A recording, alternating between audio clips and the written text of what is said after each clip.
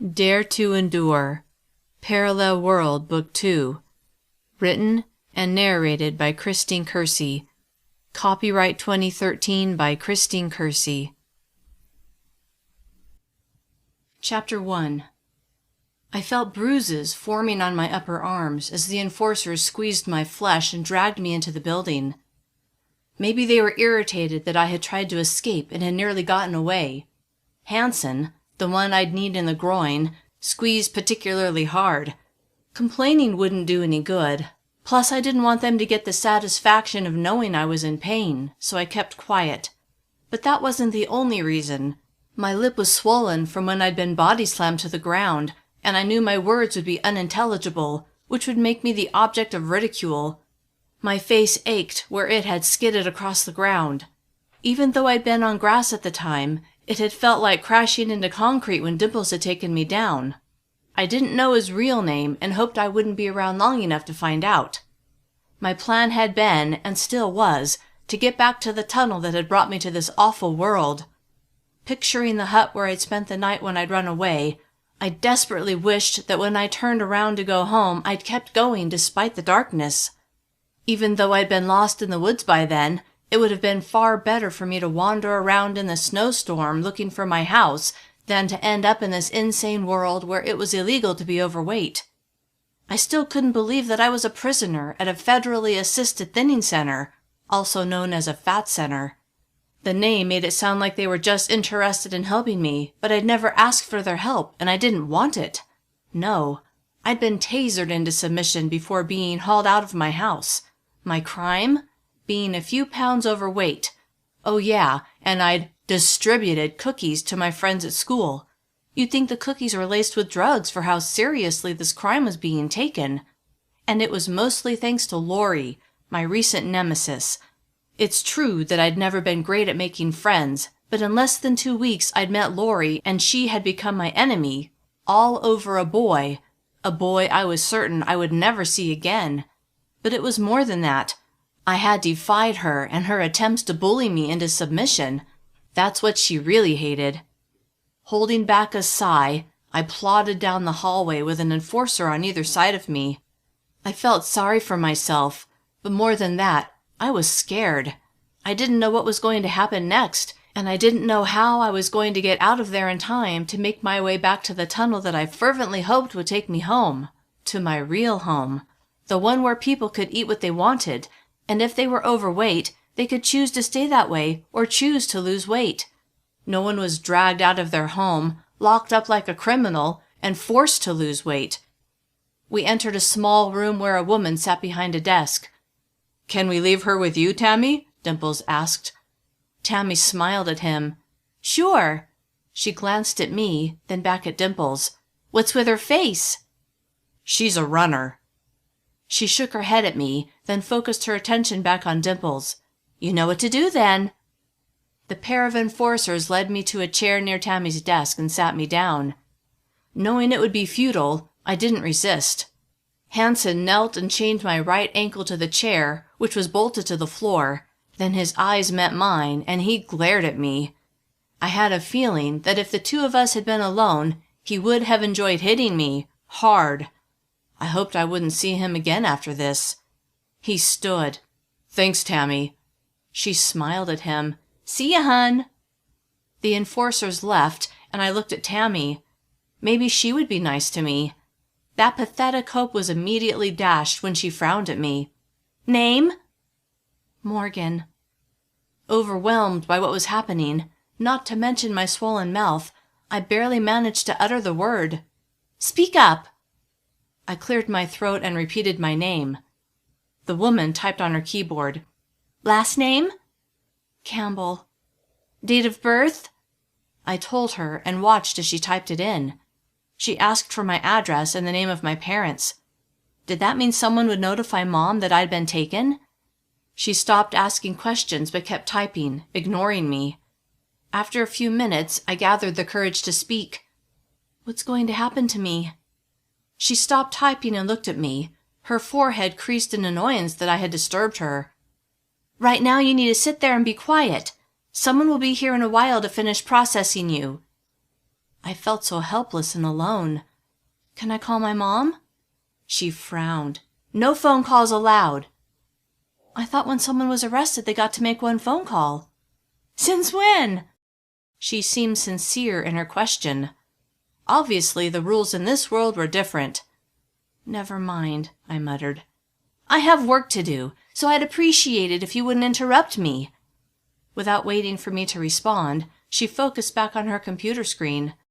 Thoughts tumbled around in my head as I imagined what would happen next. Fear coursed through me at the unknown, and I began to shiver. With my hands bound behind my back and my ankles shackled to the chair, there was nothing I could do but endure. I slowed my breathing, not wanting to hyperventilate like I had in the back of the enforcer's car, and forced myself to calm down. Trying to distract myself from my situation, my gaze wandered around the room. A large poster was tacked to the wall, and when I read the boldly written words, "A healthy me is a healthy world," I squeezed my eyes closed, trying to shut out the reality of where I was and what had happened. 10 minutes later, the door to the room opened. By then I had settled down, but when I saw a new enforcer walk in, adrenaline surged through me. He glanced at the chain around my ankle, then smirked at Tammy. "A runner, huh?" "So I hear." She sounded bored as she stood and handed him a plastic card. "Thanks." He slipped the card into his shirt pocket, then knelt next to my chair and undid the chain. He gripped my arm and forced me to stand. "Come with me." As if I had a choice.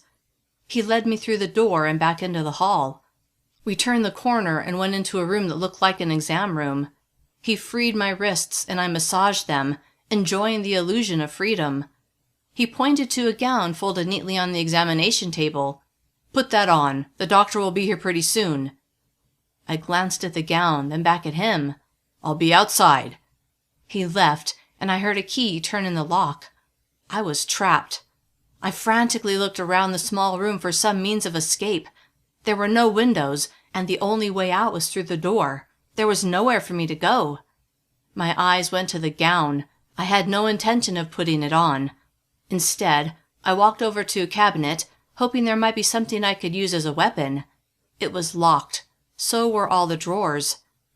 This must be the room where they take the runners, I thought. Now I wished I hadn't tried to escape. All it had gotten me was a fat lip and fewer opportunities to get away, now that they were watching me more closely. Of course, I had no basis for comparison. They probably watched all of their prisoners closely. When I heard the lock disengaging, my attention snapped to the door. I hurried over to the exam table and stood next to it, my gaze riveted on the door. A moment later, it opened. The enforcer who had brought me in held it open for a petite woman with caring eyes. As soon as she entered, he closed the door behind her, leaving the two of us alone. "I'm Dr. Bradley." She smiled at me. "And you're Morgan, correct?" I nodded. She stepped to a slim monitor and waved a plastic card in front of a reader, then placed it in her pocket. Was that the card Tammy had given the enforcer? She studied the screen. I couldn't see what it said from where I stood. Then she turned back to me, her gaze briefly going to the gown before resting on me. I didn't want to put it on." "I see that." She smiled. "That's okay. You'll want to take your shoes off, though. Every little bit helps, as everyone says." Her words reminded me of Mom, who had said the same thing to me before I'd weighed myself right after arriving in this world. I took my shoes off, then stood there. "Please step on the scale." She motioned to a scale in the corner of the room. It was different than the one we had at home. This one didn't have an eye scanner. Even so, I hated the scale and the way it always loudly proclaimed my weight. It was much more interested in those numbers than I was. Maybe I should have cared more. Maybe then I wouldn't be here now. I stepped on the scale, but it remained silent. Dr. Bradley looked at the numbers. "You can step off now." I did as I was told and watched as she went back to her computer and typed something. "How long am I going to be here?" Uncertainty filled my voice. "Please have a seat, Morgan." She motioned to the exam table. I sat on the white paper, my feet dangling. Dr. Bradley stepped toward me, her face thoughtful. "You need to lose 20 pounds before we can release you." 20 pounds? I'd never lost that much weight before. Why would I when I thought my weight was just fine? Yeah, I wasn't as slender as some girls, but I'd never cared all that much. Now, though, I was worried. How would I possibly lose that much weight? And I would have to if I wanted to get out of there. How long will that take? We want you to do it in a healthy way. This isn't about punishment. It's about learning a healthy lifestyle. How long? From my experience, I'd estimate 10 weeks. 10 weeks, I thought. That would put me past the time I needed to get to the tunnel. When I'd left my world, it had been November 10th, but in this world, it was mid-September. I wasn't exactly sure how moving from my world to this one had worked, but my best guess told me that I needed to get to the tunnel on the same date I had come through, November 10th. If I didn't, I would miss my chance to get home. What if I work extra hard and lose it faster? She stared at me. That's not ideal. If you try to starve yourself to lose it faster, then when you get back to your normal eating habits, you'll gain it all back and find yourself back here again. Wanna bet? I thought, picturing the tunnel that would take me home. She must have seen something in my face because she placed her hand on my knee and her voice softened. But Morgan, you must know that you're not leaving in 10 weeks. Panic shot through me. What? Why not? Your file says you were distributing high-calorie food to minors on school property. You know that's an automatic 6 months. The blood drained from my face. What about a trial?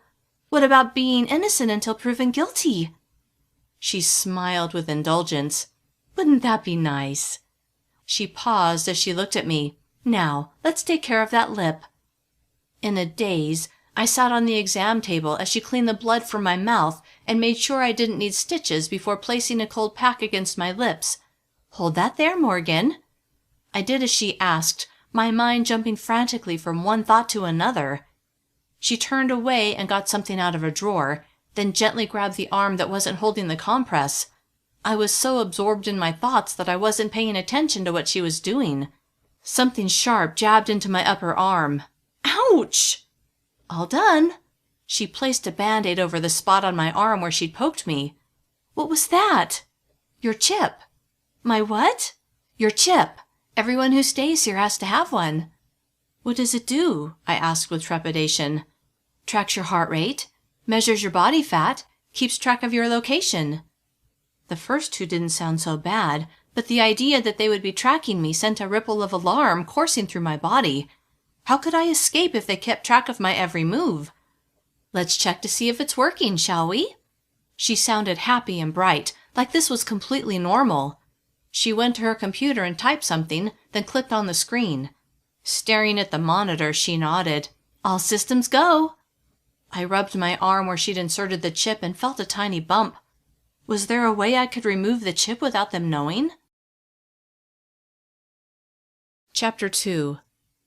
My gaze probed the exam room as I sought out an instrument of some sort to remove the chip, maybe a scalpel. Nothing was in view. Pain had always scared me, and I questioned if I could actually cut into my own arm, dig around, and pull the chip out. All set, Dr. Bradley said, startling me out of my thoughts. I stared at her, not sure what I was supposed to do. Kiara will be here in a moment to take you to your room. It's getting late, and you must be exhausted. With all the anxiety flooding my body, I was wide awake. Someone knocked at the door. Dr. Bradley opened it, and a girl a little older than me walked in. The first thing I noticed was her hair. Short and spiky, it was dyed a vivid magenta. You must be Morgan. She walked straight to me, a smile on her face. I nodded, still feeling out of place and unsure of myself, not to mention terrified. I set the cold compress on the exam table. I'm Kiara. I'll take you to your room and help you get settled. Her confidence comforted me. She didn't seem to hate me like the enforcers in Tammy did, and she seemed genuinely nice, unlike Dr. Bradley, who had jammed a tracking chip into my arm without my permission. I rubbed my arm in remembrance, and I noticed Kiara watching me, a slight frown on her lips. Grab your shoes, doll. She motioned with her head toward my feet. Obediently, I climbed off the table and put my shoes on my sock-covered feet. Kiera turned to Dr. Bradley, who was stationed next to her monitor. "Okay if I take her now?" "Yes, she's all set." Dr. Bradley handed a card to Kiera. Kiera turned back to me. "Okay, let's go." "Good luck, Morgan," Dr. Bradley said. I looked at her. She seemed earnest. "Thanks," I muttered, wondering how many other people she'd chipped like animals. Kiera opened the door, and I followed her into the hall. The enforcer who had brought me in was nowhere to be seen. In fact, I didn't see anyone around. I could run, I thought. But then I remembered the chip in my arm. Kiera must have read my thoughts. "Don't even think about it," she said. "They'll know right away." "What?" I tried to act confused. "I know what you're thinking." She paused. "It's the same thing I thought when I first got here." Her admission shocked me. She seemed perfectly happy to be here, not like someone who would want to leave. "Do you have a chip too?" She laughed, but there was no humor in the sound. "We all do." We reached the end of the hall, and she turned right, then stopped in front of a bank of elevators. There were no buttons to call the elevator. Rather, there was just an electronic card reader. Kiera waved a card in front of the reader. The card was attached to a lanyard draped around her neck. A moment later, the elevator doors slid silently open, and I followed her inside. Instead of buttons to press, there was a blank screen with a card reader beneath it. After Kiera waved her card in front of the reader, several numbers appeared on the screen, but the numbers seemed random: 3, 4, 6, 8, 9. She tapped the number 6 and the elevator doors slid closed. "Why are some numbers missing?" I asked. She reached into her pocket and held out the card Dr. Bradley had given her. "Your card will allow you to access the floors where you need to go, but none of the others. Even though I have more freedom than you, I'm still limited to what floors I can access." I took the card from her and examined it. Both sides were completely blank, just an unbroken canvas of blue. "Tomorrow they'll put your picture on it." I nodded, then slipped the card into my back pocket. The elevator came to a gradual stop and the doors opened to reveal a small foyer. To the left and right were hallways with doors every 10 feet or so. It reminded me of a hotel, except I'd never been in a hotel where they checked you in under armed guard and then jammed a computer chip into your arm before they let you visit. "You'll be staying in room 7, Kiera said as she took the hallway on the right. She stopped in front of a door with the number 7 painted on it and knocked 3 times before opening the door. Why is she knocking? I thought. Is someone already inside? "Alex, are you in there?" She paused, then walked into the darkened room. No one answered. She flipped on a light. The room looked very similar to the pictures my mom had shown me of a college dorm room. She'd been trying to motivate me to take some college prep classes, and I guess she'd thought if she showed me the fun times I could have at college, I would agree to take the classes. It had looked kind of fun in the pictures, but now that I stood in this room, all I wanted was to go home to my own room. I didn't even mind sharing with Amy. "That will be your bed." Kiera pointed to a neatly made bed with a thin blanket and lumpy pillow. "And you'll use that desk and that closet." She paused. "Your roommate is Alexandra. She'll probably be back soon." I stared at the empty closet. "I don't have any clothes with me." "Your caseworker will ask your family to bring some things for you." My heart lifted at the thought of seeing my mom, and I spun around, smiling. "When can I see my mom?" Kiera frowned. "You won't be able to see your family." Keen disappointment shot through me. "Why not?" "Those are the rules." Frustration pushed my thoughts out of my mouth. "This whole thing is ridiculous, you know. I haven't done anything wrong. I can't believe I'm even here." Kiera's face softened. "I know exactly how you feel, Morgan, but you have to accept what's happened." "Why? Why should I accept it? Why do you accept it?" Kiera glanced over her shoulder as if she expected someone to be listening. For all I knew, people were listening to every word we spoke. "Look, I'd rather be at home too, okay? But I'm serving my time just like you're going to be. It's better to just make the best of it." I looked at her more closely. She was very slender. Had she committed some crime, too? She certainly didn't look like she needed to lose any weight. "Why are you here?" I asked her. Pressing her lips together, she shook her head. "This isn't about me. What you need to focus on is following your regimen, following the rules, and doing your time." "My regimen? What regimen? What are the rules?" "Your orientation is tomorrow. You'll meet with your caseworker, and he'll go over all of that with you. Now, let me show you where the bathroom is, and then I'll let you get settled." She led me out of the room and down the hall to a community bathroom. "The boys are on a different floor, so it's just girls that use this bathroom.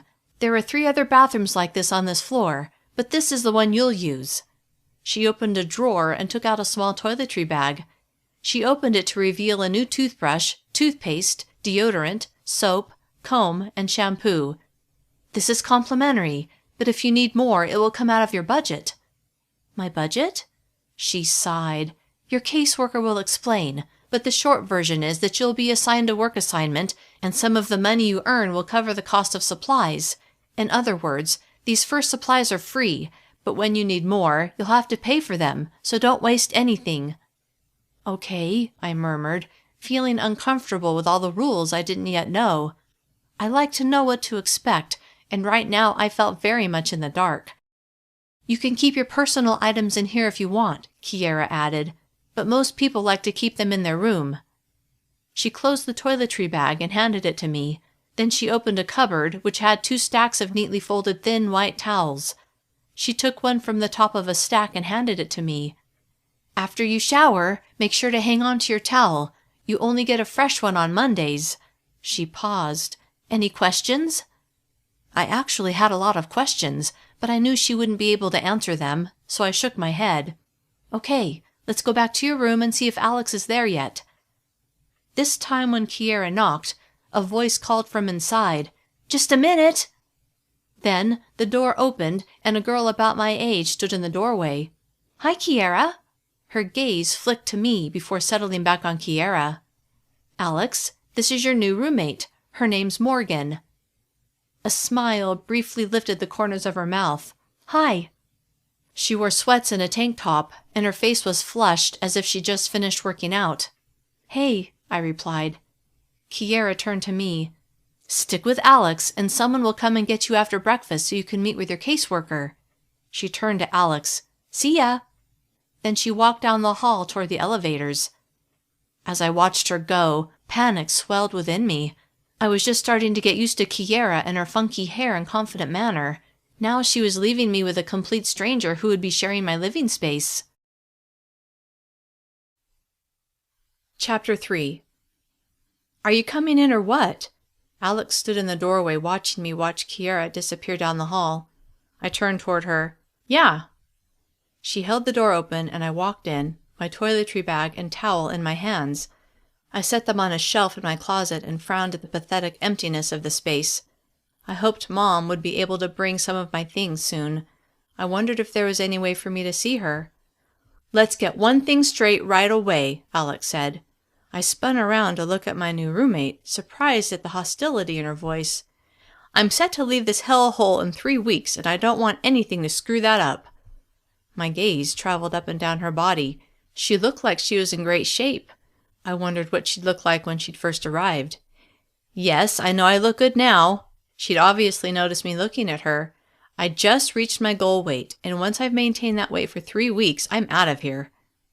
"I don't understand how I could screw that up for you." "I know you just got here, and you haven't heard all the crap rules yet, but here's a newsflash. If you mess up, it's on me too." "What do you mean?" "What does it sound like? They treat roommates like they're the same person. If you're late for work, our room gets docked, not just you. If you skip a workout, it goes against me too. Get it?" "But why?" "Why do you think? So that we'll make sure no one slacks. No one wants to be held accountable for someone else's mistakes. They figure one roommate will push the other to do what they're supposed to so that the innocent roommate doesn't get punished for the slacker being stupid." "Oh," I said, "I guess that makes sense." "Yeah, except it sucks for people like me. They always put the newbies with someone who's going to be leaving soon so that the short-timer will make sure the newbie follows the rules." Even though I felt bad for her, I really didn't give a rat's behind if she had to stay there for the rest of her life.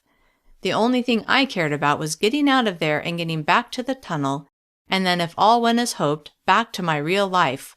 "You're not going to cause me any trouble, are you?" she asked. "Why do you ask that?" Was she able to read my mind somehow? She gestured to my face. "You tried to run, didn't you?" I touched my swollen lip and flinched. It was still very tender. "There's no point in trying to run now that they've chipped you." My hand moved from my mouth to the tiny lump in my arm, and I frowned. She nodded. "It sucks. I know." The hostility in her voice had lessened. "How long have you been here?" 4 months, 1 week, and 3 days. She grinned. Not that I'm counting. Glad she was being more friendly, I smiled back. I didn't know if I could take having a roommate who hated me. Even though I planned to escape in time to reach the tunnel, I was realistic enough to know it might take a little time, and it would be useful to have someone on my side who knew the ropes. Maybe she could help me speed up the learning curve so that I could find a way to escape before it was too late. "I'm beat," she said. "Breakfast is at 7, so if you want to shower beforehand, you should plan to get up early." I glanced at the clothes I wore. "I don't have any pajamas or clean clothes." Her eyebrows went up. "That sucks." I stared at her. I didn't know what I'd expected her to say, but that wasn't it. "Look, I can go find Kiera and see if she can find you loaners." Loaners weren't my first choice, but I didn't know what else I could do. "Thanks." Alex sighed. "I'll be right back." 5 minutes later, she came back. Kiera was right behind her and had some clothes in her hands. "Sorry, Morgan," Kiera said. "I should have told you I was getting you something to wear until your family brings you clothes from home." She handed me the clothes. "Thanks." "See you in the morning." She smiled and left.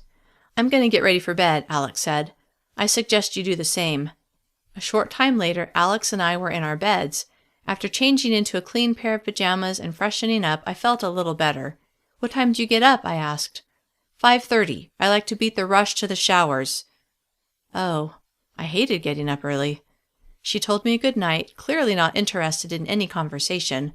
I closed my eyes but had trouble falling asleep as I replayed the events of the evening. The phone call from Anne warning me about the enforcers coming, the knock on the door. My terror when Dimples and Hanson had barged right into my house, then tasered me and dragged me away. And of course my attempt to escape when we'd arrived here, when I'd shoved my knee into Hanson's groin and run but had been body slammed by Dimples. It all seemed like a terrible nightmare. But as I reached up and touched my tender face and then the lump in my arm, it was all too real. What was my family doing? Were they worried about me? What about Dad? Was he sleeping in a room like this? Was it possible he was in this fat center? Maybe I would be able to see him. The thought brightened me, and I was finally able to drift off to sleep.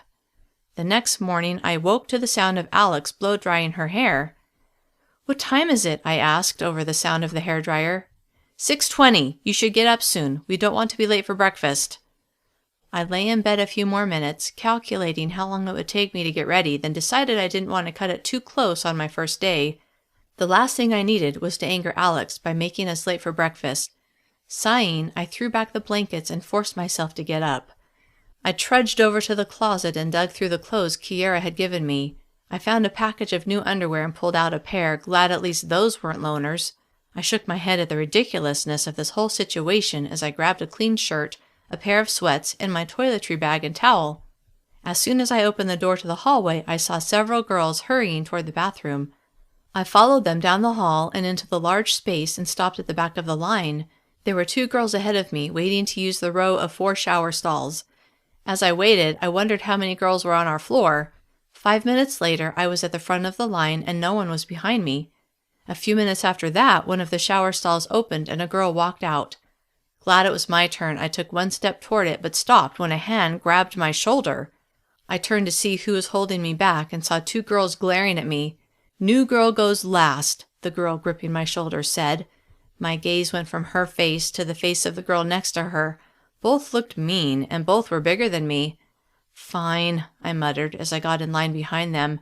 Furious that I would have to wait longer, I glanced at the clock nailed to the wall. I had half an hour before breakfast, and Alex had made it clear that we shouldn't be late.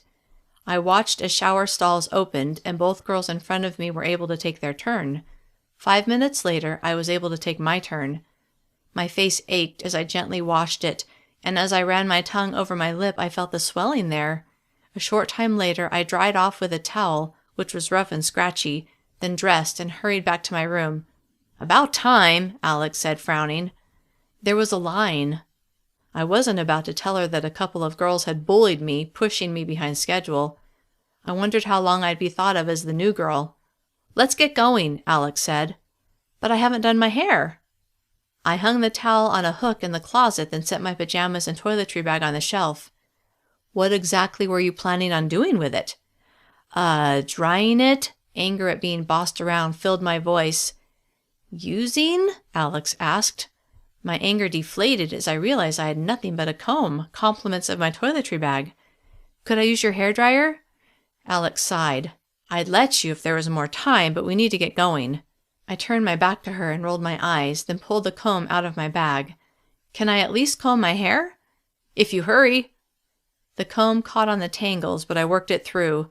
I turned to face her. "What's the big deal about being late for breakfast anyway?" "I just don't like to be late, okay?" I finished untangling my hair and set the comb aside. "I'm ready as I'll ever be." "Good," she said. "Let's go." She paused at the door, a folded sheet of paper in her hand. "Don't forget your card." I grabbed the card, which I had left on the closet shelf, and slid it into the pocket of the sweats I was borrowing, then followed her out of our room and toward the elevator. She waved her card in front of the card reader. A moment later, the elevator doors opened. "You do it," she said, motioning to the card reader.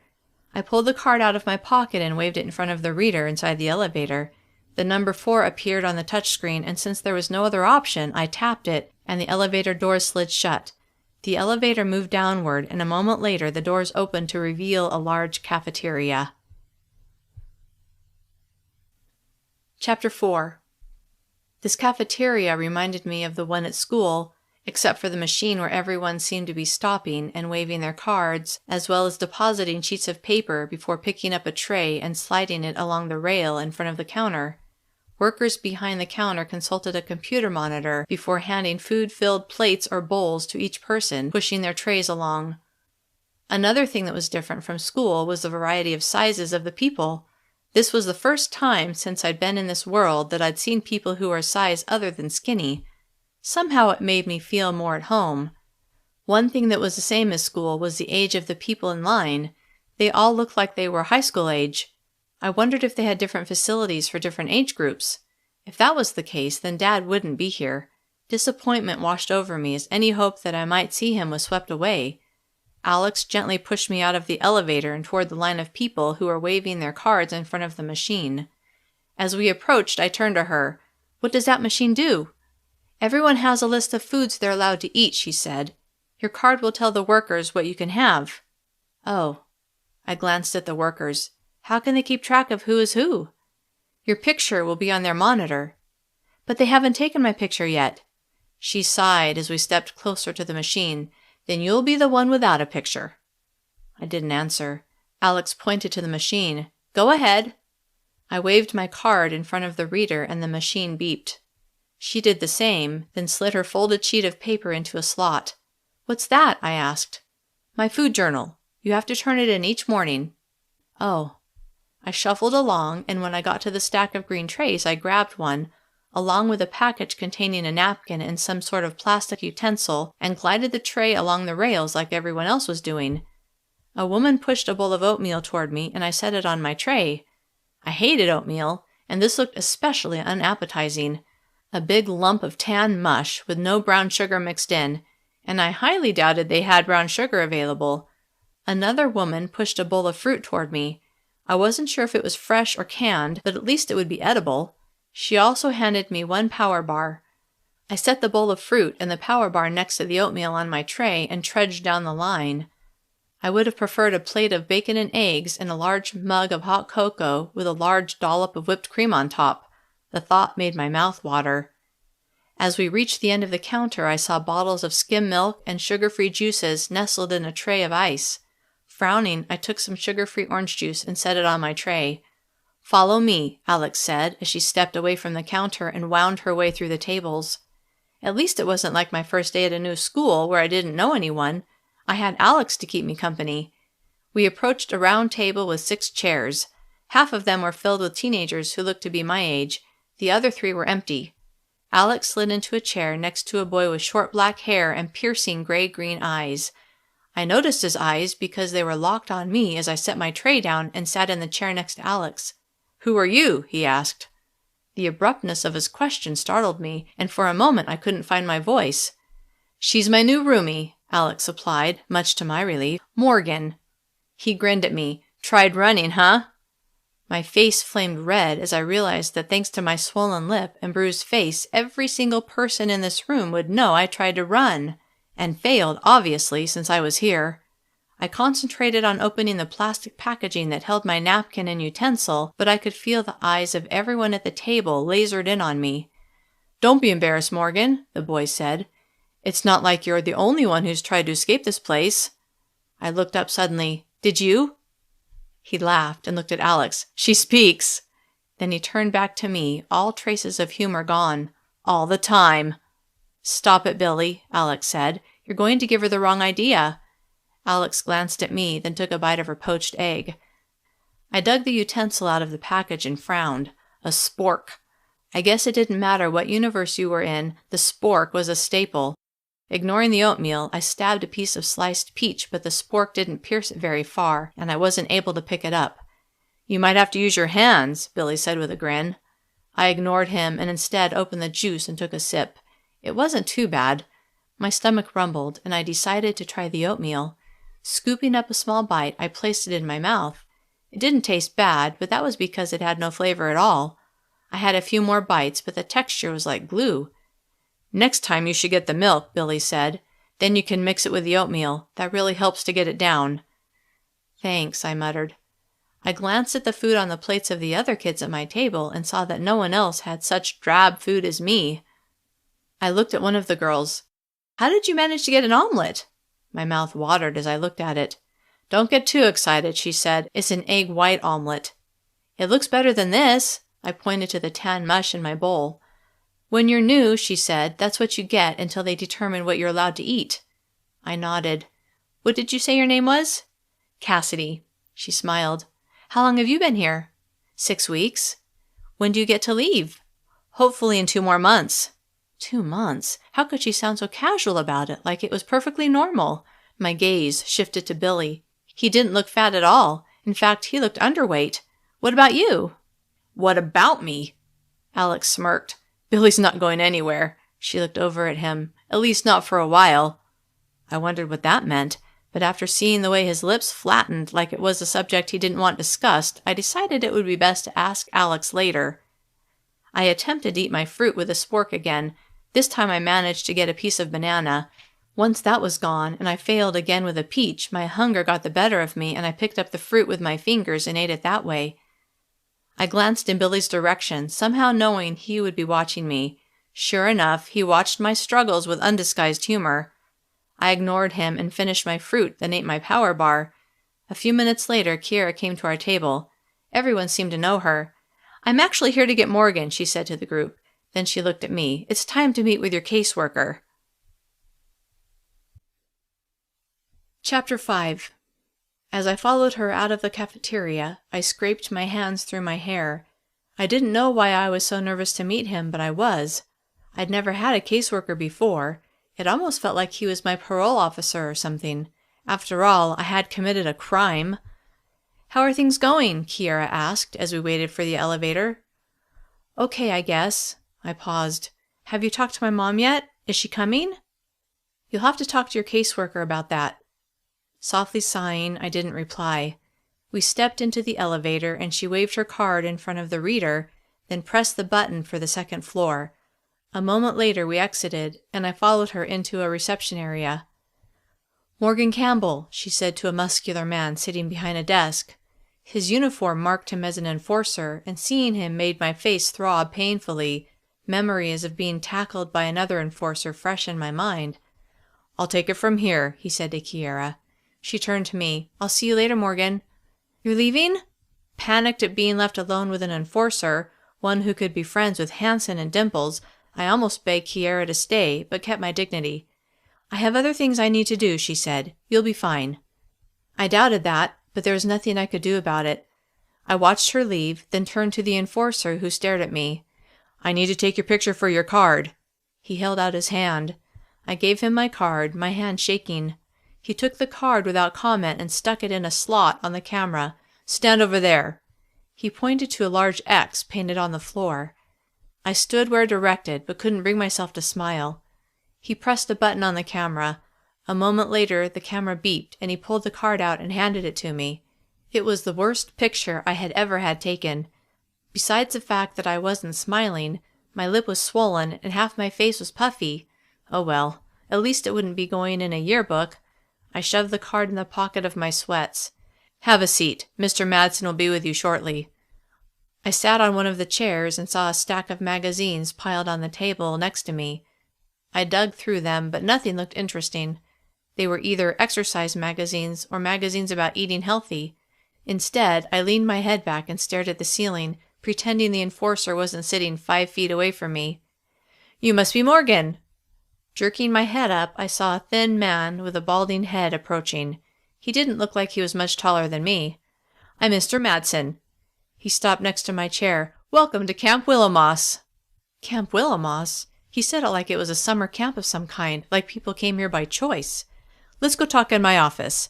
He turned and walked down the hallway. I followed him into his office and sat in the chair he offered me. He pulled up a chair across from mine so that our knees were only about a foot apart. "How are things going for you, Morgan? Are you getting settled in okay?" His niceness sort of creeped me out. Did he realize that his employers had jammed a tracking chip in my arm? Was he okay with that? I decided to play along. "I'm doing okay." "Good, good. I'm glad to hear that." He stared at me a moment. "Now that you're at Camp Willowmoss, it's my responsibility to go over the rules with you and to discuss your personal goals." "When do you think I'll be able to see my mom?" I blurted out. I didn't care about rules or my personal goals. I just wanted to get out of there and be with my family again, preferably my family in the world I had come from, but seeing the mom in this world would be a good start. "Seeing your family is a privilege, one that you can earn." "What?" Sharp disappointment stabbed at me. He ignored my outburst. "Let's talk about your personal goals. What would you like to accomplish while you're here, Morgan?" He smiled in a fake sort of way. "I'd like to wipe that smug grin off your face for starters," I thought, "and then get as far away from this place as I can." I plastered a fake smile of my own onto my mouth, at least as best as I could with a fat lip. "I'd like to develop healthier eating habits and get into a better workout routine so that I can reach my goal weight and then maintain it. You know, a healthy me is a healthy world." His creepy fake smile got bigger. "Very good, Morgan." He grabbed a notepad and pen off of his desk and wrote something down, presumably my lofty goals, although I couldn't tell for sure as he had crossed his legs and set the notepad on his knee, which tilted the notepad out of my view. "What do you think you should do today to help you reach those goals?" He poised the pen over the notepad, awaiting my response. "I had a healthy breakfast already, so I guess I need to spend some time working out." I smiled a less phony smile, pleased with myself for coming up with answers I was sure he wanted to hear.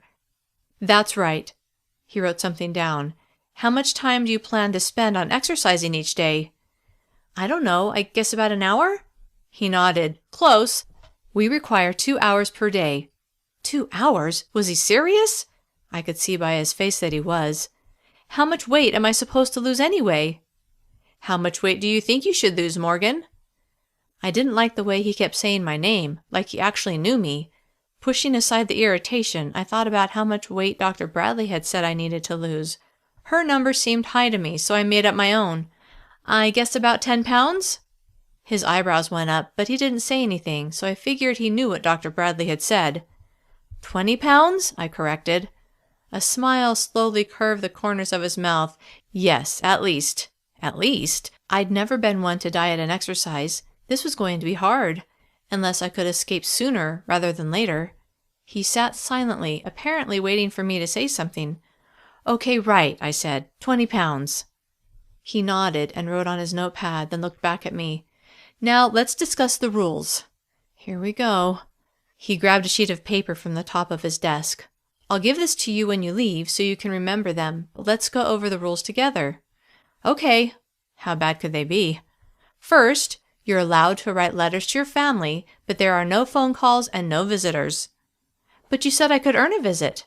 We'll get to that. Second, you are required to keep a journal of all the food you eat. It will be checked daily against the database the cafeteria keeps. If a friend gives you any of their food, be sure to write it down. You can be sure the friend will make a note of it in their journal, as should you if you give any food away. I felt suddenly faint and thought, I'm going to starve in here. You'll turn in the food journal at breakfast each morning. You may have noticed the others doing that this morning. I nodded. When you get back to your room, you'll find a stack of journal pages that you can fill out each day. He paused. Third, you must exercise the specified number of hours assigned to you. Your chip monitors your location as well as your heart rate, so it is evident if you're exercising or not. This really is hell, I thought. Now I understood why Alex was so upset at the idea of me doing something that would mess up when she could leave. How many hours am I supposed to exercise each day? 2 hours, just like we talked about, but you can break it up over 2 sessions or do it all in one. We leave that up to you. Oh, how very thoughtful, I wanted to say, but bit my inner lip to keep my sarcasm at bay. He looked back at the paper. Next, you must weigh yourself once each day. He looked at me. We leave it up to you when you want to do your weigh-in. Most people like to do it first thing in the morning. You may have noticed the scale in the bathroom. Actually, I hadn't, but whatever. You will be assigned a job, and you must spend 6 hours per day working. This is to help defray the cost of housing you. Why don't you just let me leave? I wanted to ask. That would save even more money. What's my job going to be? I asked instead. For now, you'll be assigned cleaning duties. Once you've proven yourself there, you can apply for one of the more desirable jobs. Isn't that just perfect? Not only will I be starving and forced to exercise, I'll also have to clean up after everyone. Nice. Since you're a minor, you're required to attend 2 hours of classes each day, as well as get all of your class assignments done. On top of everything else, I had to go to school? How am I supposed to fit everything in? He looked up in surprise. I'm sure you'll manage. My facade of cooperation was beginning to slip. Anything else? His creepy fake smile was back. We're nearly done.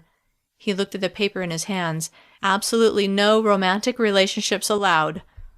Like I'd have time for that, I thought with a frown. He lifted his gaze from the paper and looked at me, his fake smile gone. Since you've also been charged with a crime, you're required to attend nightly group counseling sessions so that you can be re-educated. Re-educated? What did that even mean?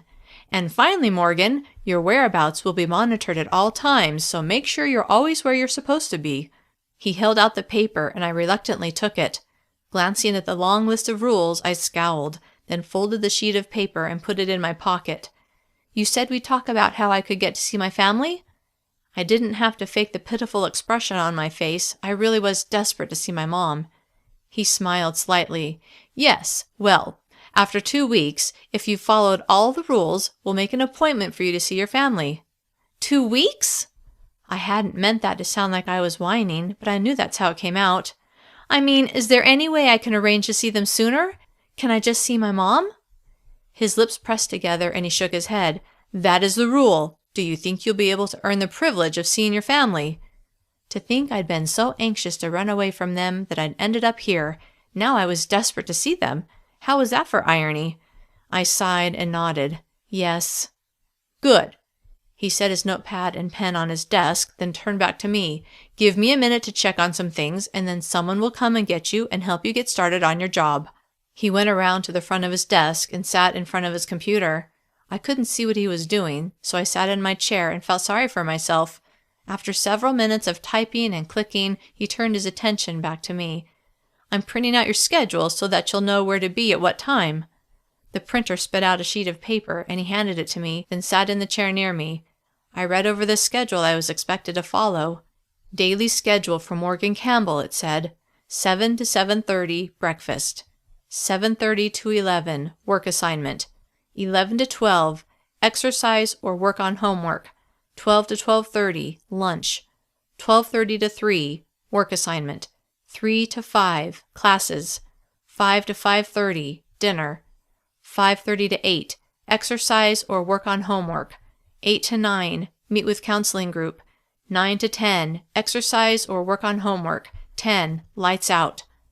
The first thing I thought as I finished reading my schedule was that my best chance to escape would be during my work assignment hours, or when I was supposed to be working on homework. Maybe during my work assignment I would have minimal supervision. "Your mother dropped off some clothes for you while you were at breakfast." I gasped. "She was here?" "Yes. We told her to come between 7 and 7:30 this morning, which she did." They did that on purpose. Had her come when I was least expecting it so that I would have no chance of seeing her. Fury blossomed within me as I thought about their stupid rules and my stupid schedule and the stupid reasons why I was even there. Angry words pushed against my lips, but I knew this was not the time to speak them. I pinched my leg as a distraction to force myself to calm down. Arranging a pleasant smile on my face, I said, "It will be nice to have some of my own clothes to wear." I amazed myself with how civil I sounded. I carefully folded my schedule and put it in my pocket with a list of rules. "Yes, I'm sure it will." Mr. Madsen stood. "I'll walk you to the waiting area where someone will come and get you." I followed him out of his office, then down the hall to the waiting area where the enforcer was working behind the desk. "Have a seat, Morgan," Mr. Madsen said. Though I was weary of being told what to do, I sat. "We'll meet again in a week to discuss your progress." I can hardly wait, I thought. "If you have any problems or questions, tell your work supervisor." I had no idea who that was, but knew I would find out soon enough. I nodded, and he turned away and went back toward his office. While I waited for someone to come and get me, I took the rules and my schedule out of my pocket and read them again. Though I planned on getting out of here as soon as I figured out a way, it would be foolish to break the rules. Maybe if I was a model whatever it was we were called here, guest, prisoner, inmate, camper, if I followed the rules to the letter, then my chances of escaping would be better. The door to the waiting area opened and Kiera walked in. Seeing her familiar spiky magenta hair and friendly face made me feel better. How long would it take to get a job like hers? One where I could go all over the place, by myself. Probably a lot longer than I planned on being around. "Hi, Morgan." "Hey." I tucked the papers back in my pocket and stood. "Ready to get started on your work assignment?" I dreaded this job. 6 hours a day cleaning. It was hard enough for me to spend an hour every couple of weeks cleaning my bedroom. This would be pure torture. "Ready as I'll ever be." "Great, come with me." Chapter 6. We took the elevator to the 6th floor, my floor. "At first your cleaning assignment will be on your own floor," Kiera said as she led me down the hall. "In a week or so, if your supervisor feels you're ready, you'll be assigned to clean other floors." "Who is my supervisor?" "We're on our way to meet him now." No one seemed to be around. "Is everyone else doing their work assignments right now too?" "Not everyone. The assignments are spread throughout the day and evening so that all the jobs are covered. Some people might be in class right now, others might be working out. It just depends on their assigned schedule." We passed the door to my room and I glanced at it, wondering what items Mom had brought. Kiera led me past my bathroom, and at the end of the hall we turned left down another hall. As we walked past all the doors in this hallway, I realized there were a lot more people on this floor than I'd thought. Kiera stopped in front of an open door, which led to a windowless room a little smaller than the room I shared with Alex. Tucked in a corner was a small desk. One of the walls was taken up by shelves filled with toilet paper, soap, toothpaste, and other toiletries. Another wall had shelves filled with neatly folded white towels. A dark-haired man sat at the desk, hunched over a tablet computer, tapping on the screen. "Kyle," Kiera said, "I've got a new worker for you." Kyle looked up from his tablet. "Hey, Kiera." Then he looked me over. I regretted that I didn't look better because he was really cute. I figured he was in his late 20s, which I knew was a little old for me, but did I mention he was really cute? Suddenly, I was looking forward to my work assignment. He walked over to us and looked at Kiera. "Thanks for bringing her. We can use the help." "No problem. I'll see you around." "See ya," he said. Kiera left, but this time I was okay with it. "So Morgan, welcome to our little cleaning crew. I'm sure you'll do great." Duh, I thought. Cleaning wasn't hard, just boring. "As you may know, there are 4 bathrooms on this floor." I vaguely remembered Kiera mentioning that the night before, but in any case, I had a feeling I'd get familiar with them soon. "Each one has 4 showers, 4 toilet stalls, and 4 sinks.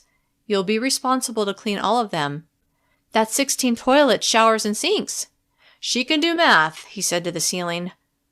I was beginning to revise my earlier assessment that I might like this job. I'm the only one who works on this floor? For now, yes. We had another girl, but she was promoted to kitchen duty.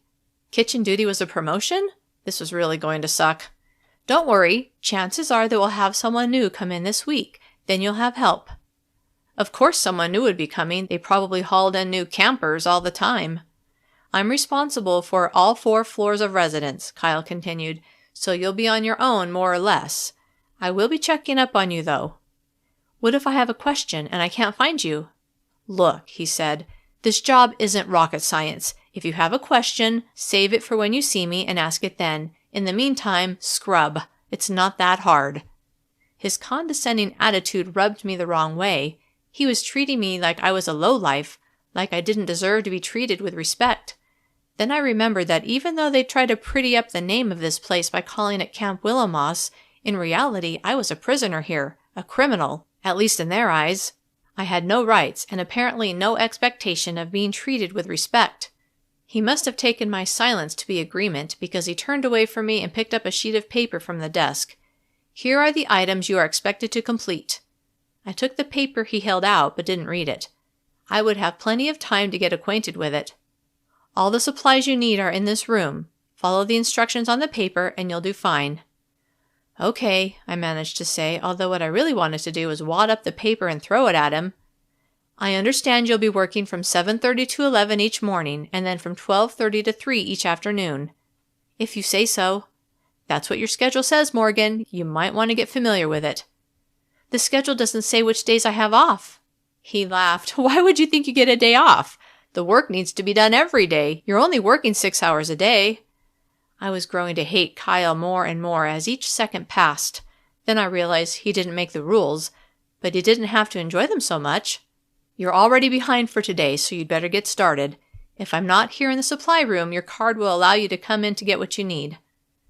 I looked at the sheet of paper he'd given me to see what I should do first. Collect all used towels and place them in the large bin by the elevator, I read. Do this first, so that the laundry crew can get started. Replenish the supply of towels in each bathroom. I looked at Kyle. I thought we only got fresh towels on Mondays.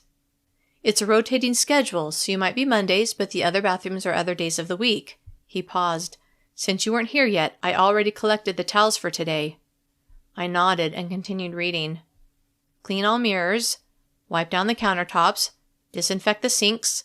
Clean the toilets inside and out. Scrub down the showers. Fill toilet paper holders. Fill soap dispensers. Mop bathroom floors. Vacuum hallways and foyer. There's a cart you can take with you, he said, to hold the supplies you need. He pointed to a wheeled cart parked next to the supply shelf. I suggest you complete an entire bathroom before moving on to the next one. As I considered all the work I had to get done, I felt a bit panicky, like I wouldn't be able to get it done to his satisfaction, which would mean I would be stuck cleaning the bathrooms forever. What if I run out of time and can't get everything done? I asked. His expression softened slightly. Do the best you can. We'll see how it goes today, but I do expect you to get most of it done. Normally each floor has 2 people assigned to it, so I'll cut you a little slack, but don't take advantage of it. How many girls are on this floor? We have room for 40, but right now there are 36. Oh, I'll be here for a bit while you get started. I'll check on you before I go to another floor. I nodded, then walked over to the cart.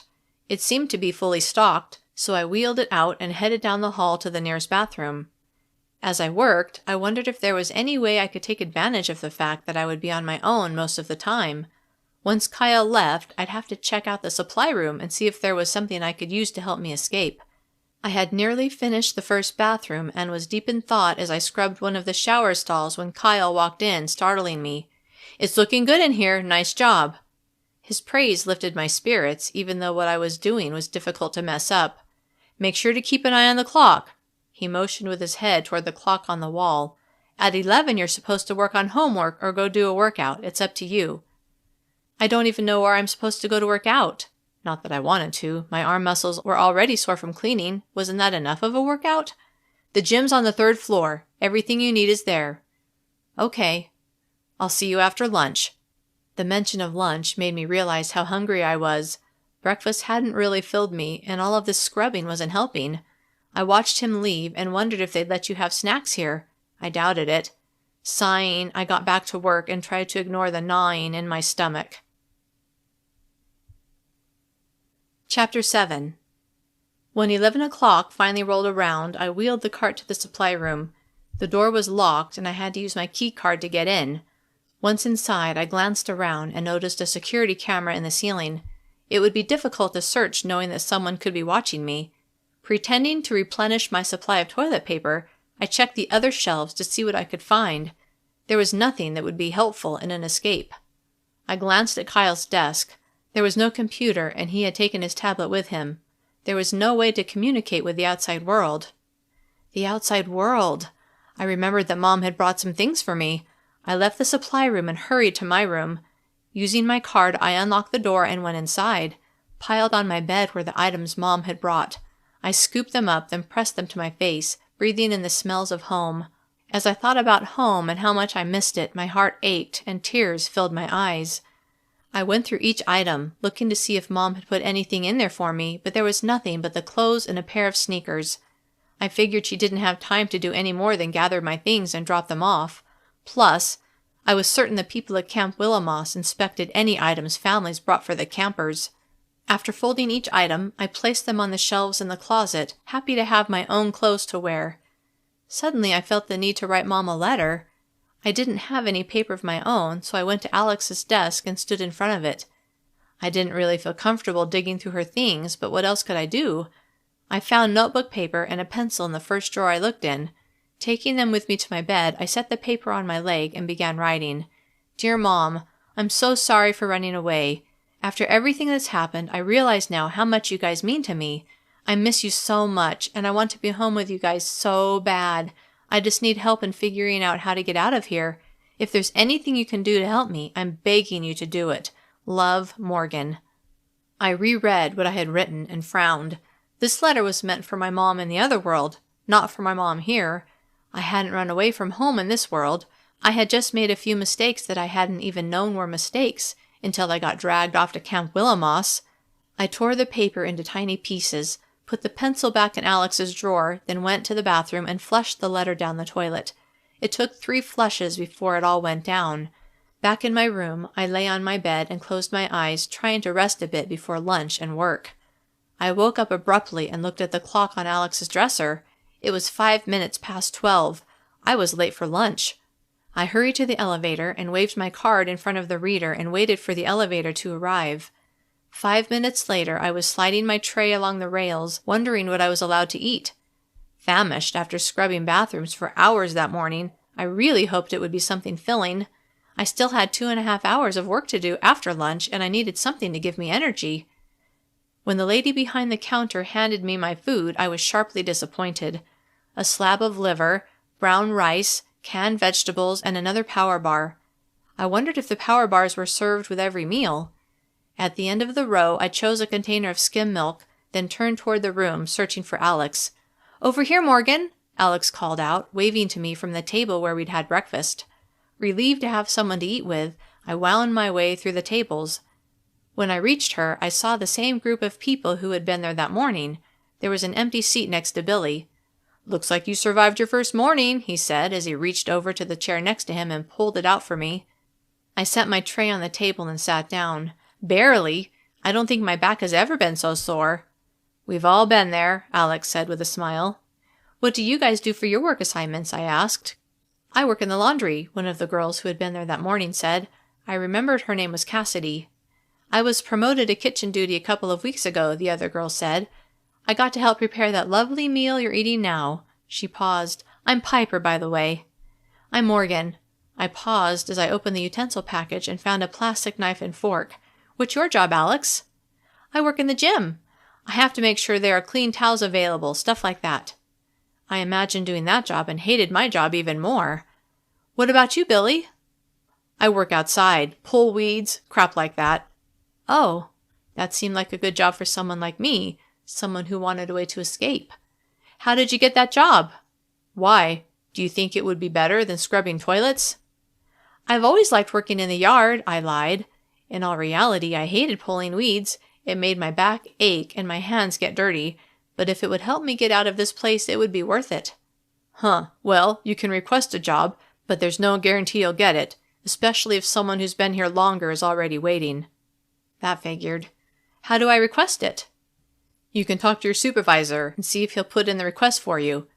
You have to get a reference from him anyway. No one wants to take on a slacker. Glad I'd worked hard that morning, I decided even though I hated my job, I would work my hardest to impress Kyle. Then he would have to give me a good reference. As I ate my lunch, forcing down the liver, I half listened to the others chatting and fantasized about working outside and slipping away when no one was looking. Then I glanced at the other people in the room, wondering who was there because of weight issues and who was there for punishment like me, and what awful thing had they done to get them sent to Camp Willowmoss. Are you going to eat that? Billy pointed to my half-eaten liver. I glanced at him. I must have been lost in thought. Yes, as a matter of fact, I am. Stabbing my fork into the meat, I carved off a bite and put it in my mouth. Even though I didn't really like it, I was hungry enough to eat it. When I looked back at Billy, he was smirking at me, but I noticed his plate was clean. I felt a bit sorry for him. Do they give you extra food if you have a physically demanding job? He laughed, and everyone at our table looked at us. My face reddened, and I turned back to my meal, ignoring him. Morgan here wants to know if they give us extra food if we have a... He turned toward me. What did you call it? A physically demanding job? He made air quotes as he spoke. The others grinned or laughed. I felt like an idiot. I'll take that as a no. The point is for us fatties to lose weight, Alex said. If we burn more calories, all the better as far as they're concerned. I looked at each person at my table. None of them seemed fat to me. Maybe Piper was a little pudgy, but the rest seemed like they were at a healthy weight. How thin do they expect you guys to get? I asked.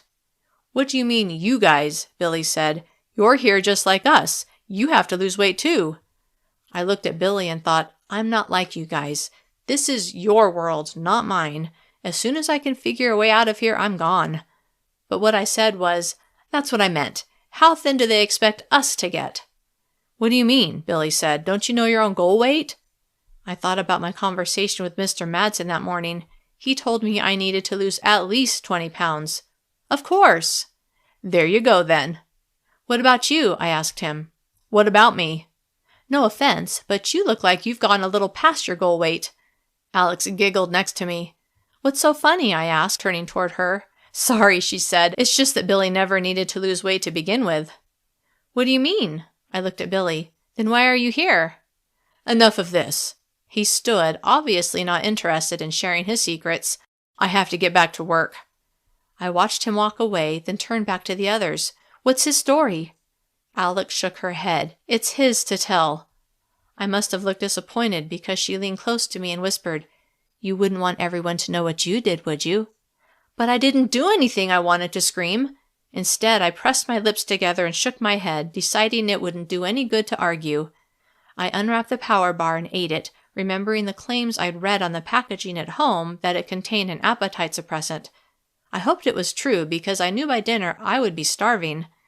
You should probably get back to work, Morgan, Alex said. What time is it? She pointed to the clock on the wall across the room. 12:40. I stood. Please tell me that clock is fast. Unfortunately, no. Great. See you at dinner. I said goodbye to my table mates and hurried to the nearest trash can, tossing in my utensils and milk container and setting the plate and tray in its place. Chapter 8. Though I was in a rush to get back to the 6th floor, I had to shuffle along with a herd and wait my turn to get on the elevator. When I finally made it on, I noticed that most of the buttons were lit up. With so many people needing to get on at the same time and everyone waving their cards in front of the card reader, the elevator would need to stop at nearly every floor. Maybe this is a flaw in the system that I could use. Fresh hope filled me at the thought. My gaze ran over the numbers, and I immediately noticed that the 1st and 2nd floors were not among the options. I wondered if they ever were. What about Billy? If his job was outside, wouldn't he have to go to the 1st floor? The idea of working in the garden became even more attractive. I would talk to Kyle after my shift and ask him to recommend me for the job. But first I would have to impress him with my work, and being late certainly wouldn't help. Sighing, I waited as the elevator stopped on the 5th floor and several boys got off. A moment later, it stopped on my floor, and I hurried toward the storage room/office to get my supplies. I hoped Kyle wouldn't be there so my lateness would go unnoticed. He wasn't. I smiled, relieved, then gathered my supplies onto the cart and wheeled it out of the room. "You're late, Morgan. 15 minutes late." I stopped, caught off guard by Kyle's sudden appearance, but quickly collected myself. "I'm really sorry. I didn't realize the time, and then everyone was trying to get on the elevators at the same time." He frowned. "Look, I know it's your first day, so I'll let this slide this one time." He paused. "Next time you'll have to give up some of your evening to make up the missed time." "Okay, it won't happen again, I promise." He nodded. "We'll see." Angry at myself for making such a stupid mistake, I pushed my cart down the hall. I would have to wait to ask for a transfer. How could he recommend me now? Why would he even want to? I worked the second half of my shift, my arms becoming like lead weights as each minute passed. I felt like a wimp, but I just wasn't used to all this scrubbing. Finally, it was time to stop. I'd cleaned all 4 bathrooms and done most of the vacuuming, but I needed to get to class. Taking my cart back to the storage room, I pushed it into a corner. Kyle was nowhere to be found. I went to my room and changed out of my sweats and into a pair of my jeans, then went into the bathroom, which was very clean, and freshened up. As I left the bathroom and walked toward the elevator, I realized I didn't know where the classrooms were. Hoping the elevator would know my schedule and only give me the option of the correct floor, although I wouldn't object if the first floor was an option, I waved my card in front of the reader and waited for the elevator to arrive. A moment later, the doors slid open and I stepped inside. When I waved my card in front of the reader, only the button for the 9th floor lit up. I pressed it and felt the car begin to move upward. A moment later, I stepped into an open area where several teenagers were walking toward rooms with open doors. I had no idea where I was supposed to go, but I noticed an office straight in front of me and headed toward it. The woman sitting behind the desk ignored me. I stood there for a moment, trying to be patient, but finally said, "Excuse me." The woman looked up from her computer screen, which I couldn't see, but since she seemed annoyed at being interrupted, I had to wonder if I'd kept her from shopping or something. She stared at me, an expectant look on her face. "I'm new," I began. "I'm supposed to have class now, but I don't know where I'm supposed to go." "What's your name?" she asked, a fake friendly smile on her face. "Morgan Campbell." Was pretending to be nice a job requirement at Camp Willow Moss? The woman typed something on her keyboard, then walked to a printer and grabbed a newly printed sheet of paper before handing it to me. "This is your class schedule. The numbers are on the classroom doors, so you shouldn't have any trouble finding your way around." I took the paper and glanced at it, then looked back at her. "I think I'm going to be late. Do I need a late pass or something?" She sighed, plainly feeling put out by my request. "Let me get you one." When she turned away from me, I shook my head and frowned, but gave her my own fake smile when she handed me the pass. "Thanks." I walked out of the office and took a closer look at the paper she'd printed, then scowled. Even though I only attended classes 2 hours a day, I still had 4 subjects I'd be studying. The classes were on a rotating schedule where today I had math and English, and tomorrow I had social studies and science. Exhausted from working all day, I trudged down the first hallway I came to and kept walking until I found the right classroom. The door was near the front of the room, so when I walked in, every eye in the room focused on me. I ignored the other students and instead walked to the teacher who was staring at me as well. I didn't know if his look of disapproval was because I had come in late or because my face was still bruised and swollen, marking me as a runner. I held out the late slip and he took it without comment, glancing at it before looking back at me. "Find a seat." I turned toward the room where everyone openly watched me. It was worse than my first day at the new school 2 weeks ago. Was it really only 2 weeks ago that this nightmare had begun? There were 3 empty seats, but all were in the front row. I slid into the closest one and tried to be invisible, although I didn't think it was working. I could still feel the gaze of the other students upon me. "Where is your textbook, Ms. Campbell?" the teacher asked. Heat flooded my face at the further attention. I don't have one." His eyebrows rose. "You should have gotten your materials from the office before entering my classroom." That stupid witch in the office. Anger welled up inside me, but it manifested itself as tears of embarrassment. I blinked frantically, trying to clear my eyes. "Please take care of it immediately," the teacher said. I stood and walked toward the door, not making eye contact with anyone for fear of them seeing my mortification at making this mistake, even though it wasn't my fault. How was I supposed to know the office was responsible for making sure I had what I needed? Irritation at the office worker swept over me, and I stormed down the hall. When I walked into the office, ready to complain, another woman was there, and the woman from just a few minutes before was nowhere to be seen. "How may I help you?" the woman asked. Her smile seemed genuine, and I wished she had been there before. "I was here a few minutes ago," I said, "and the other lady gave me my schedule, but she didn't give me my books and stuff." "Oh, I'm sorry. She must have forgotten." "Yeah, right. Or she was mad at me for disturbing her online shopping and wanted to punish me." "Do you have your schedule?" the woman asked. I handed it to her, and she walked toward a tall shelf in the back of the room where textbooks sat in organized stacks. She pulled several out, along with a notebook and pencils, then set everything on the counter. "This should be everything you need." She paused and reached under the counter. "Except you'll need a backpack to put them in." She set a well-used backpack on the counter next to the textbooks. I loaded the backpack with the items she'd set on the counter, wondering how the other woman could possibly have overlooked this little step in the process of helping a brand new student. Then I reminded myself how ridiculous this whole experience was and tried to forget about my annoyance and instead focus on getting through my classes. A few moments later, I walked back into the classroom. Sliding into my seat without speaking, I pulled out the textbook, notepad, and pencil and looked at the teacher. He smiled briefly in approval, then went back to his lecture. Math had never been my favorite subject, and my eyelids began to droop. I had to use all of my self-control to stay awake. I hardly heard what the teacher said, but convinced myself I would be gone soon, so it didn't really matter. Before I knew it, a bell rang, and it was time to go to my English class. Shoving my things into the backpack, I checked my schedule for the room number, then left the math classroom and walked down the hall. There weren't that many classrooms, so it wasn't difficult to find my way around, and after a moment, I found the right room. Not many people were there yet, and I went directly to the back row and slid into a seat, hoping I would be able to doze during class without being noticed. Pulling out my notepad and pencil so it would at least appear I was taking notes, I set them on my desk, then tucked my backpack under my seat. Other students came in, and I watched them, wondering who they were and what their story was. My mind wandered as I thought about home and what Mom and Amy and the boys might be doing. "Hey, Morgan." I turned to see who had spoken and was surprised to see Billy sliding into the seat next to mine. "Hi, I didn't expect to see you here." "Oh yeah? Where did you expect to see me?" I half smiled at his sarcasm. "I just meant I didn't know you were in this class." "There are a lot of things you don't know about me, Morgan Campbell." The way he said my name made me take a closer look at him. Why was he there anyway? Alex had made it sound like he wasn't there because of weight issues, so it must be for some alleged crime. "Like what?" I asked. I hoped he might divulge some secret about himself.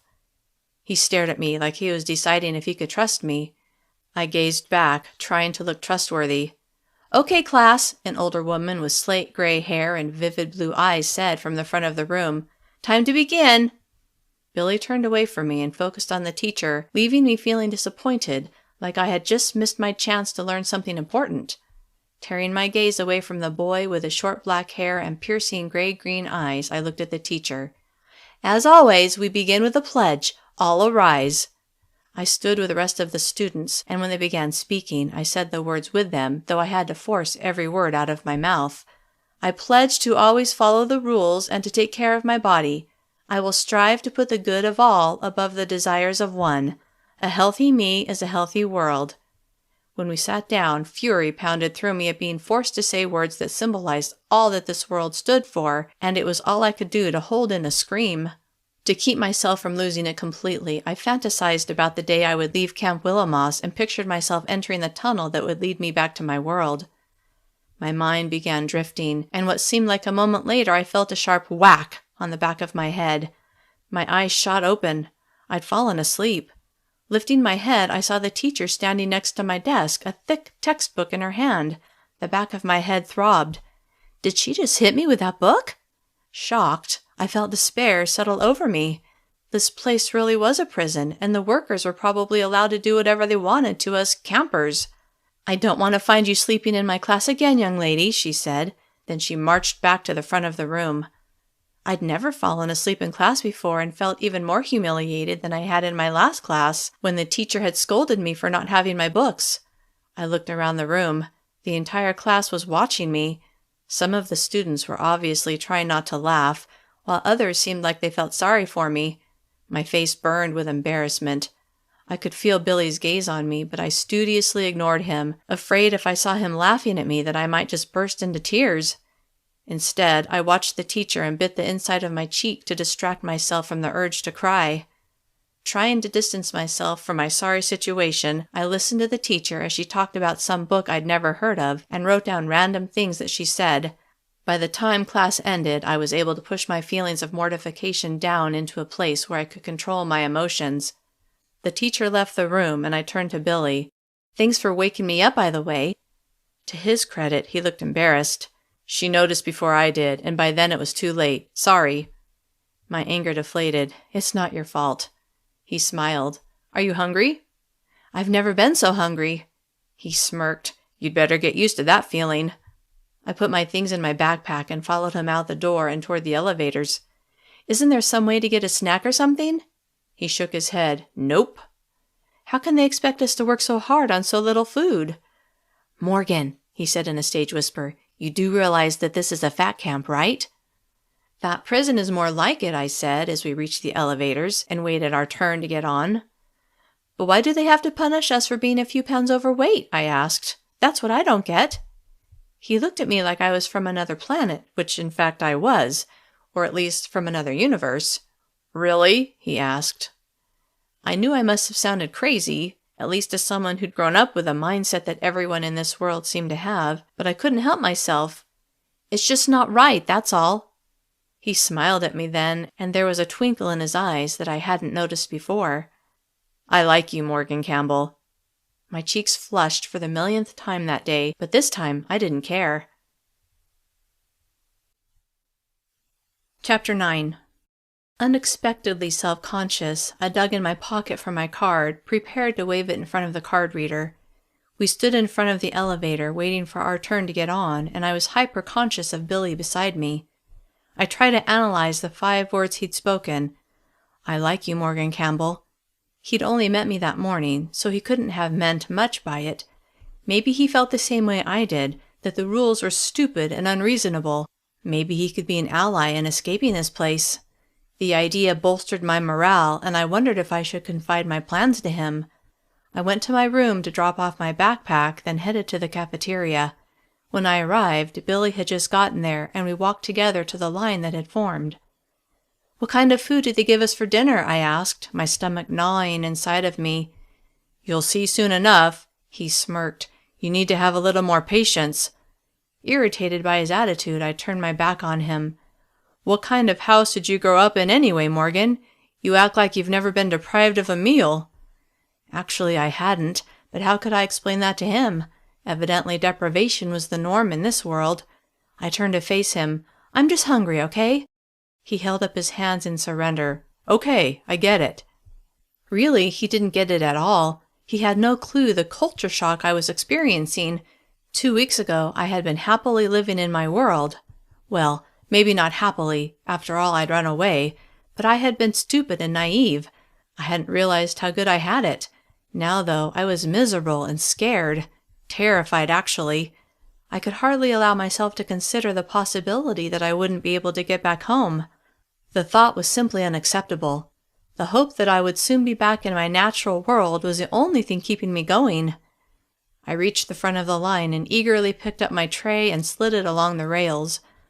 The woman behind the counter glanced at her screen and handed me a small bowl of soup and a roll. My mouth watered as I took the items from her and placed them on my tray.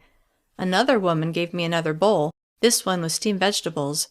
At the end of the counter, a different woman gave me a bowl of fruit and a power bar. It was probably canned fruit, but it still looked delicious. I grabbed a box of skim milk and waited for Billy. A few moments later, we were sitting with Alex, Piper, and Cassidy. There was still one empty seat, as there had been at breakfast and lunch. "Is anyone else going to sit with us?" I motioned to the empty seat. Everyone suddenly looked very interested in their meals. Not that they weren't interested before, but they were obviously ignoring my question. "Alex?" She looked at me and frowned. No. I looked at the others who were watching Alex. What's going on? Piper set her spork down and leaned toward me. In a voice loud enough to be heard above the low roar of the room, but quiet enough not to carry beyond our table, she said, "Some people don't deserve to be at this table." Then she leaned back in her chair, picked up her spork, and continued eating. What did that mean? I looked at Billy, my eyebrows raised in question. He seemed to be trying to hide a grin, evidently enjoying my confusion. Then he shrugged and dug into his food. Whatever, I thought. I tried not to care about the politics of this group, but I was desperate to know what someone had done wrong so that I wouldn't make the same mistake. I didn't know what I would do if I was banished from this table. I began eating my food and was pleasantly surprised by how tasty it was. It didn't hurt that I was starving. "Piper, this is really good. Did you help make it?" She smiled. "I was with the group making the soup today. Not bad, huh?" "It's delicious." Even though the meal wasn't as big as the midday meal, it left me satisfied. However, at this point in the evening, I usually like to eat something sweet. I knew that wouldn't happen, and I tried to think about something else. "What are you guys doing next?" "I think we all have workout time or homework time," Cassidy said as she looked around the table. "I've got a ton of homework to do before tomorrow," Piper said as she stood and picked up her tray. I really wanted to get more information from her about what she'd meant earlier about some people not deserving to be at their table, so I stood too. "I guess I'm supposed to exercise," I said, "so I should probably get going." I walked with Piper, and after we dropped off our trays, we headed toward the elevators. Most people were still at their tables, so the number of people waiting to get on the elevators was fewer than there had been after lunch. "You'd think they'd have us take stairs," I said to Piper. "Wouldn't that give us some extra exercise?" She smiled with a look of indulgence, like she would need to point out something obvious to the new kid. "They like to control where we go." "But we stop at most of the floors anyway." I paused. "Plus, they put that chip in us, so they'll know where we are." "True." She hesitated, like she hadn't considered my points before. "Maybe they just want us all in one place. I don't know." "Where are the stairs?" I asked, the idea occurring to me that I could just run down them to the first floor. Piper looked thoughtful. "I don't even know, to tell you the truth, but they're probably locked." That wouldn't surprise me, but I decided to check when I was cleaning the next day. Earlier, when I'd been cleaning, I hadn't noticed a door marked stairs, but now that I thought about it, I would see if I could find them. If I looked when I was vacuuming, it wouldn't be obvious that I was searching. Then, trying to get Piper on my side, I said, "I think the people who run this place are crazy." She blinked rapidly before looking all around, then she whispered, "You shouldn't say stuff like that." Worried I had done something seriously wrong, I whispered back, "Why not?" She shook her head and glanced around again. "Never mind." Other people waiting for the elevator crowded around us, and I knew this wasn't the time to have this conversation. "What floor are you on?" I asked as the elevator moved upward. "The 6th floor, same as you and Alex." "Oh, is Cassidy your roommate?" Piper smiled, the look of fear gone now. "Yeah." "How long have you been here?" "A month. I still have to lose 30 pounds before they'll let me leave." The doors to our floor slid open, and we stepped out. Still wanting to find out what Piper had meant when she'd implied the 6th chair at our table belonged to someone who had done something wrong, I walked with her toward her room. "Do you like working in the kitchen?" "It's okay," she said, "but it's better than some jobs." Then her eyes went wide. "Sorry, Morgan, I know you have the worst job right now." I frowned as I thought about my job. "That's okay. I don't plan on doing it forever." Piper stopped in front of a door. "This is my room. I'll see you later." She waved her card in front of the reader and opened the door. "Piper, wait." She turned to me, a question on her face. "Hey, I was just wondering what happened to, make you guys not want the other kid to sit with you." A pained expression flashed across her face. "Why do you want to know?" This was where I sucked at expressing myself. I was embarrassed to admit that I was desperate to have this group of people be my friends. They were the only people I knew, and since I wasn't great at making friends, I was terrified to be set adrift on my own. If that happened, then what would I do? But I was also afraid to admit any of that to Piper. She would think I was a total loser, and then I would risk her telling the others about how pathetic I was, and then they would exclude me for sure. So I settled on saying, "I was just curious." I hoped that would be enough. It wasn't. "If it's all the same to you," she said, "I'd rather leave the past in the past." Okay, sure. What else could I say? We stood there for a moment, then she said, I gotta get started on my homework. See you tomorrow. Disappointed that I hadn't gotten an answer, I smiled. See ya. I went to my room. Mom had brought some shorts and t-shirts, so I changed and put on a pair of sneakers, then grabbed my card and went to the elevator, dreading the workout I was required to have. Chapter 10. My work supervisor, Kyle, had said the gym was on the 3rd floor, and sure enough, that was the only button that lit up when I waved my card in front of the reader. When I arrived, I stepped into a room filled with every kind of workout equipment imaginable. A row of treadmills lined one wall, with a row of elliptical machines behind it. Stationary bicycles, weight machines, and stair-steppers were available as well. Some of the equipment was being used, but I decided to warm up on a treadmill. As I stepped onto an empty one, a man walked up to me. You need to check in before you start. He pointed to a small office, over there. Okay. I went to the office and found a teenage girl sitting behind the desk. Hi, I said. I'm supposed to check in? She looked up from what she was doing. Yes, you swipe your card on this reader. She pointed to a small device on the corner of her desk. I did as directed, and she looked at her screen. Morgan, huh? I nodded. You're Alex's roommate, right? Yeah. I remembered Alex saying that her job was in the workout area. The girl smiled. I'm Livy. Alex told me to watch for you. I exhaled slightly, grateful to Alex that she had thought about me. Livy got up from behind the desk. Let me show you around. She led me to a small room next to the office. After you check in, come in here and grab a towel. When you're done using any machine, make sure to wipe it down. And before you leave, toss your towel in this hamper. It was nice to be told the rules before I broke them for a change. Thanks. Livy led me to the workout area. Make sure you warm up before starting. She pointed to a corner where several people were stretching. That's the warm-up area, so make sure to stay in that area while you stretch out. Okay. If you get thirsty, there's a drinking fountain in the corner. I looked where she pointed and saw 2 people in line. Don't you have water bottles or something? She laughed. No. Oh.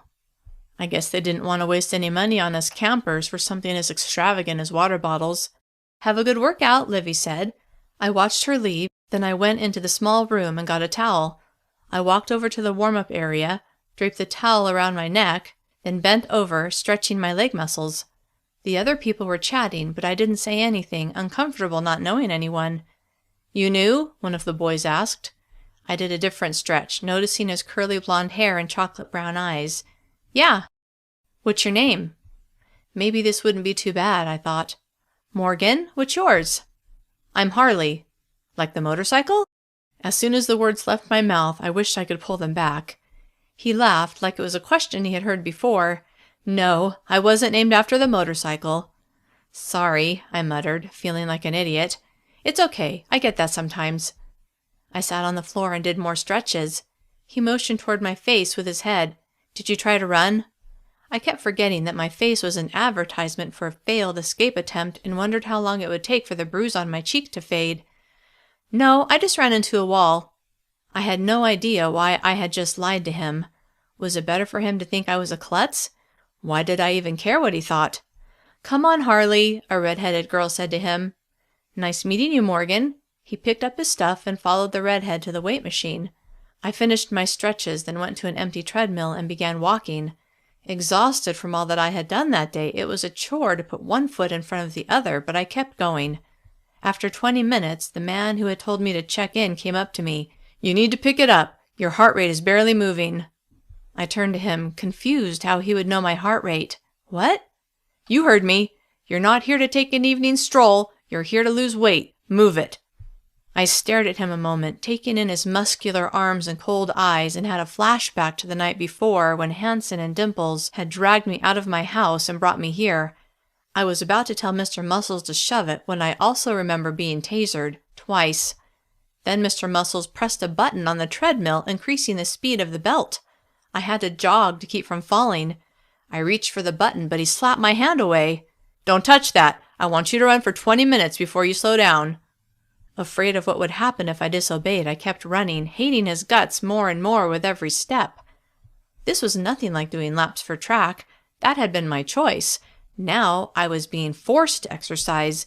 Even worse, I wasn't able to decide how hard to exercise.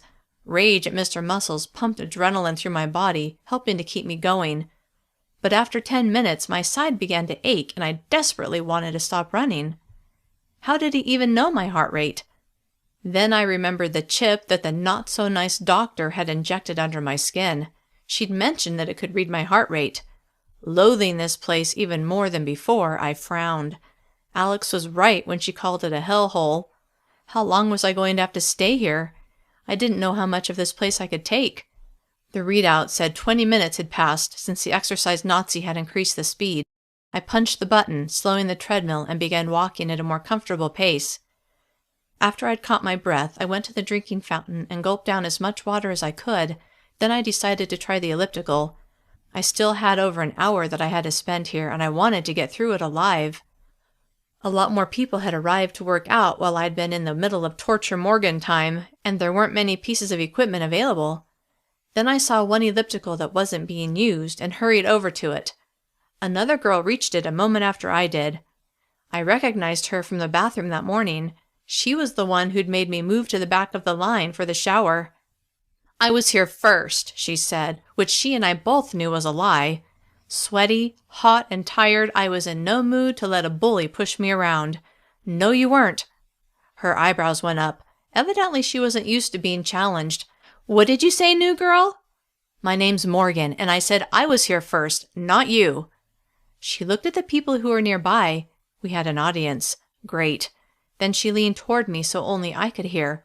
"I'll let you have it this time, Morgan, but you'd better watch yourself." I watched her walk away, but rather than feeling victorious, I felt alarmed. The last time I'd stood up for myself, it was to Lori, and I had ended up here. What had I done now? Chapter 11. That took some courage. I looked at Harley, who was lifting weights next to my elliptical machine. "What do you mean?" "That Beth is a bad seed," he said. "I wouldn't cross her if I were you." Exhausted, dripping with sweat, and hating life, I scowled at him. "What am I supposed to do, let her bully me?" He shrugged. "You can do what you want." Then he turned back to doing bicep curls. I was already worried about what Beth was going to do to me. I didn't need someone else reminding me of the danger I could be in. I'd been here less than 24 hours, and already I'd made an enemy. That was even faster than with Lori. I was breaking all kinds of personal records. I continued my workout, then looked at the clock. It had been nearly 2 hours since I checked in. I was supposed to meet with a counseling group at 8 o'clock so that I could be re-educated, but I was sticky with sweat and desperate for a shower. After wiping down the weight machine, I tossed my towel in the hamper, then took the elevator back to my floor. When I went into my room, Alex was sitting at her desk working on homework. She turned to me when I walked in. "How was it?" "Awful, if you want to know the truth." "Which part?" "The only part that wasn't was your friend Livy being nice to me and showing me around. Thanks for that." Alex smiled. "You're welcome. I know how sucky it is to be new and not know anything." She paused. "What did you think of Austin?" "Who?" "The guy who runs the gym." "I hate him with every fiber of my being." Alex looked shocked. "Why? What did he do to you?" Embarrassed that he'd basically accused me of slacking, I said, "I just thought he was a jerk." "This is the muscular, good-looking guy?" Then I remembered that Alex probably worked with him. "He's muscular, yeah." She seemed to be thinking. "Yeah, I guess he can be a bit bossy sometimes, but he's basically a nice guy." "Maybe to you." She turned back to her homework. "I've got a lot to do." "I'm going to take a quick shower before my counseling thing." I paused. "Where do they meet, anyway?" She turned back toward me. "On the 9th floor, where we have school." "Okay, thanks." After my shower, I felt more human. When I arrived on the 9th floor, I saw a board posted with several sheets of paper. Each one had a room number and a list of names. I found my name on the sheet for room 5. It was the same room where I had my English class earlier that day. Since I knew exactly where that was, I was able to walk down the hall with confidence. A moment later, I reached the room and saw that the desks had been pushed to the sides, and in their place were 11 chairs arranged in a circle. Several kids were already there.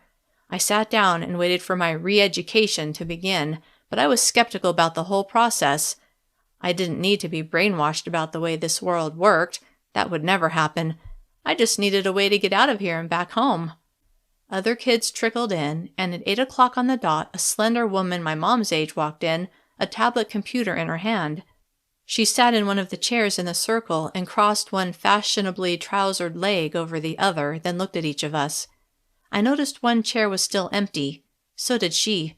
She looked toward the door and sighed, clearly irritated to have any delay. Just then Billy walked in. He went straight to the empty chair and sat down, immediately slouching and not making eye contact with anyone. "So nice of you to join us, Mr. Foster." He ignored her and continued staring at the floor. This didn't seem to bother her, so I assumed she was used to it. "Let us begin tonight's session. First, I need all of you to check in." She held up her tablet, which had a card reader attached to it. One by one, each of us, even Billy, stood and waved our cards in front of the reader. "Very good." Once we were settled, she said, "We have 2 new members of our group tonight. Please welcome Chad Beacon and Morgan Campbell." All eyes rotated between me and the new boy. Several of the kids said hello, but most just stared. I remembered the large bruise on my face and almost reached up to touch it, but was able to keep my hands in my lap. Deciding not to let myself be intimidated by these kids, after all, they must have done something wrong to be assigned to the counseling group too, I kept my chin up. My gaze flitted from one kid to another, stopping on Billy, who was staring at me, a small smirk curling his lips. What did he do anyway, I wondered. "My name is Mrs. Reynolds." She paused. "As always, we begin with a pledge. All arise." As I stood, I noticed most of the others didn't seem in a hurry to stand and felt a sudden kinship with this group. These kids were like me. They hated the way things were, too. Mrs. Reynolds began saying the pledge, and most of the kids half-heartedly followed along. When we finished, she spoke. "Don't sit yet. You know that was unacceptable. How many times do I have to tell you? We'll continue to repeat the pledge until I'm satisfied with your recitation." She looked at each one of us. "Let's try that again." We all spoke as one, this time with a little more enthusiasm. "I pledge to always follow the rules and to take care of my body. I will strive to put the good of all above the desires of one. A healthy me is a healthy world." Mrs. Reynolds smiled. "That was better. You may sit." We all did as instructed. Mrs. Reynolds spoke again. "Last night we were discussing how it's important to follow the rules so that society can keep order. Morgan, Chad, what are your thoughts on following the laws that society has put in place?" "I think they suck," Chad said. Everyone laughed, but Mrs. Reynolds did not look amused. "Perhaps you're not familiar with the rules of this group, Mr. Beacon," she said. "Outbursts like that will cause you to forfeit 2 meals. She smiled. "Which 2 would you like to forfeit?" Chad's face blanched, and everyone got quiet. He swallowed, and I could see his Adam's apple move. "I guess breakfast?" She typed something into her tablet computer.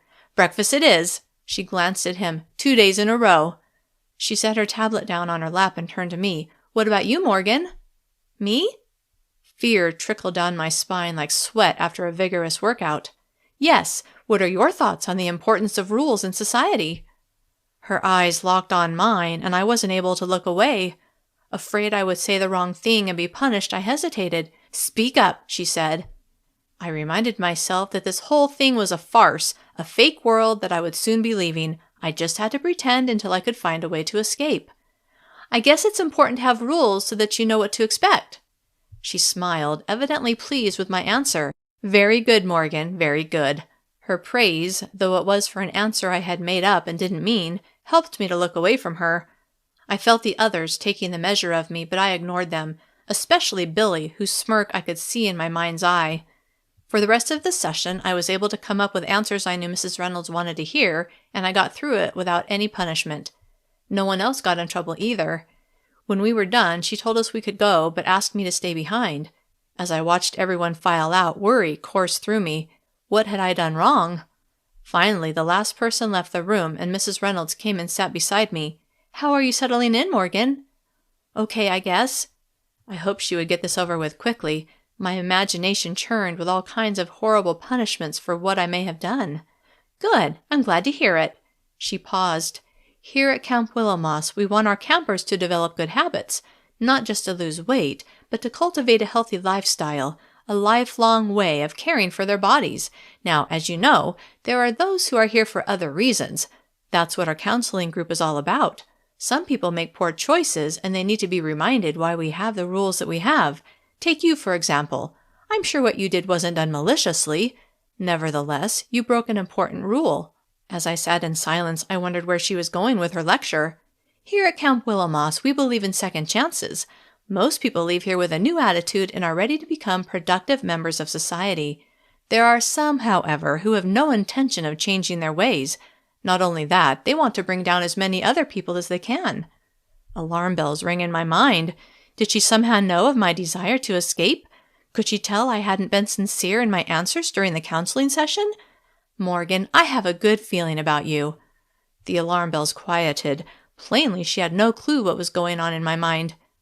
As much as we want to, we can't be everywhere, so we rely on other campers to help us out. She watched me for a moment. How would you like to shave some time off of your stay? Really? She smiled, but it didn't reach her eyes. Yes, I would like that. I thought you would. She paused.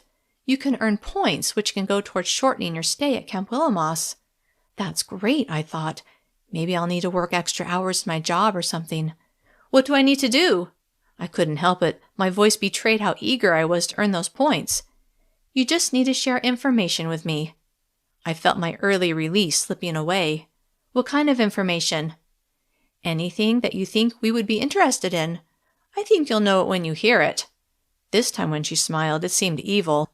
Okay. Can I count on you, Morgan? What was I supposed to say? I guess so. Good. I'll see you tomorrow night. She stood and left the room. Trying to process what I'd just been told, I stayed in my seat. If I ratted people out, they'd let me go early. I had no idea how early, but any time I could take off my stay, as Mrs. Reynolds called it, would be good. But could I do it? Could I be a snitch? I left the classroom and went to the elevator, my mind going 100 miles an hour.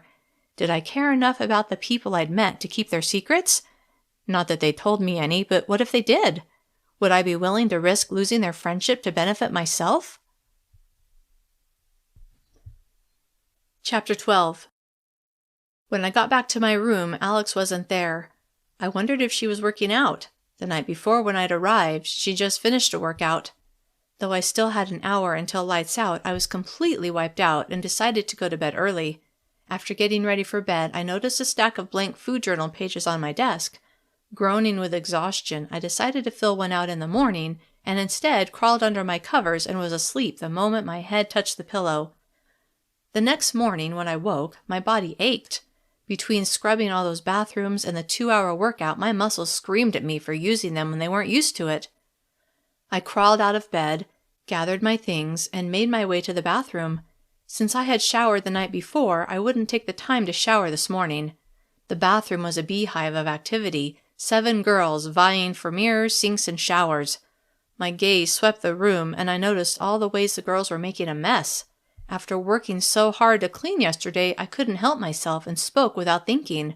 Would you guys mind not making such a mess? One of the girls laughed, and my eyes met Beth's.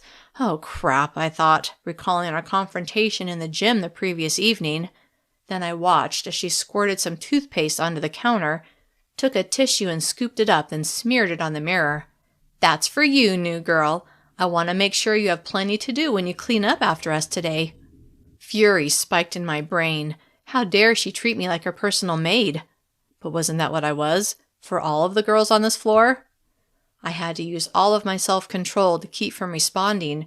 Instead, I purposely ignored her challenge, then turned away and went about my business, hurrying through my tasks so I could get away from her. When I got back to my room, I saw the food journal sheets on my desk and remembered that I needed to fill them out. Still upset about what had happened with Beth, plus feeling achy and tired after working so hard the day before, I struggled to remember everything I'd eaten. I did the best I could and hoped it would be good enough, then folded the sheet of paper and put it in my pocket. After Alex and I turned in our food journals, we got our trays. Today's food was a little better: fruit, eggs, a power bar, and no oatmeal. As I sat with my group, I tried not to think about what Mrs. Reynolds had offered me. Then it occurred to me that everyone here was probably told the same thing. But then I wondered if everyone had been. After all, Mrs. Reynolds didn't talk to Chad after the counseling session, just me. Did they only make the offer to those who they thought would be likely to tattle? I hated the idea that I came across that way, but at least it would make the people running this place less likely to suspect my true plans. "You seem deep in thought," Billy said. He sat across from me. "What? Oh, I'm just tired." "What did Mrs. Reynolds want to talk to you about?" he asked as he took a bite of his cold cereal, some sort of brown flakes swimming in skim milk. All eyes turned my way. Did he really not know? Or was this a test? "Mrs. Reynolds pulled you aside?" Piper asked. "What for?" My heart pounded as my mind raced. Obviously, I couldn't tell them the truth. What if one of them told me something juicy enough that it could get me released immediately? If they knew what she had said to me, they would never trust me. As much as I liked them, as soon as I got out of here, I would never see them again. She just wanted to know how I was doing, if I was having any problems. "Really?" Cassidy asked. "She cares?" I laughed, maybe a little too hard. "I doubt it, but I guess that's her job, to pretend to care." I looked at the others, and no one accused me of lying, so I went on. "Have you guys noticed how fake their smiles are? It's like they get paid extra if they can pretend to like us." "I know," Cassidy said. "It creeps me out." "Some of them don't even try to pretend they like us," Alex said. "The Gray Witch hit Morgan with a book yesterday," Billy said. "She did?" Piper said, her eyes wide.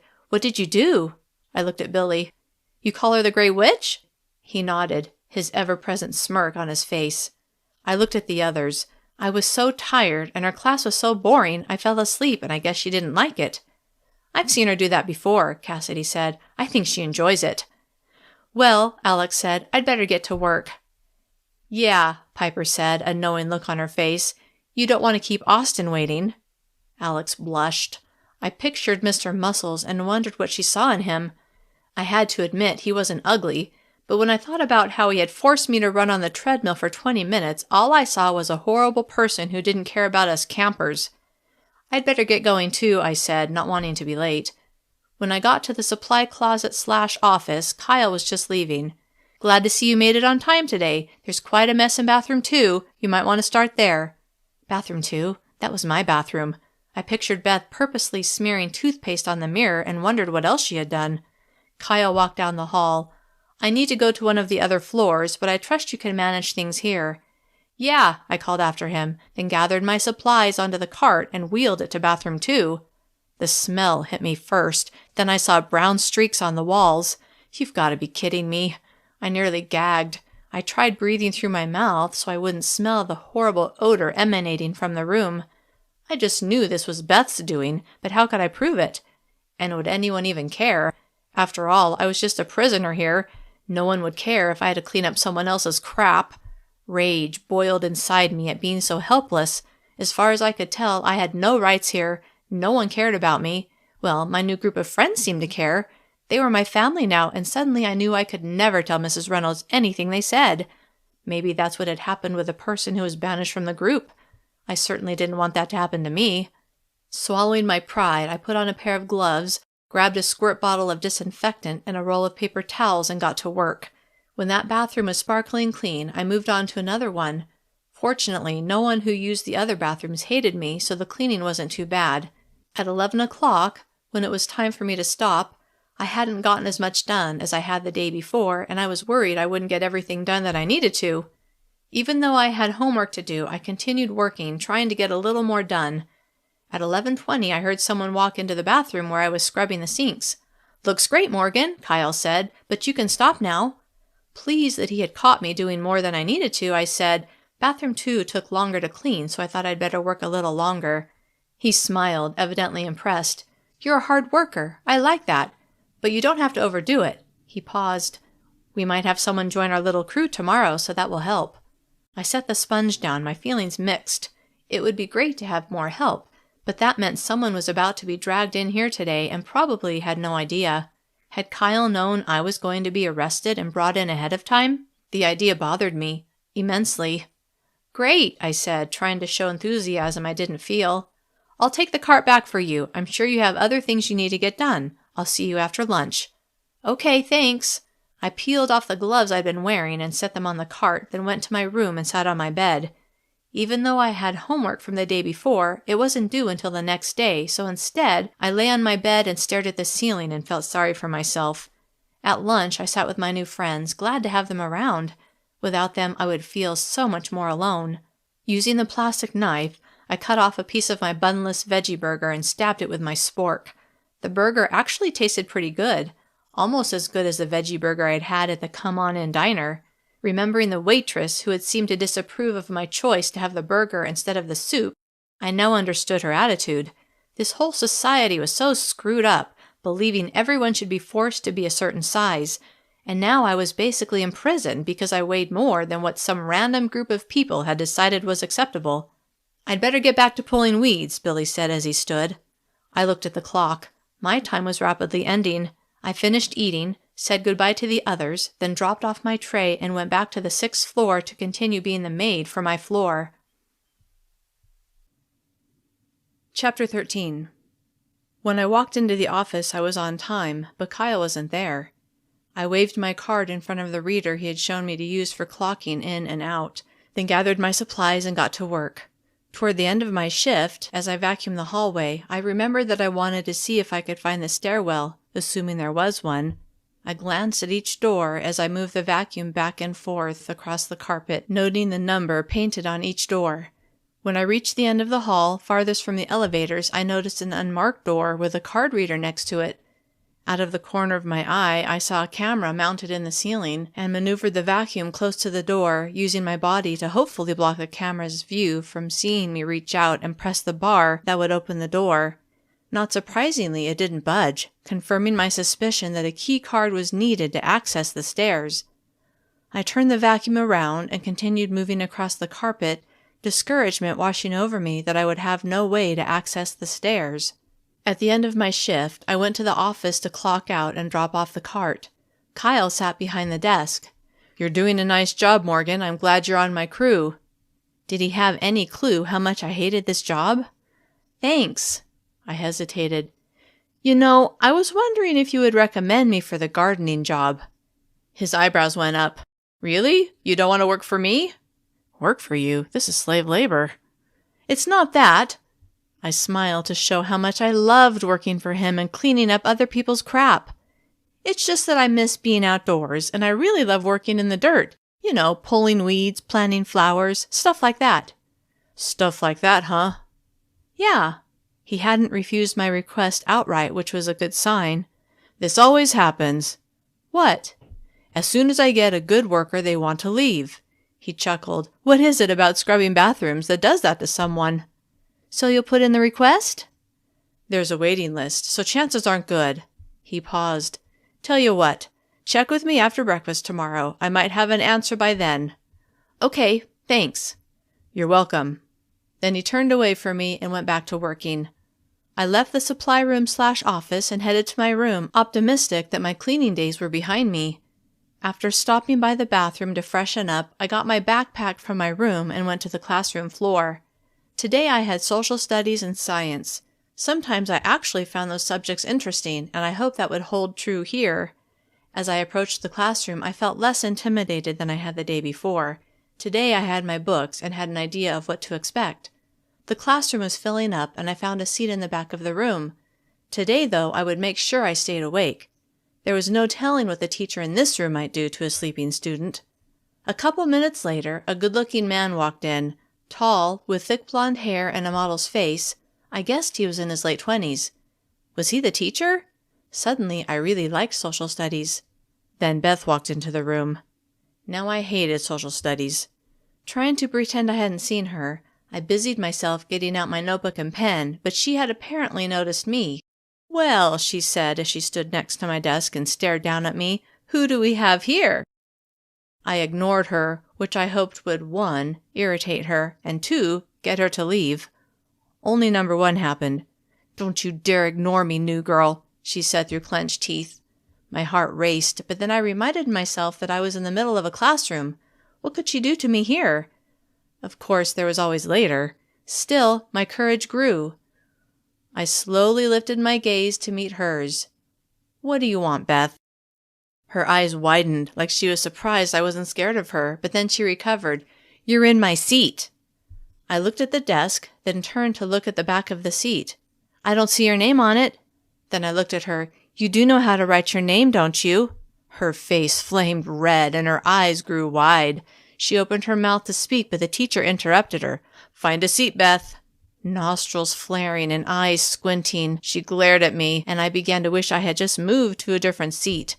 But knowing I would be gone soon emboldened me to do things I wouldn't normally do. I hoped I wouldn't regret it, but had a sinking feeling I might. Beth sat in an empty seat, and the teacher, whose name was Mr. Hughes, began. First, we all stood and said the pledge. Like the day before, I said the words, even though it felt wrong. As the teacher lectured, I had a hard time paying attention. For one, his handsome face kept distracting me, but in the back of my mind, I worried about Beth and what she was going to do to me for defying her. As soon as we were dismissed, I hurried and gathered my things and went to my next class, trying to avoid interacting with her. When I walked into science, which looked a lot like the science classes I'd been in before, long tables with Bunsen burners and microscopes lined up in rows, I looked for a familiar face. I saw one face I recognized and went over to him. "Hi, Harley." It was easy to remember his unusual name. "Oh, hey, Mary, right?" I smiled. "No, Morgan." "Oh, right, sorry." "That's okay." "How's it going?" "Okay. Between my job and yesterday's workout, I am pretty sore, though." He smiled. "You'll get used to it." He took his textbook out of his backpack, then looked at me. "So, has Beth given you any more trouble?" "As a matter of fact, yes." "What happened?"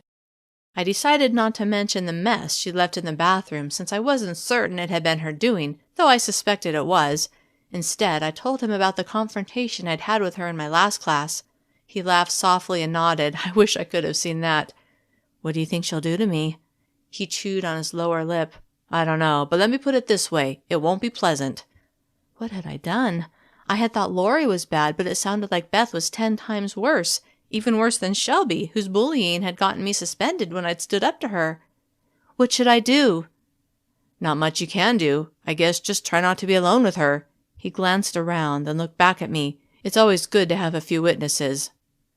Fear shot up my spine, and my face paled. "Good afternoon, class," a woman, who was obviously the teacher, said from the front of the room.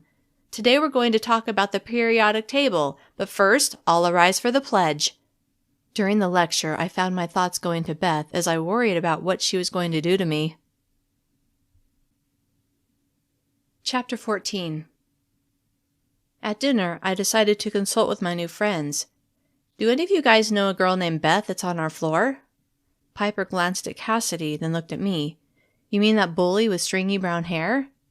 I hadn't really noticed her hair, but now that she mentioned it, it was kind of stringy. "Yeah." "Why? Has she been picking on you?" Piper asked. Then she took a bite of her wheat roll. "You could say that." "You should just stay out of her way," Cassidy said. "It's a little late for that now, unfortunately," I said.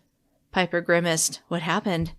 I described the incident in the gym the night before, my suspicion that she had left the mess in the bathroom, and then the confrontation in class. "Dang, Morgan," Alex said. "What were you thinking?" I had to admit that they were right. It was stupid of me to respond to her like I had. Now I had made things worse, but what was I supposed to do? Let her bully me? "I don't know," I said, "but I can't change it now." I noticed Billy hadn't contributed anything to the conversation. "What do you think I should do, Billy?" "How should I know?" He took a large spoonful of soup. "My motto is, stay out of everyone's way and they'll stay out of mine." Wow, this place was a bad mix of high school and prison. My desperation to get out of there went up several notches, and I began to feel panicky, like if I didn't get out of there immediately, I might not make it out alive. "Look," Alex said, "I think you'll be fine. Just make sure you're never alone with her." "That's the same advice Harley gave me," I said as I looked at my food. Miraculously, my appetite had diminished, but I suspected that was due more to stress than anything else. "Who?" Cassidy asked, her nostrils flaring. "Harley?"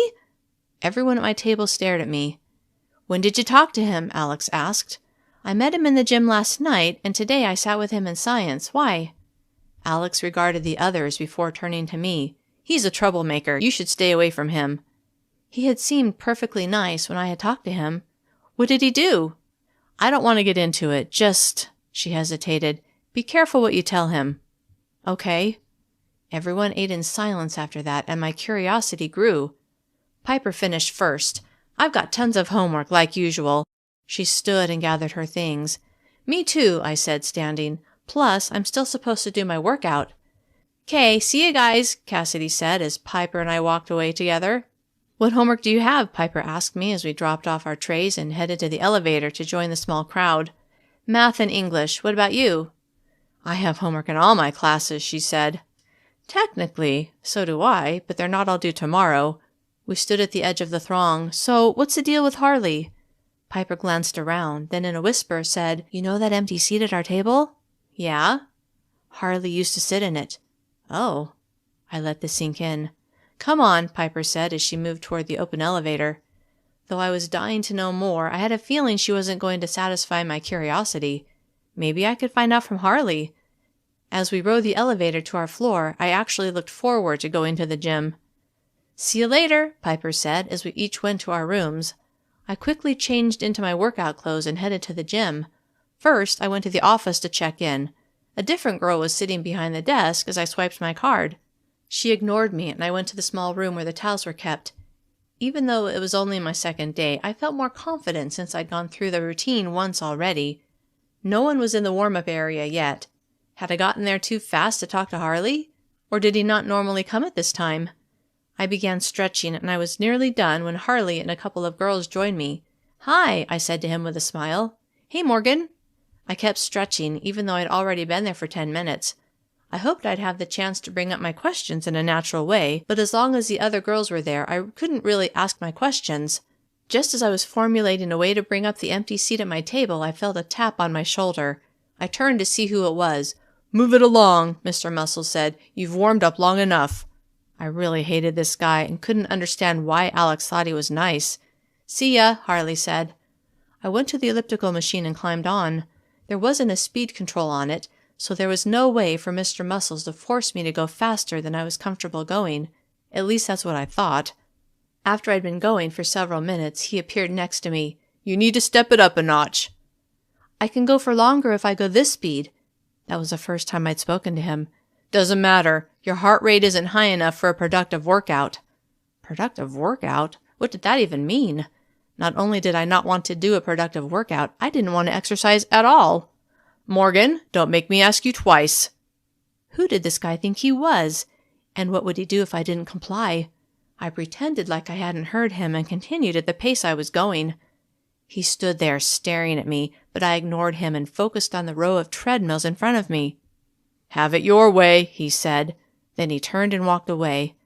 The thrill of victory swept over me, and I couldn't help but smile. My joy was short-lived, however, because a few minutes later 2 enforcers walked up to me.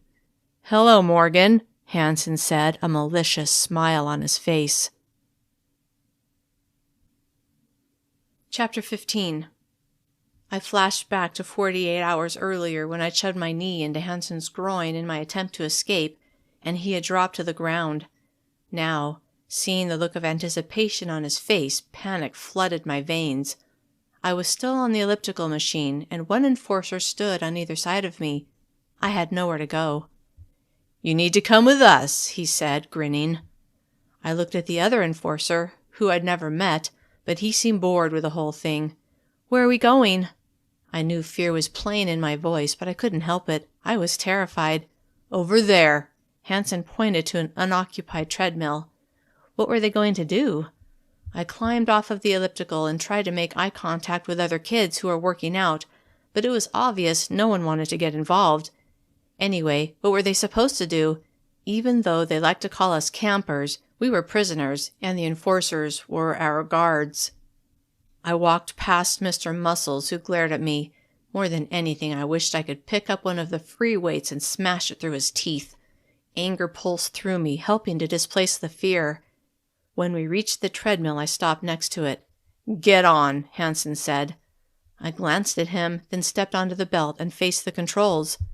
He reached past me and pressed the buttons to start the belt moving. "Next time Austin tells you to move faster, you move faster." I began to jog as the belt moved under my feet and the speed picked up. "You're going to run on this machine for 30 minutes. No stopping or slowing down." Hansen clearly enjoyed delivering this bit of news. I scowled at him, but he just smiled. "You're here to lose some of that flab, Morgan, and whether you like it or not, we're going to make sure you do." I knew I could lose a few pounds, but in my home world, I was perfectly fine. Here, however, no one had a problem when people called me names, locked me up, and then forced me to run on a freaking treadmill for 30 minutes. What a nightmare. "Are you going to watch me the whole time?" I panted, hating the idea of them standing there enjoying my suffering. "Yes, we're going to stand here for 30 minutes to make sure you complete this disciplinary action." Was that what they call this bizarre form of torture? Discipline? Then Hansen laughed. "What's so funny?" I asked. He sneered. "There's just a lot of jiggling going on."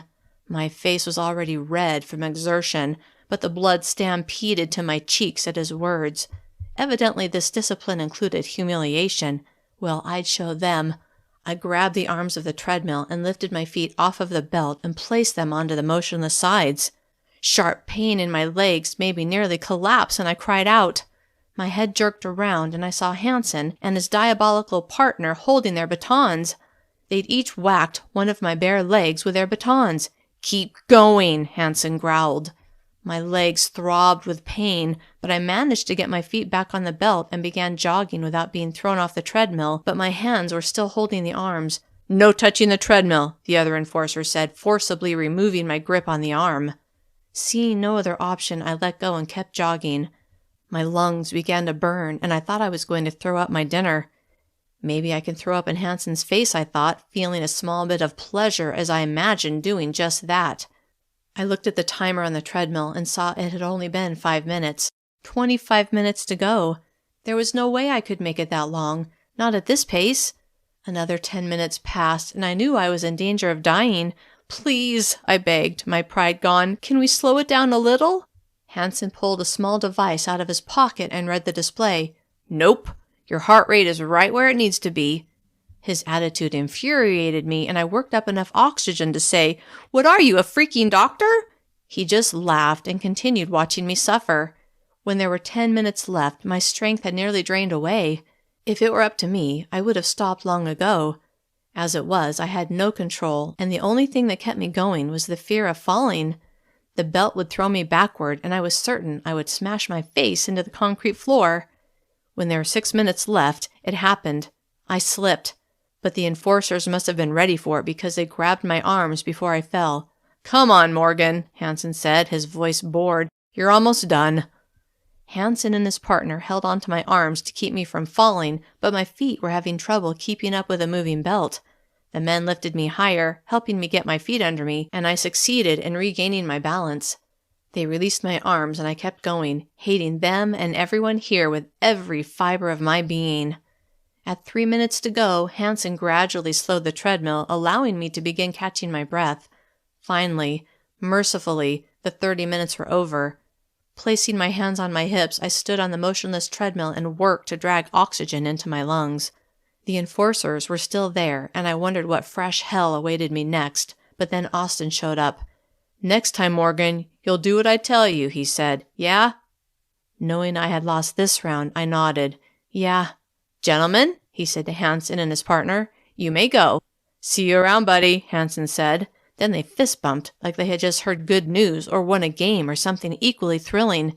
Incandescent with rage, I felt my blood boiling, but there was absolutely nothing I could do about it.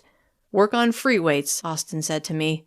Since I had no choice in the matter, I did as I was told, using my anger as energy to get through the rest of my workout.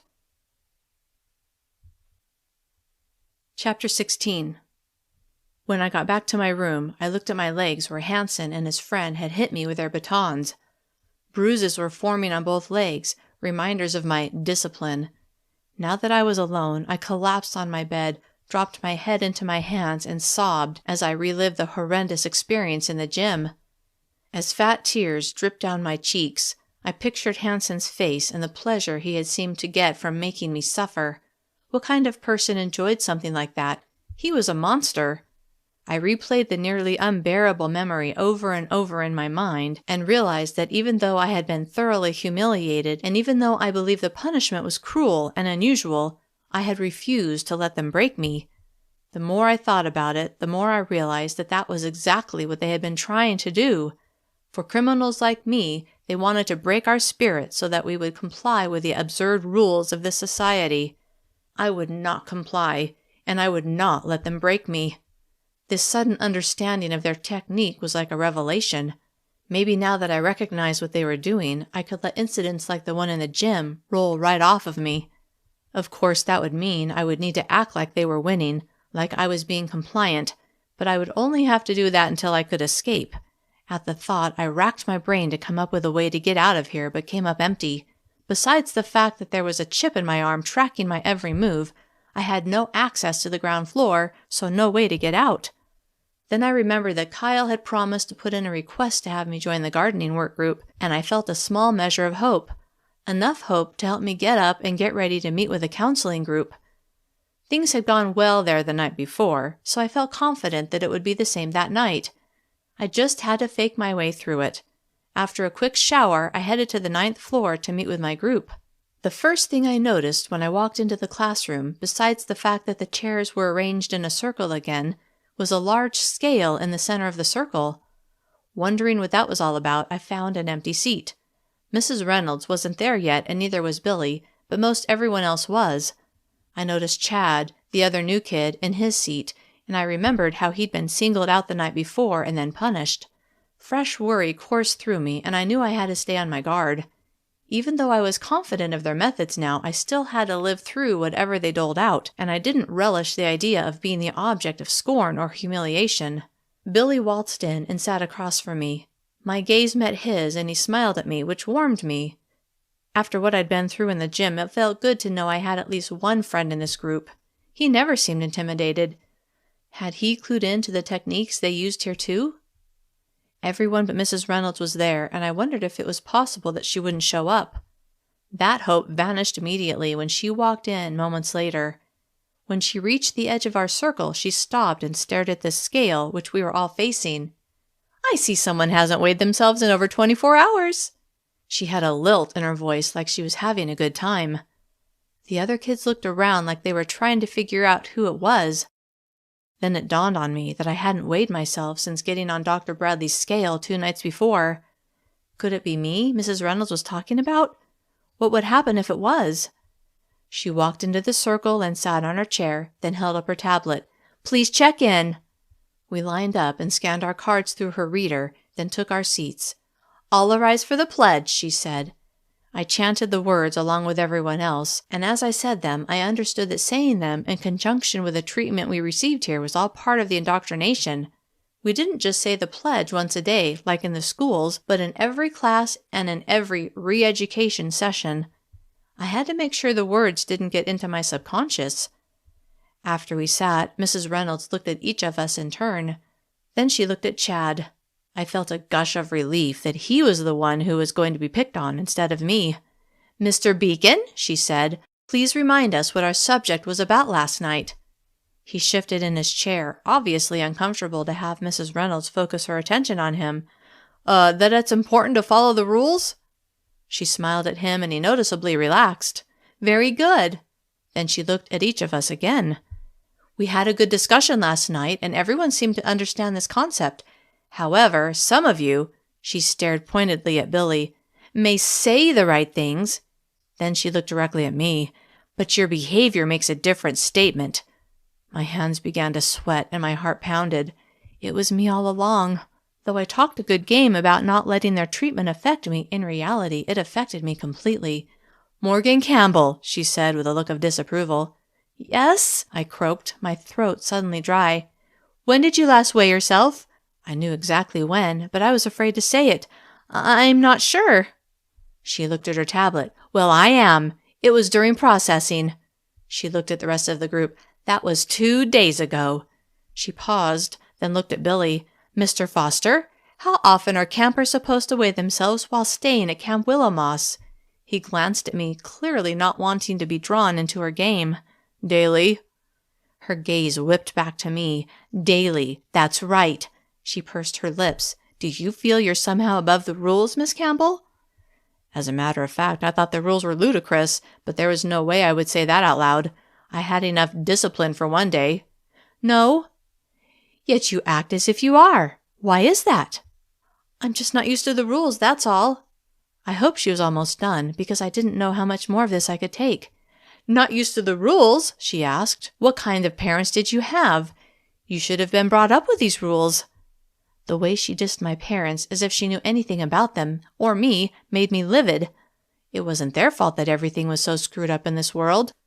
Angry words pushed up my throat, but miraculously I held them in as I mentally chanted, "I won't let them break me. I won't let them break me." "Well," she asked, "what do you have to say for yourself?" Remembering that I wanted to get through this as painlessly as possible, I pushed my pride down deep, then said, "I'm really sorry. I was just trying to get used to everything here, and I forgot." Which was true, except for the part where I was sorry. She nodded. I could understand that. Relief that this was coming to an end began to fill me, and I started to relax. "Morgan, please get on the scale." "What?" Dread replaced the relief. She stood and went to the scale, then motioned for me to come forward. "Come on now, we don't have all night." I felt the eyes of the others on me as I walked to the scale and stepped on. Mrs. Reynolds looked at the numbers on the digital readout and stated them out loud so that everyone could hear. Though I felt embarrassed to have my weight advertised, I was pleased to know I had lost 2 pounds since arriving. Of course, with all the physical activity I'd been doing, coupled with a lower caloric intake, I would have been shocked if I hadn't lost any weight. "You may sit down," Mrs. Reynolds said. Once I was seated, she sat as well. "You still need to lose 18 pounds, Morgan." Why did she have to announce that? "I know." She took a 5x7-inch card out of her pocket and wrote something on it with a thick red marker. Then she put it in a plastic sleeve, which was attached to a lanyard. "Here you go, Morgan." She passed the card to me. I looked at the card. She had written my weight on it. "You're to wear that for the next 24 hours so everyone can see that you failed to weigh yourself." What? It was bad enough that she told everyone in my counseling group what I weighed. Now everyone at Camp Moss would know. "Go ahead, put it on." Clenching my jaw in mortification, I put the lanyard over my head and let the plastic sleeve hang where it was clearly visible. Good. Now let's talk about why the good of society takes precedence over the needs of the individual. Hyper-aware of the sign hanging around my neck, I tried to focus on the discussion so that when she called on me, I would have an answer. I managed to get through the rest of the session unscathed, but by the time I got back to my room, I was mentally and physically exhausted, and I still had homework to do. I succeeded in finishing my math homework, but then it was time for lights out, so I had no choice but to go to bed. The next morning, I awoke to Alex roughly shaking me. "You stupid idiot," she yelled in my face. "Why did I have to get you as my roommate?" I opened my eyes, disoriented and confused. "What's going on? What's wrong?" "This." She held up a card identical to the one Mrs. Reynolds had given me the night before, but it had a different number on it. I sat up. "I don't understand." "Thanks to your stupidity, I have to wear this all day today." Her eyes blazed with anger. "But I'm the one who forgot to weigh myself, not you." "No kidding." She began pacing our small room. "Did you already forget what I told you?" She stopped pacing and stood in front of me. "When you do something wrong, it's on me too." "I'm so sorry, Alex." Then I thought about it and wondered why this was such a big deal. But then I made the mistake of voicing my thoughts. "Why is this such a bad thing?" I asked. "So we have to walk around one day advertising our weight. So what?" She stormed over to me and grabbed my pajama top in her fists. "So what? So what? This little forgetfulness of yours cost me 2 points. That may not mean much to you, but to me it means I have to stay here an extra week." She let go of my top. "Are you starting to get the picture?" If it cost her 2 points, what had it cost me? Mr. Madsen had said I could earn the privilege of seeing my family.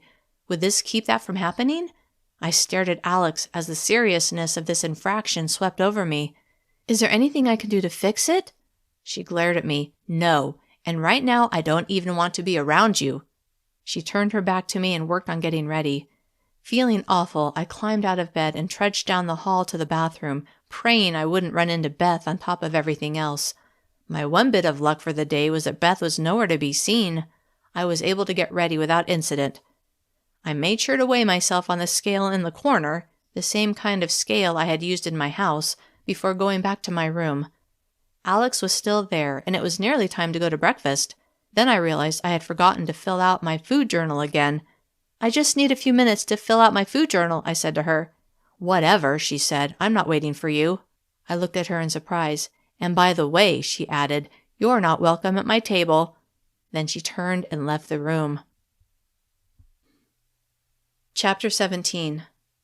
Panic slammed down on me as I realized I'd been banished from the only group that I knew. Who would I sit with? Would they accept me? "They're not going to break me," I said through clenched teeth, my voice hitching as I tried to control my emotions. Not wanting things to get any worse, I made sure to fill out my food journal before folding it and putting it in my pocket. Then, making sure the lanyard with my weight attached, which felt like a lead weight, was hanging around my neck, I left my room and headed toward the elevators. No one else was waiting for the elevators, and I stood there facing the doors, alone. A group of girls walked up behind me. Wanting to be invisible and just get through breakfast without anything else happening, I ignored them. It was not to be. "Look who it is," a voice said. "It's the new girl." I felt a tap on my shoulder and a shiver of fear charged up my spine. I kept my back to Beth and prayed she would leave me alone. Instead, she grabbed my shoulder and spun me around. Surrounded by her group of friends, she glared at me. These were not the kinds of witnesses I had hoped to have. She pointed at the card with my weight on it and laughed, then turned to her friends. "What a loser!"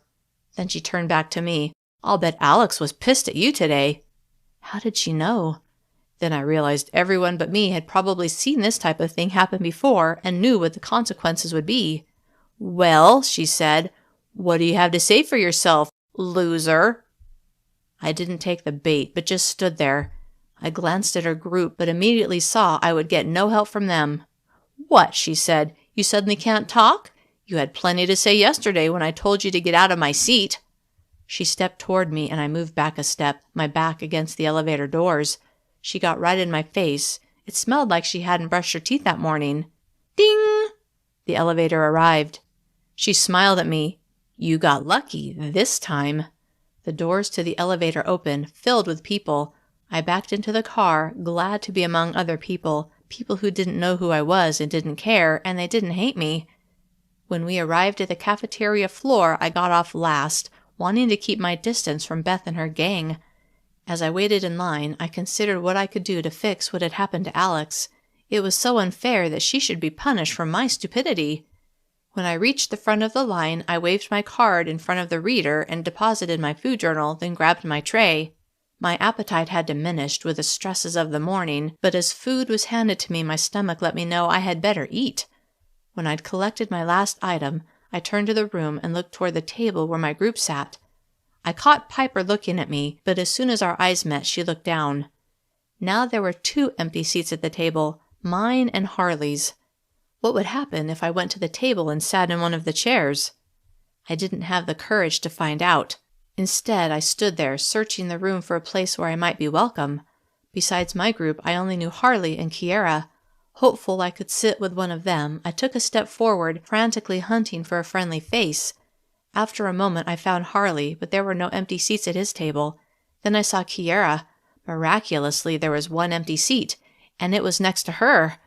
Feeling optimistic, I moved in her direction, but when I was about 10 feet away, a girl slid into the empty seat. My chance was lost. I glanced around. Too late, I saw I was standing next to Beth's table. "Look, it's the loser," she said loudly enough for all in the immediate vicinity to hear. "No one wants to sit with her." I couldn't help it. Tears sprang to my eyes. Blinking furiously as I walked away, I got my tears under control and went in a different direction, making sure to go nowhere near my usual table. Every table had at least 2 people. I stopped next to a table of 2 boys, hoping they would be nice to me. After all, it had been girls that had been mean to me so far. "Do you mind if I sit with you?" "No, that's cool," one of them said. He glanced at the card hanging around my neck, then looked me up and down, but it wasn't in a mean way. He just seemed curious. "You're in my English class," he said. "I'm Todd." Overwhelmed with relief that someone was showing a hint of kindness, it was all I could do not to throw my arms around him. "I'm Morgan." "Darren," the other boy at the table said. As usual, I wondered what their story was. They were both built like linebackers. Was that a bad thing in this world? "How long have you guys been here?" "Just a couple of weeks," Todd said. "What about you?" "This is my 3rd day." He nodded. "Why aren't you sitting with your group?" His question caught me off guard, and it must have shown because he quickly added, I just noticed that you usually sit with some other kids, but today—" Who else had noticed this change?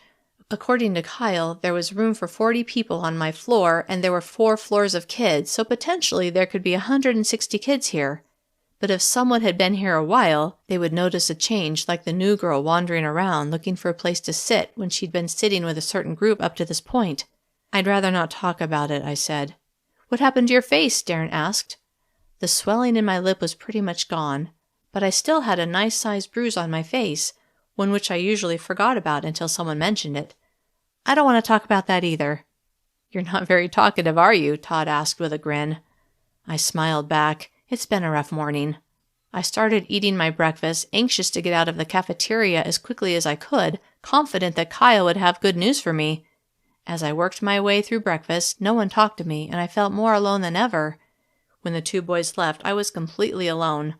I unwrapped my power bar, which did seem to suppress my appetite, and finished my breakfast. Anxious to talk to Kyle and see if he'd arranged for me to work outside, I pushed back from the table and stood, then looked in the direction of my old table and saw Billy and Piper looking my way. Alex and Cassidy seemed to be deep in conversation, their backs to me. Were they all mad at me? I had no way to tell. Sighing, I took my tray and dropped it off, then headed to the elevator, my mind on getting on the crew that worked outside and the opportunity that would give me to escape this place. Chapter 18. The moment I reached my floor, I hurried to the supply closet/office to talk to Kyle. He wasn't there.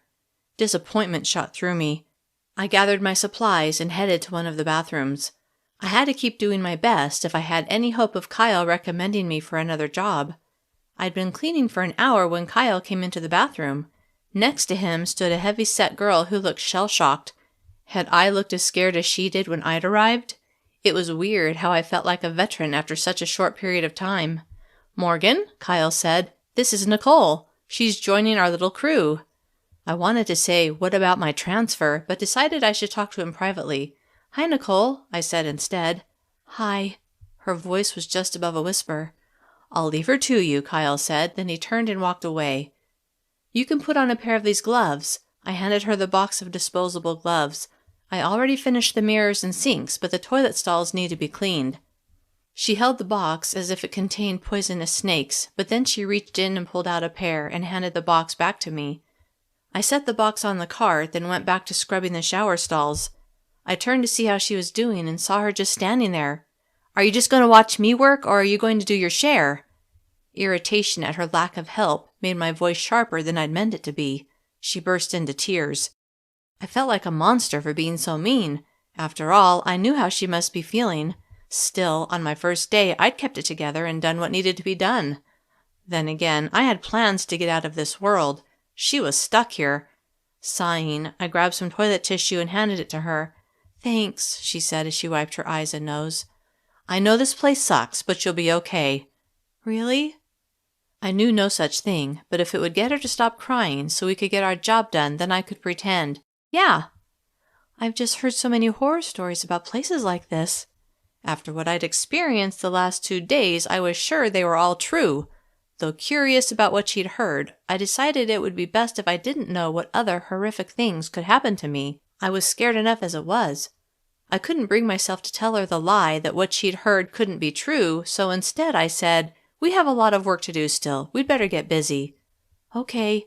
She threw her tissue away and took out the toilet cleaning supplies. Relieved that she was going to be a help and not a hindrance, I went back to my scrubbing. When we finished that bathroom, we wheeled the cart to the next one. I got her started, then told her I had to talk to Kyle for a minute. Hurrying to the supply closet/office, I hoped he would be there. He was. "Morgan, how's Nicole working out?" "Fine." "Great. I'll bet you're glad to have the help." "Yeah." Had he forgotten about my request? "Yesterday you said you'd put in a request for a job change." "I remember." "I was just wondering if you'd heard anything." "Even though I would prefer to keep you on my crew," he said, "I did as you asked." He paused, then smiled. "I was able to get you on kitchen duty." The look on his face made it clear he thought this was a great win, but my heart sank. Kitchen duty wouldn't get me outside. I smiled back, pretending to be happy. "That's great. Thanks." "You'll start tomorrow morning at 6. 6 in the morning?" This was just getting better and better. "That's right," he said as irritation crossed his face. "Is that a problem?" Forcing away my unhappiness, I smiled. "No, it's great." "Good. Today I need you to get Nicole up to speed because she'll be on her own tomorrow." Sucks for her, but I was less than thrilled about my own job. He held out a sheet of paper. "Here's your new daily schedule. The only difference will be your mornings. You'll have some extra time for homework after breakfast since your job starts early, and you'll eat breakfast an hour later." I took the paper from him and looked it over. Daily schedule for Morgan Campbell: 6 to 8, kitchen duty; 8 to 8:30, breakfast; 8:30 to 10, exercise or homework; 10 to 12, kitchen duty; 12 to 12:30, lunch; 12:30 to 2:30, kitchen duty; 2:30 to 3, homework; 3 to 5, classes; 5 to 5:30, dinner; 5:30 to 8, exercise or work on homework; 8 to 9, meet with counseling group; 9 to 10, exercise or work on homework; 10 o'clock, lights out. At least for one meal a day I wouldn't have to avoid Alex and the rest of her group. Then I remembered my idea that maybe Mr. Madsen could do something about Alex having her points docked. "Kyle, how can I set up an appointment with my caseworker?" "Why?" He looked angry about my request. "Are you going to complain about this change?" No, I hurried to assure him. "This has nothing to do with work." The angry look smoothed out. "Okay, I'll email him and let him know you'd like to talk to him." Genuinely happy this time, I smiled. "Thanks." "You're welcome. Now back to work." I left the office and found Nicole busily cleaning the bathroom where I'd left her. I felt kind of sorry for her that she would be on her own the next day, but not enough to stay with her. Maybe I could work my way up the chain. Kitchen duty was a step up from bathroom duty, but what came after that? Chapter 19. At the end of my shift, I went to my room and worked on my English homework. I thought about how the teacher, the gray witch, according to Billy, had hit me with a book when I'd fallen asleep. I didn't know what she would do if I didn't have my homework done. When it was time for lunch, dread washed over me as I thought about facing a cafeteria full of unfriendly faces. But what could I do? I grabbed my card and left my room. Once I'd picked up my meal, tofu mixed with vegetables, I turned to the room and saw Billy, Alex, Piper, and Cassidy at their usual table. Gathering my courage, I wound my way through the tables and stopped next to Piper. "Can I sit with you guys?" Everyone's eyes shifted to Alex. This would be her decision. She looked at me with a scowl. I held my breath, waiting for her response. She looked me up and down, her jaw clenched, then she glanced around the room. "I have to stay in this hellhole another week because of you." She narrowed her eyes as she looked at me. "No." My shoulders slumped. I'd really thought she would say yes. Then I looked at Cassidy, Piper, and Billy, but they wouldn't meet my gaze. I turned away, loneliness pulsing through me. Then I walked away, looking for a place to sit. A few tables away from Alex, I saw Nicole, my new cleaning companion, sitting with another girl. I stopped next to their table. "Mind if I join you?" "Yeah, sure," Nicole said. I set my tray on the table and sat down, feeling a mix of gratitude and self-pity. "Morgan and I work together," Nicole said to the girl sitting next to her. The girl nodded, then looked at me. "I'm Susan." "Hi." I picked up my spork and began eating my one large meal of the day. Even though I'd been getting hungry between meals, I thought the appetite suppressant and the power bars helped. "I'm glad I don't have to clean those bathrooms by myself," Nicole said. The earnest look on her face made me feel guilty because she would be on her own the next day. I decided not to say anything yet. We still had to work together after lunch. Instead, I just nodded and continued eating. Just as I finished, I felt a tap on my shoulder. I turned to see Kiera. "You requested to see Mr. Madsen," she said, "and he has some time now." "Oh, okay." I dropped off my tray and followed Kiera to the elevator. She didn't ask what I wanted to talk to him about, and I didn't tell her. We just went to the second floor in silence. When we entered the office, the same enforcer who had been there when I'd met with Mr. Madsen the day after my arrival was sitting behind the desk. He held out his hand and said one word, "Card." I handed him my card and he scanned it into his computer. Then he handed it back to me and told me to sit. "I'll come back for you when you're done," Kiera said. Then she left. I wondered where Hansen was. He had shown up pretty quickly to help with my discipline in the gym the day before, so evidently he was here at Camp Willow sometimes. I dreaded running into him again. A few minutes later, Mr. Madsen walked into the reception area, and I followed him back to his office. I sat in the same chair I'd sat in before, and he sat across from me. He glanced at the card in the plastic sleeve hanging around my neck. "Looks like you've had a little trouble, Morgan." I nodded, thinking about all the things that had happened since I'd last sat in this chair. "I reviewed your record, and it looks like you're having some issues with following the rules." "If your rules weren't so ludicrous," I wanted to say, "I wouldn't have any trouble at all." Instead, I said, "I guess I just didn't understand what I was supposed to do." He sat back in his chair and sighed. "We went over the rules 2 days ago. Was I unclear?" This conversation wasn't going where I had hoped, and I tried to get it back on track. "I guess I was just overwhelmed by everything. I promised to do better. But I want to talk about something else. About my roommate, Alex." His eyebrows went up. "So you've considered Mrs. Reynolds' offer?" He thought I was here to share some juicy information on Alex. "Of course I've considered it." He sat up straighter in his chair. "Have you now?" "But that's not why I'm here." The look of anticipation on his face was replaced by disappointment. "Oh?" "No. I want to see what I can do to fix Alex's punishment for my mistake." He pointed to the card hanging around my neck. "You mean that. You feel bad that she was docked points too." Relieved that he understood, I nodded. "Yes." Tapping one finger against his mouth, he seemed to be considering the situation. Finally, he looked at me, a sparkle in his eyes. "I'll tell you what I can do. I can give Alex her points back and instead dock them from you, which will mean an extra week will be added to your stay here." My heart sank at his offer. "But," he added, "if you can bring me some useful information, then I will see to it that you are released a full month early." My mind whirled as I considered the ramifications of his offer. On the one hand, I could fix my problem with Alex. I pictured myself wandering from table to table at every meal like a nomad, never having a group of my own, and didn't think I could tolerate that much longer. On the other hand, I could potentially add another week to my own stay, but since I had no intention of being around that long, it was really a non-issue. I could agree to his deal, and it wouldn't really have an effect on me since I would be long gone before it was close to my release date. I wouldn't have to worry about ratting anyone out because I didn't really care about how long they thought they would keep me here. I would be leaving sooner than they realized, and in the meantime, I would be a member of Alex's group. That was the key issue for me. I didn't want to be on my own while I was here, especially with the threat of Beth hanging over me. "I'd like to accept your offer." A feeling of relief swept over me now that I knew everything would be okay. At least as okay as anything could be in this place. He grinned. "Very good. One caveat though, Morgan." Wariness replaced my relief. "What?" "I need that information within 1 week. Otherwise, this offer is null and void." He paused. "Agreed?" The blood drained from my face.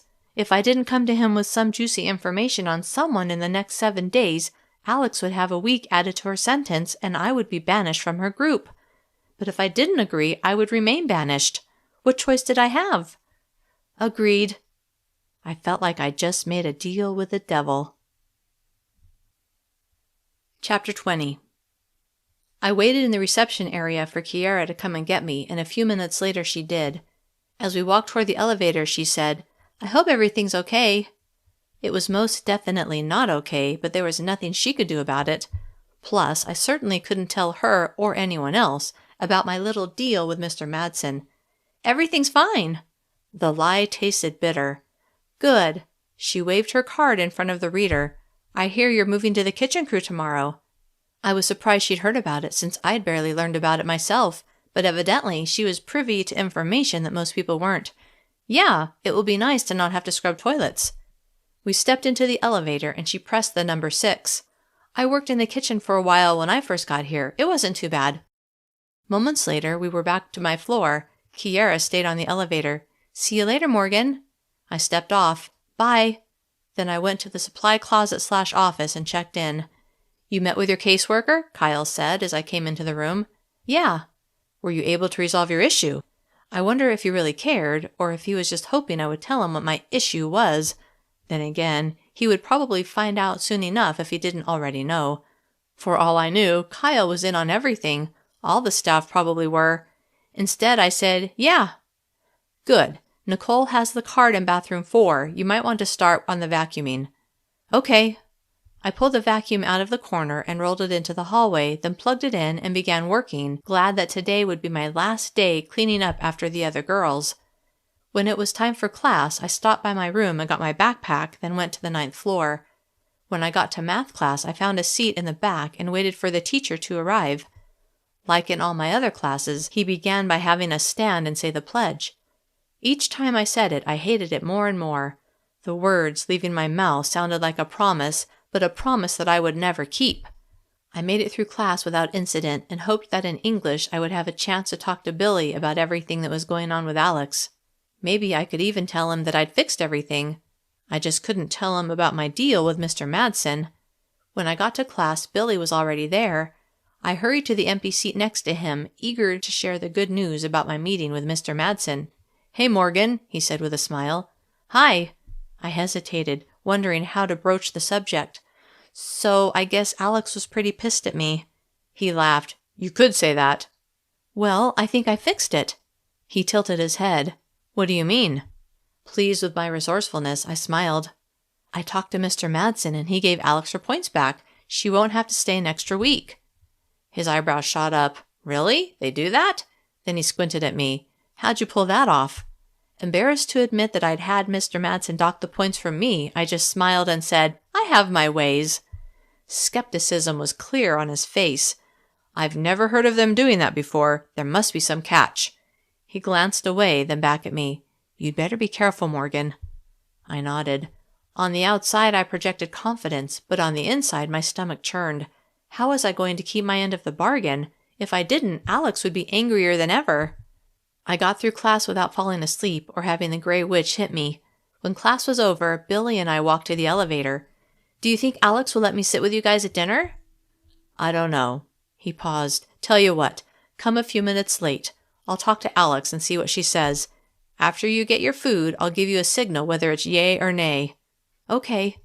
I lingered in my room for a few minutes, trying to give Billy time to talk Alex into letting me rejoin their group. Finally, with trepidation, I headed to the cafeteria. As I waited in line, I glanced Billy's way, but he was still talking to Alex. My nervousness about what Alex would say was so great I hardly noticed what food they gave me.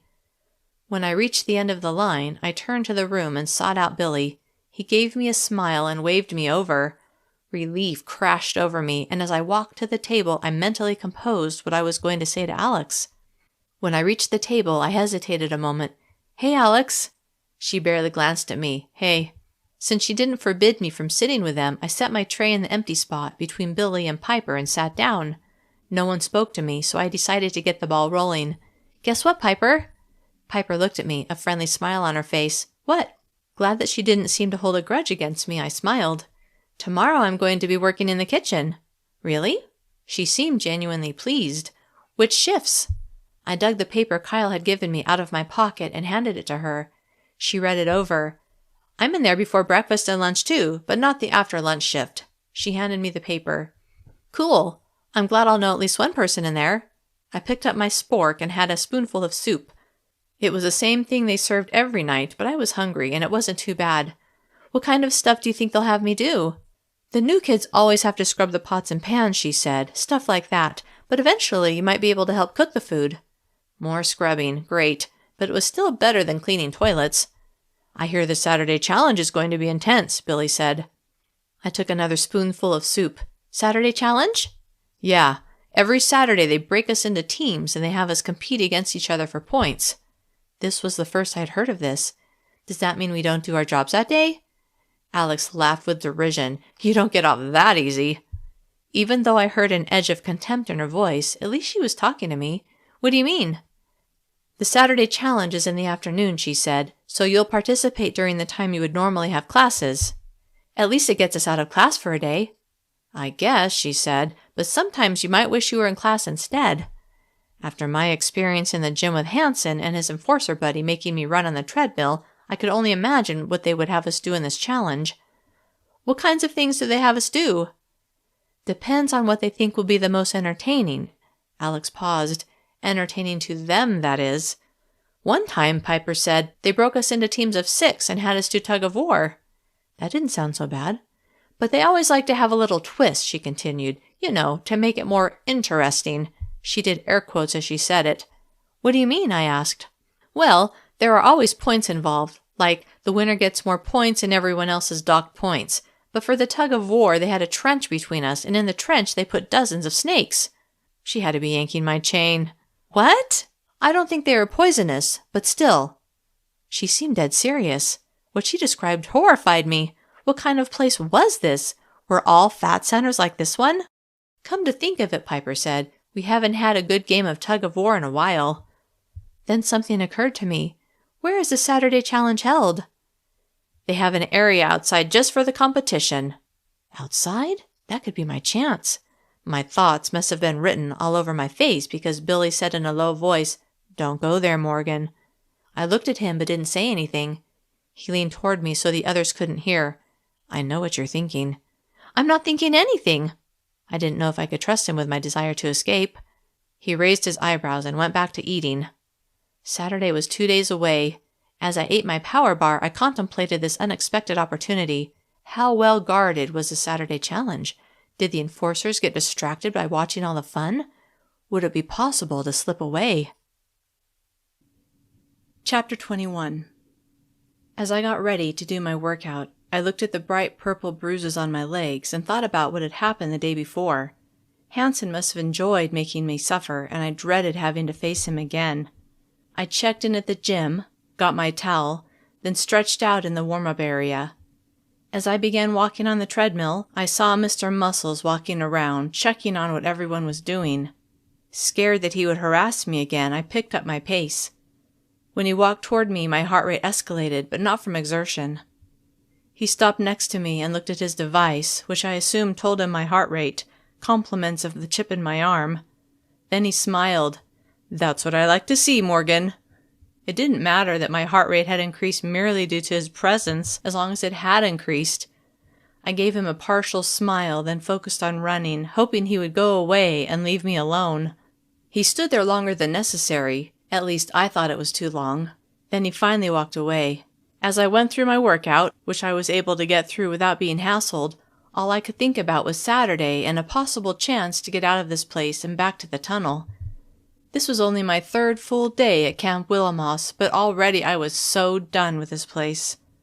After my workout, I showered, then headed to the 9th floor to meet with Mrs. Reynolds and the other delinquents who had to be re-educated. Today there was no scale in the middle of the room, just the circle of chairs filled with the other criminals in my group. Billy was there before me this time, and I sat in the empty seat next to his. Hey, Morgan, he said. How was your workout? It was okay, I guess. I paused. When do you work out? Before breakfast. My eyebrows went up in surprise. Aren't you the overachiever? He laughed. No, I just prefer to get it done first thing. He glanced around, then whispered, Plus, Austin's not there that early. I can't stand that guy. Mr. Muscles? Who? I laughed at the confusion on his face. That's how I think of him. He grinned. Good call. I was surprised to know that Billy didn't like him either. I wondered what had happened to him, and I realized I still didn't know why he was at Camp Willow. Obviously, he'd committed a crime of some sort. Why else would he be in the counseling session? But I wondered what it was. Mrs. Reynolds walked in wearing a bright smile. I didn't know why she always looked so happy to be here. Of course, she wasn't a camper, so that would help. Good evening, group, she said. It looks like everyone is here, so let us stand and begin with a pledge. We all shuffled to our feet and said the words along with Mrs. Reynolds. Very good. You may be seated. After we sat, Mrs. Reynolds looked at me and my heart kicked in my chest. Morgan, you may give that back to me now. She pointed to the card still hanging around my neck. I took it off and handed it to her. I hope you'll remember now to weigh yourself daily. I nodded. Of course I would. That was the purpose of the humiliation, to make sure I would never forget. Very good. Then she turned to Chad Beacon, the other new kid, and I sighed in relief. Mr. Beacon, tomorrow you may eat breakfast again. A tentative smile lifted his lips. She looked away from Chad, and I saw the relief on his face. I knew exactly how he felt. Today, she said, I want to talk about the value of putting the needs of others above those of your own. She looked directly at Billy, and he stared back. Billy, do you think there's value in that? I was impressed that he didn't seem intimidated. "Sometimes," he said, "but sometimes not." "Explain, please." When he hesitated, she said, "You know we value all opinions." That was news to me. When Chad had expressed his opinion, he'd been punished, and I was terrified to express mine. Maybe what she meant was all opinions were valued as long as they were the right opinion. "If someone you care about desperately needs something," Billy said, "but you know if you get it for them, then you could get in trouble, but you do it anyway, in that case, there is value in putting the needs of someone else above your own." Mrs. Reynolds pursed her lips. "That's an interesting idea, Billy, but what about the importance of keeping the rules of society?" "Some rules have to be broken for the greater good." He stared at her, and I wondered if he wanted her to argue with him or punish him.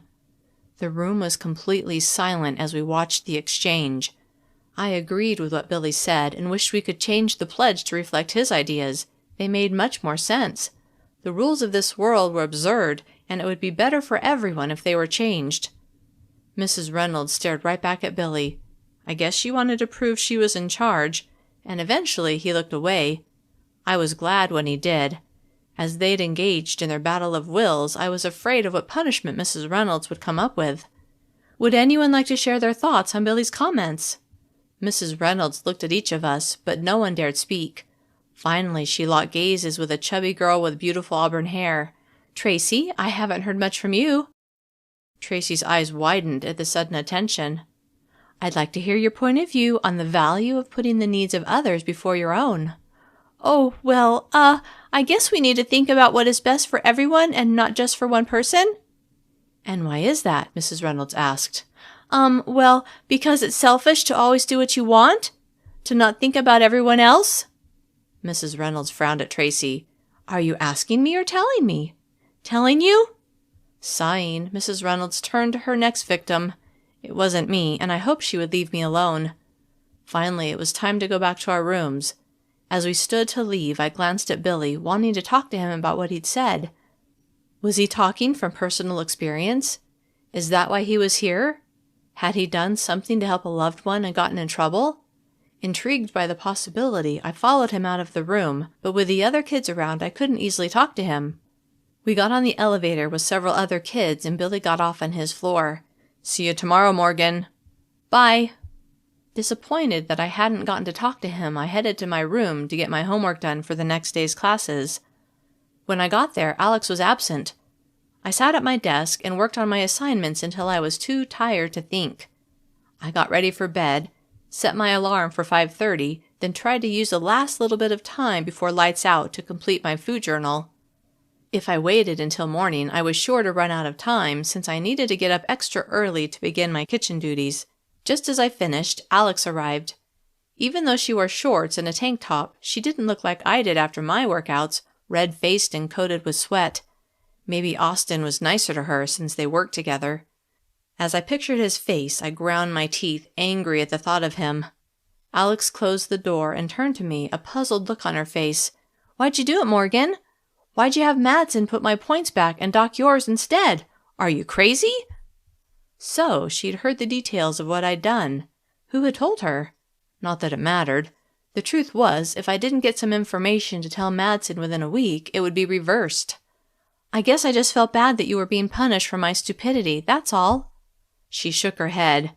"You'd better hope you earn some points in the challenge on Saturday to make up for it.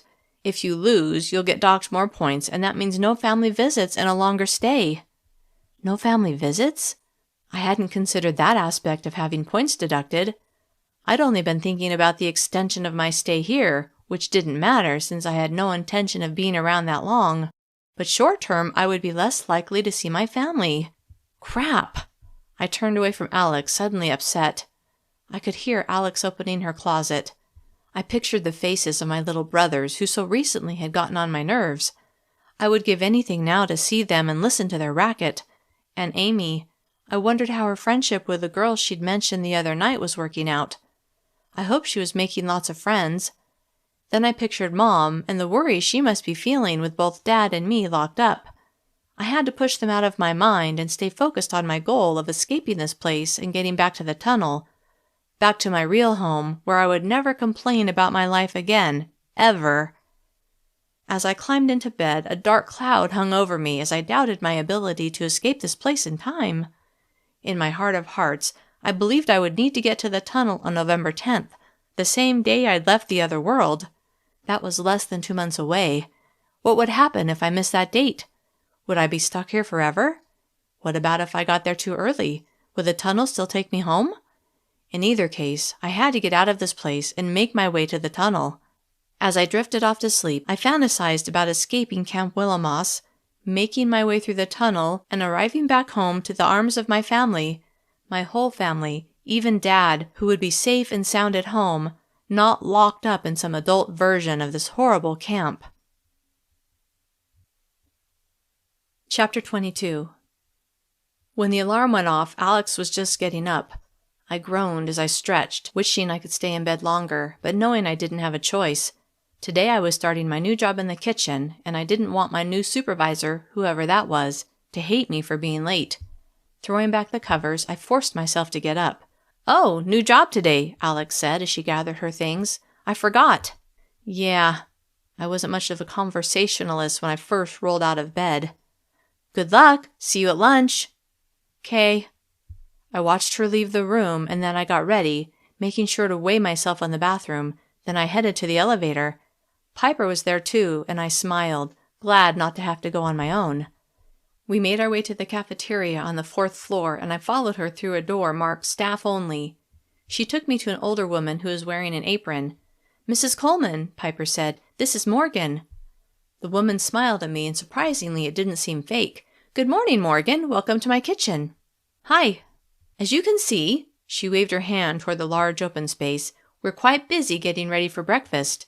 Today I'd like you to wash the dishes in the sink over there." I looked where she pointed and saw a number of large pots and pans stacked next to an industrial-sized sink. "Okay." Someone called to her and she hurried off. I looked at Piper, who shrugged, "Have fun." Then she went to her workstation. As I walked to the sink, I reminded myself that this was better than scrubbing toilets. I had a feeling I'd be spending my whole shift washing dishes.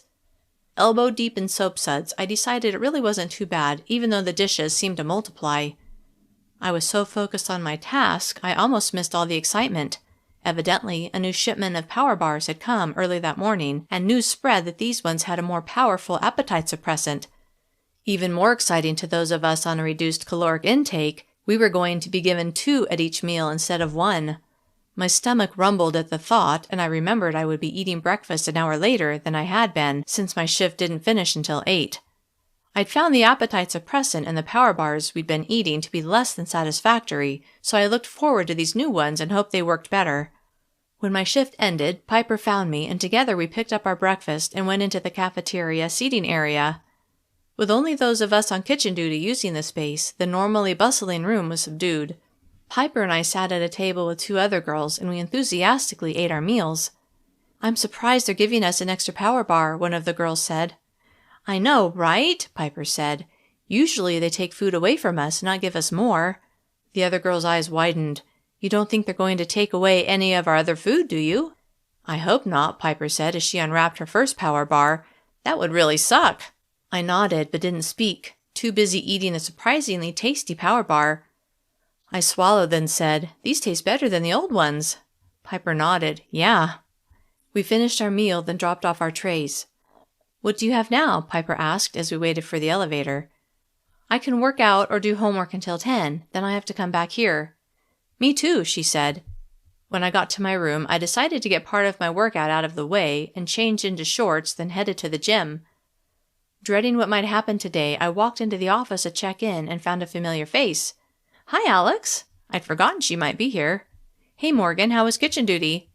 "It was okay. Lots of dishes to wash." She smiled. "I'll bet." "Well," I said, "I'd better get started. I have to be back in the kitchen at 10. "'Kay, have a good workout." Yeah, I thought, like that ever happens. I nodded, then went to get a towel. When I was halfway through my time on the treadmill, Mr. Muscles materialized next to the machine and stood there watching me. Not only was he a bully, but the way he stared at me really creeped me out. His gaze slid up and down my body. "Looking good, Morgan." I suppressed a shudder as I glanced at him.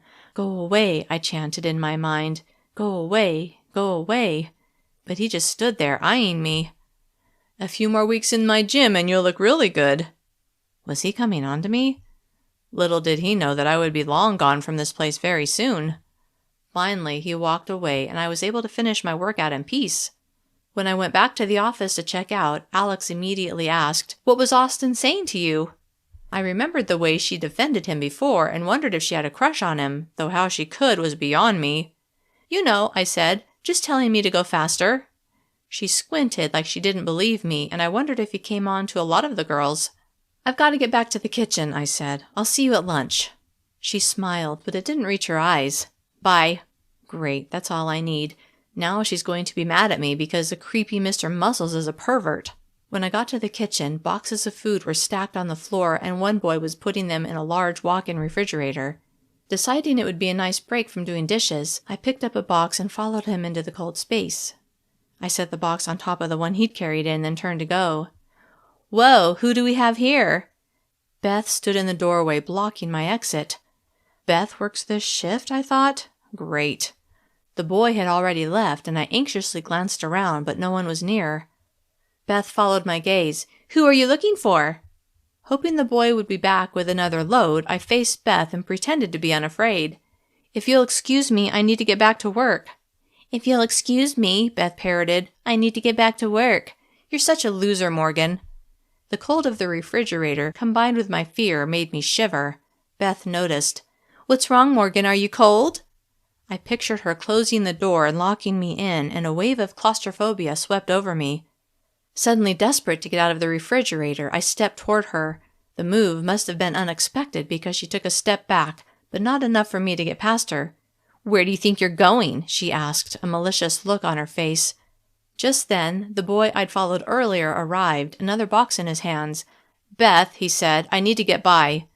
She stepped aside, and he walked past me and set his box down. Seeing my opening, I hurried toward the doorway. Beth moved back into place, again blocking the doorway. "What are you doing, Beth?" the boy asked as he approached her. "Nothing, Josh. What are you doing?" Josh glanced at me, then back at Beth. "I'm trying to do my job, unlike you."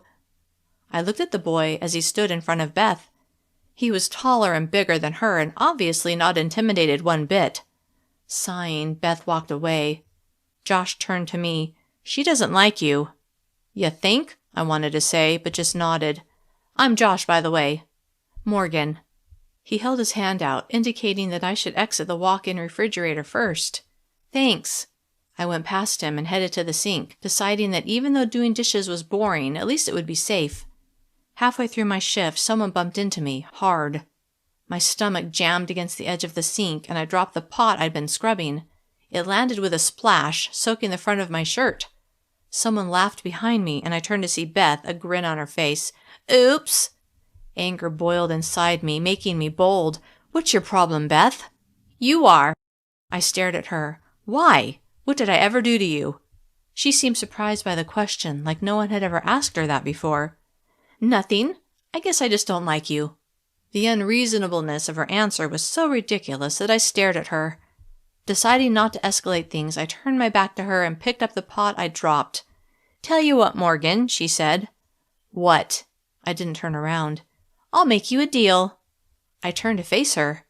"If you give me your power bars each day and don't report it, I'll leave you alone." Those power bars were what kept me from feeling famished each day. Without them, I wasn't sure I would have the energy to do everything that was expected of me. But if Beth kept her end of the bargain, maybe it would be worth it. "I'll give you half of mine." She shook her head. "Nope, I want it all." "I'll bet you do," I thought. "I need to keep a few," I said, "or I'll be too hungry." She laughed. "Why would you think I care?" I felt stupid for even suggesting it. She must have taken my silence for refusal. "If you'd rather not," she said, "I understand." Then she jabbed me in the forehead with her finger at the same time that she stomped on one of my feet. "Ow!" I cried out. A few people looked our way, but Mrs. Coleman and the other adult supervisors were busy and hadn't noticed. Okay, I'll give you 4. She scowled. "What are you, an imbecile?" I was surprised her vocabulary included 3-syllable words. "It's all or nothing, Morgan." My foot throbbed, and I felt a small bruise forming on my forehead. I'd gotten nearly 1 bruise per day since I'd been at Camp Willow, and I had no desire to get any more. Plus, I was tired. Tired of constantly having to watch over my shoulder. Tired of being bullied. But I was also too tired to fight. Fine. My teeth clenched as I spoke. You can have them all. She smiled. Bring them to my room after dinner each night. I watched her turn and walk away. Feeling defeated that I'd let her win, I turned back to the sink and tried to put her out of my mind. But then a new worry filled my thoughts. What would my punishment be if they caught me giving away my food without reporting it? Chapter 23. At lunch, I sat with my group. As we ate, the 2 power bars on my tray seemed to mock me. I finished my meal, and the others ate their power bars, but mine sat untouched. Are you going to eat those? Billy asked, pointing to the wrapped bars. Of course, I said, but I'm saving them for later. That's kind of frowned upon, Cassidy pointed out. Why? I guess they don't want anyone to stockpile food. They want us to eat it when they give it to us. I picked up both power bars and shoved them in my front pocket. They might get a little smashed in there, but I had nowhere else to put them. I think it would be better for me to eat after my workout, I said. Cassidy shrugged. I wanted to stash them in my room before going back for my final shift of kitchen duty, so I excused myself, dropped off my tray, and headed toward the elevator. I hurried to my room and put the bars under the clothes in my closet, then went back to the kitchen and started on the pile of dishes that had materialized since I'd stopped to take my lunch break. I got through the shift without incident and went back to my room, made sure the power bars were where I'd left them, then did a little homework before class. When I got to social studies, I decided to do a little test. I sat in the same seat I'd sat in before, the one Beth had claimed was hers, then waited for her to arrive. A few minutes later, she walked in. She glanced at me, then sat in another seat and ignored me for the rest of the class. Elated that she seemed to be keeping her end of the deal, I decided sacrificing some of my food was worth it. At the end of class, I gathered my things and went to science. Harley was already there, and the seat next to him was empty, so I hurried over and sat down. Ever since I'd found out that he used to sit at my table, I'd been wondering what had happened. Hi, Morgan. How's it going? Good. Any more trouble with Beth? I remembered Piper's warning to be careful what I told Harley. Not really. That's good. Now that I had the opportunity to talk to him, I didn't know how to broach the question of why he'd been banished from our table. How long have you been at Camp Willowmoss? He looked thoughtful. About 3 months. Oh, how much longer until you can leave? 5 weeks.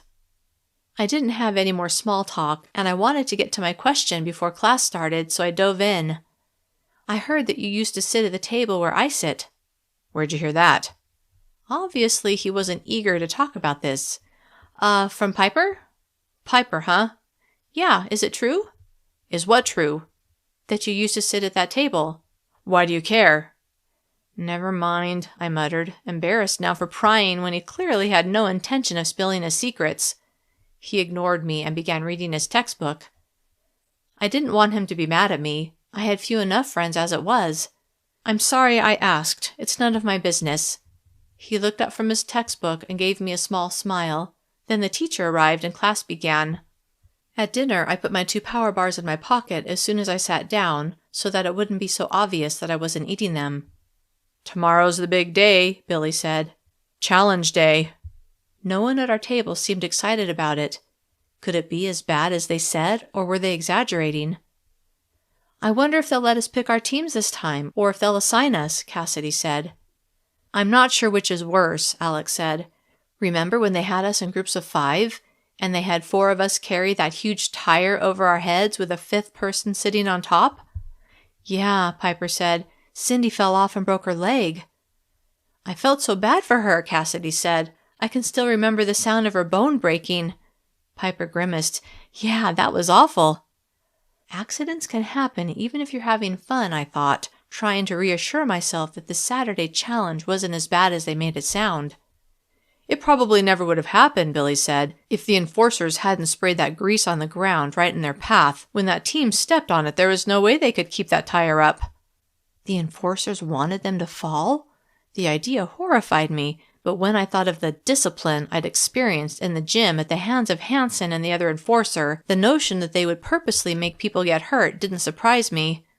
Suddenly, I was certain that the Saturday challenge was a lot worse than I had imagined. Anxiety surged through my veins, and I frantically tried to think of a way I could escape. I needed a way to get outside, and I needed to cut the chip out of my arm. Both things seemed nearly insurmountable.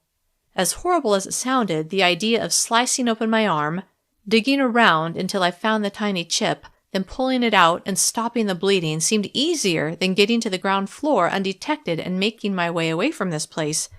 But both things had to be done if I had any hope of getting back to my home world.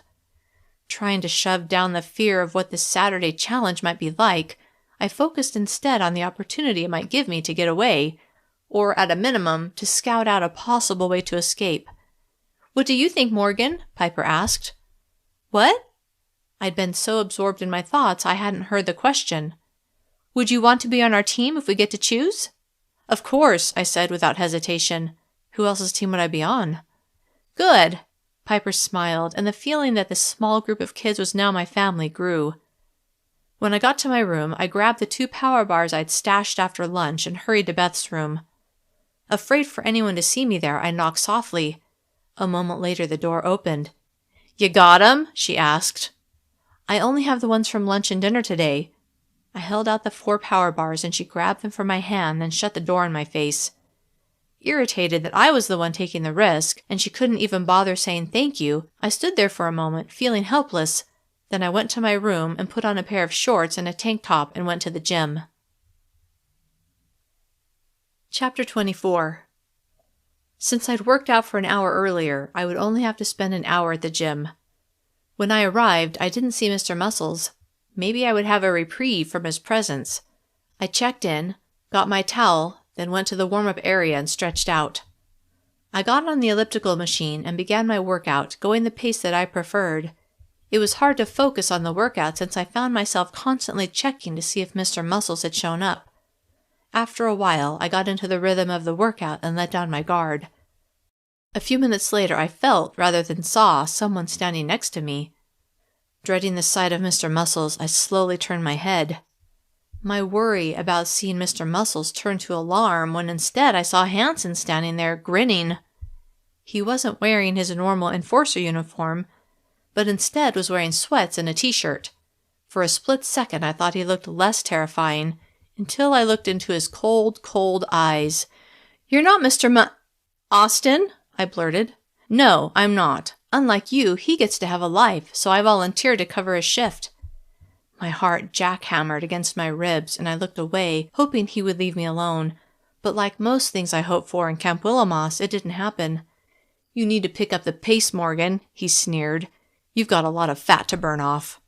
Fury and fear mixed together, making me lose focus, but my hands tightened on the grips and I made myself go faster, terrified what would happen if I tried to defy him.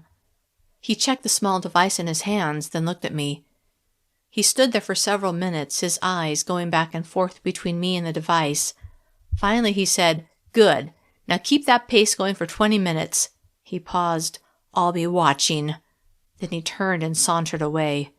To keep myself going, I replayed the scene when I'd first arrived here, and I'd driven my knee into his groin and he'd collapsed to the ground. A small smile lifted my lips as I pictured the surprised expression on his face when it had turned out I'd been conscious the whole time and I'd bested him. I began my frequent fantasy about escaping this place and finding the tunnel that would lead me home. But I must have gotten too caught up in my musings and slowed down because I felt a sharp pain in the back of my right leg. Whipping my head to the side, I saw Hanson standing there, his baton in his hand. "Didn't I tell you to keep that pace going?" His eyes were like chips of ice. "When I tell you to do something, Morgan, I expect you to do it." Petrified to say or do anything that would anger him, I stared back. He held up his baton in a threatening manner. "Agreed?" "Yes," I whispered as I moved my feet faster. He slammed the baton into his other hand with a whack. Then he smiled. "Tomorrow will be your first challenge day." A look of anticipation lit his face. "That's my favorite day of the week." When he walked away, I couldn't stop tears from filling my eyes. Blinking rapidly to clear my vision, I glanced at the kids nearby who seemed absorbed in their own workouts. Whether they really were, or whether they were just trying to stay out of my altercation with Hanson, I didn't know. Misery settled over me like a thick and suffocating fog, but I kept my feet moving, too afraid to do anything else. Though I wanted to lose myself in my escape fantasy, I kept my mind focused on my workout, not wanting to give Hansen another excuse to hit me. As much as I hated Mr. Muscles, at least he'd never hit me. Hansen had hit me twice now and had clearly enjoyed it. As I finished on the elliptical and moved to the weight machine, I tried to ignore the throbbing in the back of my leg and instead focused on getting through my workout. When I had fulfilled my workout hours, I checked out and hurried to the relative safety of my room. Alex wasn't there, and I allowed myself to sob quietly for 5 minutes as I mentally listed all of my woes. Stuck in this horrific world, imprisoned in this labor camp where I was beaten if I didn't exercise in a way that my tormentor wanted, only allowed limited food, bullied by other inmates, and forced to have a computer chip in my arm to track my every move. At the last thought, I rubbed the place where the chip resided until I felt the tiny hard lump, knowing I would have to jam a knife or some other sharp instrument into my flesh to dig it out before I had any hope of escaping this place. I wondered if I could get a sharp knife from the kitchen without anyone noticing. So far, I'd only been allowed to wash pots and pans. Someone else must be responsible to clean the knives, but I decided I would at least locate where they were stored. Feeling better, I showered, then worked on homework until it was time to meet with Mrs. Reynolds and the rest of the criminals. When I arrived in the classroom, most of the other kids were there, including Billy. I sat in the seat next to him. "Hey," he said as he smiled at me. "Hey." I remembered what he'd said the night before about breaking the rules to help someone you cared about, and again wondered what his story was. I didn't know how to go about asking him, so I just sat there and said nothing. "Good evening," Mrs. Reynolds said as she strolled into the room in her typical happy mood. After we recited the pledge, she looked at each one of us in her X-ray vision way, which always made me uncomfortable. Her gaze seemed to linger on me and Chad Beacon. "As most of you know," she began, "tomorrow is Saturday Challenge. We have 2 new campers this week who have not yet had the opportunity to participate in our challenge day." All eyes swiveled between Chad and me, and my face heated. "As those of you who have participated know, Saturday Challenge is all about teamwork." Not from what I'd heard. I kept my thoughts to myself, hopeful that the other kids had just been trying to scare me. "Now, Tyler," Mrs. Reynolds said to a dark-haired boy, "why do you think it's important to work as a team?" I half listened to his answer as I imagined what the next day would bring. Hansen had seemed excited about Saturday Challenge, which didn't bode well for us campers. Any time he was having fun, we were bound to be suffering. Chapter 25. During my first kitchen shift the next morning, I kept an eye on the knives, who used them, where they were kept, and plotted how to take a small one. The adults in charge seemed to keep careful track of who was using the knives, and when they were done being used, they were hand-washed. Not by me, obviously, since I only got to handle pots and pans, then put in a locked drawer. I knew it was locked because my supervisor, Mrs. Coleman, had a key in her pocket that she took out and used each time she opened the knife drawer. As I surreptitiously watched Mrs. Coleman, I knew I would have to distract her to either get the key or to take a knife. Maybe I would even have to get someone else to help.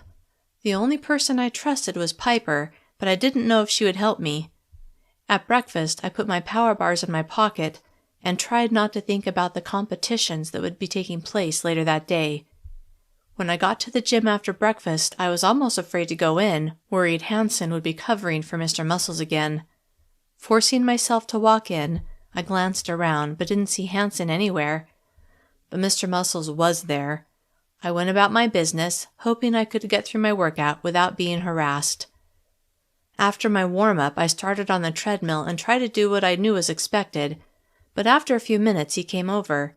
He seemed more cheerful than I'd seen him before. "You excited about the Saturday Challenge?" he asked. "This is your first time, right?" So that's why he was in such a good mood. My anxiety over what happened in this competition went up a notch. If both he and Hansen enjoyed them so much, that could only be bad news for me. I nodded and kept jogging. "I'll be watching you." "Great." He finally walked away to bug someone else, and I finished my workout without him bothering me. During my pre-lunch shift, I was asked to help put together boxed lunches. Unfortunately, I wasn't given any sharp utensils to use, but rather just boxed up the food that others had put together. I stood next to Piper at a long counter. "What's with the boxed lunches?" "At 12:30, she said. "We're all supposed to meet in the cafeteria wearing our workout clothes, then everyone goes outside to eat. Then we'll begin the competition." 12:30? That was in 45 minutes. For some reason, I thought I had a few more hours. "What about my last shift?" I asked. Suddenly, I wanted to do dishes if that would give me an excuse not to participate in the competition. "Yeah," she said. "At least you get out of that." Not what I wanted to hear. "Oh." I kept one eye on the clock as we stacked the boxed lunches in large plastic containers that were then placed on carts ready to be wheeled out. "Okay, everyone," Mrs. Coleman said. "You are excused to get changed. Then meet back in the cafeteria no later than 12:30. The volume of chatter increased. Was that from nervousness or excitement? I followed everyone out of the kitchen and to the elevators. Piper rode up to the 6th floor with me. "Will you wait for me before you go back to the cafeteria?" I asked as we got off. She smiled. "Sure, I'll come get you after I change. We all usually meet up at our table anyway." "Oh, okay." We split to go to our rooms, and I hurried and changed, trying not to think about what might be in store. A short time later, I heard a knock at my door. It was Piper. When we got back to the cafeteria, we headed to our usual table. No one was there yet, but a few minutes later, Alex and then Cassidy arrived. "Has anyone seen Billy?" Alex asked. We all shook our head. "What happens now?" I asked. "Enforcers will come and get us and take us outside." I hoped Hanson wouldn't be among them. Billy finally showed up. "I was wondering if you're going to make it," Alex said. "And miss all the fun? No way." A few minutes later, a group of 8 enforcers entered the cafeteria, and all the chatter among the kids stopped. It was eerie, like someone had hit the mute button. I scanned the faces of the men and was relieved that Hanson wasn't among them. I noticed each one had a taser on his hip, and I felt a twinge as I remembered the experience of being tasered twice. "Everyone is here," one of the enforcers said.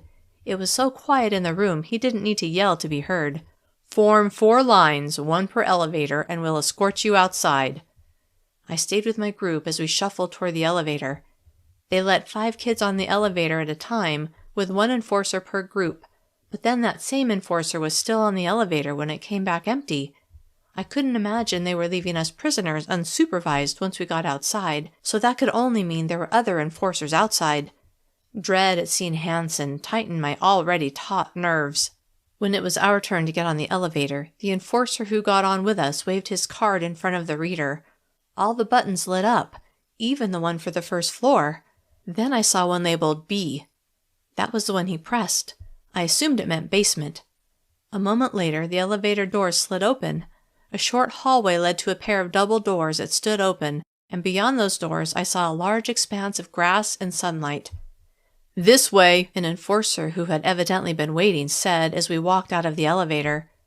As he led our group toward the doors, I felt an odd mixture of elation at the opportunity to be outside and heavy trepidation at what was about to happen.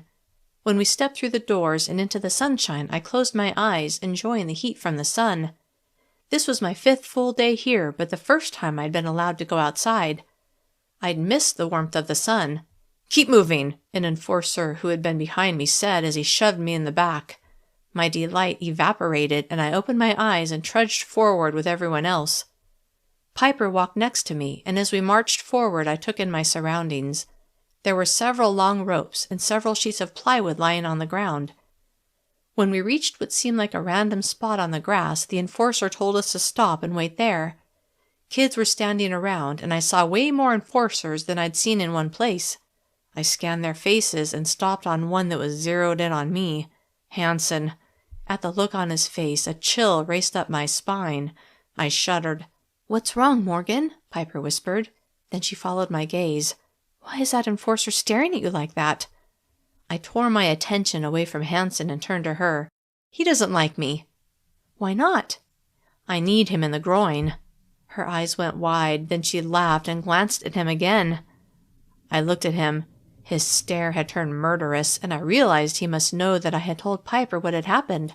That had been a mistake, and I knew he would make me pay for it. "Stop laughing," I whispered urgently as a new level of terror slipped into place. "Sorry." She got herself under control. "What's so funny?" Cassidy asked. When Piper opened her mouth to speak, I shook my head. "I'll tell you later," she said. "I hope they're going to give us some of those new power bars," Billy said. "I'm craving one right about now." "Me too," Cassidy said. "They had us pack them in the lunches," I said. "Good." The crackle of a speaker filled the air. "Listen up, everyone." A tall, thin man wearing slacks and a button-down shirt held a microphone. "Who's that?" I asked. "That's Dr. Tasco," Billy said. "He runs the place." I stared at his bespectacled face and wondered if he knew that his enforcers hit campers with batons when they weren't going fast enough on the exercise equipment.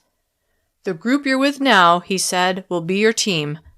There were murmurs from the crowd, including our group. Some groups seemed happy, and some seemed worried. I was glad I was with my friends. "Quiet down now." He frowned as he waited for everyone to settle down. "Before we begin, we will recite the pledge." We all stood and faced him. Then as one, we spoke, although I had trouble pushing the words past my lips. "I pledge to always follow the rules and to take care of my body. I will strive to put the good of all above the desires of one. A healthy me is a healthy world." "Very good," Tasco said. "2 people from each group will come to the table and gather lunch for their group." On his next words, the volume of his voice increased. "You will do this in an orderly manner." Billy turned to us. "I'll go. Morgan, do you want to come?" Yeah, sure." Kids peeled away from their groups and headed toward the table, which was stacked with boxed lunches and water bottles.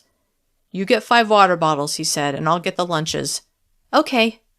As we approached Hanson and the other enforcers who stood near him, I studiously ignored him, not wanting to make him any angrier at me.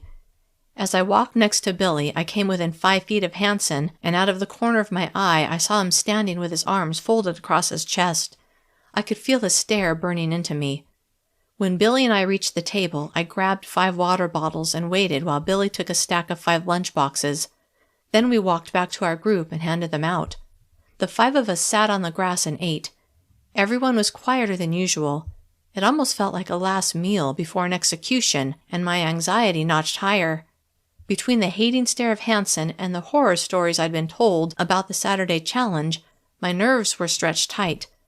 I'd eaten everything but the power bars, but then I realized I didn't have anywhere to put them so that I could give them to Beth later. I picked them up and held them, not sure what to do. Finally, I unwrapped the first power bar and took a bite. It tasted as good as I remembered, and I enjoyed eating it. When I began unwrapping the second one, I looked at the other campers and my eyes slid to Beth. She was glaring at me. Crap. But did she really think I could sneak these to her?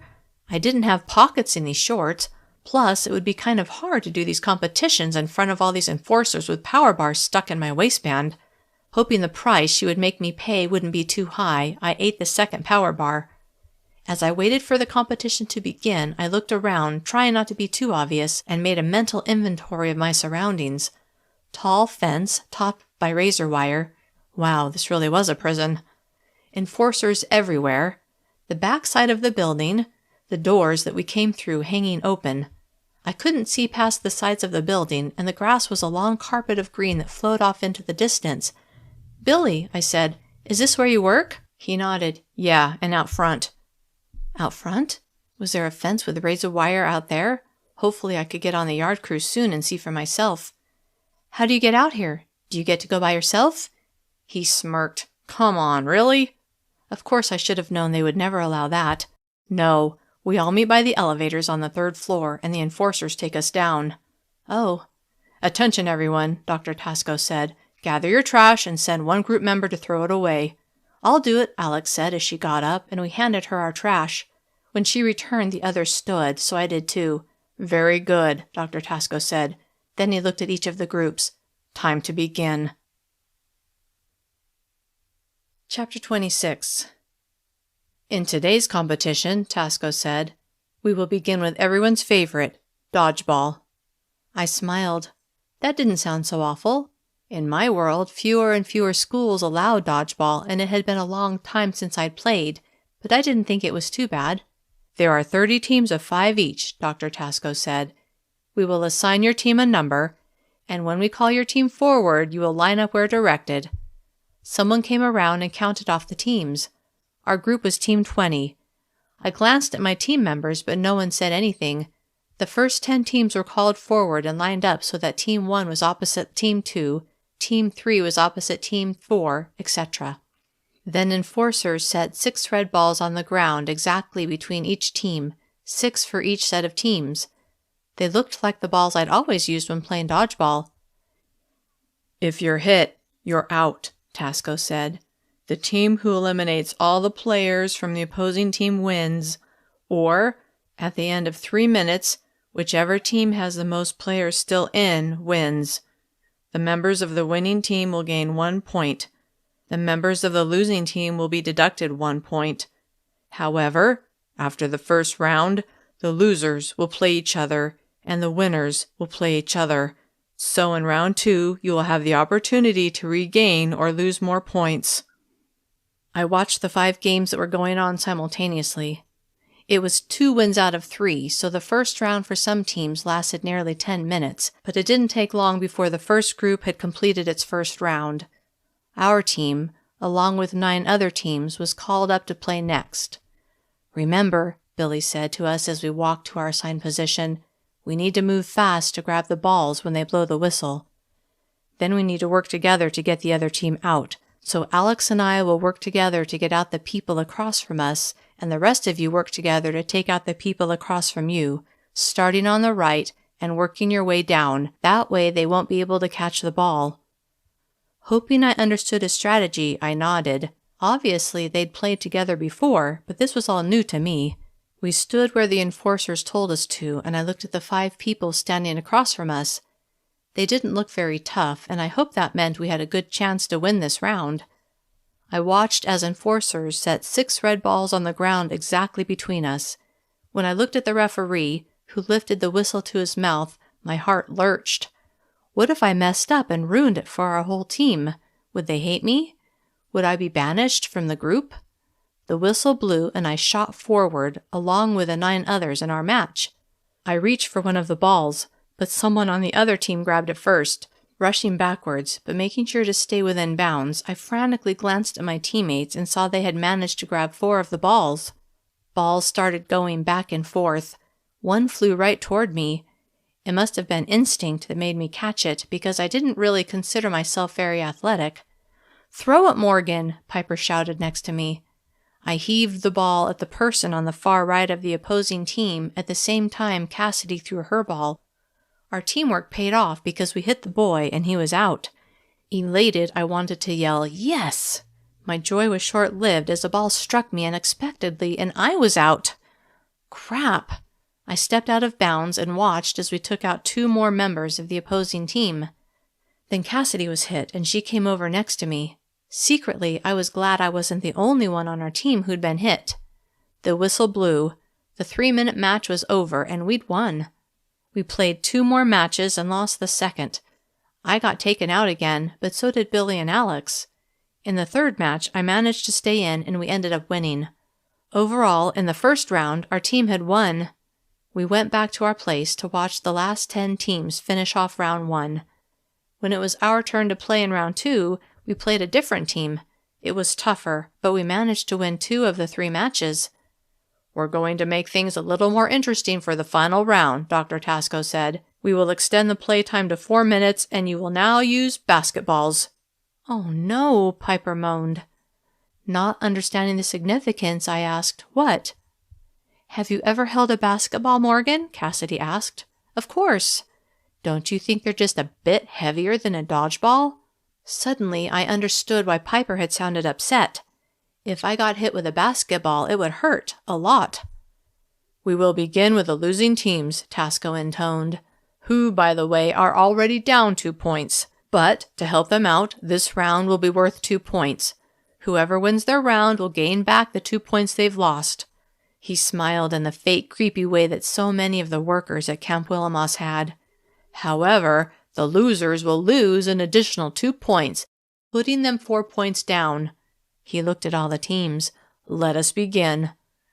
The first teams lined up, and the enforcers set 6 basketballs in a line exactly between each of the opposing teams. The whistle blew, and the team members raced forward. Balls flew through the air. I could tell when a kid had been hit just by listening. Before, they would shout, "Aw," in disappointment. Now there were sounds of people having the wind knocked out of them. As I watched the matches and saw kids double over after being hit, it seemed the minutes dragged by. Finally, the first group of teams finished their matches and walked off the field. The ones who had lost had a strong look of defeat about them, but even the winners looked beat. The next set of teams had lost round 1, but won round 2, so their skill, or luck, was a little better than the last group. Once their match began, many of them seemed to throw the ball harder than they had before. When one girl was struck in the head, she dropped to the ground and began to cry. Her team members yelled at her to get out of the way, and she crawled off of the field. I turned away from her tear-streaked face and looked at the row of enforcers who were watching. None of them seemed disturbed by what was happening. My gaze settled on Hansen. He was vigorously chewing gum, a broad grin on his face as he watched the misery of the kids who were playing. When the whistle blew, ending the match, a shiver of fear raced up my spine. It was our turn. I glanced at Piper, whose face had paled, then glanced at Billy. "Stay sharp, Morgan," he said with an encouraging smile. I nodded and walked with my team to our position. The other team lined up across from us. I looked at the faces of the opposing team, and my eyes locked on Beth, who grinned at me. Was our deal still in play, or since she'd seen me eat the power bars at lunch, would she consider it null and void? I had no idea. Chapter 27. A pair of enforcers walked over with the basketballs, and as they set each one down, my pulse rocketed higher and higher. They stepped back, and the whistle blew. I hesitated before moving and lost my chance to grab a ball. Backing up quickly, my eyes shifted from side to side as I tried to stay aware of everything that was happening. "Morgan!" Alex called out. In the split second that I had looked to my left, Beth had taken aim at me and thrown the ball. I dropped to the ground and heard the ball whoosh past my shoulder. I didn't have time to notice where it went after that, because someone else on her team threw another ball at me. I saw it in time and actually caught it. Jumping up, I threw the ball as hard as I could toward the boy across from me. He caught it easily, then threw it back at me. Since I just caught it, I felt confident I could catch this one as well, but he threw it right at my stomach. I did catch it, but only because when it hit me in the gut, my instinct was to wrap my arms around my stomach, which kept the ball in my arms.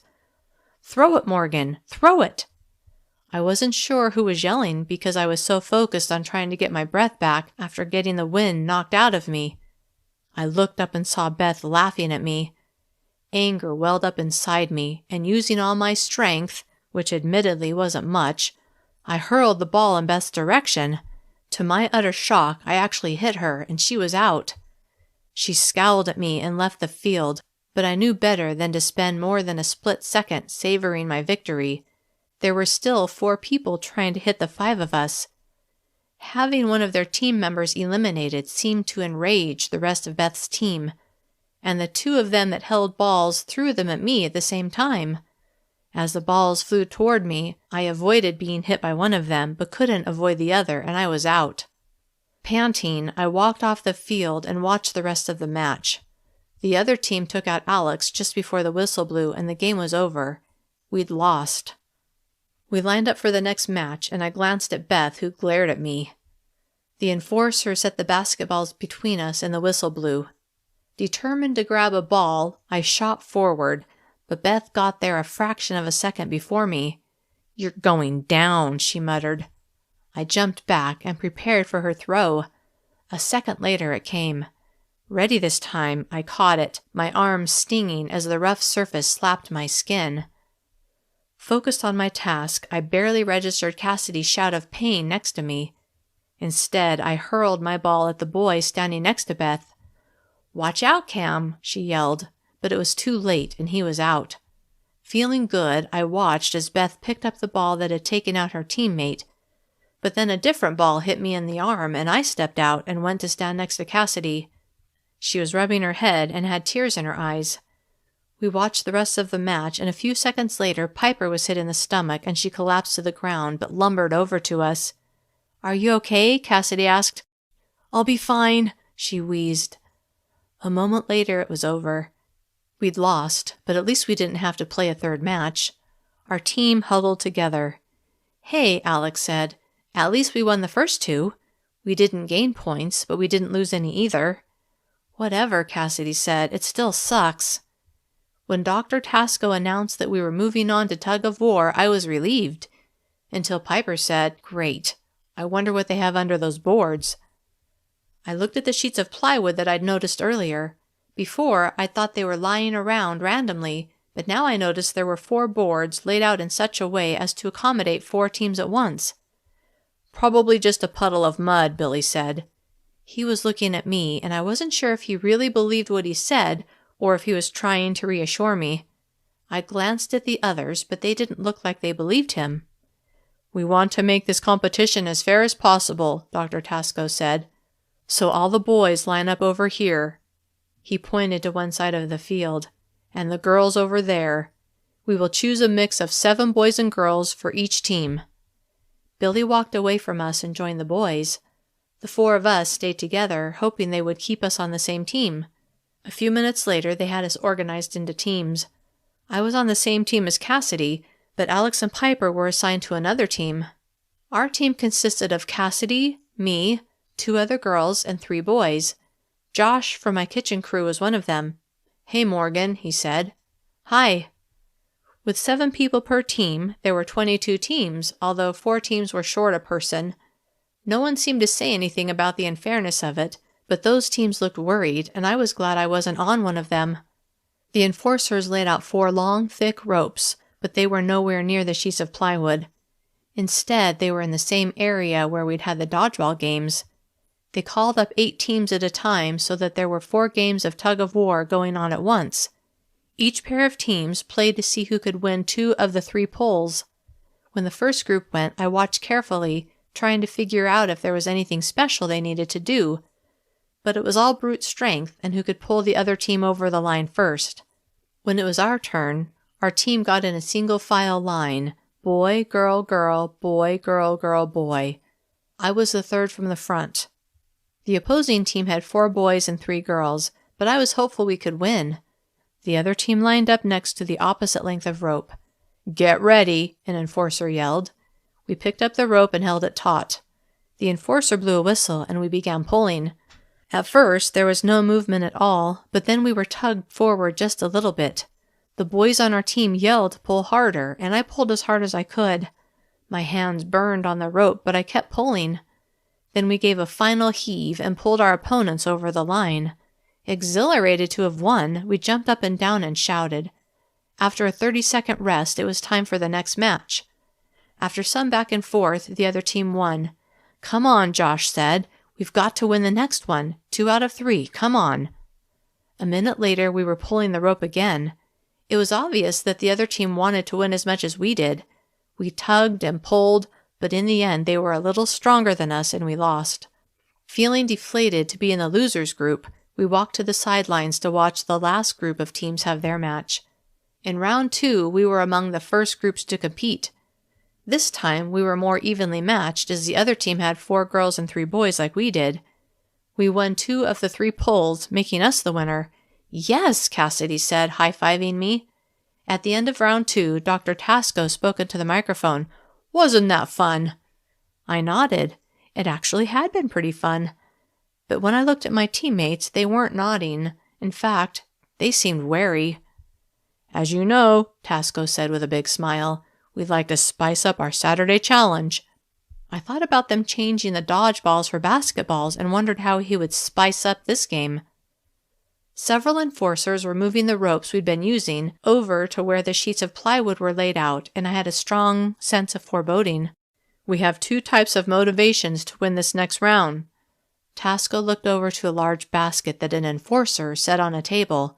"First, the winners will receive their mail for the last week." A murmur went through the crowd, and my heart leapt as I imagined being handed a stack of letters from Mom. I'd wondered why she hadn't written to me. I thought maybe she was mad at me for being so stupid about the cookies. But maybe she actually had written and they just withheld the letters. The losers will have to wait a while longer to receive their letters. And a large grin split his face. The losers will have a little surprise when they're pulled across the line. He nodded toward the enforcers who stood next to the sheets of plywood. The men lifted, then moved the sheets to the sidelines.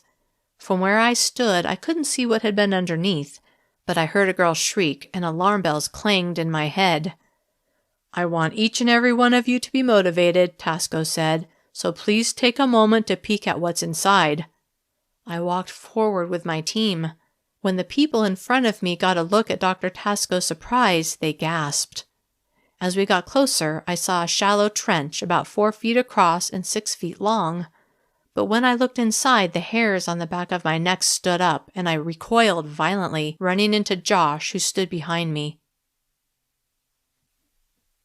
Chapter 28. Inside the shallow trench were thousands of spiders, black and brown, large and small, all trying to climb out from under the flimsy screen that was laid on top of them, keeping them from escaping. Several had made it out and were walking on top of the screen. I flashed back to my trip through the tunnel and the spider that had been hanging from the dirt ceiling. It had startled me so much that I dropped the lantern, which had plunged me into darkness. Abject panic swept over me. "No, no, no," I whispered as I backed up farther, forcing the people behind me to move. "Get a grip, Morgan," Josh said through clenched teeth as he squeezed my arm. "You're giving them exactly the show they want." His words penetrated my mind, and I looked at the enforcers who were watching us and saw the enjoyment on their faces. My eyes settled on Hanson, who was staring at me with an expression of absolute pleasure. I had to get it together. The people in front of me had moved past the trenches and back to the sidelines. I forced myself to follow them, avoiding looking into the trench as I passed. "Are you okay, Morgan?" Cassidy asked, her forehead creased with concern. "No, I'm not." I couldn't pretend in front of her. I was terrified of falling into that trench and having the spiders swarm up my legs and into my clothing, my hair, my mouth. The idea sent shudders rippling over me. "Why do they do this?" "Because they hate us," she said. "I don't understand this place," I whispered. "I know. It's awful." I had meant this world in general, but Cassidy was right. Camp Willowmoss, and I assumed all of the other fat centers, were meant to punish, not just to help us establish healthier lifestyles. Did the people outside know what went on here? Or, when it was time to leave, did the enforcers threaten to bring you back if you told? Or maybe people had told, but no one believed them. Who would? Our group stood the farthest from the trenches. I think they'd all noticed my reaction and were somehow trying to protect me. My gaze darted down the long, grassy area next to the building, and I wondered where it led. "We'll begin in a moment," Tasco said into his microphone. "But first, send one person from each team to get a bottle of water for each team member." "I'll go," Josh offered. I watched as he and 21 other people walked to the table where bottles of water were set out. I couldn't help it. My gaze was drawn toward the trenches, and I squinted when I saw movement near the edge of the nearest one.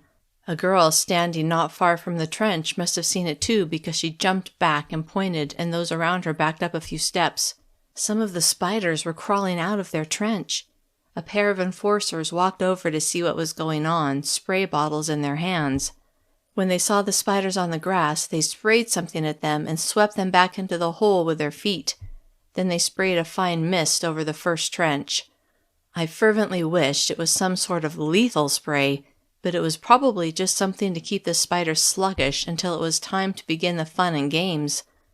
I imagined what it would be like if I was pulled into one of the trenches, spiders crawling up my bare arms and legs, into my hair, down my shirt. How many of them would bite me? What if I wasn't able to get rid of them once I got out of the trench? Would they stay in my clothing? Horrified at the idea, the urge to escape became overwhelming. Looking around wildly, I saw several enforcers managing the spiders in the trenches, while others were watching the kids who were gathering the water bottles. Still others were moving the tug-of-war ropes so that they were lying on top of the open trenches. Taking a deep breath, my heart slamming against my ribs, I darted away from my group and toward the long stretch of grass shaded by the tall building. I didn't hear any voices yelling at me to stop. Had anyone noticed me running away? I kept running, staying in the shadow of the building, and after a moment I reached the end of the building and stopped. I peered around the corner, studying my surroundings. A path led from the large glass front door of the building to a gate. A pair of enforcers patrolled the area near the gate, but next to the gate was a parking lot, and beyond the parking lot, freedom. My heart pounded to be so close to a way out. I forgot about the spiders and focused on how I could escape. I would have to get past the enforcers, but if I managed that, I could get out the gate. "Going somewhere?" a voice said behind me. Startled, I spun around. Hansen stood there, his lips pulled into a huge grin. My gaze darted behind him, but he was alone. He looked back the way he'd come. "Nope, it's just me." Then his grin widened. "Time for a little payback." He balled up his fist and slammed it into my stomach. "Oh!" I gasped as I doubled over, then fell to my knees. This was so much worse than when the basketball had been thrown at my gut. Then I'd been able to catch my breath after a brief moment. Now, not only could I not breathe, I thought I was going to vomit. On my knees, I held one arm across my middle and pressed my other hand into the grass, desperately trying to draw a breath. "You didn't really think we wouldn't notice you running off, did you, Morgan?" Hot tears of defeat sprang to my eyes as I looked at the blades of grass inches from my face. Hansen pinched my upper arm hard. "And with this little beauty tucked into your arm, we always know exactly where you are." The chip! I'd forgotten about the stupid chip in my arm. I'd been so panicked about the spiders that I hadn't thought things through. Stupid, stupid, stupid! Still kneeling on the ground, I stayed in place for another minute until I started to feel marginally better. "Time to go back." Hansen grabbed one of my arms and pulled. I let him lift me up, but I couldn't stand straight because my stomach still throbbed with pain. "You're such a wimp," he said. "Work harder in the gym and maybe you'll toughen up." Was this supposed to be a pep talk? A way to motivate me? The only motivation I had was to get stronger so I could fight back. I imagined driving my knee into his groin again, and my lips twitched with a suppressed smile. Chapter 29. Hansen kept a grip on my upper arm as we walked back to the field. All eyes were on me as we came into view. "There she is," Dr. Tasco said into the microphone. Heat flooded my face, and my gaze went to Billy. He was smirking, but he gave a slight nod like he approved of what I'd done. Somehow that made me feel better, even though I had obviously failed in my attempt. Hansen walked me up to Dr. Tasco, then held onto my arm as we stood there. "What's your name?" Tasco asked, his hand over the microphone. "Morgan," I said softly. Tasco held the mic to his mouth. "Morgan here doesn't seem to like our Saturday challenge." He looked at me. "Why is that?" It was then that it occurred to me that they didn't know my fervent desire was to escape this place. All they knew was that I had run off. They didn't know why. I could use that to keep them from knowing the truth. "It's just the spiders," I said. "I don't really like spiders." Tasco smiled. "Ah, I see." He looked at the assembled group. "Morgan doesn't like spiders." He glanced at me, then looked back at the group. "Maybe we should let her sit this one out." Oh yes, I thought, my hopes surging. Please let me sit this one out. "Who thinks it's fair to let Morgan not participate in the rest of our Saturday challenge?" I frantically looked for raised hands, but not a single hand was raised. "Sorry, Morgan," Tasco said into the mic as he looked at me. "Looks like you'll have to join in, just like everyone else. No special treatment for you." My heart sank. "Go join your team." Hansen let go of my arm, and I walked over to Cassidy, who squeezed my hand and then let go. "Time to get started," Tasco said. As I looked at him, pure loathing washed over me. He was evil. He was in charge of this place, and he allowed his staff to treat us like prisoners. "But you are a prisoner," I reminded myself. "A criminal. They'll treat you however they want." Black despair sank into me, and I struggled to keep my composure. All I wanted was to curl up into a ball and disappear. "The first team to compete will be Morgan's team," Tasco announced. Anxiety crept up my body and I couldn't move. The rest of my team had begun to walk toward the closest rope, but I was paralyzed with fear. "Move it," an enforcer said behind me, giving me a shove. Forcing my feet forward, I caught up with my group and stood next to the rope, but in the position farthest from the trench. Another team lined up opposite us, and I saw Piper and Alex. We would be competing against them. On their team were 2 other girls and 3 boys, so at least we would be evenly matched. 6 other teams lined up next to the 3 other ropes. "This won't do," Tasco said, motioning with his head toward an enforcer and then toward me. The enforcer walked up to me and grabbed my arm. "Come with me." What had I done wrong now? But the moment he began hauling me toward the front of my team, right next to the trench, I began panicking. Desperately trying to wrench my arm out of his grasp, I screamed, "No, no, no!"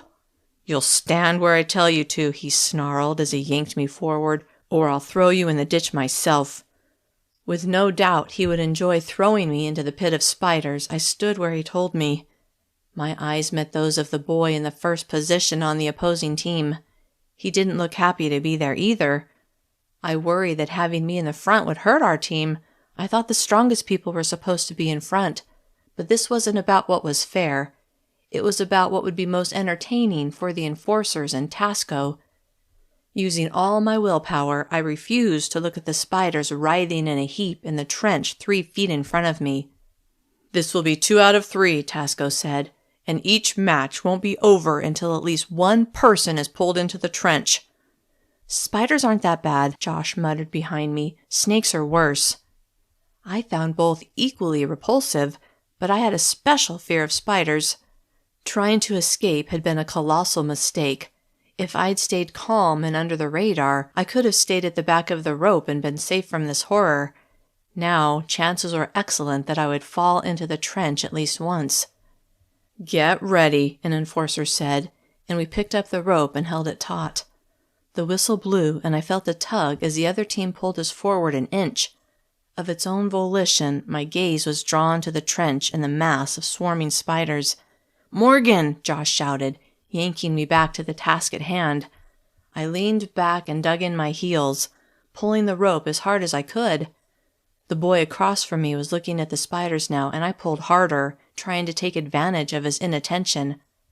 I felt bad using his distractedness for my gain, but I had to use everything I could to keep myself from falling into the trench. My strategy worked. A moment later, we pulled their team forward enough that his foot slipped into the trench, knocking the screen out of place. The trench was about 12 inches deep, and his foot sank to the bottom. Spiders swarmed upward, desperate to climb out of the trench. The boy screamed and jerked backward, falling onto his bottom, but dozens of spiders were already crawling up his bare leg. He yanked his leg out of the trench and swatted at the 8-legged creatures, but that just moved them from his leg to his arm. Frantic now, he jumped up and shook his arms and legs in a dance of terror. I heard laughter and saw a group of enforcers pointing and laughing. Disgusted by their behavior, I ignored them and kept an eye on the spiders that had crawled out, careful that none climbed onto me. A few moments later, one of the enforcers came over with a bottle of spray and misted the spiders, then used a broom to push them back into the trench. He turned to the boy and sprayed the lingering spiders from his skin and swept them into the trench as well, then placed the screen back on top and set the rope in position for the next match. Chapter 30. The enforcer said something to the boy, and the boy scurried to the back of his team, to the position farthest from the trench. I gathered that once someone had fallen into the trench, they were allowed to move to the back and someone else had to take the front spot. I looked at the person across from me. It was Piper. Pure terror radiated from her, and when our eyes met, the expression of pleading was clear. She wanted me to take the fall. My heart raced, and I imperceptibly shook my head. As much as I liked Piper, I couldn't help her, because that would mean allowing myself to fall into the trench of spiders, something I could not let happen. My gaze went from her face to the spiders and back to her, and as I imagined the sensation of hundreds of spindly legs touching my flesh, I shuddered. "Get ready," an enforcer said. A fine sheen of sweat appeared on my body, making my hands slick. I wiped them on my shorts, then picked up the rope and held it taut. The whistle blew. Desperately trying not to picture the boy who had slipped into the trench and the way the enforcers had laughed at him, I held onto the rope and pulled like my life depended on it. For all I knew, it did depend on it. What if there were poisonous spiders in there? The thought made me pull harder, but my feet were moving closer to the trench. The other team was tugging us inch by inch closer to their side. "Come on," I said through clenched teeth. Then, as I slid inexorably closer to the trench, I looked at the opposing team and saw Hansen standing at the very back, his hands wrapped around the rope. He was helping the other team. I couldn't stop the forward momentum, and my feet moved closer and closer to the trench. I pulled with all my might, but it was hopeless. My toes hung over the lip of the trench. It was 4 feet wide, nearly too wide for me to step over, but as my left foot began to slip inside, I stretched my right leg over the pit and touched the other side. Hope surged through me, but then I saw Hansen let go of the rope. The slack was just enough to allow my team to pull me backward, knocking me off balance. Both of my feet were slipping, one on each side of the trench. I held onto the rope as if it would somehow save me. Then Hansen picked the rope up and yanked, jerking me forward. I let go of the rope, my arms pinwheeling in the air as I desperately tried to catch my balance. The earth gave way under both of my feet as I slid into the pit of spiders. The screen bent downward. Dozens of spiders swarmed up my legs. I could feel every spider crawling on my bare skin. Screaming in horror, I leapt out of the trench and swiped at the hideous creatures. At that moment, I didn't care if Hansen and the rest of the enforcers were laughing at my expense. All I cared about was getting the horrid creatures off of my body. Frantically brushing the spiders off of my legs, I stomped on any that I could, crushing them. After what seemed like an eternity, the enforcer with a spray bottle came over and removed the remaining spiders off of my legs. He told me I could go to the back of my team. I fled from the trench, my heart kicking against my ribs and my body trembling. I stopped behind the last person on my team. Desperately trying to gain control over my racing heart, I bent over, placed my hands on my knees, and dragged in breath after breath. This was the most horrific experience I had ever had. Trying to tear my attention away from how nauseous I felt, I looked at the other 3 matches that were still in progress. 2 people were trying to dislodge the spiders from their legs. Then I looked at my teammates. Cassidy mouthed, "It's okay." I nodded, then realized tears were streaming down my cheeks. I wiped them away and saw that Josh was now at the front of our line. Piper was still at the front of hers. I didn't wish for either one of them to have to suffer what I'd just suffered, but with me as the anchor of our team, it seemed likely that we would lose. A moment later, the enforcer said, "Get ready." I was nowhere near ready, but I had no choice but to force down my anxiety and get in the game. Everyone on our team picked up the rope and held it taut. The whistle blew, and I pulled as hard as I could. I couldn't let my team down, even if that meant Piper had to step into the trench. At first, neither side moved, but after a moment, our team pulled the rope in our direction. From where I stood, I couldn't get a clear look at Piper's face, but I could only imagine the horror she was feeling as she edged closer to the trench of spiders. We continued to tug and pull, and after a short while, our team moved backward. Suddenly, Piper's head dropped from view, and she let out a blood-curdling scream. We had won. Heartfelt regret that I had helped make my friends suffer, mixed with elation that I would receive letters from my family. I dropped the rope and saw Piper struggling to get the spiders off of her legs. Without Hansen's help, their team would have lost the second match, and I never would have fallen in the pit. White-hot hatred for Hansen burned within me. Including the times at the gym, he'd hit me 3 times now, the worst today when he'd punched me right in the stomach.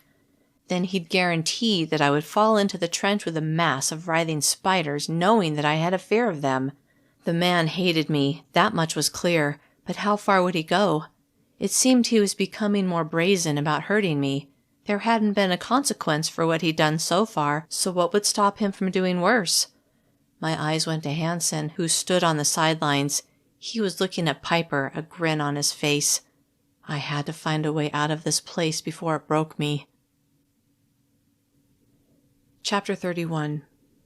Visualizing the layout by the gate, I wondered if I could cause some sort of distraction for the enforcers guarding the entrance and get past them. Of course, I would have to be outside to make that happen, and I would need to dig the chip out of my arm first. As I considered all the obstacles, I frowned. How could I possibly make this happen? There had to be a way. "Let's go, Morgan," Cassidy said to me as our team walked to the sidelines to watch the rest of the matches. We stood on the edge of the field and watched the rest of the teams go through their matches. I noticed some kids who fell in their respective trenches didn't seem to be bothered by it, which kept the enforcers from laughing. If only I'd had that much self-control, but my reaction had been visceral, instinctual, and there was nothing I could have done to stop it. Finally, all the teams had gone through their matches. "Thank you for participating in our Saturday challenge," Tasco said, as if we had done it willingly. "You will be escorted back inside.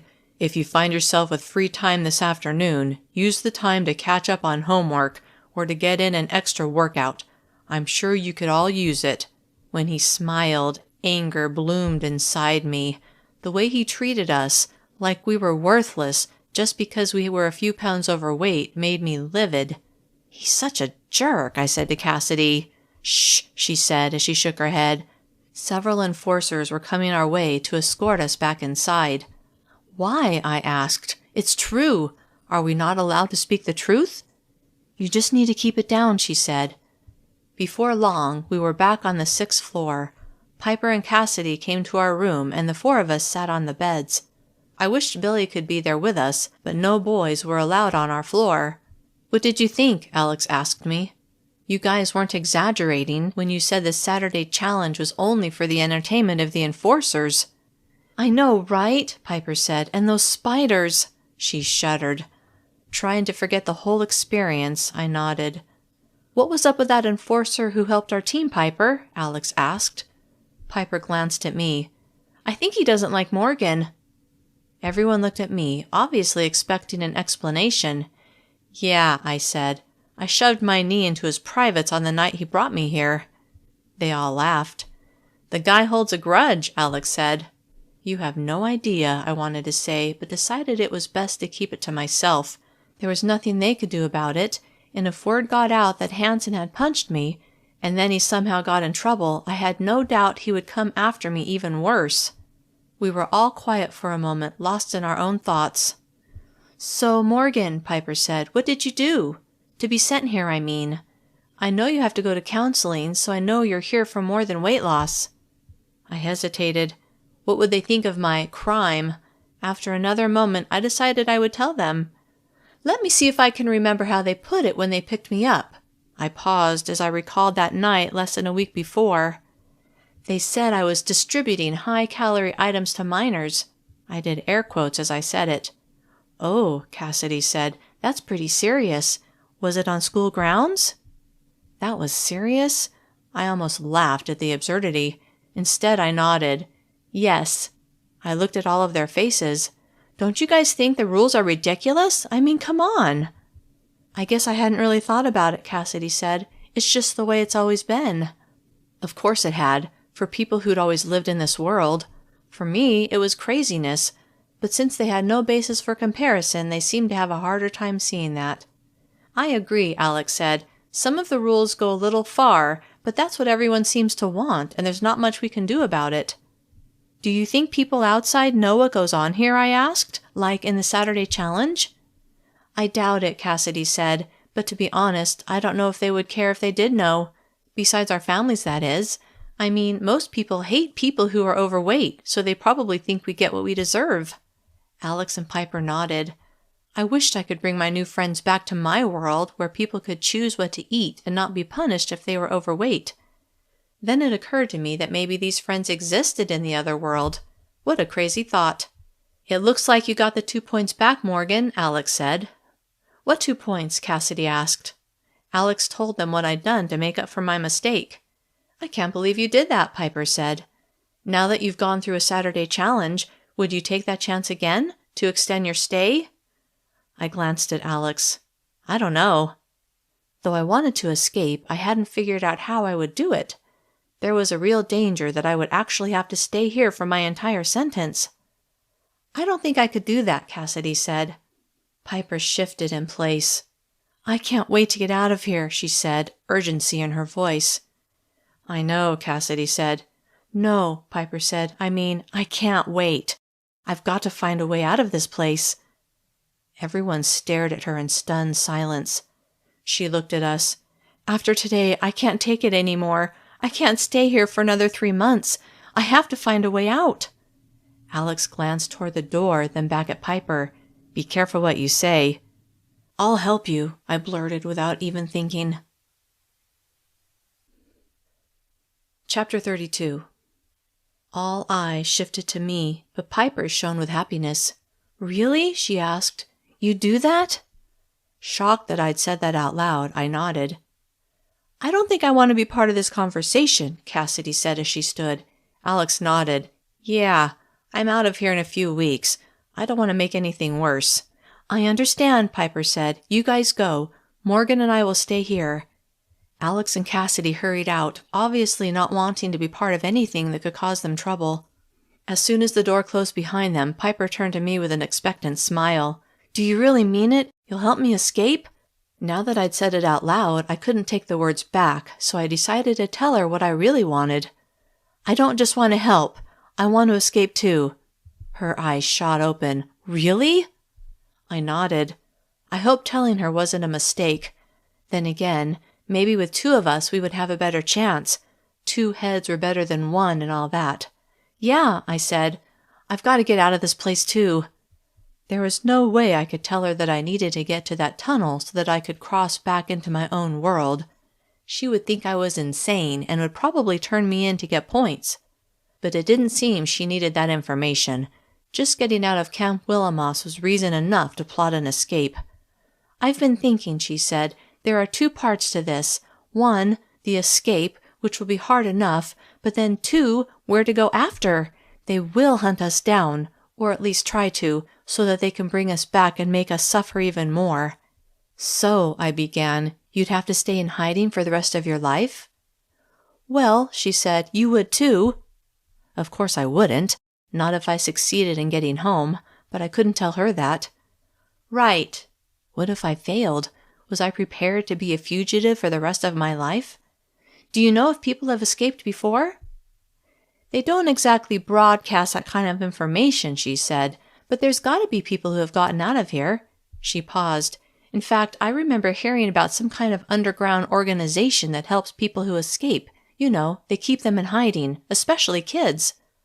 I thought about Mom and the worry she would face if I was missing.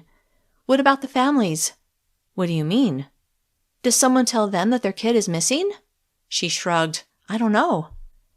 We didn't know much about what would happen after escaping, but I was pinning all my hopes on getting back to the tunnel.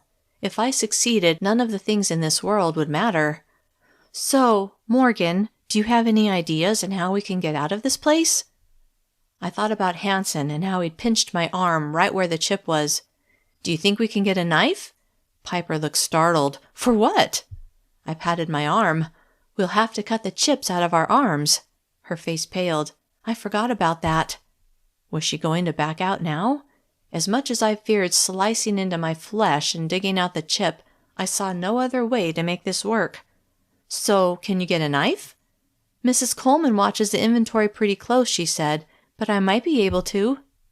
A small one would be better. I paused, but it needs to be very sharp. She nodded. Okay. We'll need a first aid kit, too, to care for the wound. Right, yeah. Do they keep one in the kitchen, I asked. Yes, it's above where they keep the knives, actually. Okay, I paused. Do you think we should try to get the knife and first aid kit right away, or right before we leave?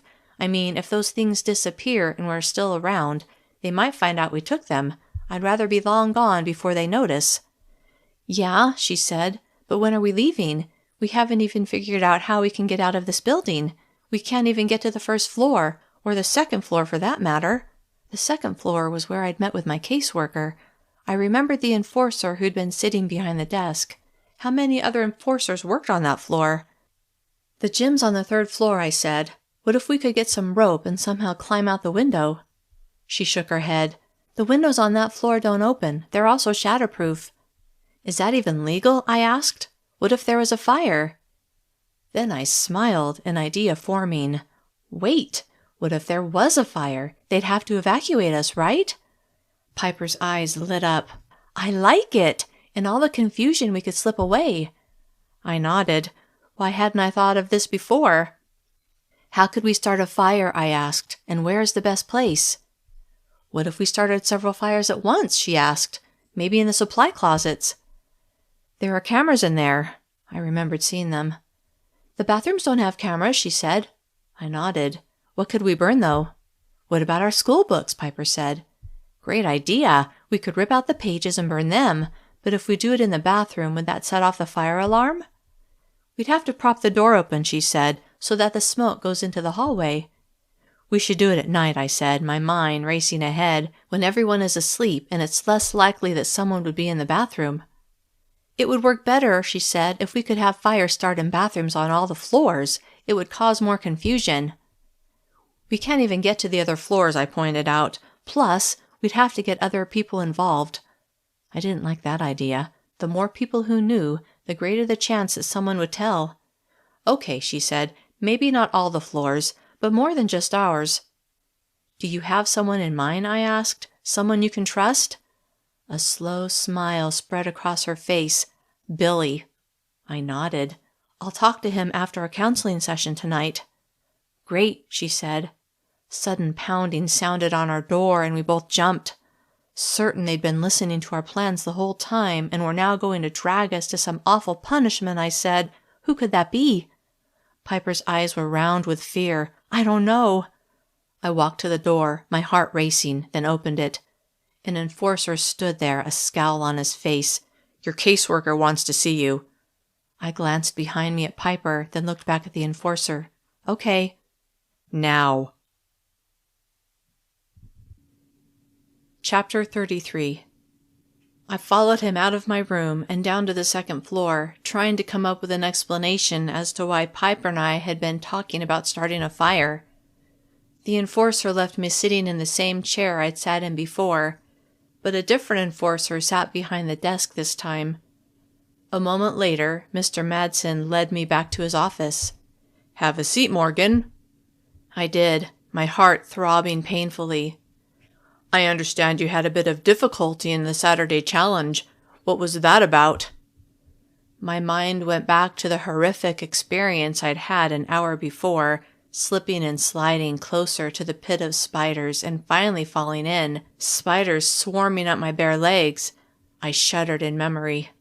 Morgan? As I looked at his face, I wanted to slap it. Why did he think I had difficulty?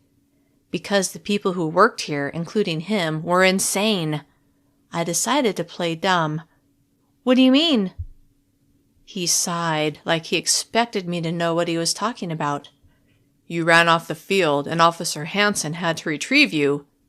Is that what you call it? I wanted to shout, when an enforcer who outweighs me by 100 pounds, most of it muscle, punches me in the stomach, then drags me back to a bizarre game of tug-of-war. That's retrieving?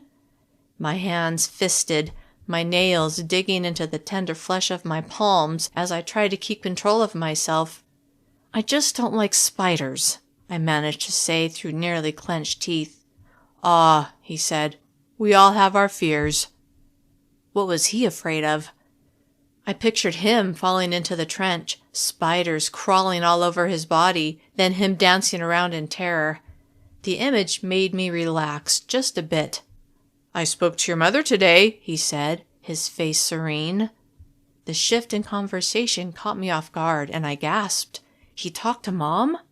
What did she say? I blurted the question and knew I'd exposed a weakness. She said she can't afford to pay for you to be here, so you'll have to stay longer to make up for it. My mind galloped at the implications. What would they do to Mom if I ran away? Would they punish her? Would they even tell her that I'd escaped? What if Piper and I failed and I had to stay here longer than my 6-month sentence? Could I survive that? What are you thinking about, Morgan? My gaze went to Madsen's face, and I stuttered a response. Is it possible for me to help on the grounds? He seemed surprised by my response. I didn't know you were interested in working outside. He squinted. There are spiders out there, you know. Not piled in trenches I would have to step in, I thought. Maybe that would help me overcome my fear. I'll have to think about it. He made a note on his notepad, then looked at me. When we met 2 days ago, we talked about you bringing me some information. How is that coming along? I'm still working on it.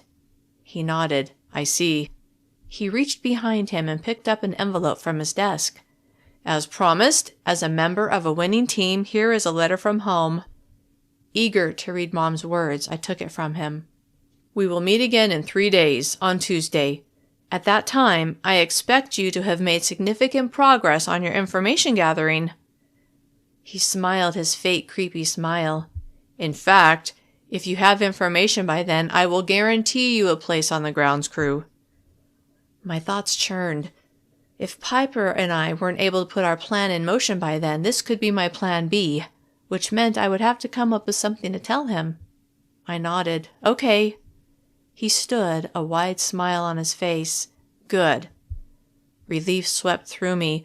Obviously, he had no idea about the plans Piper and I had been making. I followed him out of his office into the waiting area. A short time later, I was escorted to my room. No one was there. I ripped open the letter from Mom and read her words hungrily. Morgan, I hope you're doing well. I miss you. Your brothers and sister miss you too, but we know you'll get the help you need there. I stared at her words. I couldn't believe what she was saying. Get the help I need? I didn't need any help. Upset that she thought I had problems that needed government intervention at a federally assisted thinning center, help she couldn't afford, which meant I would have to stay imprisoned longer, I read on, my elation at getting a letter dampened. You know I love you and support you, it went on, and want you to be healthy. Please follow the rules so that you can come home. I love you, Mom. I turned the sheet of paper over, but that's all there was. Disappointment shot through me, and I folded the paper and put it in the desk drawer. Pushing thoughts of my family, who obviously thought I deserved to be here, out of my mind, I stared at the blank wall and wondered what I should do next. I had over an hour until dinner.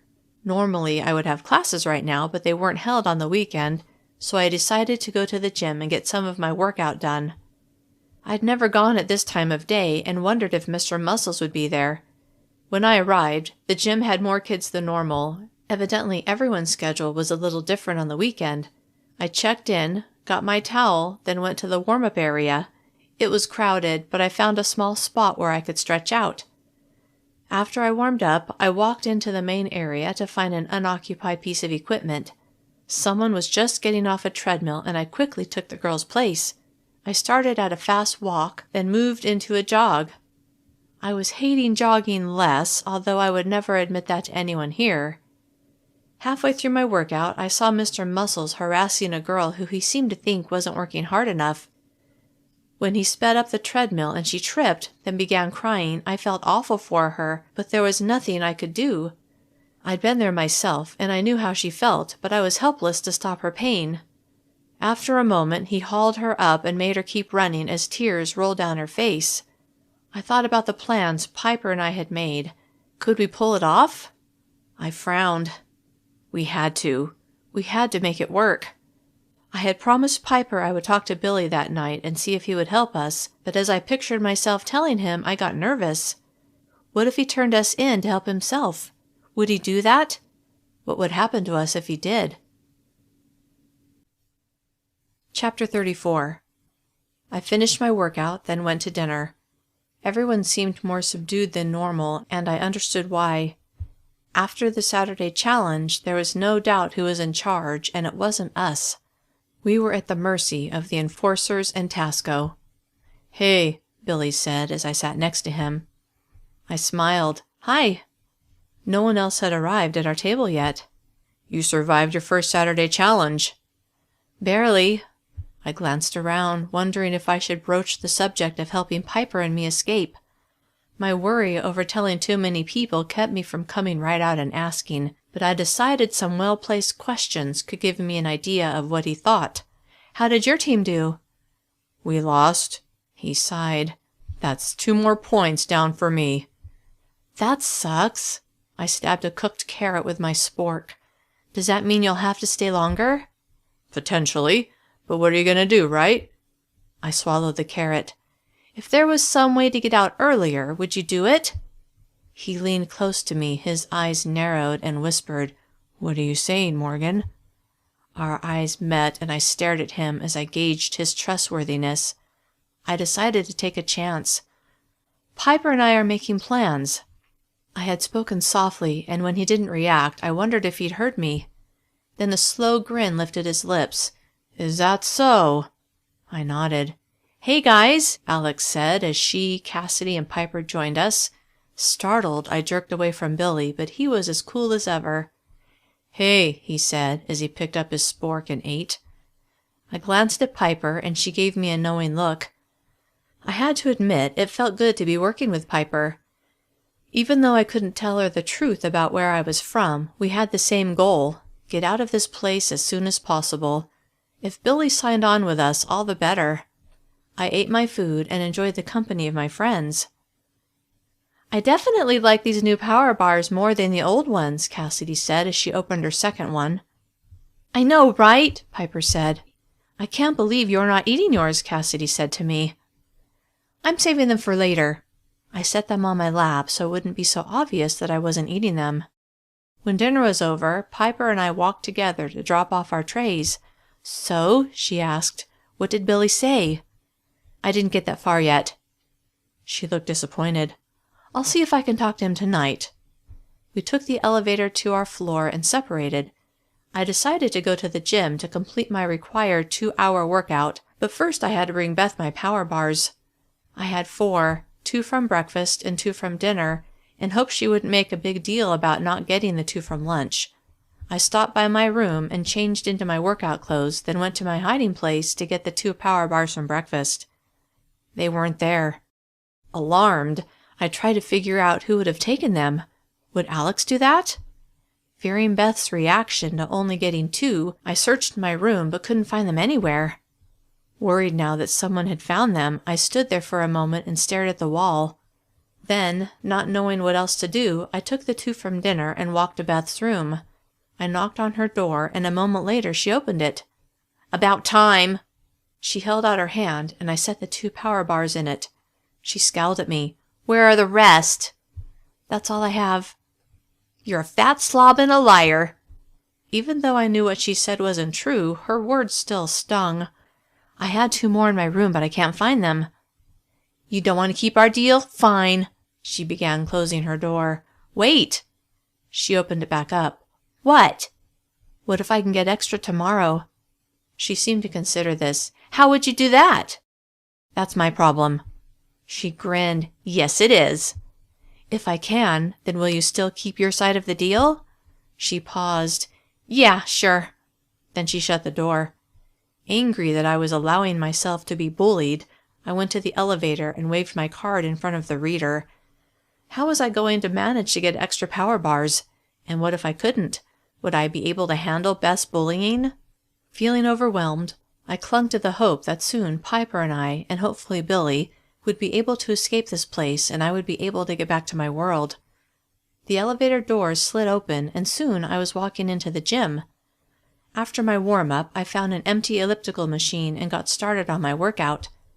5 minutes later, Mr. Muscles appeared next to me. Inwardly groaning, I ignored him but picked up my pace. He stood there and stared at me, making me feel extremely uncomfortable. You always use the same equipment, Morgan. I felt his eyes roving over my body and wished I could do or say something to make him stop, but I would only be punished for defending myself. Why is that? He asked, loathing him with every fiber of my being. Although I hated Hanson more, I glanced at him but didn't speak.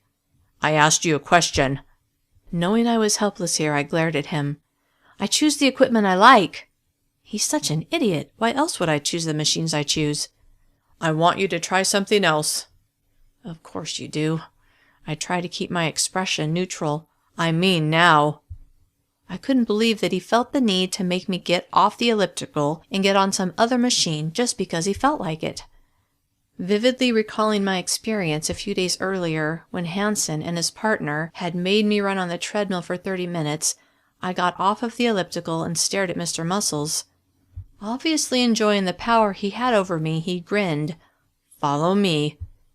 As we wound our way across the room, I noticed that no one made eye contact with me.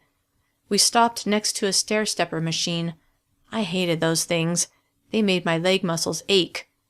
I knew it would be a good workout, but I hated that I couldn't choose what machine to use. 20 minutes, he said. Then you can go back to what you want. For a moment, I considered refusing. Evidently, he sensed my resistance.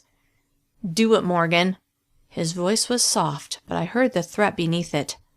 My nostrils flared, and I bit my lip, trying to keep from telling him where to go, but I climbed on the machine. He pressed some buttons. "I'll be watching your heart rate." He smiled, but it didn't reach his eyes. "Don't disappoint me." I forced my feet to move, fury growing inside me with every step, but I kept going. I had zero choice in this place, and the people here reinforced that idea at every turn.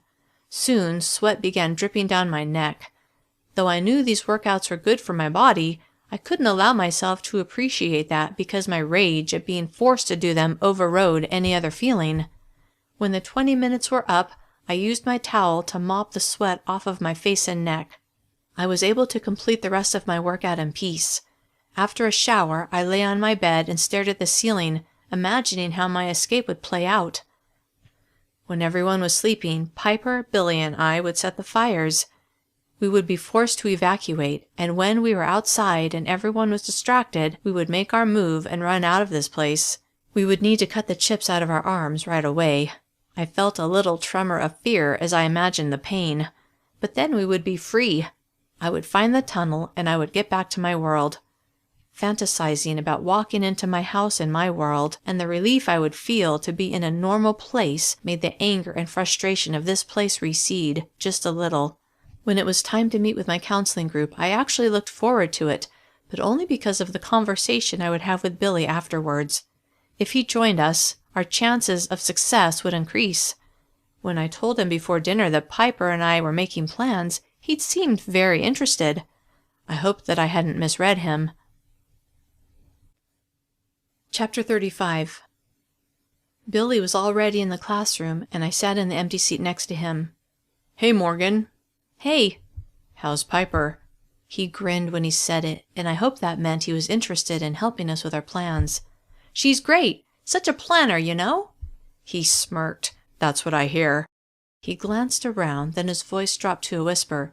"I'd like to know more about those plans." My heart leapt at his obvious interest. "When can we talk?" "Come early for dinner tomorrow." "Good evening, everyone," Mrs. Reynolds said as she walked into the room.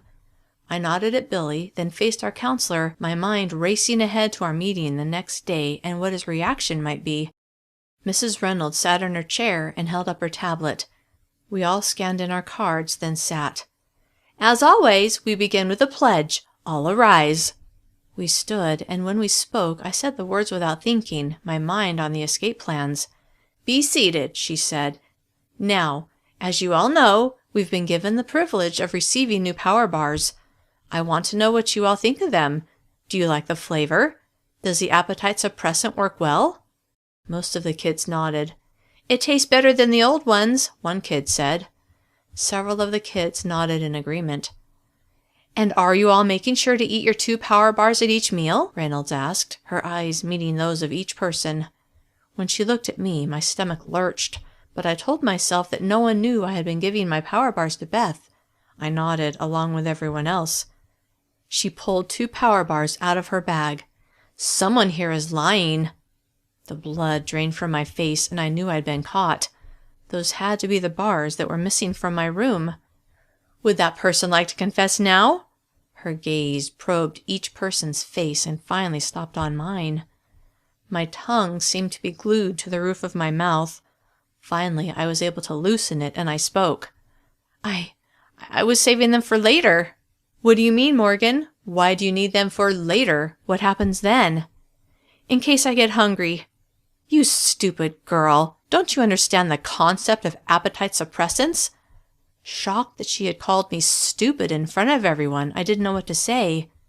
For the next 2 days, you will only receive your 2 power bars at each meal, no other food. You must eat them before leaving the cafeteria. Understood? Alarmed that I would have 0 bars to give Beth, I nodded. I knew she wouldn't care that I'd been caught, and I feared what her reaction would be. I was certain that she would say the deal was off.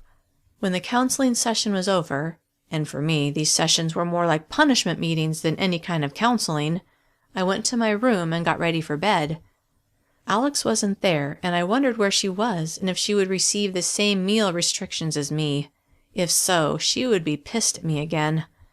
As I lay under my covers, waiting for sleep to overtake me, all I could think was that I was glad this horrible day had finally ended. I woke early the next morning and went down to the kitchen. Even though it was Sunday, the meals still needed to be prepared and the dishes still needed to be washed. As I stood in front of the sink, elbow deep in hot soapy water, I felt a sense of calm to be doing something that wouldn't get me in trouble or cause someone to hurt me. Between Hansen punching me, falling into the pit of spiders, and being punished for hiding the power bars, the day before had been the worst day yet. Things would only look up from here. They had to. At the end of the first shift, I was starving, but as promised, all I got were 2 power bars, although they did allow me to wash them down with skim milk. Piper and I sat together at a table away from the other kitchen workers. "So," she began as soon as we sat down, "did you talk to Billy? We're going to meet before dinner." I eyed her egg white omelet and fruit. My mouth watered. "Should I come?" she asked. "Let me talk to him alone first. You know, see what he says. But if he agrees, we should all definitely get together." "Okay." She put a slice of cantaloupe in her mouth. I unwrapped my first power bar and took a bite. As I chewed, I thought about Beth and what I would tell her. She wouldn't care what excuses I had, only that I wasn't giving her my power bars. As I ate the second one, I hoped that the appetite suppressant was all that it was advertised to be. Otherwise, by lunch, I would be famished. "How come you only have power bars?" Piper asked. "I don't really want to talk about it." She shrugged. "Okay."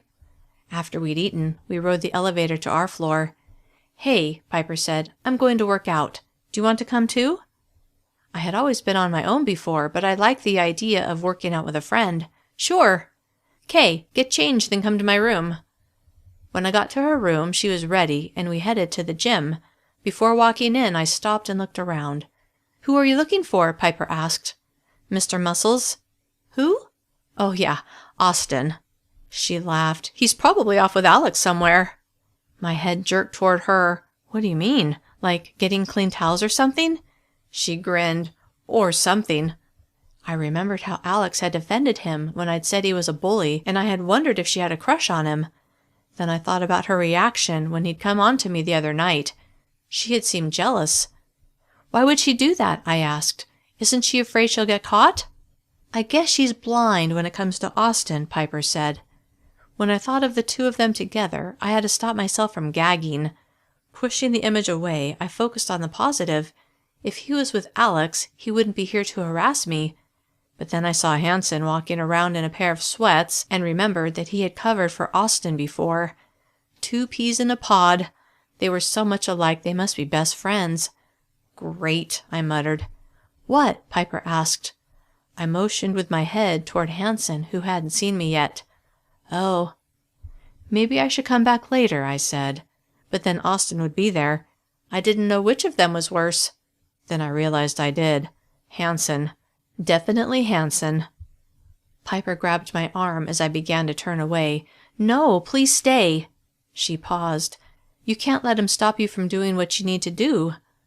I hesitated. If I didn't give him a reason to bother me, maybe he would leave me alone. "Okay." Piper smiled. "Good. Now let's warm up."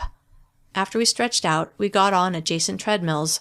As I jogged, I glanced in Hansen's direction, but he hadn't noticed me yet. There were a lot of kids working out, and I hoped he would be too busy bothering them to see me, but my hope was in vain. "Look who we have here," he said a few minutes later as he stopped beside me. I glanced at Piper, who had a look on her face like she was sorry she'd made me stay. I was sorry, too. Hanson followed my gaze, then looked at me. "Nope, your friend can't help you." White-hot hatred pulsed through me, the intensity of it taking me by surprise and making me bold. "Why do you hate me so much?" He looked as surprised by my question as I felt. "Because you're a fat slob who took advantage of 1 second of my inattention, that's why."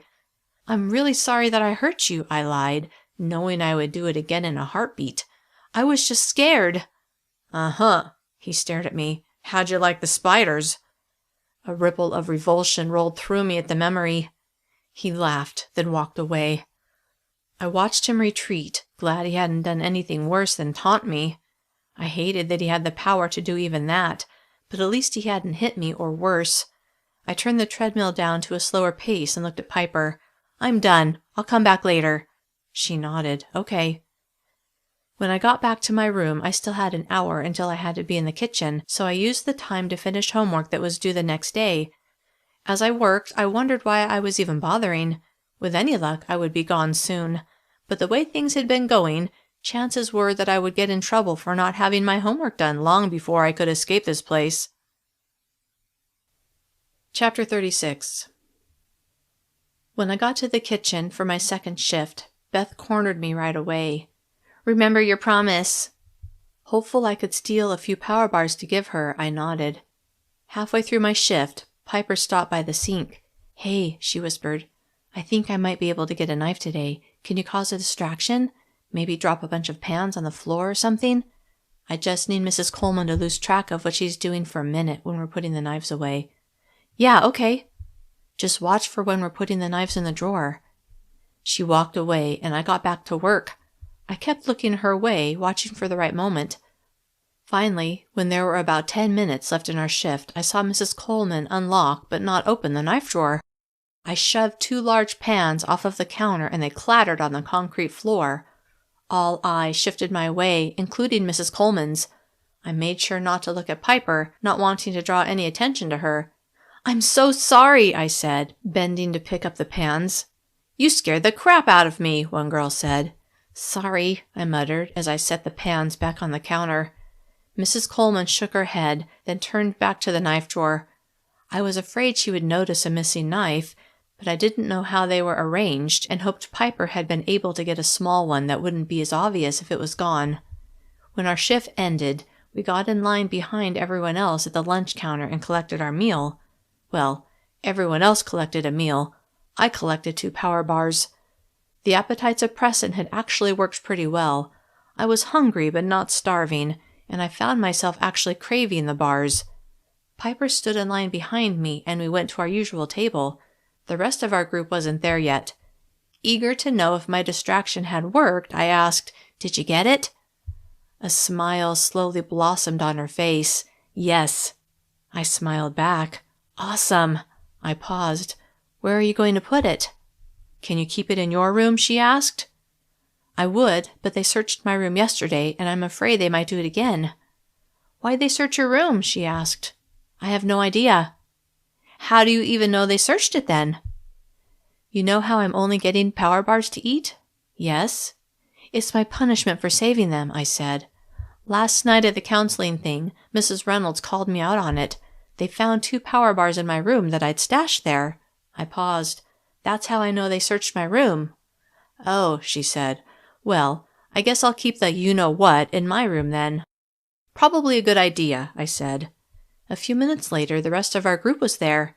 I looked at Alex, thinking about her and Mr. Muscles, unable to believe she would take a risk like that over him. He was so not worth it. Then I noticed that she had her regular meal. Surprised that she wasn't being punished too, like when I'd forgotten to weigh myself, I unwrapped my first power bar. "Where's the rest of your food?" Cassidy asked. I glanced at Billy, who had been a witness to Mrs. Reynolds announcing my punishment, but he ignored me. "I just love them so much," I said. "It's all I wanted to eat." "Oh." Cassidy looked confused, but she let the question drop and went back to her meal. I looked at Alex, wondering what she was thinking, but she seemed to be in her own world. Probably thinking about her nasty boyfriend, I thought with disgust. It didn't take me long to finish my lunch, and I watched my friends eat their tofu and vegetables. Even though I liked the power bars, and they did a good job of keeping me feeling full, having the same thing at every meal was less than satisfying, and I wished I could have some tofu, too. "How are things in the gym?" I asked Alex, wanting to see her reaction. I wasn't disappointed as her cheeks flushed, pretty much confirming what Piper had told me. "Great," she said. "It's a good job." "I'll bet." I wondered how often she and Austin slipped away. "How long have you been working there anyway?" "About 2 months." She took a bite of cooked carrot, a smile on her face. How many people knew about her secret? Then it occurred to me that this was a very juicy bit of information that Mr. Madsen would no doubt be interested in, and it would get Mr. Muscles in big trouble. But if I told him, Alex would get in trouble too, which would defeat the whole point. What were Alex's plans with Mr. Muscles when she got out? Were they still going to see each other? Probably not. She might believe they were, but I would bet she was just a nice distraction for him, and once she was gone, he would move on to another girl. Just the other day he'd come on to me, so maybe he was already looking for his next victim. One thing was for sure, it wouldn't be me. As the end of lunch approached, Piper stood. "I have to run up to my room. You want to come, Morgan?" Obviously, she wanted to hide the knife. "Sure." Chapter 37. She dropped off her tray. I hadn't bothered to get one. Then we took the elevator up to the 6th floor. We hurried to her and Cassidy's room, and once we were inside, she stopped and looked around. Her room looked just like the one I shared with Alex. "What about under the mattress?" I said. She seemed to consider the suggestion, then said, "I have a better idea." She got on the floor next to her bed and reached under the box spring. Curious, I got down next to her to see what she was going to do. She pulled the knife out of her waistband and showed it to me. It was a small paring knife and looked very sharp. I imagined using it to slice into my arm to dig out the chip and hoped I would be able to go through with it. It was going to hurt, bad, but I didn't see any way around it.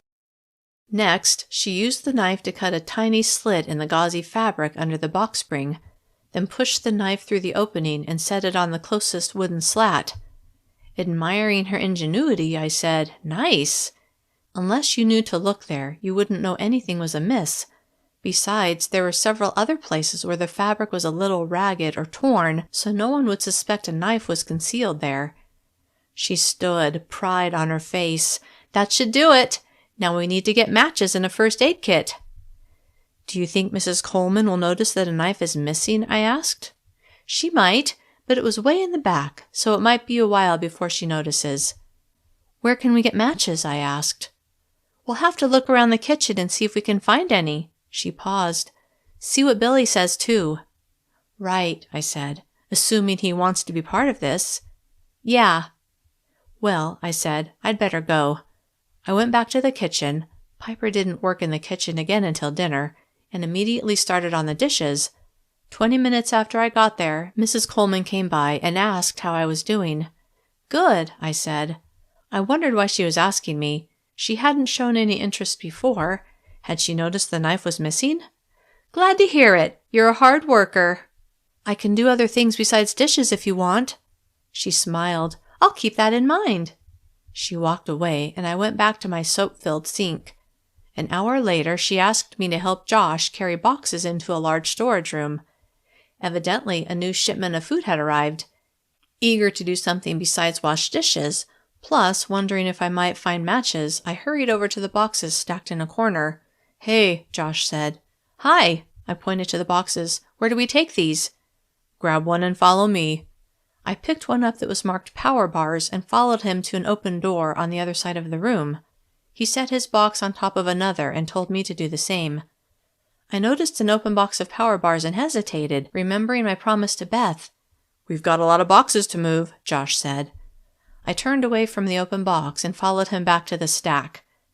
We made several trips back and forth, back and forth. I purposely lagged behind him so we wouldn't always be in the storage room at the same time.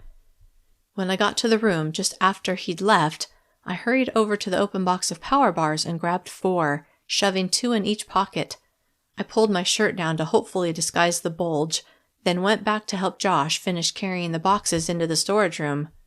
On each trip, I tried to check a different part of the room, looking for matches, but I didn't see any. How were we going to start a fire without matches or a lighter? I felt our plans to escape slipping away.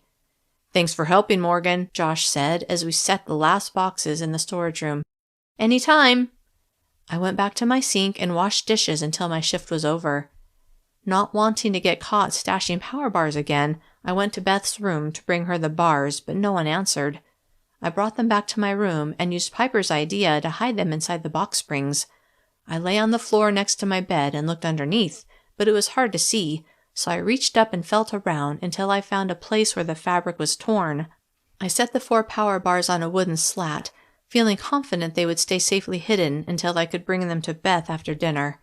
Since it was Sunday, there were no classes, leaving me over 2 hours of free time. Well, it wasn't really free. I had to get in my 2 hours of exercise. But at least I didn't have to go to school. I decided to take the chance that Mr. Muscles would be in the gym instead of Hanson, and changed into my shorts and t-shirt, then went to the gym. When I went to check in, Alex was sitting behind the desk. "Hi," I said, happy to see a friendly face in this place. "Hey, Morgan, how's it going?" "Living the dream, right?" She gave me a half smile. "Right." I stretched out in the warm-up area and saw Alex's boyfriend wandering among the kids who were working out. Ever the optimist, I hoped he would leave me alone. I did 30 minutes on the elliptical in peace, but 10 minutes after I began jogging on the treadmill, he stopped next to me. "Hi there, Morgan." His eyes roamed over my body, and I forced myself to suppress a shudder. "Every time you come in here, you're looking better and better." I knew what he was doing, grooming me to take Alex's place. The idea repulsed me more than stepping into the pit of spiders. Ignoring him, I continued jogging. "I can help you, Morgan. I can make your time at Camp Willow more pleasant." My eyes shifted in his direction, but then I stared forward again. "Or I can make it hell on earth. It's up to you." I couldn't believe he was so blatantly threatening me, until I remembered the order of things. I was the prisoner, and he was not. My gaze cut to him, and I said, "I know about you and Alex." Chapter 38. The look of stunned surprise on his face almost made me laugh, until his hand shot out and gripped my upper arm, making me lose my balance and almost fall. He squeezed until I cried out, "Stop! You're hurting me!" I used my free hand to press the button to slow the treadmill so I wouldn't fall. He leaned in close enough that I smelled the onion he must have had at lunch. "You listen to me, you fat loser." He spoke in a soft but deadly voice. "If you know what's good for you, you'll keep that to yourself. Got it?" My heart pounded in terror, as I had no doubt he wouldn't hesitate to follow through on his threat. "Yes," I managed to say through my suddenly dry mouth. He let go of my arm. "Speed up that treadmill, or I'll get your favorite enforcer to make you speed up." I immediately pressed the button to make the belt go faster. Obviously, he was aware of the hate-hate relationship I had with Hanson. He grinned, making it clear he knew that I knew he was in charge. "When you're done on the treadmill, spend 15 minutes on the stair-stepper." When I didn't answer, he reached toward my arm. "Okay," I said in a loud voice. He withdrew his hand. "Good." When he walked away, a mix of relief and fear remained. Relief that he was not standing next to me, but fear that he would do something to me because he knew I knew about him and Alex. I should never have said anything. I had hoped that if I told him I knew a secret that he would leave me alone. That had backfired, spectacularly. I finished on the treadmill, then, like an obedient child, went to the stair-stepper.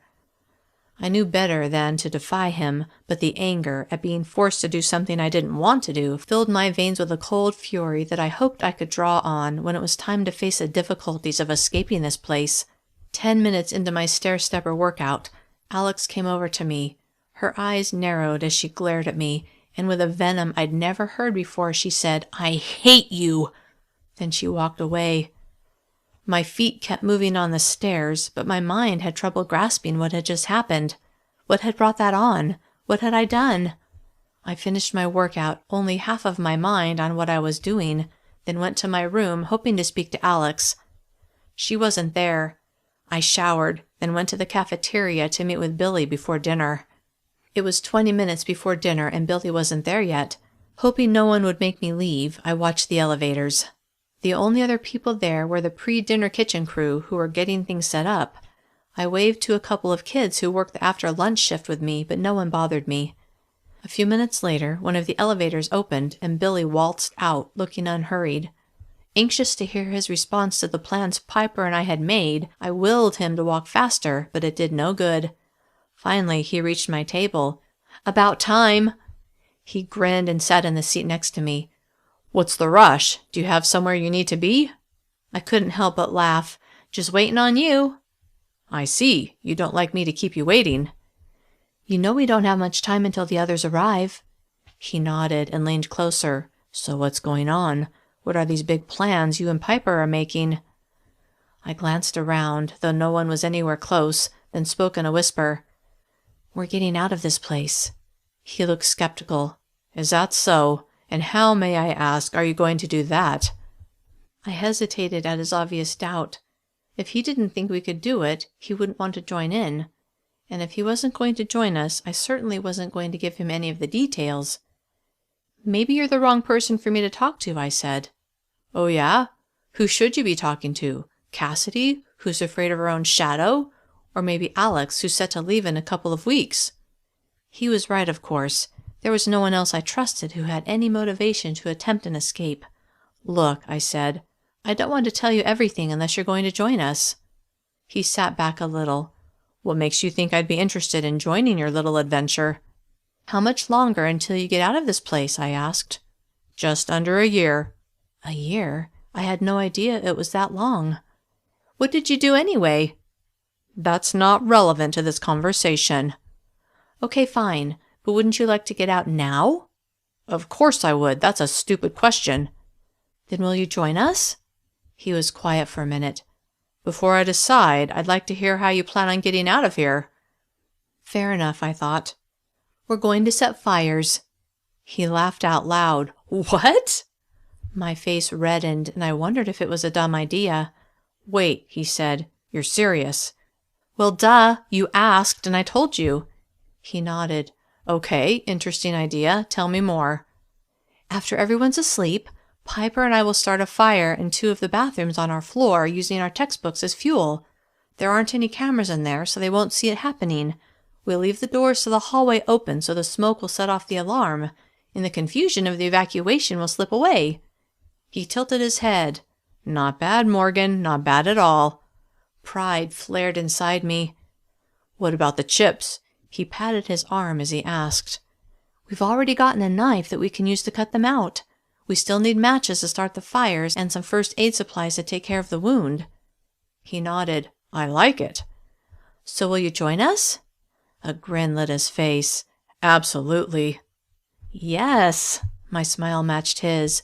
"Will you start a fire on your floor?" "Makes sense. More floors with fires will cause more confusion." "Exactly." He was thoughtful. "I think I can get my hands on some matches." "Really? Where?" "They keep all kinds of crap in the sheds outside. I'll dig around and see what I can come up with." "Great. I'll work on getting the first aid supplies." He leaned close, and I could feel his enthusiasm. "Sounds like we have ourselves a plan."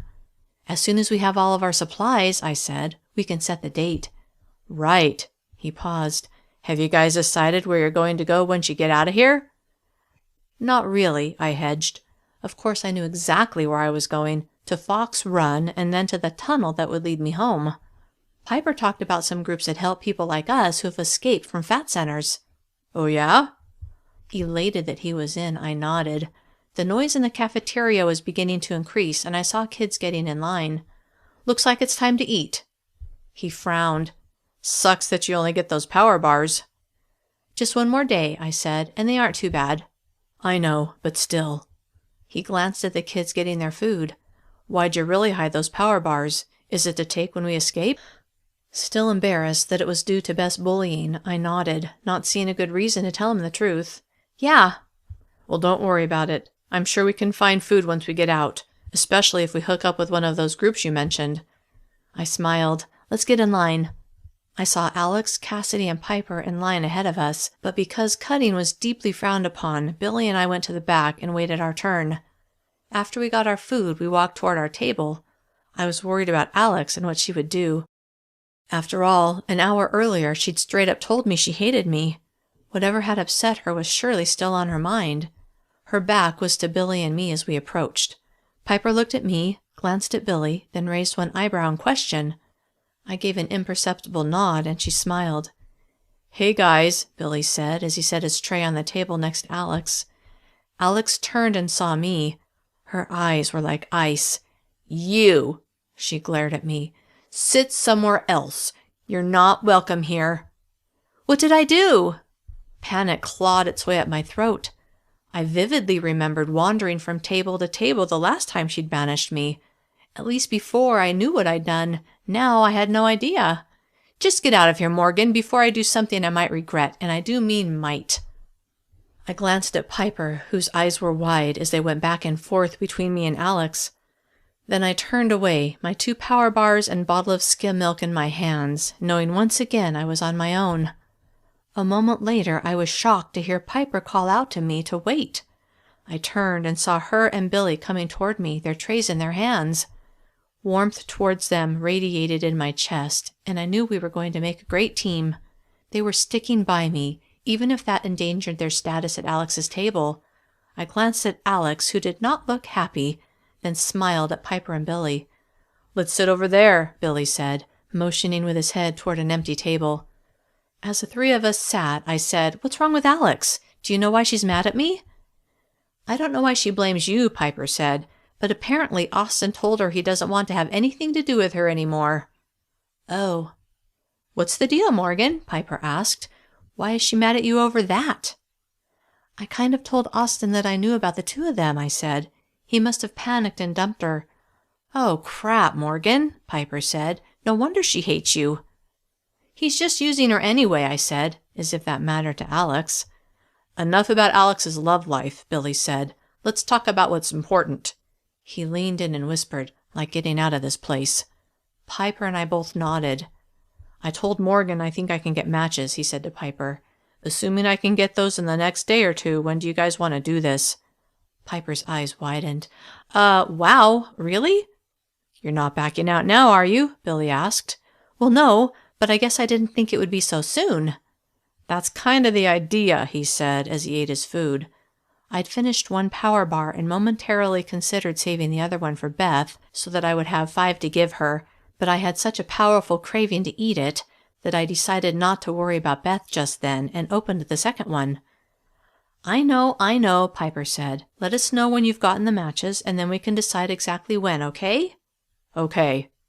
I half listened to their conversation as I savored the power bar. I was beginning to understand why Beth wanted extra. They were so good. Chapter 39. After dinner, I went to my room.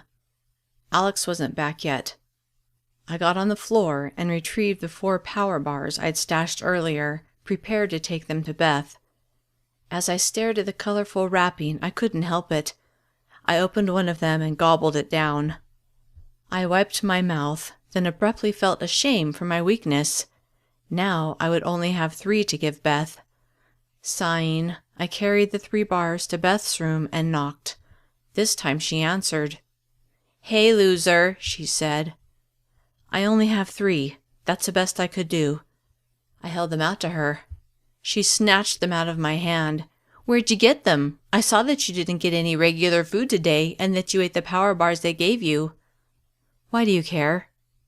She grinned. "I don't. I just wanted to see if you'd say." Then she laughed and closed the door. Ecstatic that she didn't punish me for only getting 3, I walked back to my room. As soon as I opened the door, I saw that Alex was inside. Now that I knew why she was mad, I hoped I could do something to fix it. "What do you want?" she sneered. "Look," I said, "I didn't mean to cause trouble between you and Austin, okay?" "No," she said, "it's not okay. He dumped me because he was afraid you'd rat on us." "Well," I said, "I won't." "Doesn't even matter. As long as he thinks you might, he won't have anything to do with me." "Why are you even with him?" I asked. "If you get caught, you wouldn't get out of here when you're supposed to." Tears sprang to her eyes, which shocked me. I know, okay, I know it's stupid, but I love him. Yuck. I was completely revolted by the idea. Thinking about the way he'd come on to me, I asked, what do you think will happen with the two of you once you get out? He promised we'd keep seeing each other, she said. I softened my voice. Do you believe him? Yes, he told me he loves me too. Though I knew he had to be flat out lying to her, it was also obvious that she believed it, and that was all that mattered. What if I talk to him? I said. I'll let him know I won't tell anyone about you guys. Would you really, Morgan? The idea of having to talk to him face to face on purpose made me nauseous, but I nodded nevertheless. She walked over to me and threw her arms around me. Thank you, thank you, thank you. Despite the task I had just promised, I smiled. You're welcome. She let go of me. Will you do it now? Now? I asked. Like, right now? Yes, please. I sighed. Fine. Then I paused, wondering if there was something she could do for me in return. Alex, if I do this, will you do something for me? Of course, she said. Anything. I wasn't so sure she would feel that way after I made my request, but I pushed onward. When I need you to, will you borrow his electronic keycard for me? Her head jerked back. This is for you and Piper, isn't it? The less you know, I said, the better. She stared at the wall behind me, then her eyes met mine. I don't know, Morgan. You can tell him you need to borrow it, that you need to get outside for some fresh air, and you'll give it back. Better yet, just take it and don't say anything. He could get in a lot of trouble if he doesn't have it. Like I cared. If you want me to do this favor for you, I said, I need you to do this for me. When do you want me to get it? She asked. I'll let you know. She hesitated, then smiled. Okay. I hoped she would follow through and wasn't just telling me what I wanted to hear, but what could I do? Thank you. You're welcome, she said. Now, will you go talk to him? I'd better act like I'm going to work out, I said. Good idea. I changed into my workout clothes, then headed to the gym. I wasn't sure that Billy, Piper, and I would need Austin's key card, but it seemed like a good idea to have on our escape night, just in case. When I got to the gym, I went past the office where I usually checked in and stood in the entrance to the workout area. I saw Austin. He was talking to a girl on a treadmill and she was smiling at him like she was flirting. I almost turned around and left, knowing in the long run I'd be doing Alex a favor if they stayed apart, but Austin turned his head and saw me looking at him. He squinted in my direction. I guess he was trying to figure out why I was there. Then he said something to the girl and headed my way. My heart jackhammered as he approached. I didn't relish being anywhere near him, but being Alex's messenger girl made me even more uncomfortable. Morgan, he said as he stopped in front of me. I forced a smile on my lips. Back for another workout? No, I'm actually here to talk to you. His eyebrows rose. Really? I nodded. Let's go into my office where we can have some privacy. When he winked at me, then walked toward his office, I had to force my feet to move, though what I really wanted to do was turn and run. He held the door to his office open for me, and I went inside. My eyes were immediately drawn to the yellow vinyl couch along one wall. He must have noticed me looking at it because he said, Sometimes I need to take a nap. I tore my gaze away and looked at him, wondering if he did anything else on that couch. He motioned to one of two chairs facing his desk. I sat, and he went around to the other side and sat in his chair, which was a relief. For a moment, I'd been worried he was going to sit right next to me. What did you need to talk to me about, Morgan? I hated the way he said my name, like he knew me, like we were friends, which we most definitely were not. About Alex. He frowned. What about her? She's really devastated that you broke up with her. What do you mean, broke up with her? You make it sound like she was my girlfriend. That sort of a relationship is completely inappropriate. Clearly, he was covering for himself. Can we drop the act? He stiffened. Excuse me? Though he made my skin crawl, and I really didn't want to have this conversation, I was only doing this for Alex, and for the insurance that she would get me his key card when I needed it. I care about Alex, I said, and I don't want to see her upset. He laughed. What do you want me to do about it? She'll only be here for a couple more weeks. I promise I won't tell anyone about you guys. Of course you won't, because little Miss Alex would get into way more trouble than I would. Will you give her another chance? He seemed to consider it, then his eyes drilled into mine. On one condition. What? When she leaves, you take her place. I felt myself about to recoil and had to force myself to stay in my seat when I so desperately wanted to leap up and flee.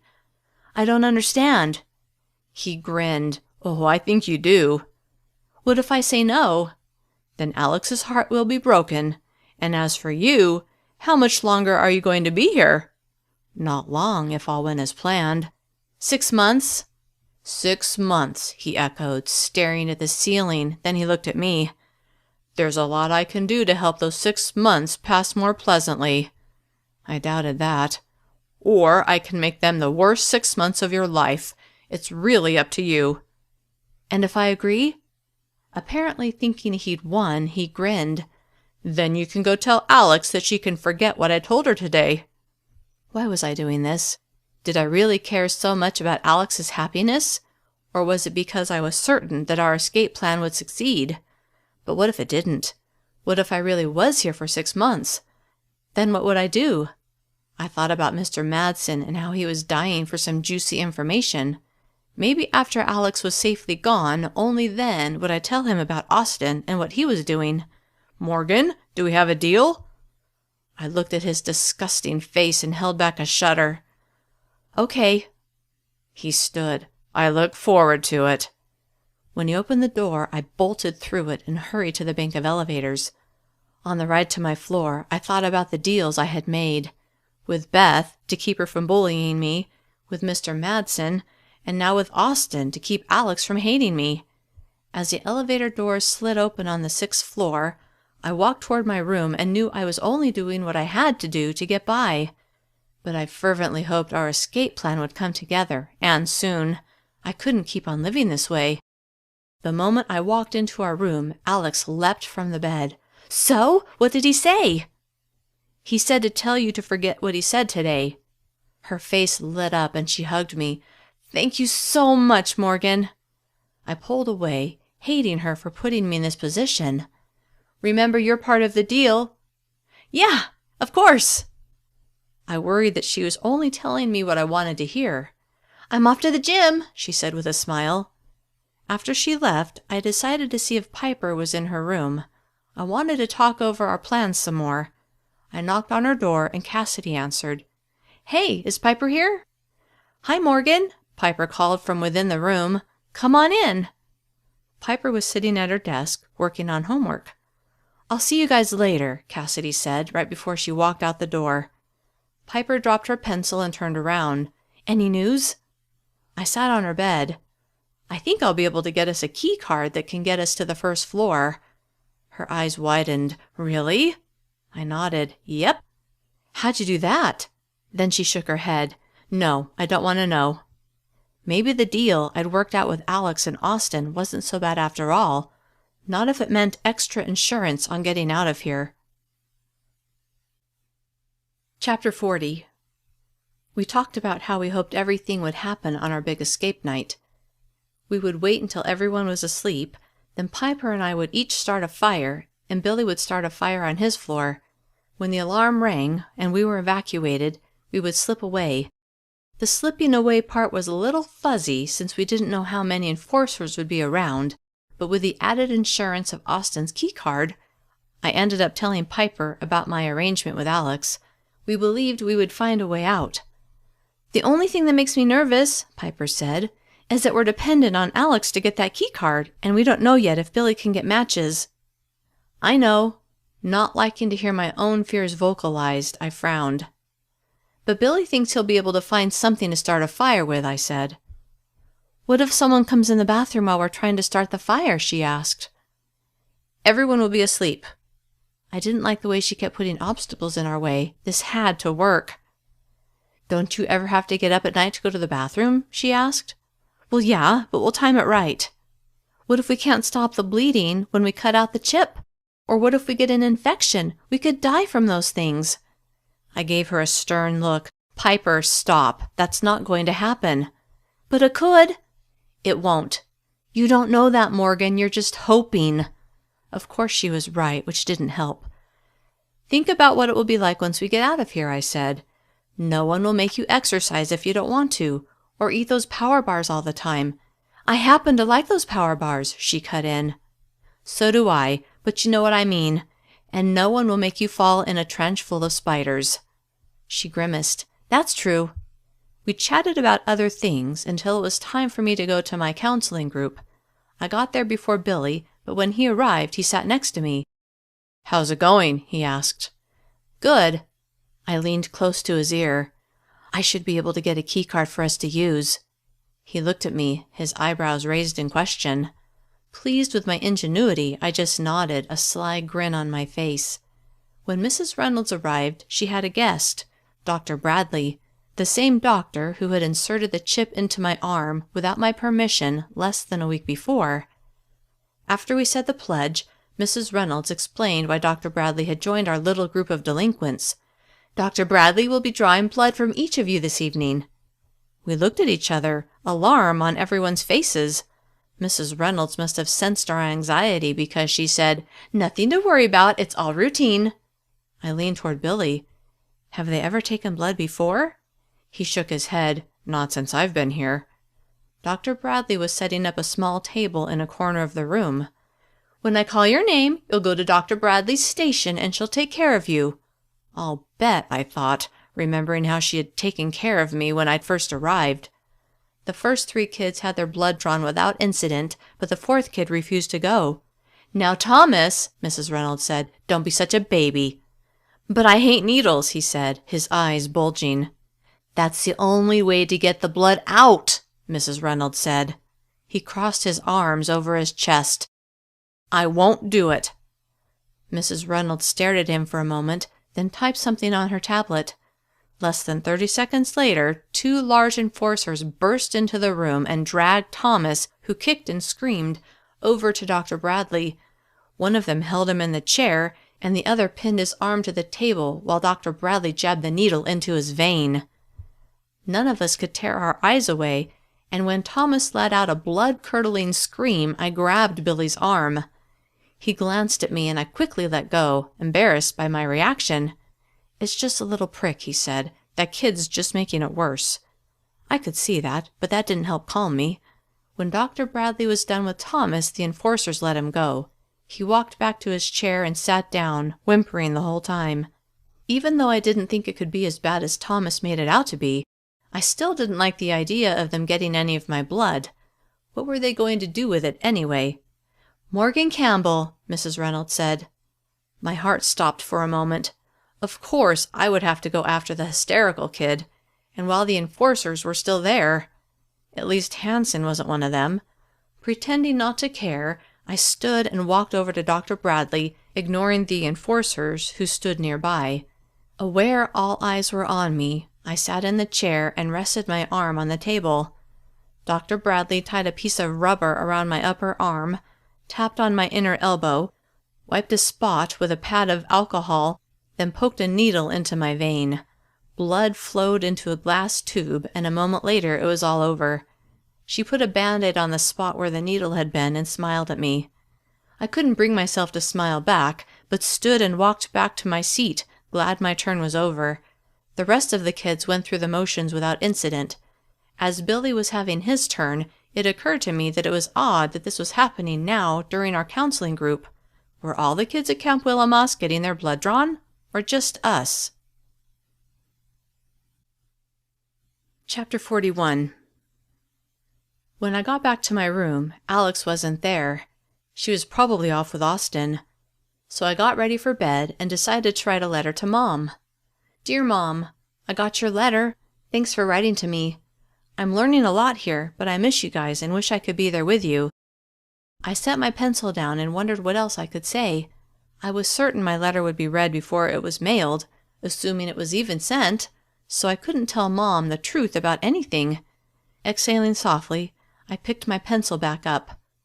I've made some friends here and have done a lot of exercising. I've lost weight, which is good. I want to be healthy, and I hope that when I get home, I'll be able to continue the healthy habits I'm learning here. Love, Morgan. I reread the last paragraph and snickered. What a load of crap. But if Mr. Madsen read it, maybe he would actually think I meant it. I folded it up and tucked it in the drawer, then filled out my food journal. It was pretty easy since all I had to do was write down how many power bars I'd eaten. Of course, I didn't mention the one I'd stolen for Beth, but I'd eaten myself. As I thought about the power bars, I felt a craving for them and looked forward to getting my 2 at breakfast, especially since that was all I was getting. A few minutes later, Alex came through the door, a big smile on her face. I could only imagine what put it there, but didn't want to think about her and Austin. She gave me no choice. "I'm so happy," she said as she spun in a slow circle. Then she stopped and looked at me. "Have you ever been in love, Morgan?" I thought about Connor and my one date with him. He hadn't even bothered to write to me since I'd been in here, and I wondered who he was dating now, though it didn't matter anymore. "No, not really." "Just wait. It's amazing." I wasn't in the mood to hear about her and Austin and how much they loved each other, especially since I knew he was just using her as a diversion until something better came along. "I'm sure it is, and I'm glad you're happy, but I'm really tired, so I'm going to bed." She frowned. "Already? It's only 9:30. I climbed under my covers. "I have to get up early, don't forget." Okay. Good night."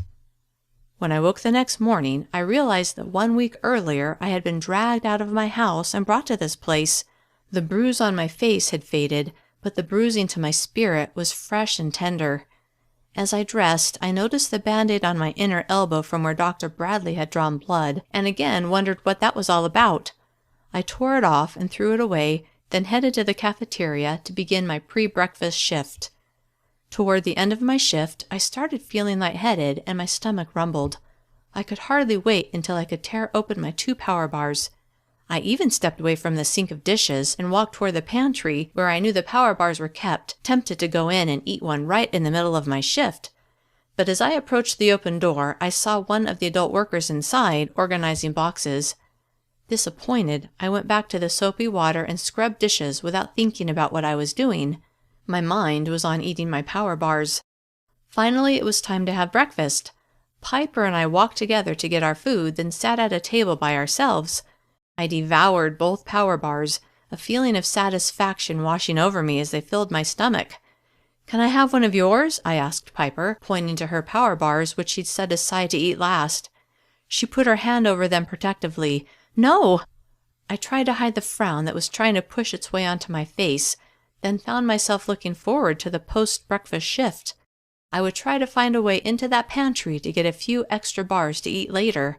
After all, I hadn't had anything to eat but power bars in over 24 hours. It was no wonder I wanted some so badly. Working to take my mind off the strong craving, I thought about our escape plans. "Do you think Billy will be able to get matches today? Maybe we can put things in motion tonight. Can you imagine? Maybe tomorrow at this time we'll be free." "Stop it, Morgan. I don't want to talk about that right now." I looked at her in surprise. "What's wrong?" She shook her head. "Nothing, okay?" Something was obviously bothering her. "No, it's not okay. We have plans. It was your idea, remember?" Her eyebrows tugged together. "I know, but maybe I made a mistake." "Piper, what's going on?" She sighed. "I just keep thinking about all that could go wrong, and it freaks me out." She stared across the room, then looked at me. "Maybe it's not so bad here." "What? Are you serious? Have you already forgotten about the pit of spiders?" "Well, no, but besides that, it's not so bad. I mean, we get 3 meals a day, we have time to exercise, we keep busy." I couldn't believe what she was telling me. "Those things are all true, but you've forgotten one little detail. We have no choice in the matter. We are forced to exercise. We are forced to keep busy by working these jobs that they assign to us, and we're forced to eat the foods that they decide we get to eat." She stood. "I don't want to talk to you about this right now." "One other thing," I said. She stopped. "What?" I pictured Thomas being held down and blood forcibly removed from his arm the night before. "What about being forced to have your blood drawn?" She frowned at me. What are you talking about?" "Didn't you get your blood drawn yesterday?" I asked. She looked at me like I was crazy. "No." So it really was just the criminals. "Well, I did, along with everyone in my counseling group." She laughed. "You're just making that up to try to change my mind." I held up my arm and showed her the tiny pinprick on my inner elbow. "Oh." Then she smiled. "I still think it's not so bad here." Worried how her change in attitude would affect our escape plans, I watched her walk away. Chapter 42. During my second shift, which was right before lunch, I kept one eye on the pantry. I waited until I was sure no one was near it, then I hurried over to the door and glanced inside. No one was there. I raced over to the boxes of power bars, thrilled to see a box standing open. I grabbed 4 and stuffed them into my pockets, then went back to my station. No one seemed to have noticed what I'd done, and I smiled as I set the next pot in the hot water. As I leaned against the sink, I could feel the bulkiness of the bars in my pockets and looked forward to eating them later. It was only after a few minutes that I realized I hadn't even considered giving them to Beth. Feeling torn, I wasn't sure what to do. I needed to give her something so she would leave me alone, but I really wanted to keep them for myself. Maybe I could keep these and then steal a few more in my last shift to give to her. Problem solved, I thought, as I dried a clean pan. At the end of my shift, I rushed up to my room, hid the 4 power bars in the box springs, then went down to lunch. I got in line, received my allotted food, 2 power bars and a box of skim milk, then went to my table. Everyone was already there. "Where'd you go?" Piper asked. "I looked for you after our shift, but you'd already left." "Oh," I said. I forgot something in my room." She looked confused, but didn't ask anything more. I watched the others eat their veggie burgers and vegetables, but oddly, I didn't even want any. I just ate my power bars and felt my craving for them lessen, and the thought of the 4 hiding in my room comforted me. At the end of the meal, when Alex, Cassidy, and Piper left, Billy moved to the seat next to mine. "Any luck getting first aid supplies?" I'd been so focused on getting the power bars I'd forgotten about my assignment. "Not yet." "Yeah, I haven't gotten the matches yet either, although I think I know where I can find them. I just need a chance to get in and take them." "Good." I thought about what Piper had said. I think Piper might be backing out. "Why? What happened?" I told him what she'd said. It's kind of weird. I mean, it was her idea in the first place. I didn't mention that I'd been thinking about escaping since I'd arrived. "Huh. Well, what about you? You still want to do it, don't you?" I pictured the tunnel that would take me home. "Yes, absolutely." "Good." He stood. "I'd better get back to work. I'll see you in class." After he left, I went back to the kitchen for my final shift. The power bars I'd eaten at lunch had slaked my craving, but I still needed to get a few to give to Beth. Giving her the ones I'd taken earlier was out of the question. I also needed to get first aid supplies, but I worried that my luck wouldn't hold out and that I would get caught if I tried to take more things. I knew a first aid kit was stored in a cabinet near where the knives were kept, I guess in case someone sliced off a finger, and that area usually had people around preparing food. Maybe if I needed to use the first aid kit, I could take some of the supplies. I would wait until the next day, when things were really busy, before purposely hurting myself. I would also need something sharp to cut myself on. I considered using the knife Piper had taken, but I would probably need to show Mrs. Coleman what had cut me, so that wouldn't work. Then I remembered that there was one pot that had a small piece of metal sticking out. I'd almost cut myself on it the day before. The next day, I would set that pot aside and wait for the right moment. Caught up in my plans, I'd forgotten to try to take some power bars for Beth, and when I looked in the pantry, several people were in there organizing the shelves. My shift was ending, and I had failed to get the bars. I had two choices. 1, I could give her the 4 bars hidden in my box spring, or 2, I could not give her anything and see what happened. Not sure what to do, I decided to wait until later to make a decision. When my shift ended, I went to my room. I had half an hour until class started. As soon as I made sure I was alone, I reached into my box spring and pulled out one of the power bars, then held it to my nose and took a long moment to relish the lovely scent. I unwrapped it slowly, forcing myself to enjoy the anticipation, then I took a small bite. Even though I wasn't even hungry, the appetite suppressant worked remarkably well, I still craved the stupid things all the time. It was almost like I was addicted to them. Ignoring the warning bell that rang in my head, I took small bites, savoring each one until the power bar was gone. As I stuffed the wrapper in my backpack, I didn't want anyone to find it in the trash, I realized that now I had fewer bars to give Beth, assuming I decided to give her any, which was doubtful. When I got to math class, I felt really sleepy and had a hard time staying awake. In English class, it was even worse, but since the teacher had hit me with a book the last time I'd fallen asleep, I forced my eyes open even though they were drooping. Finally, it was time to go to dinner. Billy walked with me to the elevators. "Are you feeling okay, Morgan?" "Yeah, just tired." I paused. "Any luck with getting it?" He would know what I meant. "Not yet, but soon. What about you?" "I have an idea how to get it tomorrow." "Good." We dropped our backpacks off in our rooms and met up again in the cafeteria. The gang was all there when I got to the table. I set my 2 power bars and bottle of milk on the table and slid into the seat next to Piper. "Tomorrow you get to eat real food, right, Morgan?" Piper asked. "Yeah." I looked at their bowls of soup, and though I looked forward to eating something besides the power bars, I hadn't minded my limited diet the last 2 days. After dinner, Piper and I went up to the 6th floor. She had homework, as did I, but I had to get in my workout. I changed into shorts and a t-shirt, stopping to have one of the 3 remaining power bars. It would be good for my energy, I told myself, then headed to the gym on the 4th floor. After my warm-up, I got on the elliptical, and as I moved my body, I felt pretty good.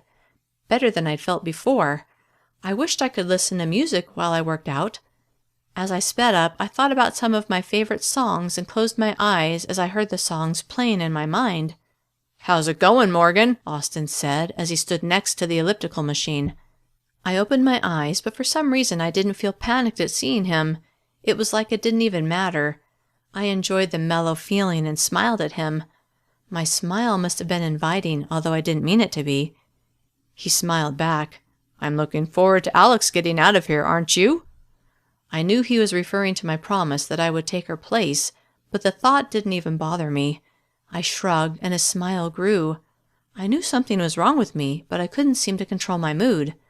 I just didn't seem to care one way or the other about Austin and what the future held. "When you're done here, I want you to spend 30 minutes on the stair-stepper." "Okay." I had no fight in me.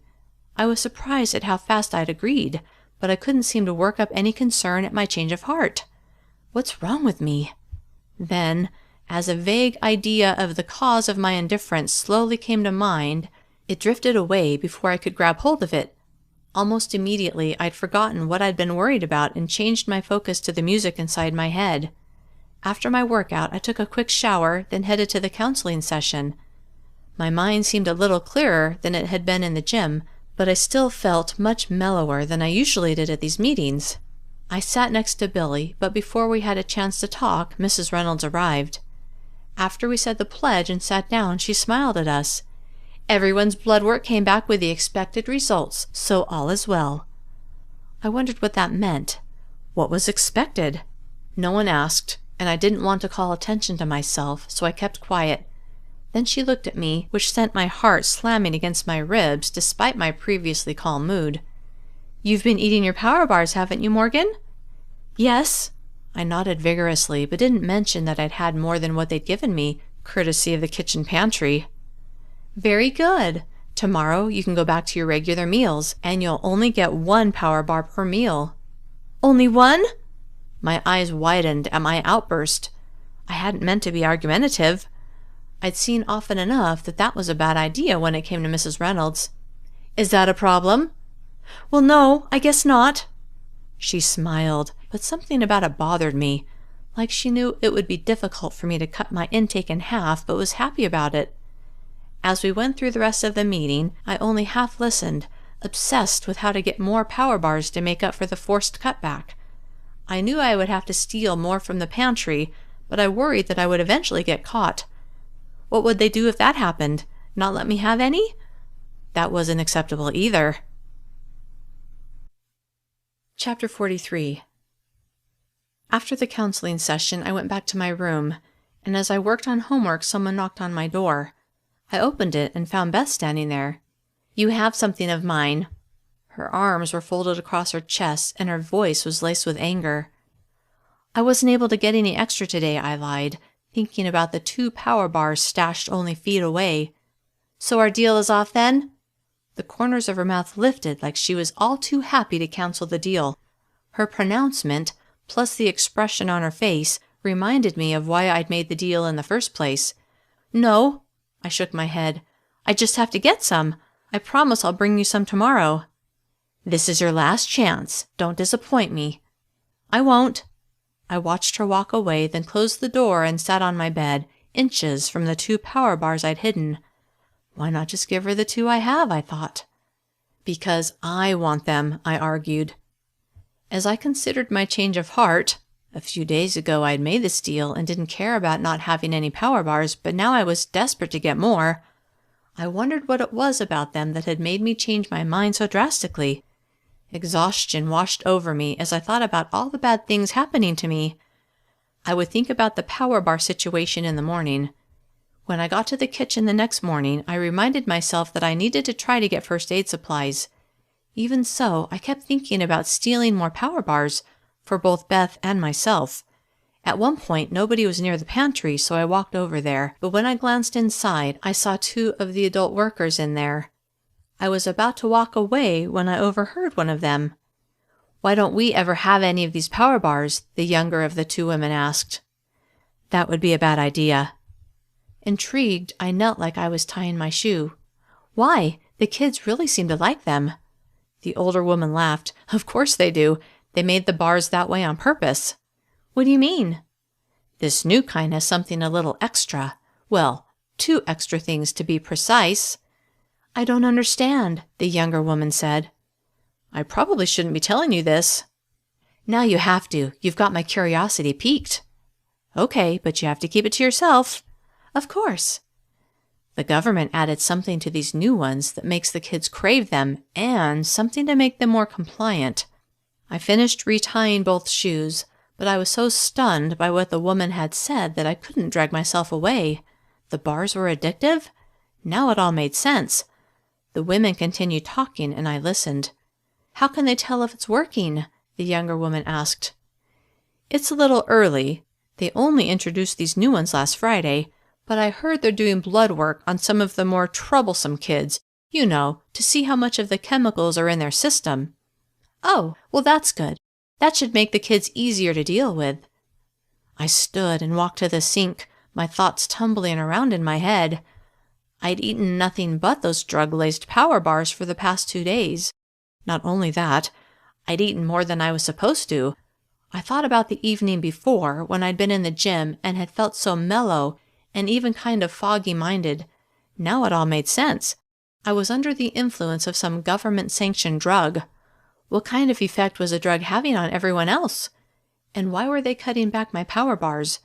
Was it to see if I went through withdrawals? My blood work must have shown a really high level of the drug since I'd eaten nothing but the power bars on the day of the blood draw. Anger at the inhumane treatment we were getting washed over me. Then I thought about what the woman had said. Only the more troublesome kids had had blood drawn. Obviously, I fell into that category. Was that why Alex wasn't punished like me? Because she wasn't a criminal and they just wanted to use us for testing? Even though Alex hadn't been forced to only eat the power bars, I was still worried about the effect the drugs had on her and my other friends, especially Piper and Billy. What would the drugs do to them? I needed to convince them to stop eating their power bars before they became addicted. But would they believe me? I felt even more urgency to escape this place. Between drugging me, making me participate in bizarre games, hitting me when I didn't exercise right, and treating me like a criminal, this place was no camp for overweight kids. It was just a government-run prison. I reminded myself that FAT stood for Federally Assisted Thinning, but the only thing they assisted in was cruel and unusual punishment. Chapter 44. Wanting to do everything I could to accelerate my escape, I scrubbed the pots and pans, waiting for the pot that had a jagged edge. When it finally arrived, I set it aside. 10 minutes before the breakfast crowd arrived, our busiest time, I sliced my hand on the jagged edge of the pot. Sharp pain made me cry out, and I dropped the pan back into the sink. Blood dripped onto the floor as I called to Mrs. Coleman. "I cut my hand!" She glanced my way. "Oh, dear." She looked at the chaos around her as everyone scurried around, getting the food finished and set out. Then she did something I had only dreamed of. She said, "You know where the first aid kit is. Get your cut cleaned up."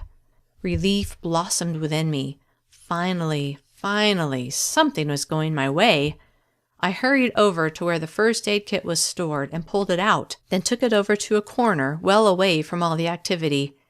I ripped open a package of gauze and pressed it against my hand, then grabbed antiseptic, alcohol wipes, more gauze, and several large bandages and stuffed them in my pockets, making sure my shirt covered the bulkiness. Only then did I clean my cut and put a Band-Aid across it. After throwing away the trash, I closed the first aid kit and put it away. "Are you okay?" Mrs. Coleman asked. "Yes." "Good. I'll have Sadie do the dishes the rest of today, and you can take her place." "Okay." Sadie was only one step up from me. Her job involved getting things for the people who were cooking, cleaning up after them, stuff like that. Still, it was better than washing dishes, and most importantly, I'd gotten the first aid supplies. After my first shift, Piper and I picked up our food. In addition to my 1 power bar, I got a bowl of oatmeal and some fruit, and sat at a table by ourselves. "Guess what?" I asked her. "What?" "I got the first aid supplies." Her eyes grew wide. "Really?" "You didn't actually think I accidentally cut myself, did you?"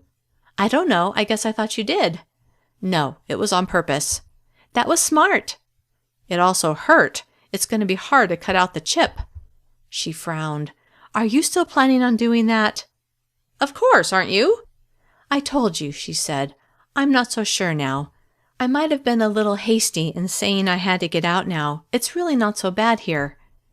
I thought about what I'd overheard about the power bars and wondered if they were affecting Piper, making her more compliant, making her not want to leave now. I watched as she picked up one of her power bars and began unwrapping it. I reached out and put my hand on hers, stopping her. "What are you doing, Morgan?" "Don't eat that." She laughed. "Why not? It's good." My mouth watered as I thought about eating one myself, but I willed the thought away. "There's something wrong with them." She pushed my hand away and continued unwrapping it. "What are you talking about? They're delicious, and they keep me from feeling hungry. Plus, I really want to eat it." So do I thought, and found my hand reaching toward my 1 power bar, but then picked up my spork instead and stabbed a piece of cantaloupe. "Piper, listen to me." She took a bite of the bar. "What?" I leaned close so I could lower my voice. "I overheard 2 of the women talking, and they said there's something addictive in those bars, and something that makes us obedient." She shook her head. "Why would they do that? That doesn't even make sense." It made perfect sense to me. Create something that we crave, which will guarantee we eat it, add a pinch of behavior control, and voila, zombie kids who will do whatever they're told. Especially the troublesome kids like me.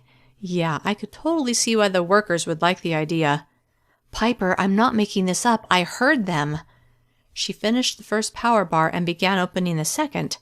She looked at me and shook her head.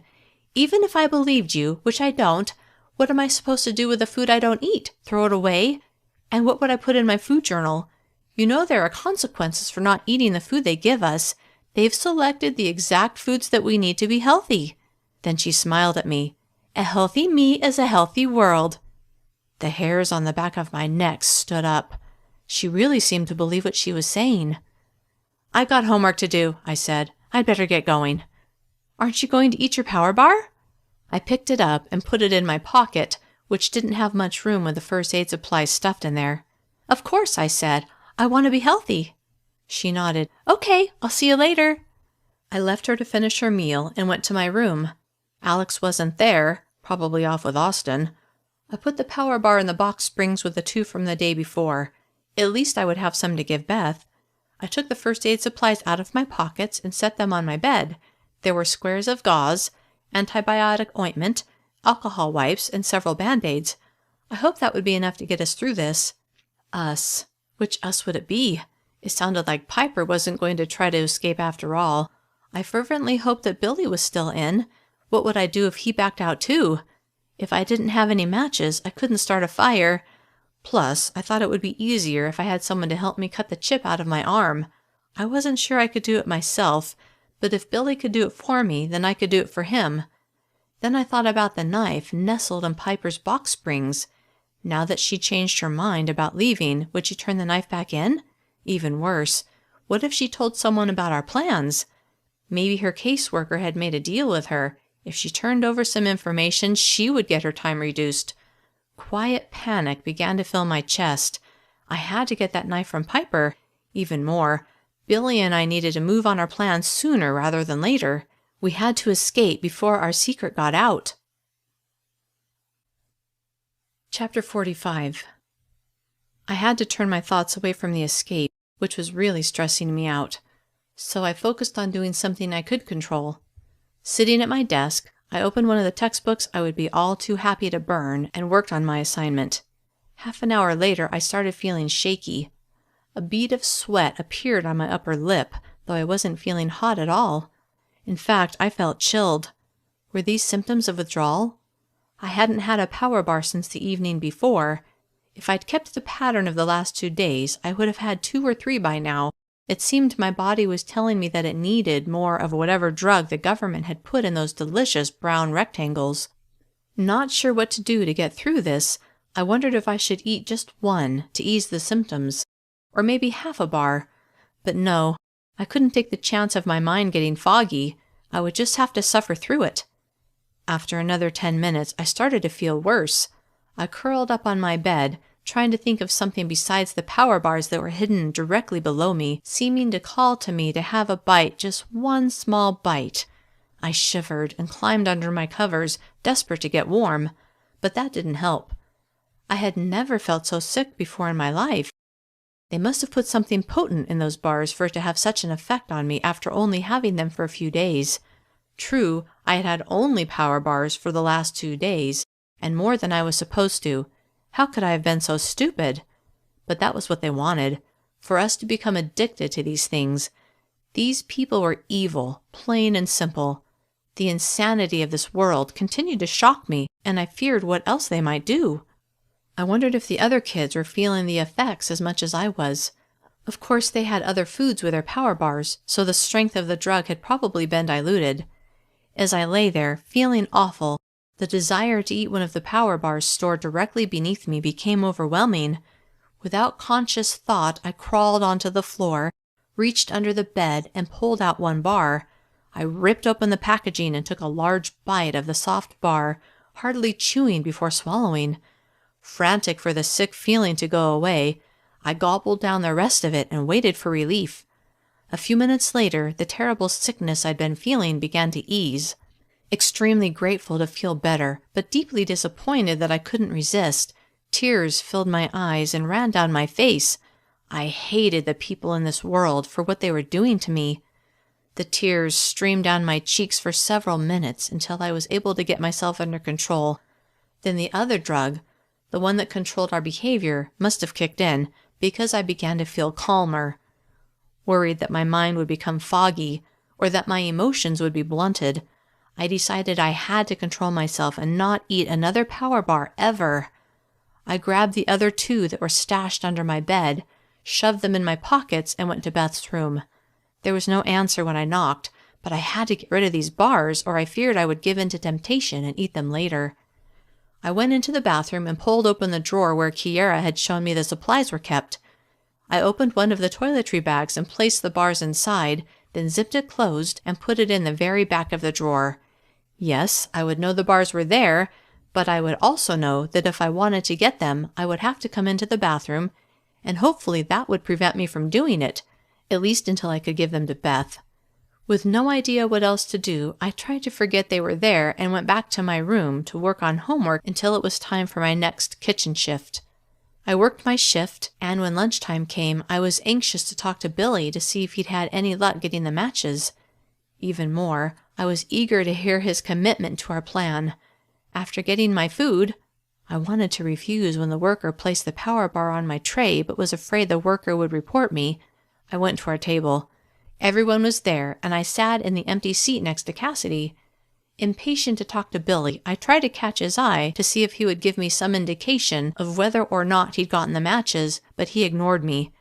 After several minutes of this, I finally said, "Hey, Billy, how's it going?" He looked at me. "Okay." "I'll bet it's nice to work outside, out in the sunshine?" "Yeah, I like it." When he said nothing more, I decided to wait until everyone else had left to ask him. Obviously, he didn't want to give me a hint right now. "What happened to your hand?" Cassidy asked, pointing to the bandage. "She cut it this morning," Piper said, then giggled.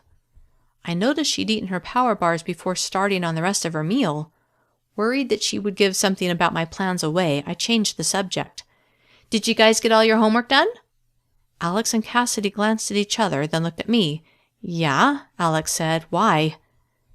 I noticed Billy smirking as he focused on his food.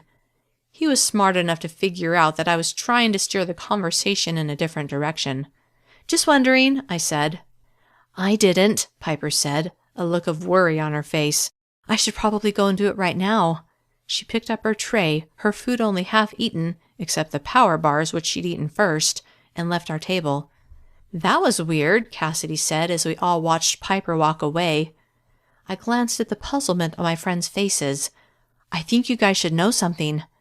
Cassidy shifted in her seat. "Is this something I'm going to want to hear?" Did she think I was going to tell them my escape plans? "This affects all of you," I said, "so yes, you'll want to know." "Okay," Cassidy said, though she seemed uncertain. "This morning," I said, "I found out that the power bars have drugs in them." Alex's eyes widened. "What?" "What are you talking about?" Cassidy asked at the same time. Billy squinted.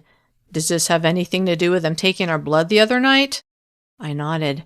"Take your blood?" Cassidy asked. "When did this happen?" "During our counseling session," Billy said as he pushed his empty plate away, his 2 power bars still on the tray. "Yeah," I added. "They took a blood sample from every one of us." "So," Alex asked, "what's this about drugs?" "This morning," I said, "I overheard 2 kitchen workers talking, and they said the power bars have something in them that makes us addicted to them. Even more, there's a second drug that makes us compliant." Alex looked shocked, but Cassidy shook her head. "That's ridiculous." "Come on, Cass," Alex said. "Just before we came in here, you said how much you wanted one of those bars." "So," she said, "just because I crave something good to eat, I'm suddenly addicted to it?" "I believe you," Billy said, looking directly at me. Pleased by his support, I smiled at him. "What are they doing here?" Cassidy asked, looking at several enforcers who were circulating among the diners, stopping at different tables and talking to the kids who were eating. "I don't know," Alex said. A few minutes later, we found out as one of the enforcers came to our table. "You guys need to finish up, and make sure to eat your power bars." A chill danced up my spine at his command, and I glanced at Billy, who was staring at the enforcer. "You got a problem, Foster?" the enforcer said to Billy. "No, sir." Billy looked away. "Good." A moment later, he went to the next table with the same message. "How weird was that?" Cassidy said. I gave her a meaningful look, trying to say, "I told you so." "Do you believe me now?" "I guess," Cassidy said as she unwrapped one of her power bars and took a bite. I leaned toward her and whispered urgently, "Then why are you eating it?" "What am I supposed to do? He said we have to." I glanced at the enforcer who had come to our table. He wasn't watching us, but as I looked around the room, I saw that others were. "Why do you think they're suddenly making sure we eat them?" I asked. "Maybe it's not working as fast as they thought it would," Cassidy said, "and they want to make sure everyone is eating them." I thought about my horrible experience earlier that morning and knew the bars were working fine when they were the only things you ate.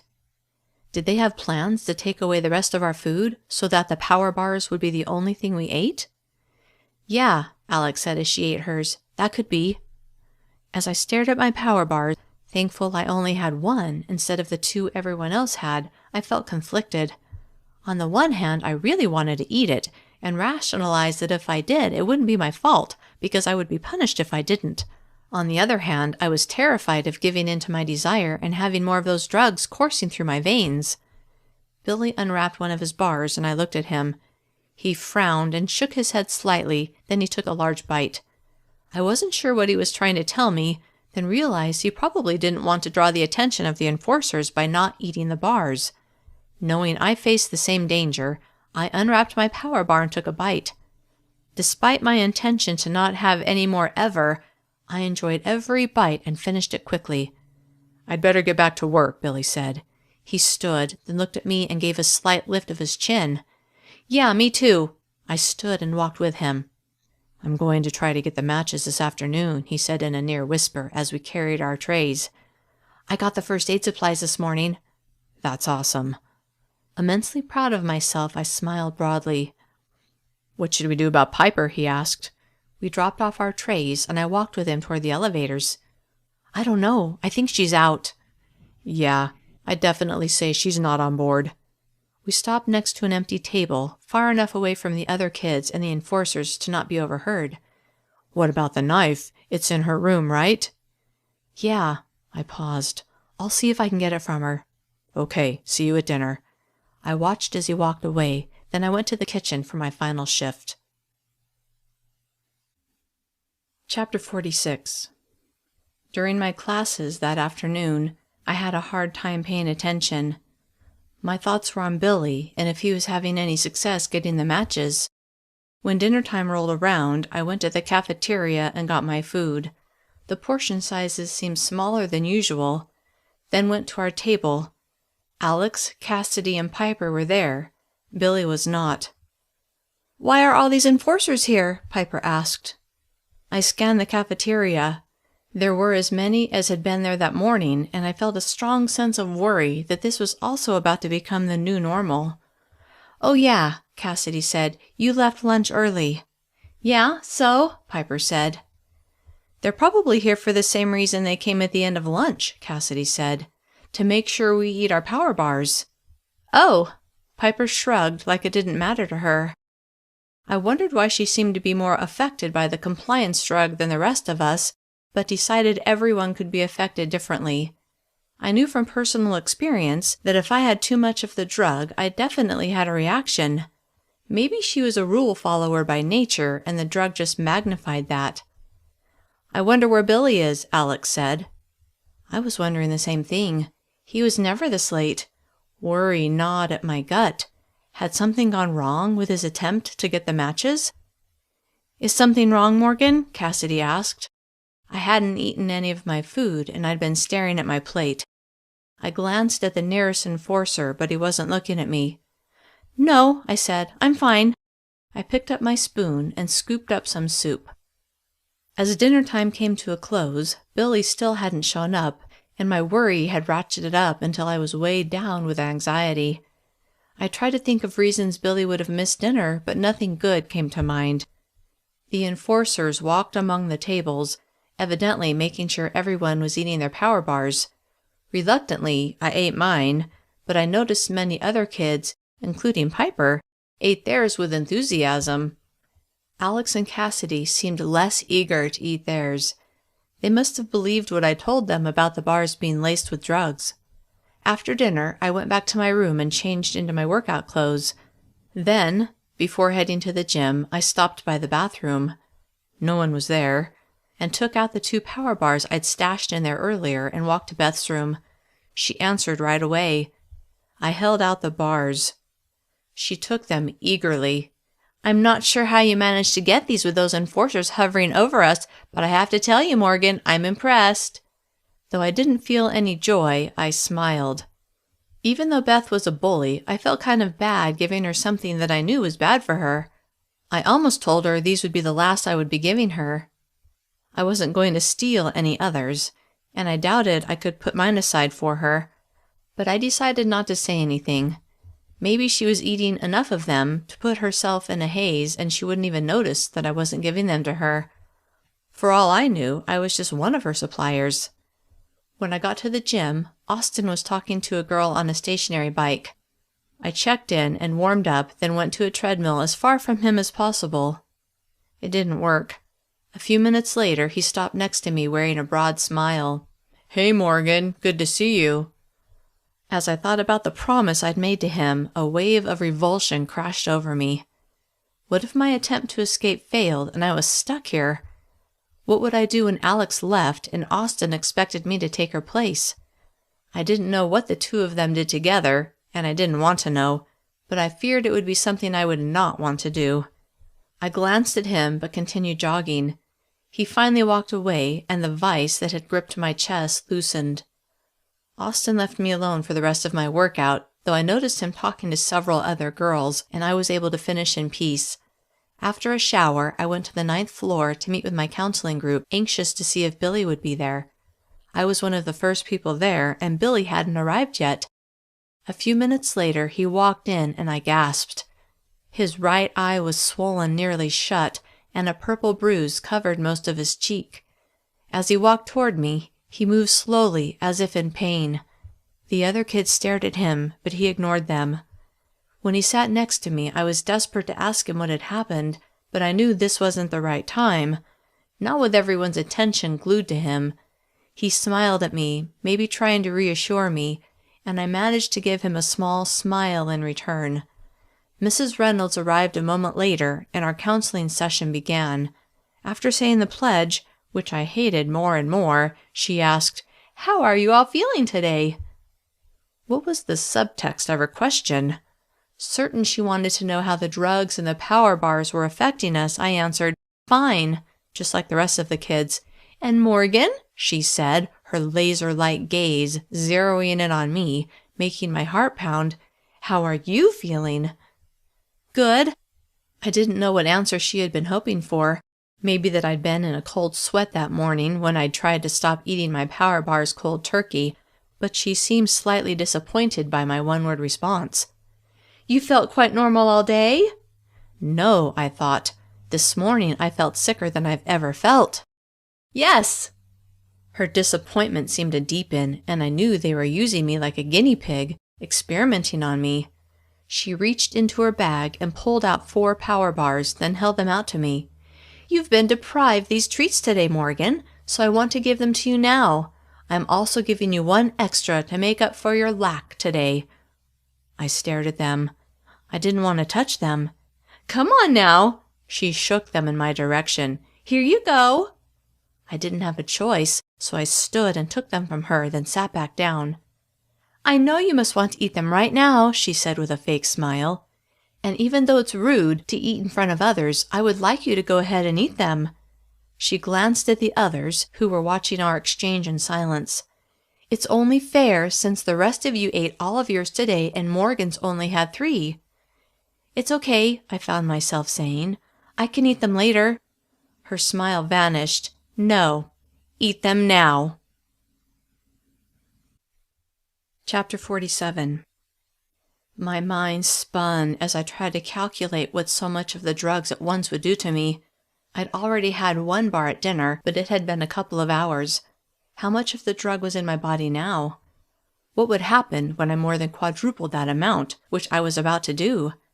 The day before, I'd eaten 3 bars close together, and my mind had become very foggy. I thought about how I'd swayed to the music in my head while I'd been working out. And now I was supposed to eat 4 at once? What was she trying to accomplish? What would she do if I refused? But why would I refuse? No kid here would. They all loved the power bars. Refusing would only raise her suspicions that I suspected something was wrong. "Go on, Morgan, we don't mind," she said, her lips turning up in a smile. I unwrapped the first bar and began eating, trying to keep my bites to nibbles. Maybe I could pretend to eat the bars while breaking pieces off and hiding them in my pockets, but she kept one eye on me, making that impossible. By the end of the session, I'd eaten all 4. I started to feel super mellow and had trouble grasping the thoughts that tumbled around my head. When we were dismissed, Billy walked with me. "What happened to you?" I asked, laughter in my voice. "You look bad." "Morgan," he said, "quiet down." "Why?" I said in a stage whisper. "Is someone listening?" He gripped my arm as we walked toward the elevator. We got on. No other kids got on with us, and he helped me wave my card in front of the reader, then he pressed the button for my floor. When we reached my floor, he gently pushed me out. "Aren't you coming?" I asked, a strong sense of disappointment washing over me. "You know I'm not allowed on this floor." No, I don't. I stood in the doorway of the elevator, preventing the door from closing. I'll see you tomorrow, okay? He paused. You'll be better then. I'm fine right now. He looked sad as he watched me, but I didn't understand why. Go to your room, okay? I shrugged. Okay. I watched the door slide closed, then I turned and walked down the hall. For the life of me, I couldn't remember which door was mine, so I knocked on the first door I came to. A girl I didn't know opened it. What do you want? She asked, not unkindly. Is this my room? She frowned. No. Where is it? I don't know. Okay. I went to the next door and knocked, but no one answered, so I moved on to the next door. Fortunately, the girl who opened the door knew which room was mine and steered me toward it. I knocked on the door she led me to, and a moment later Alex opened it. Morgan, why are you knocking? Hi, I said, a goofy smile on my face. What is wrong with you? She pulled me inside and closed the door. I'm so glad you're my friend, Alex. I threw my arms around her, but after a moment she peeled my arms off of her shoulders. I'm glad you're my friend too, she said as she led me to my bed. Why don't you sit down? Okay. I plopped onto my bed and smiled up at her. Did you have fun with Austin today? Her face reddened. Why? He wants me to be his girlfriend when you leave. The embarrassed smile vanished, replaced by anger. What are you talking about? She was furious, but I couldn't understand what was upsetting her. I was only telling the truth. A warning bell rang somewhere in the recesses of my mind, but I was too far gone to capture the importance of it. He told me himself. He said, Morgan, I can't wait until Alex leaves so you can be my girlfriend. I smiled at her, waiting for her approval that I had answered her question so well, so when she slapped me, I was stunned. My hand flew up to my stinging cheek, and I looked at her with confusion. You're lying, she said through clenched teeth. Austin loves me. Why was she upset? I didn't know, but I did understand that I should go along with what she said, so I nodded. What? She said. You agree that you're lying? I nodded vigorously, my hand still held against my cheek. The anger on her face began to melt, and she laughed a little. You were just playing a joke on me, right?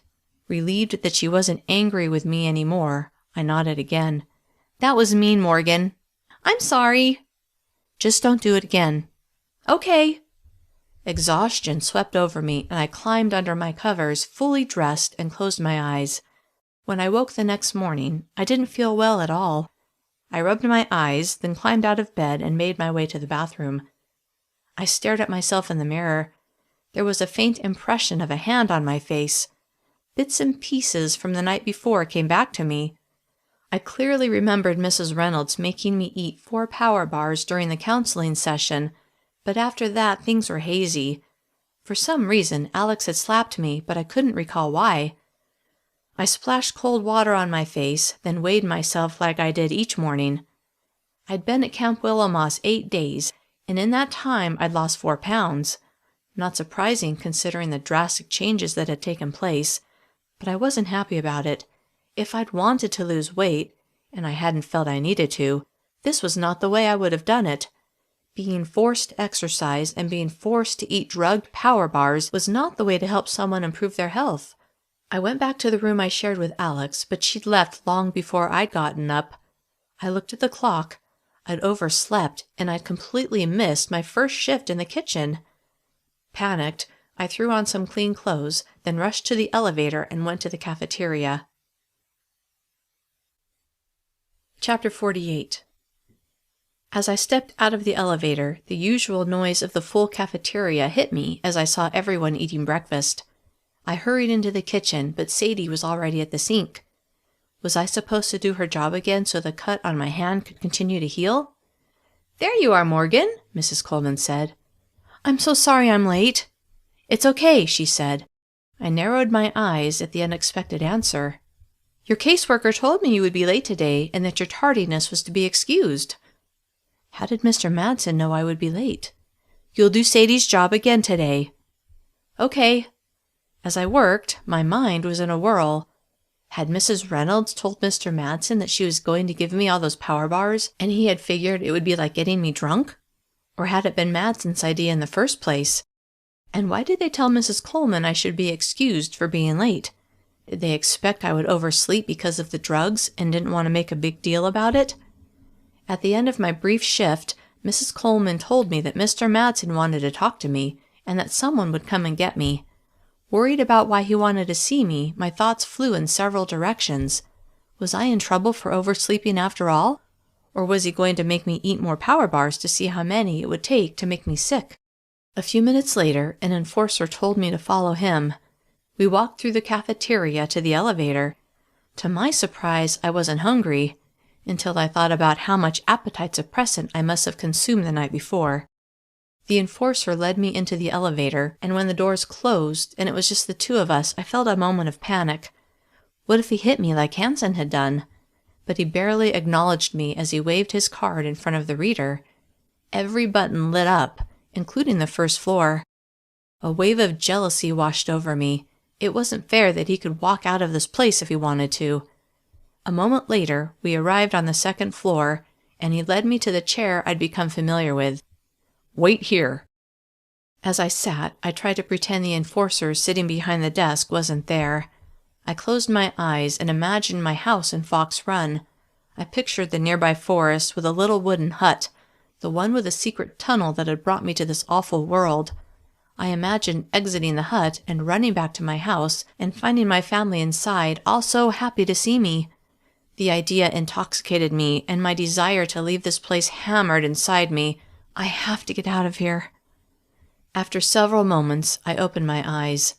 The enforcer was staring at me.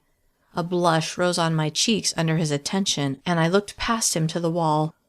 A cheerful poster showed an image of the globe, with children circling it, their hands clasped. In bold letters it said, "A healthy me is a healthy world." When I thought of the rest of the pledge, I felt sick. How could anyone pledge to follow the rules in this world? They were terrible, not in the best interests of the citizens. Of course it made sense to take care of our bodies, but why should we have to make a promise about it? And if putting the good of all above my own desires involved drugging unsuspecting people to make them easier to control, I could not get behind that idea either. What was taking Madson so long? As I waited, I realized I hadn't eaten anything since the night before, when Mrs. Reynolds had made me eat the 4 power bars. As I thought about eating those bars, I unconsciously licked my lips, a sudden craving for a bar sweeping over me. A small bead of sweat formed on my upper lip. I wiped it away and squeezed my eyes closed, willing my body to reject this desire for the drug. Opening my eyes, I looked at my hand and noticed a small tremor. Then I vividly recalled my reaction the day before when I tried to avoid eating the power bar I'd been given. My heart rate sped up, and I found it hard to breathe.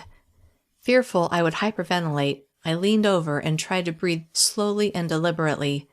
I could feel the eyes of the enforcer on me, but I didn't care. All I cared about was how awful I was feeling and a desire to get relief. "Morgan," Mr. Madson said. I lifted my head and saw him grinning at me. If I hadn't been so focused on feeling like crap, I would have wanted to wipe that smile off of his face. "Follow me." When I stood, a wave of nausea crashed over me, and I thought I was going to vomit right there in the waiting area, but I swallowed the urge and walked behind him to his office. He gestured for me to sit, which I did. He sat behind his desk this time. Maybe he was afraid I would hurl all over his neatly pressed clothes. He smiled at me. "You don't look very good, Morgan. Is everything okay?" I shook my head. "What seems to be the problem?" He reached into his desk.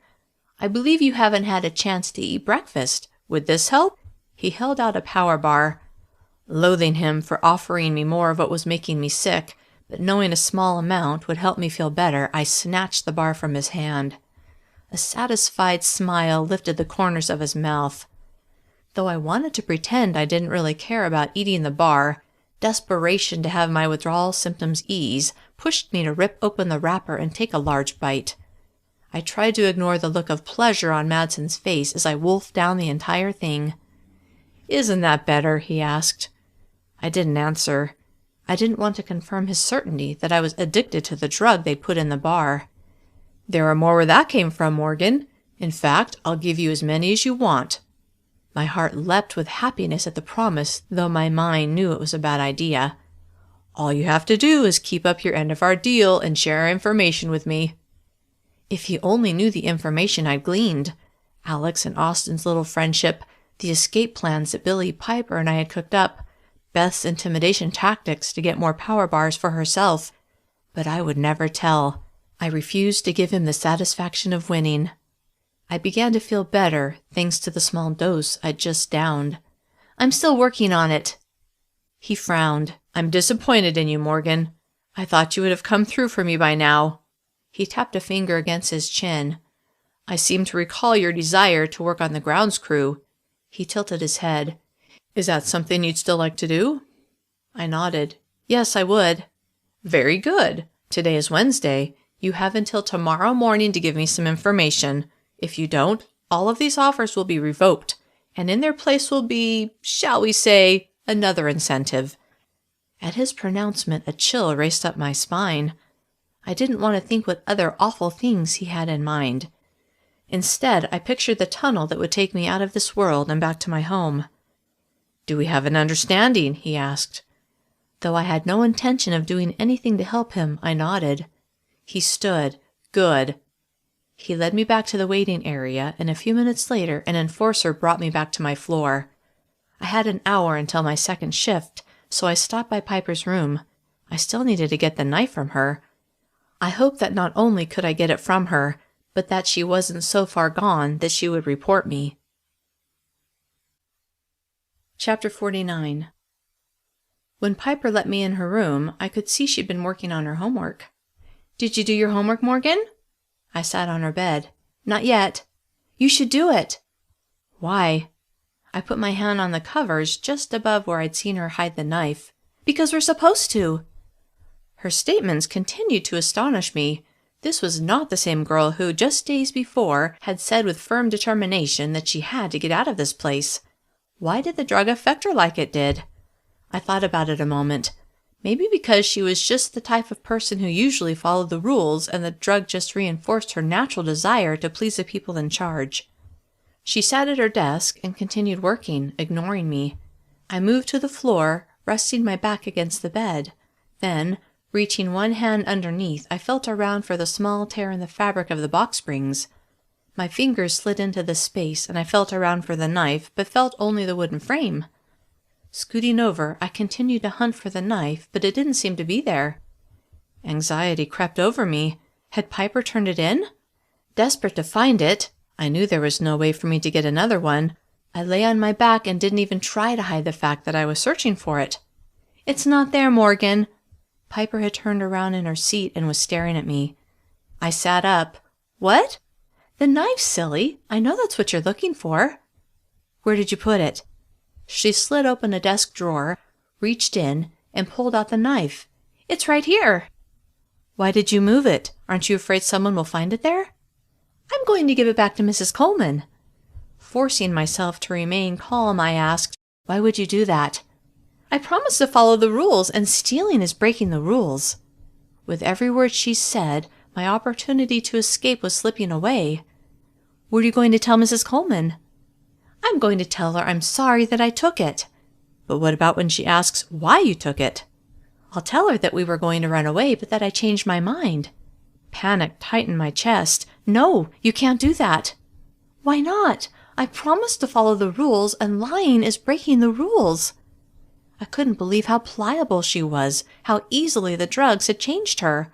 But then I reminded myself that she wasn't at Camp Willowmoss because she had broken any rules, but because she was overweight. She wasn't a criminal like me. For all I knew, she had always been obedient and had just briefly lost her mind on Saturday after slipping into the ditch of spiders. How about I give the knife to Mrs. Coleman? I said. But I'm the one who took it. I should give it back. It's okay, I said. I'll do it. You should let me help you. I paused. You should put the good of all above yourself. It will make me happy if you let me. She held it out to me. Okay. I took it from her. Thank you, Piper. You're a good friend. She beamed, then turned back to her homework. I stood and tucked the knife into my waistband. I'd better go do my homework too, I said. I'll see you later. Okay, bye, Morgan. She didn't even look up when I left. I hurried back to my room. Alex wasn't there, so I pushed the bed away from the wall. Then, on the far side, I slipped the knife into the box springs. All during my second shift, I kept an eye on Piper, nervous that she would say something to Mrs. Coleman about the knife, but she never did, at least that I could tell. When the shift ended, and it was time for lunch, I waited for her and we walked together to pick up our meal. "What did Mrs. Coleman say when you gave her the knife?" Piper asked. She said thank you." "Did she ask why you took it?" "No." "Oh." "I guess she didn't care," I said. "Okay." We picked up our trays and slid them along the rails, and I hoped that would be the end of talk about the knife. After we were given our food, we went to our table. All three of our friends were there. When Piper saw Billy's face, she gasped, "Billy, what happened to your face?" He glanced at me as I slid into the seat next to him. "I fell." "Does it hurt?" Piper asked. "No, it's fine." Piper began eating, and I looked at Billy. "How are you feeling?" he asked in a low voice that only I could hear. "Okay now," I said. I took a bite of the vegetables. "What really happened to you?" I kept my voice low, too. "I guess some people don't like it when they think you're taking something that doesn't belong to you." My heart sank. "Oh." "But luckily," he said with a smirk, "I used a little something called misdirection." "Wait, what are you saying?" "I'm saying I got them." I couldn't hold back my smile. Yes. With a gleam in his eyes, he said, "After I pocketed the matches, I heard someone coming, so I acted like I was going to take one of the tools. They caught me stealing the tool, roughed me up, then told me not to be stupid." "Why didn't you come to dinner?" "As you can imagine, I felt like crap, so I stayed in my room." "Oh." I took a bite of my liver, then leaned close to him and whispered, "I got the knife from Piper." "That's great." "What are you two talking about over there?" Piper asked. Billy looked at her. "Nothing interesting." Piper frowned, like she knew we were lying, but didn't know how to say it without sounding rude. Turning back to me, Billy said, "We have everything we need. When are we going to do it?" This was actually going to happen. I was actually going to get out of here. A tingle of anticipation radiated through me. "The sooner the better," I said. "Let's meet before classes and talk some more. I have some time then, do you?" I thought about my schedule. "Yeah, I have half an hour between my final kitchen shift and class." "Okay." We finished our meal without talking about our plans. I noticed Alex glancing at me throughout lunch and wondered what had happened the night before. I must have said something to upset her. I remembered her slapping me, but I had no idea what I'd said. The enforcers wandered among us, making sure we were eating our power bars. I'd been given 2, which I hoped meant they were done playing with me and how my body was reacting to their drug. I feared my mind wouldn't be as sharp as it needed to be, and it needed to be very sharp if Billy and I were going to pull off this escape. But I didn't know how I could get away with not eating the drug-laced bars. I just had to hope that since I was also eating regular food, the effects of the drug would be diluted. After lunch, I went to the kitchen to work my final shift, but all I could think about was our imminent escape. Eager to talk to Billy, the moment my shift ended, I hurried to my room and got my school things, then went to the classroom floor. As promised, Billy was there. We found a quiet spot in a corner to talk about our plans. "I think we should do it tonight," he said. The idea both thrilled and terrified me. "Me too. I'm worried about Piper. She knows our plans, but that compliance drug has really gotten to her. She was talking about how important it is to keep the rules. She even wanted to get the knife back to Mrs. Coleman and tell her why she'd taken it." "Oh, that's just great." "I know. I convinced her to let me turn it in. I just hope she believes my lie that I did and doesn't ask Mrs. Coleman if she got it." "Yeah, and since I got caught trying to steal something, some of the enforcers are keeping a closer eye on me." I nodded. "I'm scared, Billy, but the longer we wait, the harder it will be." "So, what's the plan?" "I think everyone's sound asleep by midnight, so what if we start the fires then?" "Okay. Where do you want to meet after we're evacuated? And when should we cut out the chips?" "I don't know. What do you think?" "We don't know where they'll take us when we evacuate, so we'll have to play it by ear. I don't want to cut the chips out too soon. I don't know if there's an alarm or something that goes off if it suddenly goes offline. Then again, we don't want to wait too long because they'll be able to track us. My anxiety shot up several notches as he laid out all the complications we were sure to face. If we were caught, I could only imagine the horrible punishment we would have. The more I thought about it, the more I began to get cold feet. There are so many things that can go wrong, I said. I'm really scared. I know, me too. But think of the alternative. Do you want to stay here?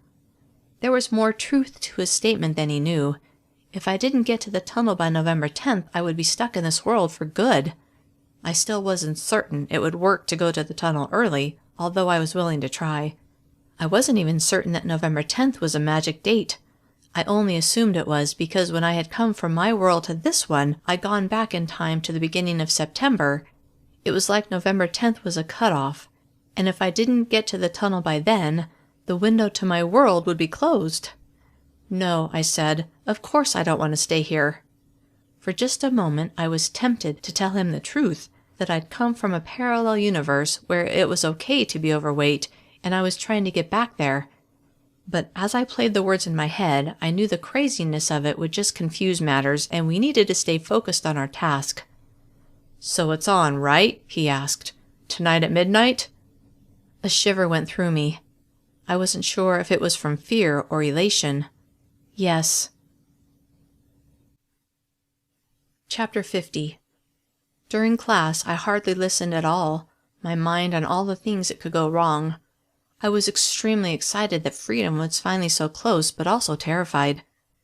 Several times during class, my anxiety levels skyrocketed as I pictured us being caught and dragged back to be beaten and humiliated in front of everyone. As the images paraded across my mind, my hands shook and I kept them balled in my lap. During English, Billy sat near me, and one time I turned to him and almost said to forget the whole thing, but when he looked at me, and I saw the anticipation on his face, I couldn't back out. I smiled and turned to the front and tried to only think positive thoughts. At the end of class, Billy walked with me to the elevator. You okay? He asked. Just nervous. Me too. He smiled and nodded. Hang in there. Let's meet again before counseling. Okay. At dinner, I kept thinking about how the next day at that time I could be back in my home world, eating dinner with my family. The thought kept me going. When I stood to leave, Alex touched my arm. I need to talk to you. Meet me in our room in a few minutes? Okay. I dropped off my tray and went to our room. After changing into my workout clothes, I sat on the bed, intensely curious about what Alex wanted to discuss. A few minutes later, she arrived. Hey, she said as she closed the door. What's up? I've been thinking about what you said last night. I had no clue what I might have said and decided I should make that clear. Yeah, so I wasn't exactly myself last night. You did seem a little out of it, she said. What was that all about? In my counseling session, they made me eat 4 power bars. She looked confused. So? You know how I told you there are drugs in them? She nodded. Well... Oh, her eyes drifted away from mine as she processed that. Wow, I guess I didn't really get it. Her gaze came back to my face. And I'm eating that stuff at every meal. We all are, I said, glad she was finally catching on to the seriousness of it, but disappointed it had taken her so long, although I had to admit, if I hadn't experienced the effects firsthand, I wasn't sure I would have really understood it either. So, she continued, like I said, I was thinking about what you said last night. Alex, I don't remember what I said. A blush rose on her cheeks. You said Austin told you he was waiting for me to leave so he could be with you. The blood drained from my face. I'd said that out loud? To her? No wonder she'd slap me. And then you acted like you were just joking. But please, Morgan, tell me the truth. Trying to read her thoughts, I stared at her. Did she really want to know the truth? Or did she just want me to tell her that I'd made the whole thing up? As I looked at her, I knew she deserved to be told the truth. He really said that. Her shoulders slumped and her face seemed to sag. I knew it, I knew it, I knew it! She spun around and began pacing. You tried to tell me before, but I wouldn't listen. But you're right. I know you're right. I see him flirting with girls in the gym all the time. She stopped pacing and stood in front of me. I was blind before, But now that I know the truth, I'm not going to let him use me any more. Thrilled that she didn't blame me and glad she had faced the truth, I asked, "What are you going to do?" She pursed her lips. Then after a moment of thinking, she grinned. "I'm going to get him back, that's what." "How?" She began pacing the small space again. "I don't know yet." Then she whirled back to me. "Help me think of something, Morgan. You hate him, right? You told me so." "Well, yeah, but—" "Then help me come up with something good." I thought about our plans to escape that night. Was there some way I could use this to help us? Then an idea sprang to mind. An idea that would alleviate some of the risk. I didn't know for sure what Austin and Alex had been doing, but I needed to make a guess. "Alex, don't be offended, but if you were to tell Austin that you were pregnant, would he believe you?" Her face went crimson. I was right. "Yeah," she said. "Why?" "What if you told him you thought you were pregnant and you needed his help to get out of this place and get checked out? Would he help you?" "Wait a minute," she said. "Is this about the—" She glanced at the door, then dropped her voice to a whisper. "The escape you and Piper talked about?" Was my suggestion that obvious? "Piper changed her mind," I said. "But yes, it has something to do with it." Her eyebrows shot up. "You're doing it on your own?" I wasn't about to confess that Billy was involved. "Yes." "Wow, you're really something, Morgan. You surprise me. I would never be that brave." "Come on, Alex. You broke all kinds of rules when you spent time with Austin. That takes courage, too." She smiled. "Yeah, I guess you're right. You didn't answer my question. Do you think Austin would fall for it?" She laughed. "He'd freak if he thought he'd gotten me pregnant. I think he'd do anything I asked." My hopes vaulted through the ceiling. If we could get Austin's unwitting help, our chances of success would increase dramatically. "What did you have in mind?" she asked. "Tell him you need his key card right away and that you need him to make sure you can leave tonight at midnight without anyone noticing.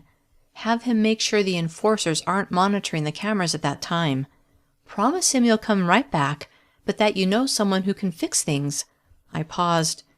"He can take that to mean whatever he wants, as long as he helps you get out." I stopped as I thought of one more thing. "Mention the chip in your arm and that you're worried they'll know where you've gone. He won't want anyone to know either, so he ought to make this work somehow."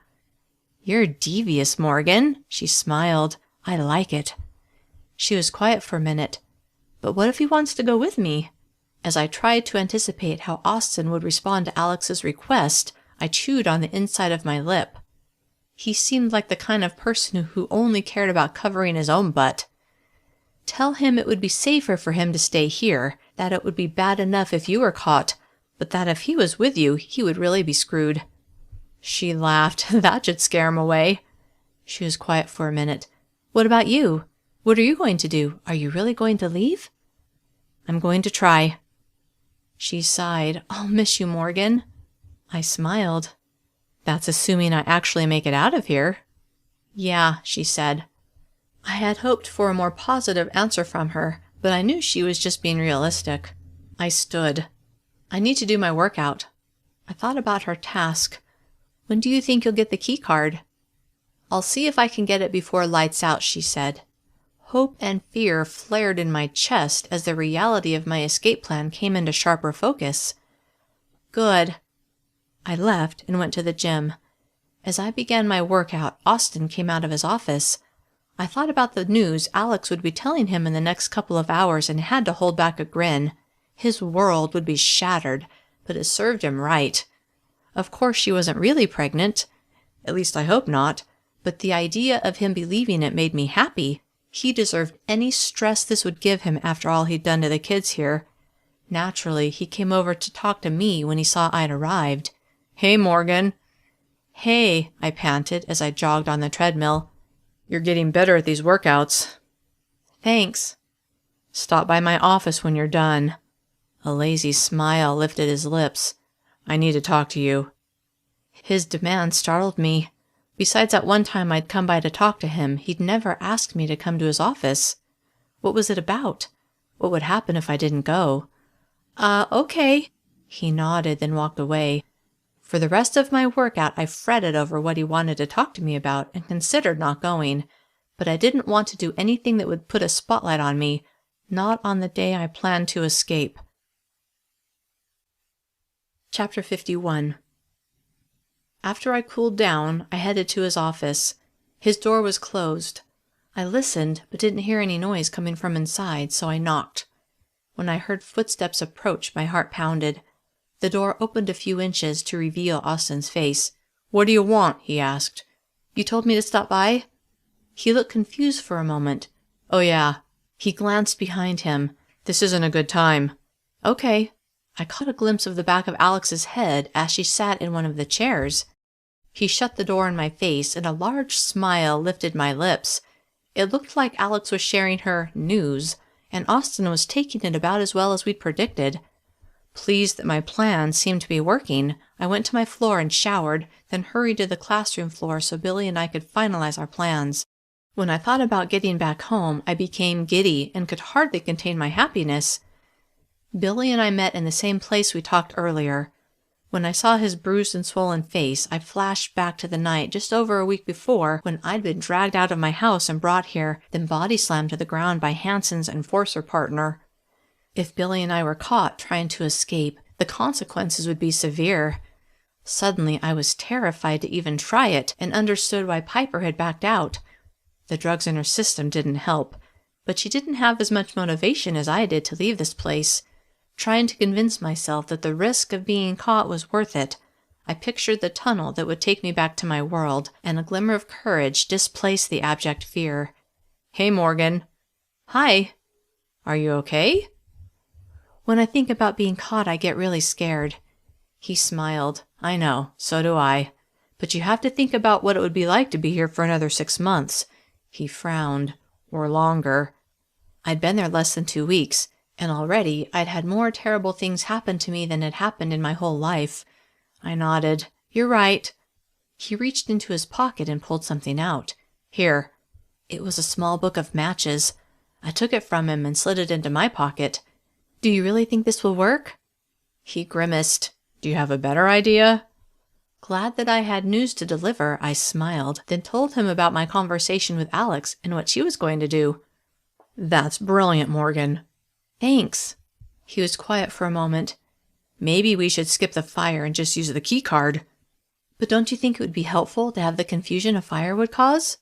"Or would that put the enforcers on a higher alert?" "That's true, I guess." "Tell you what," he said. "Let's start our fires at midnight. Then you use the key card to come to my floor and get me. I'll meet you at the elevator and we'll head to the first floor. When the fire alarm goes off, there should be a lot of confusion, so we should be able to slip out without anyone noticing."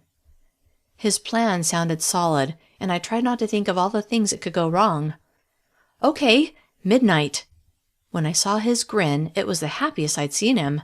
Maybe he really did want to get out of here as bad, or worse, than I did.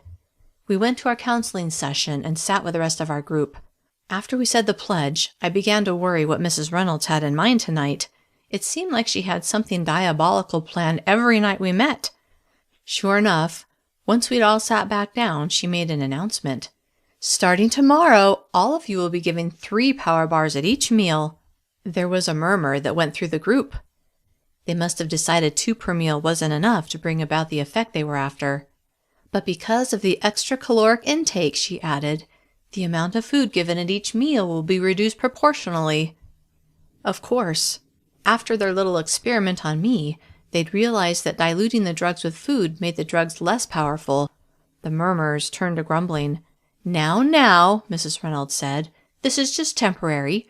We want to see how effective the appetite suppressants are." "What are we, guinea pigs?" a boy said loud enough for all to hear. "What did you say, Mitchell?" Mrs. Reynolds asked. All eyes shifted to the boy, who now looked stricken to be the center of attention. "Nothing," he said. "I was just joking." Mrs. Reynolds smiled. "Never forget, Mitchell. You are here because you broke a rule. You have no rights, no choices, and you'll do as you're told." His face had paled, and I knew exactly how he felt. I'd been in his position only the night before. I'd been made to eat 4 drug-laced power bars, and the people who made me eat them knew all too well what would happen to me, but they didn't care. In fact, they wanted me to have the reaction I'd had so that they could verify the power of the drugs they were giving us. Now, as Mrs. Reynolds made her pronouncement about our new meal plans, I wondered if my experience had led them to make this new rule. I felt sick, knowing it most likely had. Now everyone would suffer more. I knew it wasn't my fault, but I knew how they would feel, and it made me even angrier at these people. I pictured my friends and wanted them all to leave with Billy and me tonight, but how could I convince them? Chapter 52. When I got back to my room after the counseling session, I was glad to see Alex there. How'd it go? She put her pencil down, then turned around and laughed. You could say he was a little surprised. She paused. Why did you come to his office? During my workout he told me to, I said. He said he had to talk to me. About what? I don't know. When I got there, he told me it wasn't a good time. I smirked. You were in his office then. He's such a jerk, she said. Why didn't I see that before? I shrugged. Tell me how it went. She went to her bed and sat. When I told him I thought I was pregnant, he freaked, just like I thought he would. And when I asked for his key card so I could, she did air quotes, get it taken care of, he was eager to help. I laughed. Wow. I know. So here's the plan. She reached into her pocket and pulled out Austin's key card. Elation swept over me. There it was, the key to my salvation. Home was finally within reach. I'm supposed to use it tonight at midnight, she said. He's friends with most of the enforcers, so he said he would arrange it so they wouldn't sound the alarm if I'm on the elevator at that time, or if my chip shows up on the security monitor in a place where I shouldn't be. That should mostly work, I said. What do you mean? I hesitated. Should I confess the plans Billy and I had made? I decided to tell her some of them. It's not just me who's escaping. Her eyes widened. Piper changed her mind? I wish, I said, but no. Billy's going too. Billy? For real? Yeah. Huh. She stared at the wall. I guess I can see that. There's a little more to it than that, I said. What do you mean? I chewed on my lower lip. How much should I tell? She had taken a big risk for me. She deserved to know all of it. At midnight, I said, he and I are both going to start fires in our bathrooms. Then I'm going to get him, and we're going to escape. We're hoping that during the confusion of the evacuation, we can slip away unnoticed. What makes you so sure they'd evacuate us? She asked. No other option had ever entered my mind. Why wouldn't they? I don't know. I'm just saying you never know with them. That reminded me of the announcement Mrs. Reynolds had made. Alex, I found out that starting tomorrow, we're all going to have to eat 3 power bars at every meal. And they're going to reduce the amount of actual food we eat. What? Are you serious? I nodded. Yes, Mrs. Reynolds told us. But why? Don't you get it? I asked. They want the drugs to be more potent. The food dilutes it. When I didn't have anything but power bars for those 2 days, it really affected me. But what happens when I leave here in a couple of weeks? She asked, and I stop eating those. Won't I go through withdrawals? Alex, do you really think they care about that? They just want us to be zombies while we're in here. She stood and began pacing. This is crazy, Morgan. It's not like I did anything wrong. I was just a little overweight. She stopped and looked at me. Are you sure they're doing this to everyone and not just to you guys? By you guys, I said as I frowned. I assume you mean us delinquents. Don't be offended, she said, but isn't that what you are? I didn't do anything wrong, I said. Yes, you did. You passed out cookies at school. There's nothing wrong with that, I wanted to scream. Instead, I closed my eyes and shook my head. Are you denying it? She asked. I stared at her. No, but I disagree that it's a crime. Whatever. She sighed dramatically. We're getting off track here. The issue isn't what you did, but how they're treating us all like criminals. Alex, they look at everyone like criminals. Remember, being overweight in this world is a crime. She looked at me funny. What do you mean in this world? I blanched at my mistake. I stammered. I just mean in this society. She looked confused and said, as opposed to... It wasn't always like this, was it? I asked. She sat on her bed. No, I guess not. but it's always been this way since I can remember." She paused. "Anyway, the point is, I don't understand why they're doing what they're doing." This time I stood, anxiety at what lay ahead making me fidgety. "Because they're evil," I said. "That's why." I walked over to the closet and looked at my things jumbled on the shelves. There was nothing I needed to take with me. I spun around. "Come with us. You need to get out of here too." She shook her head. "I'm out of here in a couple of weeks." "And in the meantime," I said, "you're going to become addicted, well, more addicted, to those stupid power bars. Then what? When it's time to go, you'll want to stay so you can get more?" "No way," she said. "When they tell me I can go, I'll be gone." "So you say now," I said. "Look, Morgan, I've done what I can to help you." She handed me the card, "but that's all I can do." I took it from her before she changed her mind. I worried about the security monitor showing Billy and me walking around in the middle of the night, but hoped the evacuation would cover our movements. "I'm going to bed," she said. Then she turned away from me, making it clear our conversation was over. When I went into the bathroom to get ready for bed, several other girls were there, including Beth. "Morgan," she said, "where have you been?" "Not now." My nerves were already stretched tight. "You didn't come by after dinner." I glanced at her, then began brushing my teeth. "I'm talking to you," she said. I finished brushing my teeth, then turned to her. "You know they make us eat those before we can leave." "So?" "So, how am I supposed to get some for you?" I noticed the other girls looking at us, but I didn't care. "That's your problem," she said. "Fine. I'll find a way to get you some tomorrow." It was an easy promise to make since I would be gone by then. "Okay, make sure you do." I was able to finish getting ready for bed in peace after that. As I washed and dried my face, I glanced around the bathroom, mentally making a bonfire out of my textbooks. I could add some toilet paper for extra fuel, but nothing else looked flammable. Feeling optimistic, I went back to my room. Alex was in bed, and the lights were off. I climbed under the covers and stared at the ceiling, waiting for the next 2 hours to tick by. Chapter 53. At exactly 11:45, I climbed out of bed. Alex was softly snoring. I put on my clothes in the dark, making sure the matches and the key card were in my pocket. Then I pulled my bed away from the wall and felt around until I found the knife and first aid supplies. I slipped them into my pockets, then gathered my textbooks and carried them to my door. As I pulled open my door to make sure no one was around, adrenaline pulsed through my veins. This was it. My escape was really happening. I hoped Billy was awake and doing the same things as me. An image of him sleeping in his bed, never getting up to start his fire, filled my mind. What would I do if I was completely on my own? Panic built in my chest as I imagined being caught all by myself. Paralyzed by fear, I stood in my doorway. Alex coughed in her sleep, which jolted me, and I took a deep breath, forcing myself to move. Even if Billy didn't come through, I had to move forward. I had to get back home, no matter what. I tiptoed down the hall toward the bathroom. All was quiet. When I got to the bathroom, I closed the door to the hallway, then set my pile of books on the floor. I picked up the first one and began ripping out the pages, crumpling them loosely. Once I had a pile, I grabbed several rolls of toilet paper out of the stalls and arranged them in a circle around the papers, like rocks around a fire pit. Finally, I took the book of matches out of my pocket, tore out a match, and dragged it across the rough rectangle at the bottom. It burst into flame. I held it to the crumpled paper and it quickly caught.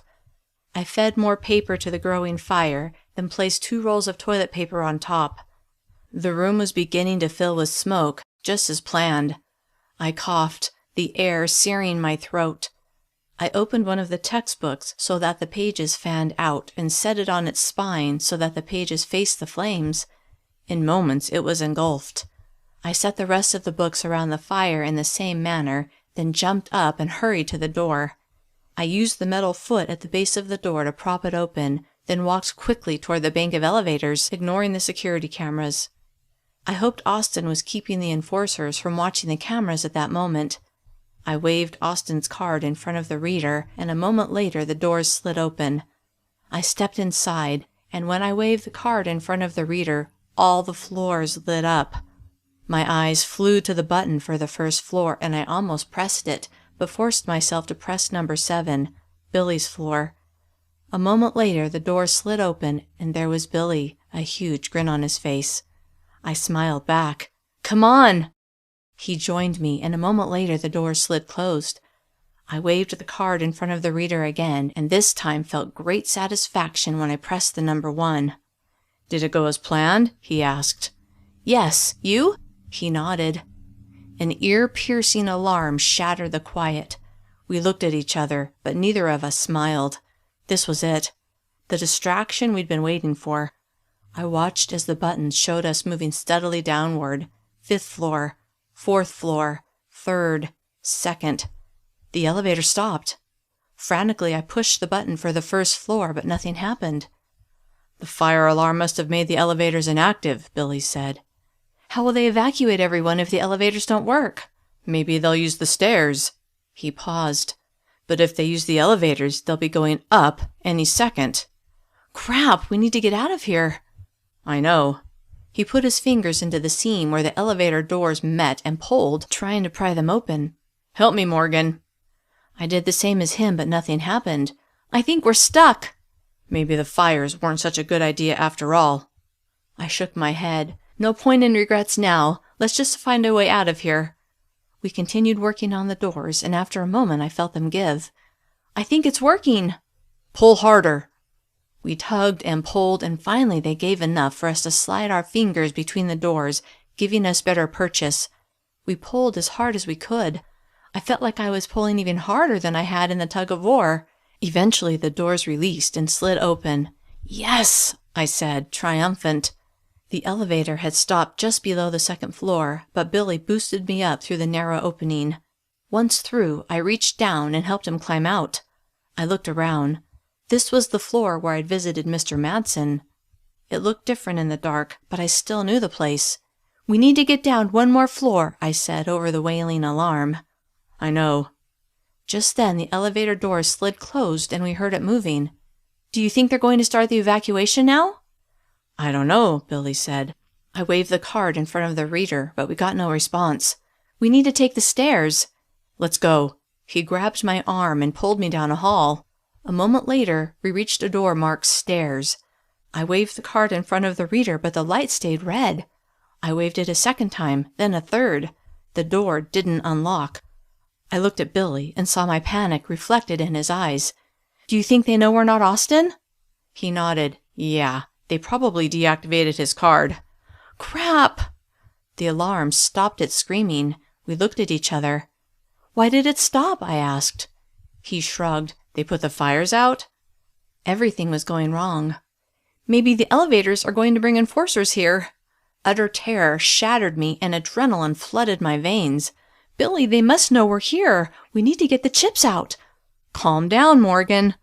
My mind catapulted ahead as I pictured enforcers swarming this floor, surrounding us, Hansen in the lead. Abject panic made my breathing increase. I was going to hyperventilate. I squeezed my eyes closed, working hard to focus on slowing my breathing. After a moment, I was able to get it under control. "What should we do?" He grabbed my hand and pulled me back the way we had come. His head swiveled back and forth as we moved forward. Finally, he stopped in front of a door marked restroom. He opened the door and pulled me inside. "Give me the knife and first aid supplies." He was completely calm. I did as he ordered, thrilled beyond reason that I wasn't by myself. "Let me have your arm." I held out my arm and watched as he ripped open a small package, swiped a cool, damp cloth against my skin, then wiped the cloth along the knife. "Look the other way and breathe slowly," he said. I turned my head away, and just as I inhaled, a sharp, stinging pain shot up my arm. "Ow!" I cried out. "Shh! I know it hurts, but you have to be quiet." Tears filled my eyes, and I pressed my free hand to my mouth to keep from screaming. The pain was nearly unbearable, but after a moment it lessened. "Hold this here." Billy guided my free hand to white gauze he'd pressed against my arm. "I'm all done. It's out." He held the tiny chip for me to see, then dropped it on the floor and stomped on it. He pulled out a strip of white tape and wrapped it around the gauze. "You're all set. Now you have to do me." There was no time to be afraid, so I opened an alcohol-soaked pad and wiped off his arm at the spot he pointed to, then swiped the knife blade. "Ready?" I asked. "No, but do it anyway." I nodded and pressed the tip of the knife against his arm. "Do it, Morgan. It's the only way." Nodding, I sliced open his arm and almost stopped when he flinched, but then I saw the small chip, which had been just under the skin, and used the tip of the knife to pop it out. I set the knife on the counter, then pressed a clean strip of gauze against the wound and wrapped the tape around it, holding it in place. That really hurt. His eyes were bright with unshed tears. He blinked them away, then smashed the chip on the tile floor. He turned to the sink and washed the blood from his hands and arm. I did the same, and we threw away the supplies we had used, keeping unused bandages for later. Billy slid the knife into his back pocket. "Now that we're invisible to them, we need to get out of here," he said. "What about the cameras? If we leave, they'll see us. They probably know exactly where we are." A fresh wave of panic began building, and I felt it begin to crest. "Billy, they're going to find us!" My ears began to buzz, and my vision narrowed. I was going to pass out. Between the minor surgery he just performed and my abject terror, it was all too much. He looked around the small space, his gaze stopping at the ceiling. He pointed up. "Through there." "What?" I was taking slow breaths, and the buzzing in my ears was starting to fade as my vision returned to normal. With one foot on the toilet tank and the other on the sink, he punched upward until a vent cover popped open. "After you," he said with a grin. He climbed down, and I took his place. He boosted me up, and I managed to hoist myself into the stifling vent area. It was extremely dark and musty, and I needed to cough. Swallowing the urge, I turned around and reached to help Billy through the opening. After he was through, he put the cover back in place. Not 10 seconds later, 2 enforcers burst into the bathroom. My heart pounded so hard I was certain they heard it. With Billy closer to the opening, I couldn't see what was happening, but heard the 2 men speaking. "They're gone! How'd they get their chips out?" "I don't know, but Tasco's going to be pissed if we don't find them." One of them swore violently, and I prayed he wouldn't think to look in the ventilation system.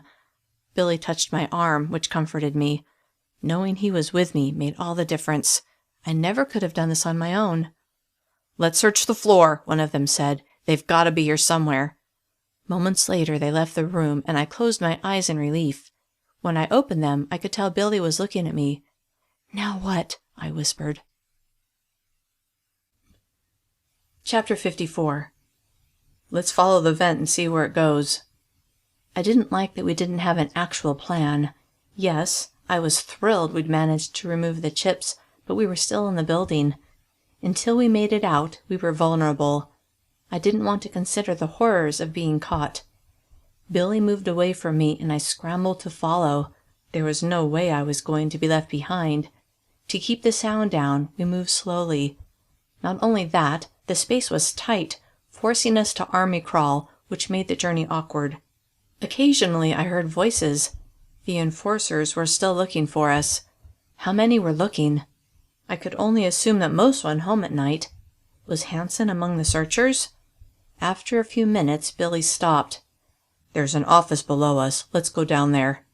"What if the enforcers find us?" "The doors are probably locked. Come on, we have to try." He was right, but I was still terrified of being caught. He removed the vent cover and slid out, then held onto the edge of the vent before dropping to the floor. "Come on, Morgan, I'll catch you." Having no choice, I shimmied out of the vent, holding onto the edge as he'd done, then let go. With Billy's help, I managed to land without crashing to the floor. "Thanks." "No problem," he said as he let me go. Not bothering to close the vent, Billy went to the door and pressed his ear against it. After several moments, he turned to me and smiled. "I think they're gone," he whispered. Though his words sounded promising, I would only feel comfortable once I was far away from here, but I didn't want to discourage him, so I nodded and smiled. "Help me look for something we can use," he said. While he searched the desk, I pulled open the drawers of a filing cabinet. All I saw were files. I moved to a tall cabinet, but the doors were locked. Trying to determine where to search next, I scanned the room. My eyes stopped on a wall of framed certificates. I walked over to them, read the name of the recipient, then turned to Billy. "This is Tasco's office." He stopped what he was doing. "Really?" I gestured toward the wall. "Says so right here." He looked at the cabinet. "What's in there?" "I don't know, it's locked." He grinned. "Then it must be something good." I smiled. "Let's find out." He walked over to the cabinet, pulled the knife out of his back pocket, and used the tip to force the lock open. The door swung wide. "Yeah," he muttered. "That's what I'm talking about." I looked over his shoulder to see what he'd found. It was dark in the room, and even darker in the cabinet, but my eyes had adjusted enough to the lack of light that I was able to see several stun guns on a shelf. All were plugged in. Billy grabbed 2 and used the clips to hook them onto his waistband. "You gonna take one?" I'd never used one before, and after having been tasered twice myself, wasn't sure if I could use one against someone. Still, I took one out of the closet and hooked it to my waistband. "How do you work these things anyway?" He looked at me with surprise, as if the use of stun guns was common knowledge. Maybe it was in this world, but that didn't help me. He took one off of his hip. "You hold it against the person and squeeze here." I nodded. It sounded simple enough. He put it back on his hip and looked in the closet again. "Look at that." He pointed to a box of power bars. Not the new kind that were laced with drugs, but the kind we'd eaten before. The kind the general population ate. He grabbed several and shoved them in his pockets. I did the same. "I guess Tasco likes to work out," I said as I pointed to several tracksuits hanging in the closet. Billy turned toward the window and stared at it, then swiveled back to the tracksuits before dashing to the window. He studied it and pressed his forehead against the glass, looking down.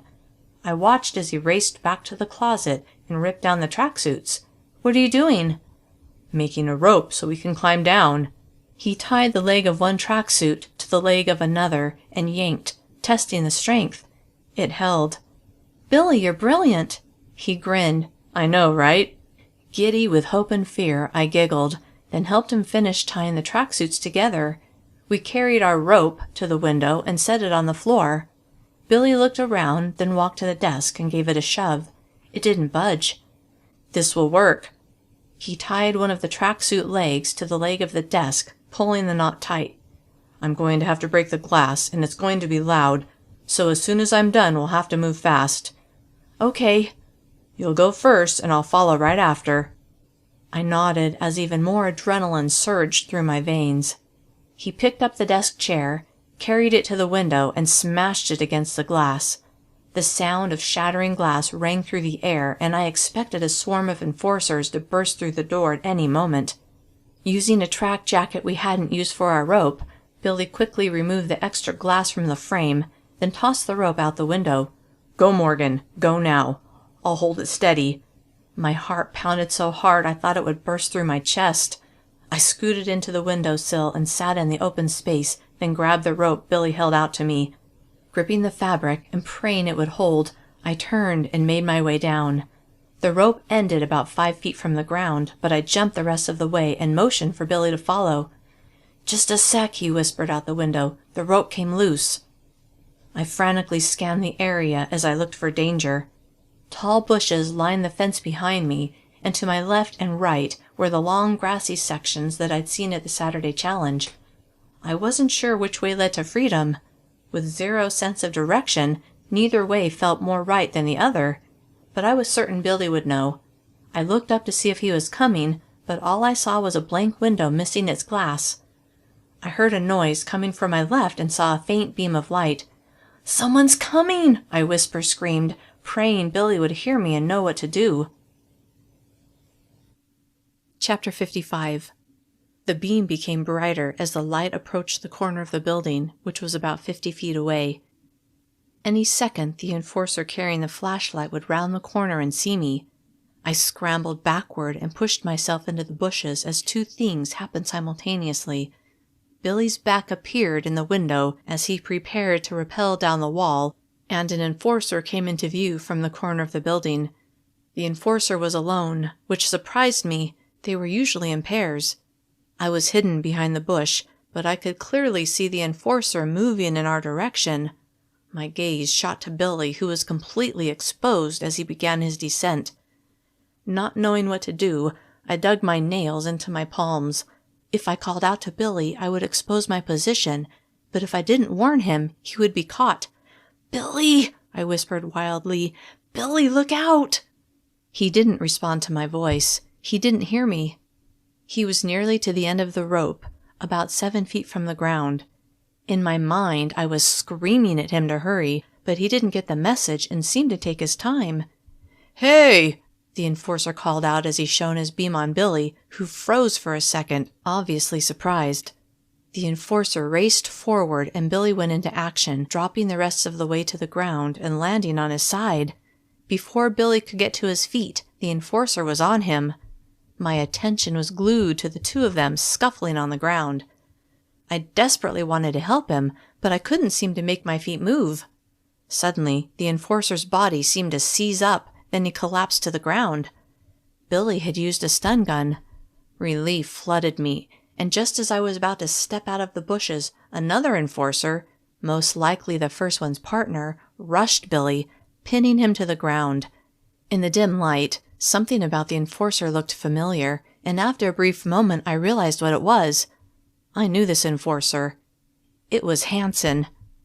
As I thought about all the ways he'd bullied me, fury slammed through me. Then I saw him swing his fist into Billy's face. "Where's your little girlfriend, Foster?" he taunted as he punched him again. He was talking about me. It was up to me to do something. I stepped forward, but something caught on the bushes. I had a jerk to free myself. Moving toward Hanson, I reached for the stun gun at my hip, but came away empty. That must have been what had caught on the bushes. My gaze flew to Billy, but with Hanson on top of him, I could hardly see him, let alone get to a stun gun. I considered going into the bushes to look for my stun gun, but it was so dark I would have to search by feel. There wasn't time. Instead, I rushed toward Hanson, prepared to jump on his back. The glint of metal caught my eye, stopping me. It was the knife we'd used to cut out our chips, the same knife Billy had put in his pocket. It was lying on the ground just behind Hanson. It must have fallen out of Billy's pocket during the scuffle. The other enforcer, who was lying a few feet from Hanson and Billy, followed me with his eyes, but he was incapacitated for the moment. I scooped up the knife, then, using all the anger I'd accumulated in the last 10 days, I thrust it toward Hanson's neck. At the last second, he leaned forward, and the blade missed the tender skin on his neck, and instead sank into his back. He screamed and sat up straight, but was still straddling Billy. His hands grasped for the blade, but it was just out of his reach. He twisted this way and that, frantically trying to grab the knife that protruded from his back. Then, when he seemed to realize it was hopeless, he turned and looked at me. His eyes met mine, and at the pure hatred that shone from his eyes, I staggered back a step. With a murderous glare, he said, "I will kill you." My heart nearly stopped at his words because I knew he meant it. With Hanson distracted, Billy scrambled free and said, "Not tonight." Then he pressed the stun gun against Hanson's neck and squeezed. Hanson convulsed, then fell to his side. Though his body was still, his eyes were filled with venom as they shifted between Billy and me. "Let's go, Morgan," Billy said. Blood dripped from his nose and his lip was split open. I didn't have to be asked twice, and I followed him as he ran in the direction Hanson and the other enforcer had come from. Beyond grateful to have Billy at my side, I kept up with him, and when we reached the corner of the building, we stopped and peered around the wall. No one was at the gate. "They must have been the ones on duty," Billy said. "Yeah, but don't you think the others are looking for us?" "Of course, but they're probably still looking inside the building." He grinned. "And remember, at night they don't have that many enforcers on duty." "Plus," I said, "the others are probably dealing with the confusion of the fires." He nodded. "Let's go." He dashed away from the building and toward the gate. I was right on his heels. When we reached the gate, no guards were near, and we were able to race through without being stopped. Chapter 56. We kept running. All that time on the treadmill was paying off, and didn't stop until we'd run several miles. When we did stop, I bent over and placed my hands on my knees, panting heavily. We were in an alley next to a store, and all was quiet. Elated to be free, I said, "I can't believe we made it." Billy grinned. "Thanks for getting that enforcer off of me." As I vividly recalled Hanson's promise to kill me, my elation seeped away. "Morgan, are you okay?" "He really hates me," I murmured. "He was just mad because you bested him." "No, he really hates me. He has since day one." "Try not to think about him, okay? Right now we need to focus on where to go next." With difficulty, I turned my thoughts away from Hanson and toward what we needed to do now. I thought about the GPS device that had the coordinates to the tunnel programmed into it, as well as the other supplies I'd stashed. "I have some supplies at my house." "We can't go to your house, Morgan." "Why not?" "They'll look for you there." "Oh." I'd been so focused on getting out that I hadn't thought about how the enforcers would search for us. "Do you have any other place we can go?" I pictured the tunnel which led to the hut and life in my home world. "Yeah, but it's a 4-hour drive away." Billy's shoulders slumped. "That makes things a little difficult." "But I have to get there." "Fine." I was glad he didn't even question my demand. "What about you? Do you know of any place we can go?" He shook his head. "Nope." I glanced around. "Do you even know where we are?" "That would be a big fat no." He smiled. No pun intended. I half smiled. "Don't you live somewhere around here?" he asked. "I'm not sure." His forehead furrowed. "How can you not be sure?" "I don't even know what town this is." "Didn't you pay attention when they brought you to Camp Willow last week?" "One," I said, "it was dark, and 2, I'd been tasered and was face down on the back seat of the car." "Oh." "Yeah." I stepped out of the alley and scanned the area. This could be the town where Connor and Ann took me to the mall. "To the what?" I'd forgotten. In this world, they didn't call them malls. "The plaza, whatever." "Okay, so you remember being here." I said it could be that town. It could also be a completely different town. "You kind of suck at this, don't you?" I didn't know whether to be offended or to laugh at the truth. I chose the latter. "Yeah, I do. I admit it. I have no sense of direction, okay?" "Clearly." "I don't see you leading us in any particular direction either." "That's because I don't remember ever being here." "What about when you were brought in?" "Yeah, that was a while ago, and I might have been unconscious." "Unconscious?" "Look, we've wasted enough time as it is. We need to keep moving. You can bet those 2 enforcers will call in their buddies to come track us down." He grinned. "As soon as they can get up, that is." The abject terror of Hanson getting his hands on me got me moving, and I began jogging. We had no idea where we should go, but we stayed close to the buildings, and soon we entered a residential area. "We're probably going to have to find someone to give us a ride," I said, trying to catch my breath as we jogged. I glanced at Billy. "But you're going to have to get cleaned up. No one will want to give us a ride with your face looking like that." "I know." The occasional bark of a dog was the only sound to break the silence of the early hour. No one was out, and no cars passed us. "Hey," Billy said, "slow down for a minute." I was more than happy to. My lungs felt like they were on fire. We slowed to a walk. "See that house over there?" he asked, gesturing with his chin. The house had a "For Rent" sign posted in the curtainless window. "Yeah?" "I think it's empty." He headed in that direction. "Let's check it out." We stepped onto the porch. There was a lockbox on the front door. We went to the front window and peered in. The room held no furniture. "Let's go around back," Billy said. I followed him to the gate, and we slipped into the backyard, then walked to the back door. There were no blinds or curtains on the back door, and no furniture in the house. "Yeah, no one's here." Billy reached for the door, but it was locked. "I could use that knife right about now." "Last I saw, it was stuck in Hanson's back." I giggled at the insanity of it all. Billy shook his head and gave me a half-smile. "Come on." I followed him to the garage door. He held the locked knob and rammed his shoulder into the door. The noise seemed extra loud in the silent night air, and I feared he would wake the neighbors. "Shh!" I listened for any sound of a neighbor stirring. He ignored me and rammed it 2 more times. It burst inward. Apparently pleased with himself, he grinned and held the door open for me to go in first. Chapter 57. Nervous about the noise he'd made, I went in and Billy followed. He closed the door behind him, but it didn't shut properly. Even so, it stayed in its frame. Hopefully that would fool anyone who happened to glance that way. Light from the street lamps filtered in through the 4 square windows across the top of the garage door. Billy walked to a door that most likely led to the house and twisted the knob. It was locked. He turned and looked around the garage. There was nothing there, no car, no tools, no junk, nothing. But Billy walked to the wall next to the door and looked at a small faucet. "What's that for?" I asked. "This is where you hook up a washing machine. We can use it to clean up."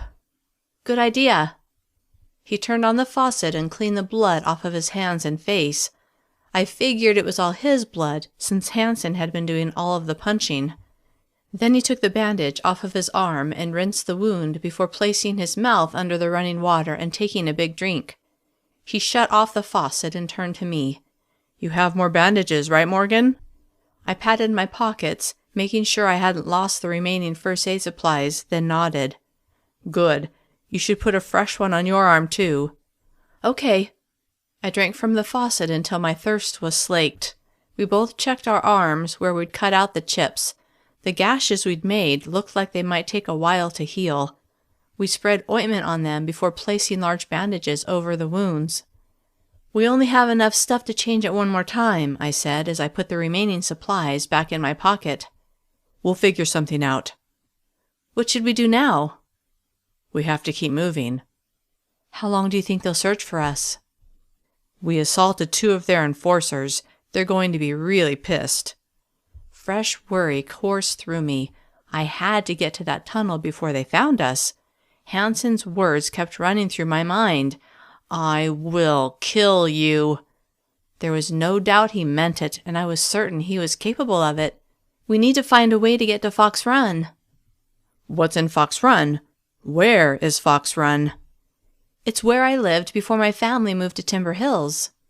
"Okay, and what's so special about Fox Run? How is that a safe place?" His questions were both reasonable and sincere, but as I looked at his face, I imagined how his expression would change if I told him the truth. "Yeah, so, Billy, you see, I'm not from this world. I'm from a parallel universe, a world where it's not illegal to be overweight, and I want to get back there. And you see, there's this tunnel in Fox Run. Yeah, it will take me there, kind of like an express train to Crazyville, but you have to trust me on this." Instead, I said, "I can't really explain right now, but that's where I need to go." Skepticism was written all over his face. If he thought that was sketchy, then he definitely wouldn't want to hear the truth. "Look," I said, "I understand if you have a better idea, but, well, I'm going to Fox Run." He was quiet for a minute, then he nodded. "As a matter of fact, I don't have a better idea, so Fox Run it is." Relief gushed through me, and I realized that I didn't want to make the journey alone. I would deal with telling him the truth when we got to the tunnel, but for now, we would just focus on getting there. I thought about Fred, the man who had given me a ride from Fox Run to Timber Hills, the man who had given me the idea that I was in a parallel world, the man who had given me his phone number. Would he give us a ride? The night the enforcers had taken me away, I had been looking for the slip of paper with his phone number. It had to be in my room somewhere. I just had to get to my house to look. Plus, if I could convince Billy to go to my house, I could get the backpack I'd prepared. Most importantly, I could get the GPS device that had the tunnel coordinates programmed into it. "Billy, I know of someone we could call to give us a ride to Fox Run." His eyebrows went up. "You do? Who?" "It's this man who gave me a ride once before, but his phone number's at my house." "Oh." His face showed his disappointment. "I don't think it's a good idea to go there." "What if we went now? We could watch the house until morning. If we could make sure none of the enforcers were there, it would be safe." He chewed on his lip and stared at the wall. Then his eyes met mine. "Guess it's worth a try." "If Billy agrees," I reasoned, "it must be safe." "Okay." "How far is your house?" "That depends on where we are." He laughed and shook his head. "Back to that old discussion, are we?" I smiled. "Let's find a gas station that's open all night and see if we can get a map." Okay. Making sure no one was around, we left the garage and walked back the way we had come. We reached what looked like the center of town, which seemed the most likely place to find a gas station. Sure enough, we saw a place with its lights on. "I'll go in by myself," Billy said as we approached the building. "If both of us go in with these bandages on our arms, it might look suspicious." "How are you going to get a map? We don't have any money." "I'll figure something out." Trusting him completely, I nodded, then waited around the back of the building, out of sight. 5 minutes later, Billy came waltzing toward me, a big smile on his face. His enthusiasm was contagious, and I smiled back, though I had no idea if he actually had good news. "It looks like your town is 15 miles east of here." That was going to be a long walk. "Why are you smiling?" He laughed. "Because now we know which direction to go." "That's what you think," I said. "Did you forget I'm directionally challenged? East could be to the left, right, whatever." "Luckily for you, I have a sense of direction." He pointed in the direction we'd been going. "And east is that way." "How do you know?" He tapped his forehead. "My internal compass, Morgan. My internal compass." I smirked. Whatever. Wanting to make good time, we started off at a jog. I still loathed running, but at least I had a good reason to be doing it, and I was doing it by choice. "How did you figure out where Timber Hills is anyway?" I asked, the idea suddenly occurring to me that the clerk in the gas station may also know where we were going. "They had a bunch of maps near the door. I just opened one up and looked." "Oh." That was easier than I thought. "And the clerk didn't care?" He laughed. "I didn't ask her." After several miles, we were going down the sidewalk of a wide street lined with houses. Eerie quiet surrounded us, making me edgy. With no one around, we stood out. It was true that people jogged all the time in this world, one thing that wasn't so different from my home world, but not usually at 3 o'clock in the morning. "Hold up," Billy whispered. I slowed to a walk next to him, wondering what he'd seen.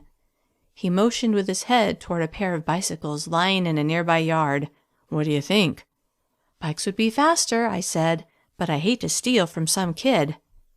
"You'd rather risk getting caught by Hanson than take some kid's bike?" Icy coldness washed over me at the reminder of Hanson's threat, and I strode over to the bikes, lifting one up and climbing on. Billy mounted the other, and off we went. We made much better time, and soon we arrived in my neighborhood. We knew the bikes might come in handy later, but didn't want them visible while we stalked my house, so we hid them in some bushes around the corner from my street and walked toward my house. It was still pretty early, nearing 4 o'clock, and all was quiet in my neighborhood. As we approached my house, we didn't see any cars with people in them. I hoped that meant the enforcers wouldn't bother looking for us here. "Now what?" I asked Billy. I didn't think we should just walk up to the door and knock. Besides the fact that everyone is probably sleeping, I didn't think it would be helpful to my family if they saw us in case they were questioned. But I needed to get inside somehow, and I didn't have a key. "Now," he said, "we wait." "For what?" "I don't know yet." That didn't sound promising. Maybe this was a bad idea. He looked at me with incredulity. "It was your idea." I rolled my eyes. "I'm well aware of that." "We're here now," he said. "Let's see what happens." We were several houses away from my house, but I could see it. Trying to figure out a good place where we could hide and observe, I looked around. What if we go into the backyard of the neighbor across the street and watch from there? "What if they catch us?" "Do you have a better idea?" He studied the area. "I don't really want to have to crouch in a bush for 2 hours, so your idea is worth a try." Our decision made, we hurried over to the gate of the house directly across the street from my house and slipped into the backyard. We closed the gate, then peered through the slats. We had a perfect view of the driveway and front door. Chapter 58. Over the next 2 hours, we took turns watching the house. It was my turn when a car pulled up in front of the house. "Billy," I whispered, tapping him on the shoulder as he sat on the ground dozing. He jumped up, immediately alert, and looked through the fence slats. "Enforcers!" My heart raced as 2 uniformed men climbed out of the car and strode to the front door. I could hear their knocking from where I stood. No one answered, and they had to knock again. It was still pretty early, and I wondered if anyone was up. A minute later, the porch light came on, and the front door opened. With the men in the way, all I could make out were a pair of small feet, and knew it was one of my brothers.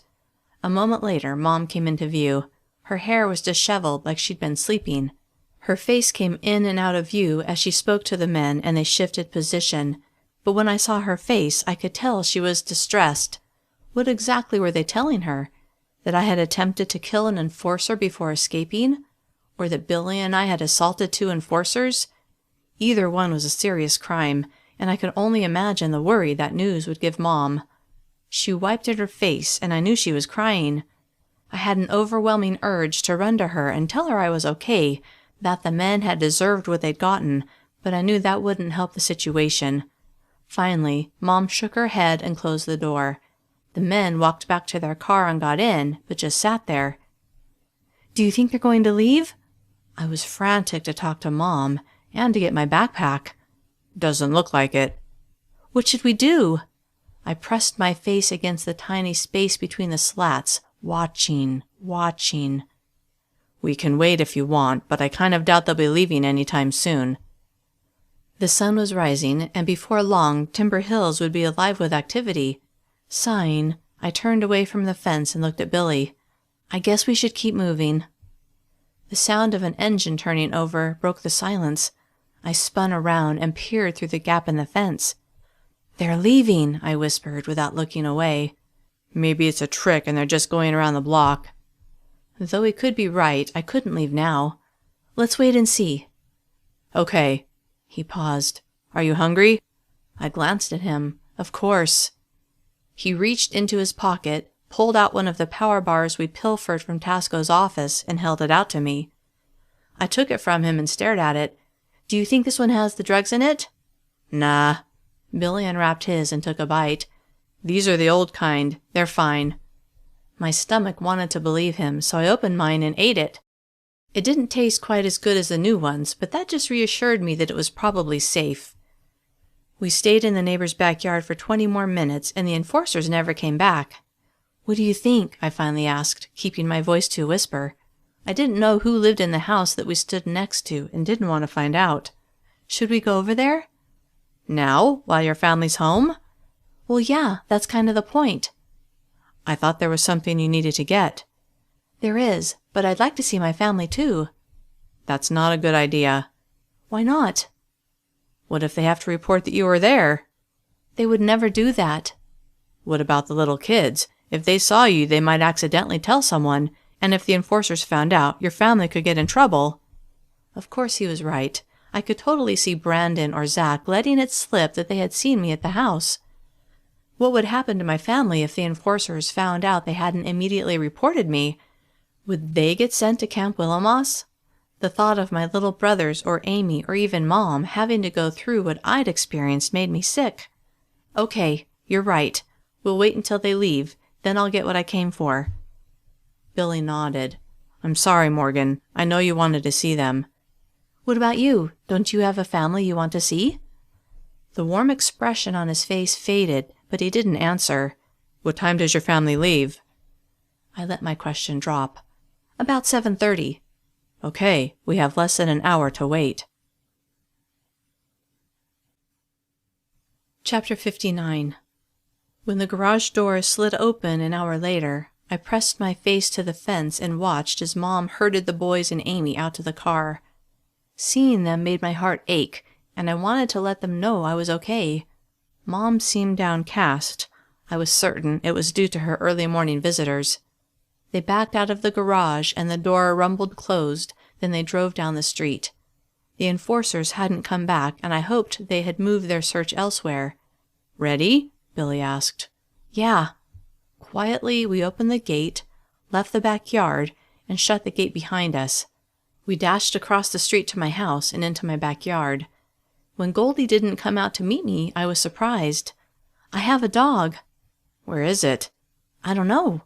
We walked around to the back patio and the sliding glass door. Goldie was in the house, standing by the door, patiently waiting to be let out. "There's your dog." "Yeah." I reached toward the door and pulled. It slid open and Goldie rushed out, her tail wagging. I squatted next to her and wrapped my arms around her as she licked my face.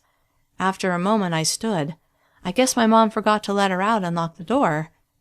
She probably had other things on her mind. Yeah, like me. At least we can get in. We went in, with Goldie following, and closed the door. I'm so thirsty. I went into the kitchen and took out 2 glasses. You want some water? Yes. Billy followed me to the kitchen. We gulped down several glasses of water, then I took a moment to take in my surroundings. I'd only lived in this house for 2 weeks before I'd been dragged away to the fat center, but coming here brought a strong feeling of home, and I basked in the feeling for a moment. We should probably make this quick, Morgan. Billy's words reminded me of the reality of our situation.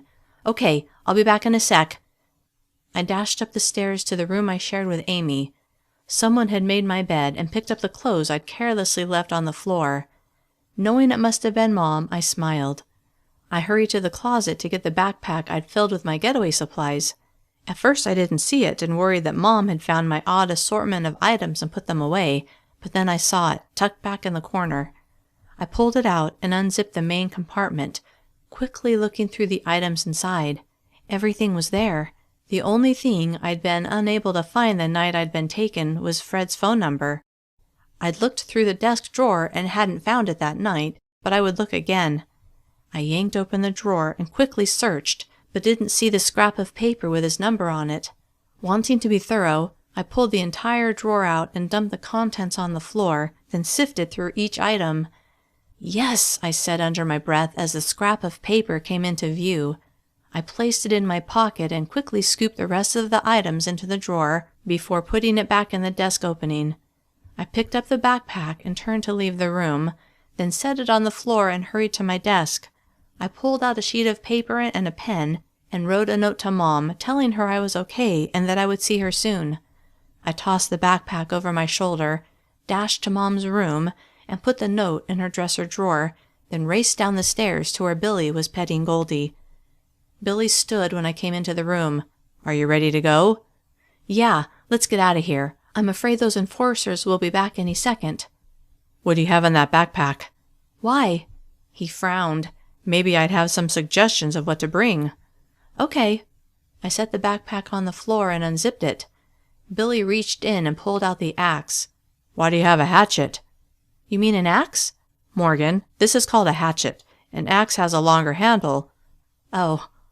And your reason is? He waited for me to answer, but I was quiet. Are you a hatchet murderer or something? Ha ha, very funny. He tilted his head, clearly waiting for an answer. I have my reasons, but no, I'm not planning on killing anyone. He set the hatchet on the floor and looked through the rest of the items: water bottles, power bars, flashlights, batteries, and the GPS device and charger. Interesting. He packed everything back in, then looked at me. Does your mom have a first aid kit we can take, or any antibiotics? I don't want our arms to get infected. Good idea. I sprinted up to the hall closet and found a small first aid kit, then went into her bathroom and rummaged through her medicine cabinet, but didn't find any antibiotics. Hurrying back down to Billy, I handed him the first aid kit, which he placed in the backpack. No antibiotics, sorry. That's okay, we'll figure something out. He stood and swung the backpack onto his shoulders. Okay, let's get out of here. Are you sure you want to carry that? I can manage it, you know. I'm sure you can, but I thought I was helping you. Okay. I wasn't sure how I felt about giving up my precious cargo, but didn't want to hurt his feelings. He'd done so much to help me already. He slid it from his shoulders. Here, you can carry it if you want to. I took it from him and placed it on my shoulders. The weight of it felt good because I knew it held the tools I needed to get home. Chapter 60. We left through the garage. I didn't want to leave the sliding glass door unlocked all day, and Goldie followed us to the backyard. I gave her a final hug, then we opened the gate, made sure no enforcers were around, and hurried down the street to where we'd stashed our bikes. Which way to Fox Run? Billy asked. I can answer this, I said, proud of myself. I pulled the GPS device out of the backpack and turned it on, then punched in the saved setting for the tunnel. I showed Billy the map. "This is where I want to go." He looked at me, his eyebrows bunched, then he smiled. "North it is." I turned off the GPS and put it away, then we climbed on our bikes and began pedaling. After a while, I said, "If we can get to a phone, I have someone I can call who may be able to give us a ride." "Why didn't you just call from your house?" I gave him a look like, "Duh, Billy, you should know this." He grinned. "Right, the enforcers might have tapped the phone." I nodded. We rode on, but I was so terrified that the enforcers would find us that each time a car approached, I wanted to swerve down the first side street I saw. As we left the outskirts of Timber Hills, I became more and more anxious to find a phone and call Fred, although I knew the chances of him being available, let alone willing to help us, were not high. When he'd offered to help me if I needed it, he was probably just being nice. Even so, I had to give it a try. Otherwise, we would end up riding our bikes all the way to Fox Run, which could take days, assuming we could even get that far without being caught. As we rode along, I felt so exposed, but kept going as we had no other option. When we reached the town just north of Timber Hills and rode near a cluster of stores, I got an idea. "Billy, let's stop at that grocery store." We rode up to the side of the store and parked our bikes. "Wait here, okay?" He nodded. When I went inside, I noticed there were only a few customers. It was still pretty early, and I walked to the customer service desk. A woman stood behind the counter sorting through some papers. She looked up when I stopped at the counter. Her name tag said Jane. "Hi," I said, trying to look pitiful. "I was wondering if I could use your phone? I lost my phone and I need to call my dad?" "Shouldn't you be at school?" Jane asked. "That's the problem?" I put the inflection of a question at the end of each sentence, hoping that would make her more willing to help. "My friend was supposed to give me a ride, but she dropped me off outside and said she was skipping, but I don't want to get in trouble." The woman sighed. "We don't usually allow customers to use the phone." Truly feeling desperate, it wasn't hard to convey that in my tone. "Please? I really need to call my dad. I'm going to be in so much trouble if I miss school." A small smile turned up her lips. "Okay, just this once." She pushed a phone toward me. "Dial 9 to get an outside line." "Thank you so much," I said. Jane went back to what she was doing, but she was well within hearing distance. I pulled the slip of paper with Fred's number out of my pocket and set it on the counter, then picked up the phone and pressed the 9. When the dial tone sounded, I punched in Fred's number. He answered on the second ring. "Hi, this is Morgan." "Who?" I dropped my voice. "Morgan Campbell? You gave me your phone number when you dropped me off a few weeks ago." He was silent for several beats, then, "Oh yeah, I remember. You was hitchin' and I gave you a ride." "Yes." "You found your family okay, right?" I glanced at Jane, who was listening to my conversation. "I can't really explain everything right now, but I was wondering if you could pick me up and take me back north." "North? How far north?" "Back to where we first met." "Where are you now?" "Just outside of Timber Hills." "I'm about 50 miles north of there now on a job. Is there any way you can come to me by this evening?" Thrilled he was willing to help us, I would agree to anything. "Yes, where are you exactly?" "I'm in Walland. Meet me at the corner of Main and Oak at 5 o'clock and I'll give you a ride." "Really? Thank you so much." I glanced at Jane, who was now openly staring at me, her eyes filled with disapproval. "Happy to help, Morgan." I set the phone in its cradle and looked at Jane. "Thank you." "That wasn't your dad, was it?" she asked. "I've got to go." She glared at me, but I ignored her and hurried out of the store and back to Billy. "Let's get out of here." We jumped on our bikes and hurried away. When we'd traveled 2 blocks, I told him what had happened. "That's great," he said, "but I think we need to stay off of the main roads." We rode for another hour, mostly along a lightly traveled 2-lane highway, stopping occasionally to get a drink of water from the water bottles in my backpack. At one stop, Billy offered to carry the backpack for a while. My shoulders were sore, so I agreed. After a while, I began to feel the now familiar symptoms of withdrawal, although they weren't nearly as bad as they'd been the morning before, thanks to only eating 2 power bars at dinner the night before, along with a regular meal. Billy was behind me, and when I pulled to a stop next to a tree, Billy stopped too. I climbed off my bike and sat down, leaning against the tree trunk. "Ready for a break?" He pulled 2 water bottles out of the backpack and handed one to me. I unscrewed the lid and gulped down the cool water. "Whoa there, Morgan. You might want to save a little for later." I felt like crap and wasn't in the mood to joke around. "Don't you feel sick at all?" "What do you mean?" I held up my hand, which shook slightly. He squatted next to me. "What's going on?" "This is nothing," I said. "You should have seen me yesterday in Matson's office. I thought I was going to hurl." A light seemed to go on in his head. "The drugs and the power bars." "Yeah, I don't get it though. You seem fine." "You had a lot more than I did in the last few days." "That's for sure." I rested my head on my knees, waiting out the sick feeling. The last 2 mornings when I'd felt so sick, eating a power bar had helped. But now I didn't have any of the drug-laced bars, so that wasn't an option. Plus, I knew I just had to get the drugs completely out of my system. Billy set his hand on my shoulder. "You'll get through this." I looked up at him and smiled. "Thanks." We stayed there until I felt well enough to go on. As we pedaled down the road, I felt better and hoped my body would soon rid itself of all traces of the drug. After 15 minutes, I pulled up next to Billy. "Can we stop at a gas station or something so I can make a pit stop?" "Sure, I think there's a town up ahead." 2 miles farther on, some buildings came into view. We rode up to the first gas station we saw and leaned our bikes against the wall. We had no money, but hoped the clerk wouldn't object to us using the bathrooms in the back. When we walked in, we turned in the opposite direction of the clerk, who was helping a customer, and hurried to the bathrooms.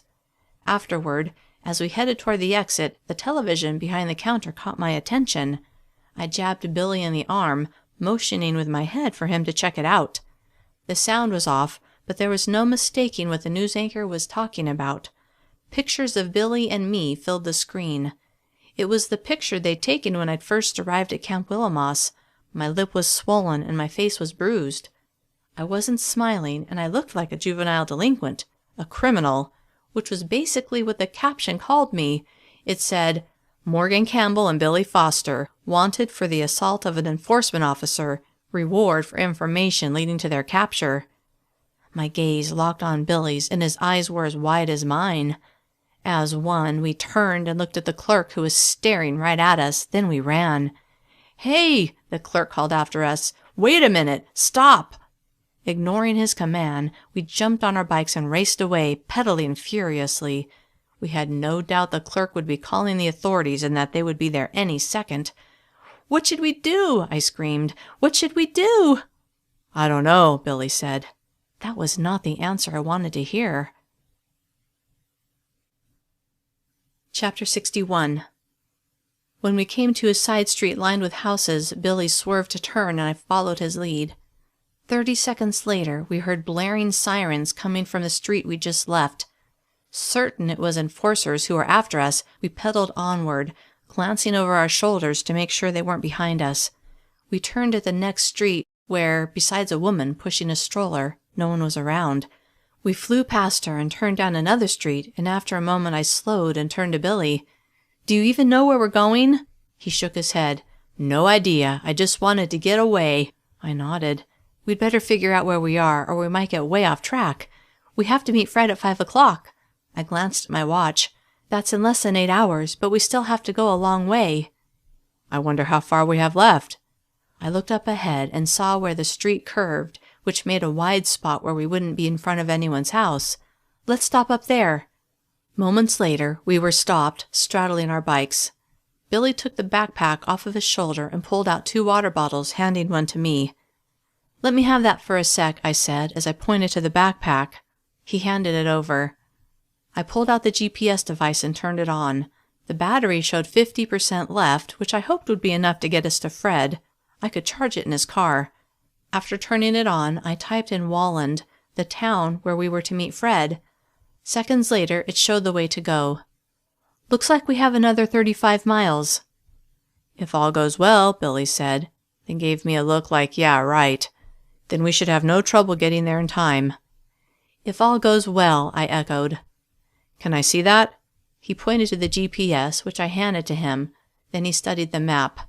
"If we take these back roads, we should be able to stay off everyone's radar." He handed the device back to me. "At least I hope so."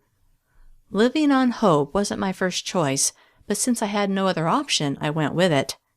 After turning off the GPS, I put it back in the pack, then slung the pack over my shoulders.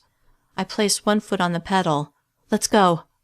We continued on, stopping occasionally to check the GPS to make sure we were going the right way.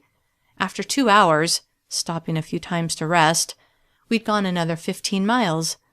I'd never been so tired in my life. Even with the 2-hour workouts at Camp Willow, my legs had never felt so rubbery. I wasn't used to pedaling for so many hours at a time, not to mention the fact that we hadn't slept. At one long rest, where we used up our supply of power bars and water bottles to the point where I began to get worried that we wouldn't have enough, we sat on the weed-covered ground in the shade of a tree. "Are you ready to go?" I asked, pushing myself to a standing position. Billy didn't move.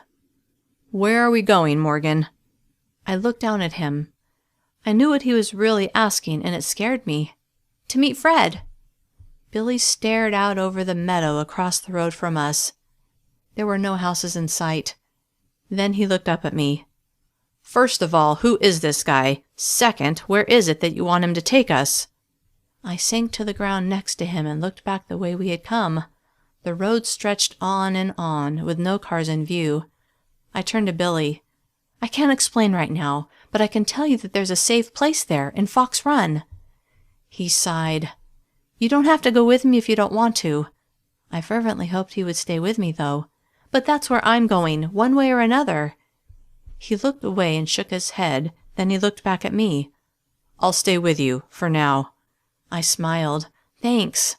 He smiled in return and stood. "We'd better get going." "Yes." He held out his hand and I grasped it, letting him pull me up. We climbed on our bikes and headed down the road, but 10 minutes later, Billy called out to me to stop. He was behind me and I rolled to a stop, then turned to see what was going on. He was leaning over his bike, his hand on the back tire. He had a flat. I laid my bike on its side and went over to him. He looked at me with a frown. "This might slow us down." Standing with my hands on my hips, I glanced at his bike and then at mine. "We could try riding double." "Good idea." He walked away from his bike and toward mine, lifting it from the ground.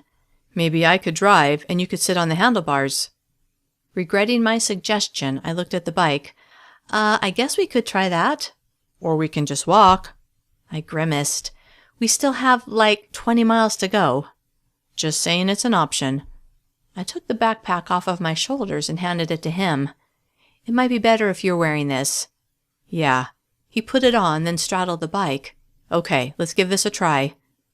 I had to admit I was a little nervous, but the other option, walking 20 miles when my legs already felt like rubber, didn't appeal to me either. He held the handlebars steady and I backed up over the front wheel. Then I lifted myself up enough to sit onto the handlebars. Though it was awkward, I kept my balance. "Okay," Billy said. "Here we go." Off we went. After a short time, the seating arrangement became uncomfortable, but I didn't complain. Instead, I kept my mind on the tunnel that we were sure to reach soon. "Too bad this isn't a motorcycle," Billy murmured right behind me. "Do you have a motorcycle?" "I used to, a dirt bike." "What happened to it?" He was quiet for a moment. "We sold it." "Who sold it?" He was silent for even longer. "My family." "Oh." I was curious about his story, but reluctant to dig when he seemed so uncomfortable talking about his family. We rode in silence, and I watched the scenery as we went by. Orchards, fields growing some type of produce, an occasional house. Suddenly, there in front of us was a dead animal. "Look out!" I shouted, but Billy hardly had time to react. He swerved to avoid it, but that caused me to lose my balance, and as I began falling, I gripped the handlebars as if that would keep me from crashing to the ground. The only problem was that made the whole bike tilt sideways. Though Billy held on, the front wheel turned sharply to the right, and we fell over in a heap. When I hit the ground, my arm scraped the pavement, then my shoulder hit the ground, jolting me. I let out a scream, then looked at the damage. My right arm was scratched and bleeding, but other than that and a sore shoulder, I was okay. I turned to Billy, but he seemed all right. The bike was a different story.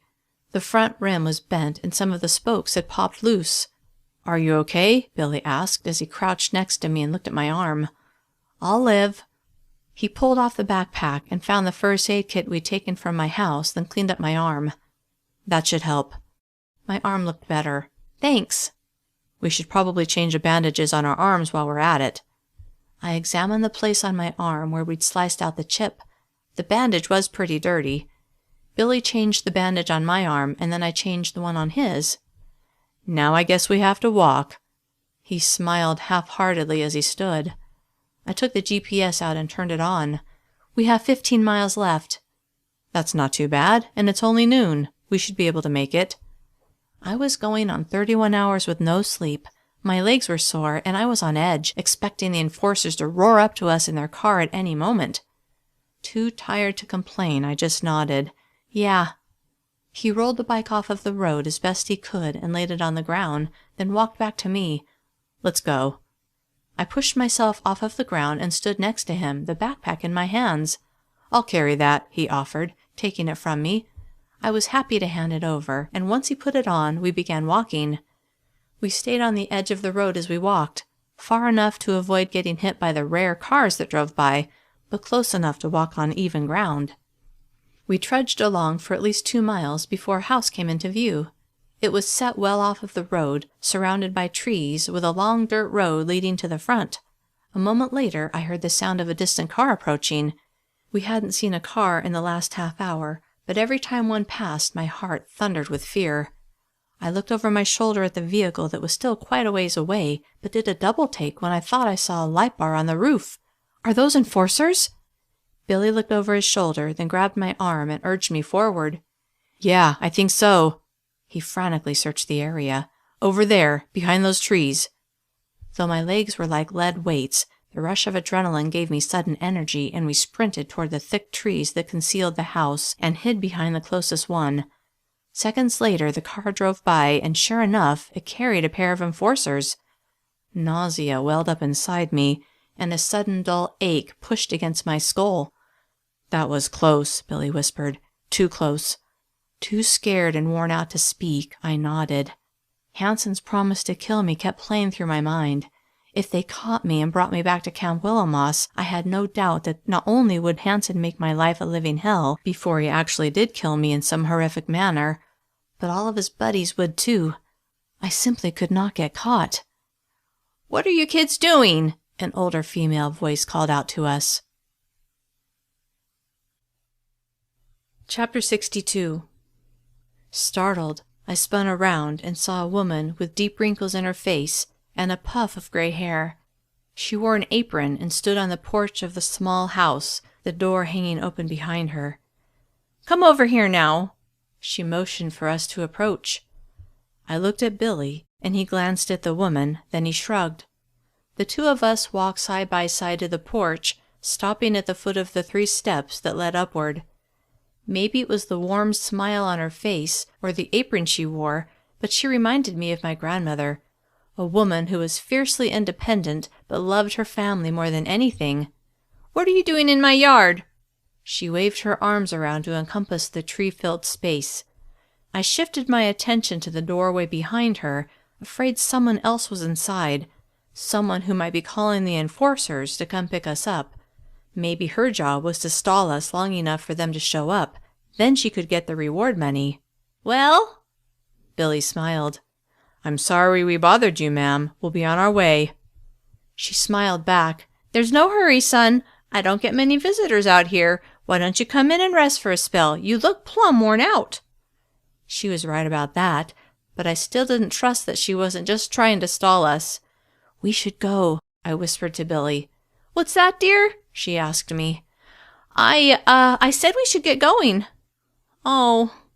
She looked genuinely disappointed. Whether it was because she saw her chance at the reward money about to walk away, or because she really wanted company, I wasn't sure. "I just made lunch. Heated up some leftovers from dinner." She leaned toward us conspiratorially. "Hamburger with real beef." She winked. "I also made fresh apple pie." My stomach rumbled at the suggestion. Even though we'd eaten 2 power bars each, and even though I'd gotten used to feeling hungry, the mention of fresh apple pie made my mouth water. Was she trying to entice us with food because she knew we were escapees from the fat center, or was I being paranoid? "Maybe we can come in for a minute," Billy said, making the decision for us. She clapped her hands together once. "Good! I love to have guests." Then she turned and walked inside.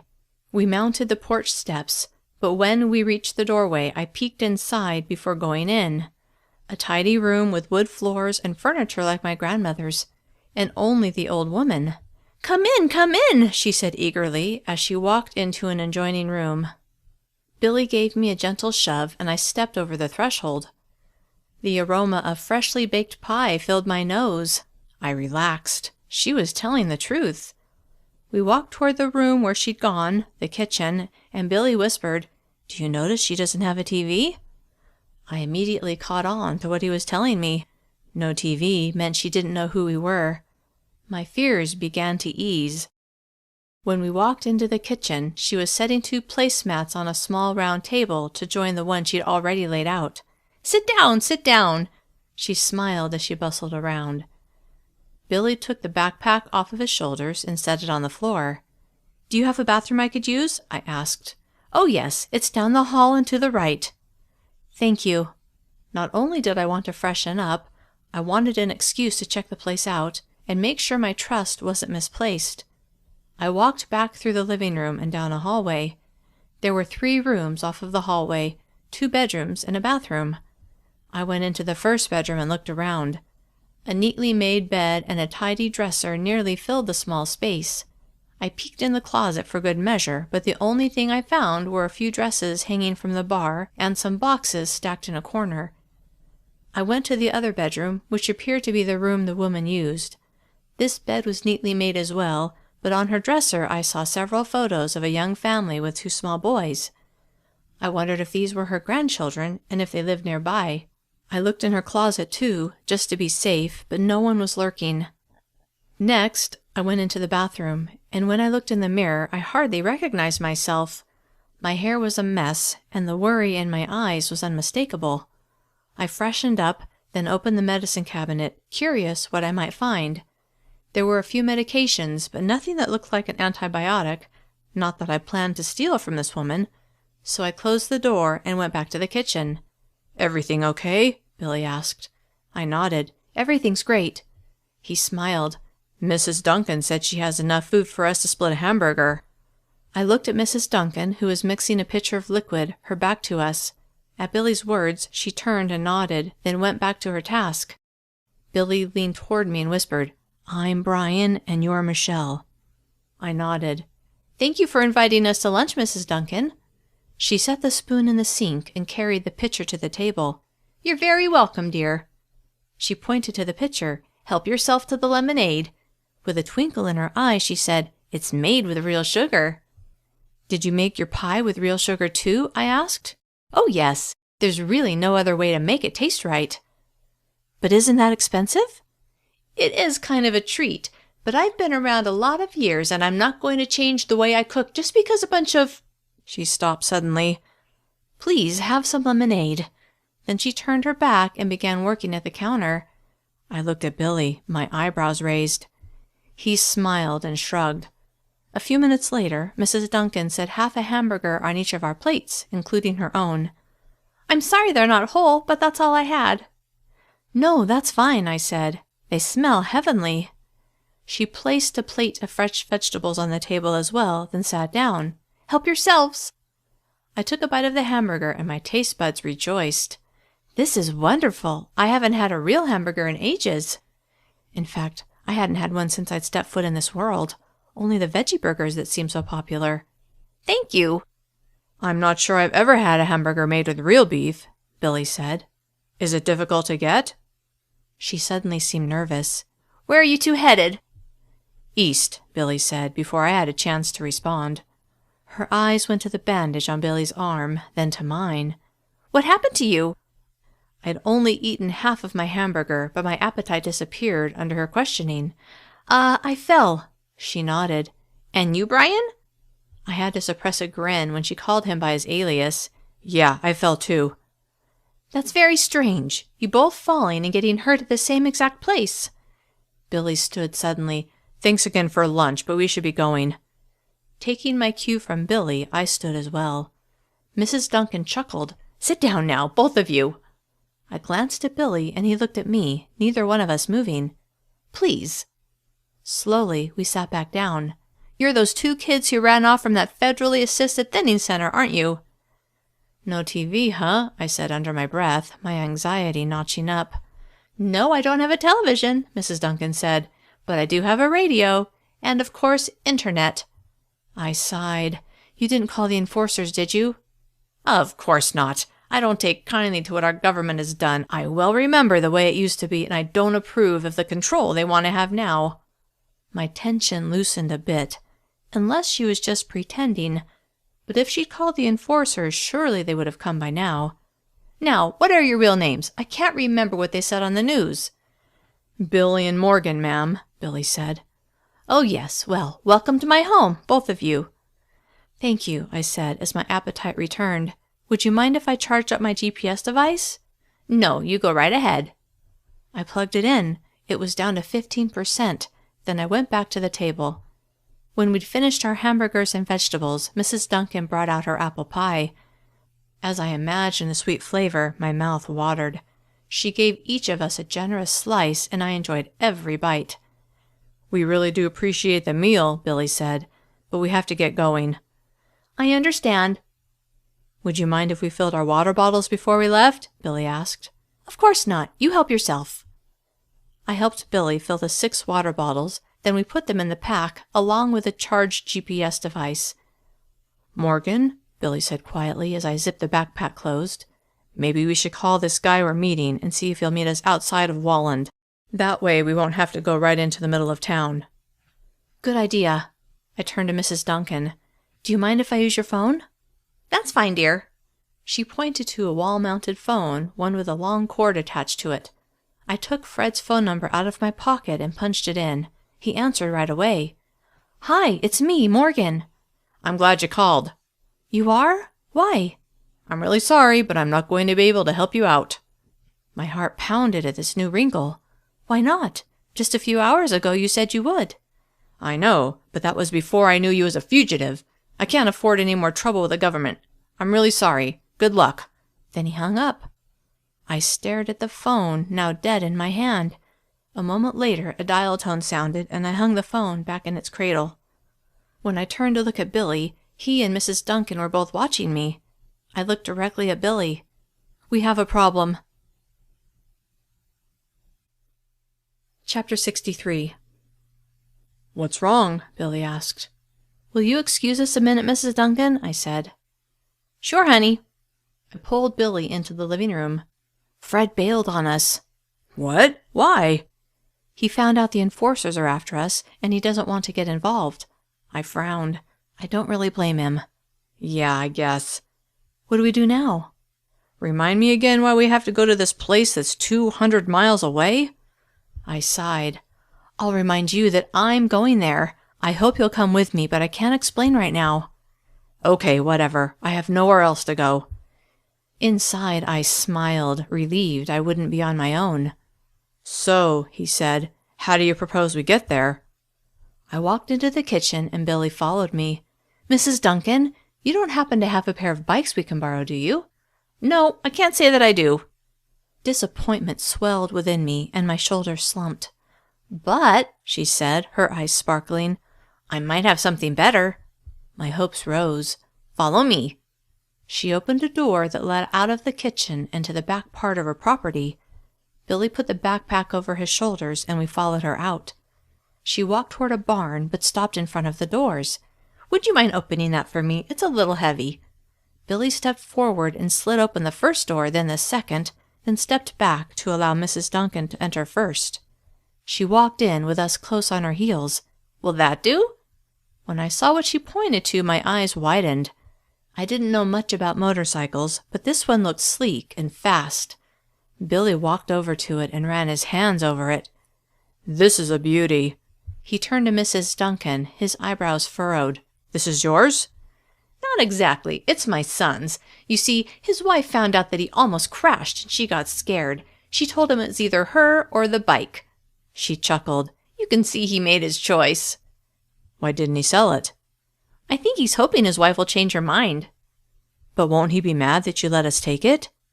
You bring it back when you can. Her generosity staggered me. The bike must have cost thousands of dollars, and she was willing to let two virtual strangers on the run from the enforcers, take it with a request that we bring it back. Of course, Billy said. I knew he was sincere, but he had no idea that where we were going there would be no coming back, assuming we succeeded. In the back of my mind, I still worried that I had to go through the tunnel on the same date I'd come through, November 10th, but I desperately hoped I was wrong and that the date didn't matter. Pushing aside that concern, I looked at the joy on Billy's face and fresh hope swept over me. We could get to the tunnel tonight. Let me just get the key. The moment she left, Billy turned to me, a huge grin on his face. I'd never seen him so happy. You know how to drive this thing? I asked. Yes, I do. Good. Mrs. Duncan was back a minute later. Here you go. She handed the key to Billy. The tank has some gas. She paused. Now, I don't know where you're going, but I do know a few people who would be willing to help you if you need it. She handed me a small piece of paper with 2 names written on it, along with a phone number next to each name. I slipped it into my back pocket. Thank you.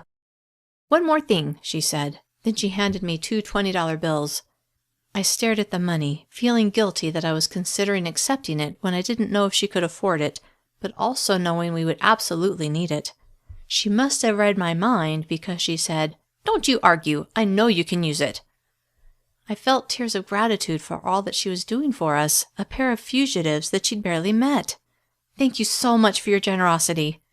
She smiled. Like I said before, I don't agree with what has come of our government, and I don't think it's right that they make people leave their families at their own expense to force them to lose weight. She squinted at me. That is what happened to you, right? Yes.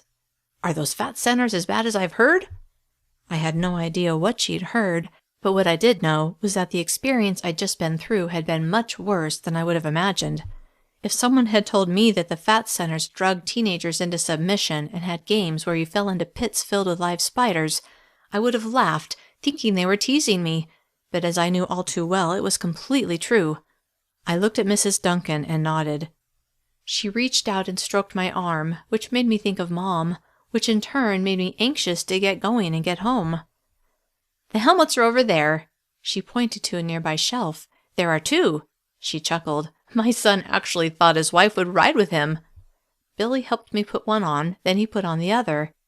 You'd better wear the backpack, he told me as he took it off and handed it to me. I secured it onto my back and watched him get on the bike. Even through his faceplate, I could tell he was grinning from ear to ear. I climbed on behind him and held onto his waist. He turned on the engine and revved it. You're going to want to hang on tighter than that, he yelled over the noise. Bye, Mrs. Duncan, I shouted. Thank you again. She just nodded. I wrapped my arms around Billy's waist. We surged forward and out the barn door. We hit the street a moment later and turned north. I'd never been on a motorcycle before, but found the speed exhilarating, especially since I knew every mile we covered brought me closer to home. We decided to get on the freeway. We figured we'd be less conspicuous there than on the back roads, and made much better time than we could have dreamed of on the bicycles. It was just after 1 o'clock when we left Mrs. Duncan's, and as the miles flew by beneath our feet, we eventually came to the exit for Fox Run. When I saw the sign saying it was the next exit, tears flooded my eyes. This is where my journey had begun, and I was thrilled beyond words that I was back. Billy exited the freeway, and we zoomed down the off-ramp, stopping at the light at the bottom. "Where to?" Billy called out. "Left." Though I didn't have a good sense of direction, I was certain how to get to the entrance to the forest by my house after imagining going there so many times. I guided Billy to my street, and we parked at the curb between 2 houses. I remembered the woman who now lived in my house and hoped she wouldn't see me, fearing if she did, she would be all too happy to call the enforcers. Billy turned off the engine, and I slid off the bike. I took off my helmet and hung it on one of the handlebars, as did Billy. Then I pulled the backpack off of my shoulders and eagerly took out the GPS device. I turned it on and pulled up the directions to the tunnel. After a moment, the directions displayed. Wearing a broad smile, I said, "Let's go." Chapter 64. Billy took the backpack from me, and I carried the GPS device as we set off into the woods. Many times we had to veer off course to go around tangled bushes and other obstacles, but within an hour the tunnel was in sight. My heart pounded and blood rushed to my head. I couldn't believe I was so close to getting home. "What is this place, Morgan?" I grabbed his hand and pulled him forward. "You'll see." We reached the entrance to the tunnel, and I stared in the darkness. "Let me have the backpack." He handed it to me, and I put the GPS device inside and took out 2 flashlights, handing one to him. I flicked mine on and stepped inside the tunnel. The light from my flashlight lit the inside much better than the matches had. I put the backpack on and walked inside, with Billy right behind me. After a short distance, I saw a burned-out match on the ground and smiled. We kept going, and I found match after match. I kept watch for the burned-out lantern, but knew that would be a ways down. "I hope you know what you're doing," Billy said from behind me. I did too. I thought about what it would mean if I succeeded. I would be home with my family, but what about the other Morgan? The one who I could only assume had switched places with me. Would she suddenly be back here? The enforcers would be after her, and she would have no clue that her life was in danger. I felt a twinge of guilt that I had messed up her life in this world so badly. But what could I do now? I had to focus on what was best for me. But what about Billy? What if he didn't want to go to another world? I wondered if I should tell him now, before we went through the wormhole. What if someone brought me to another world without telling me? What would I do? What if he couldn't find his family in my world?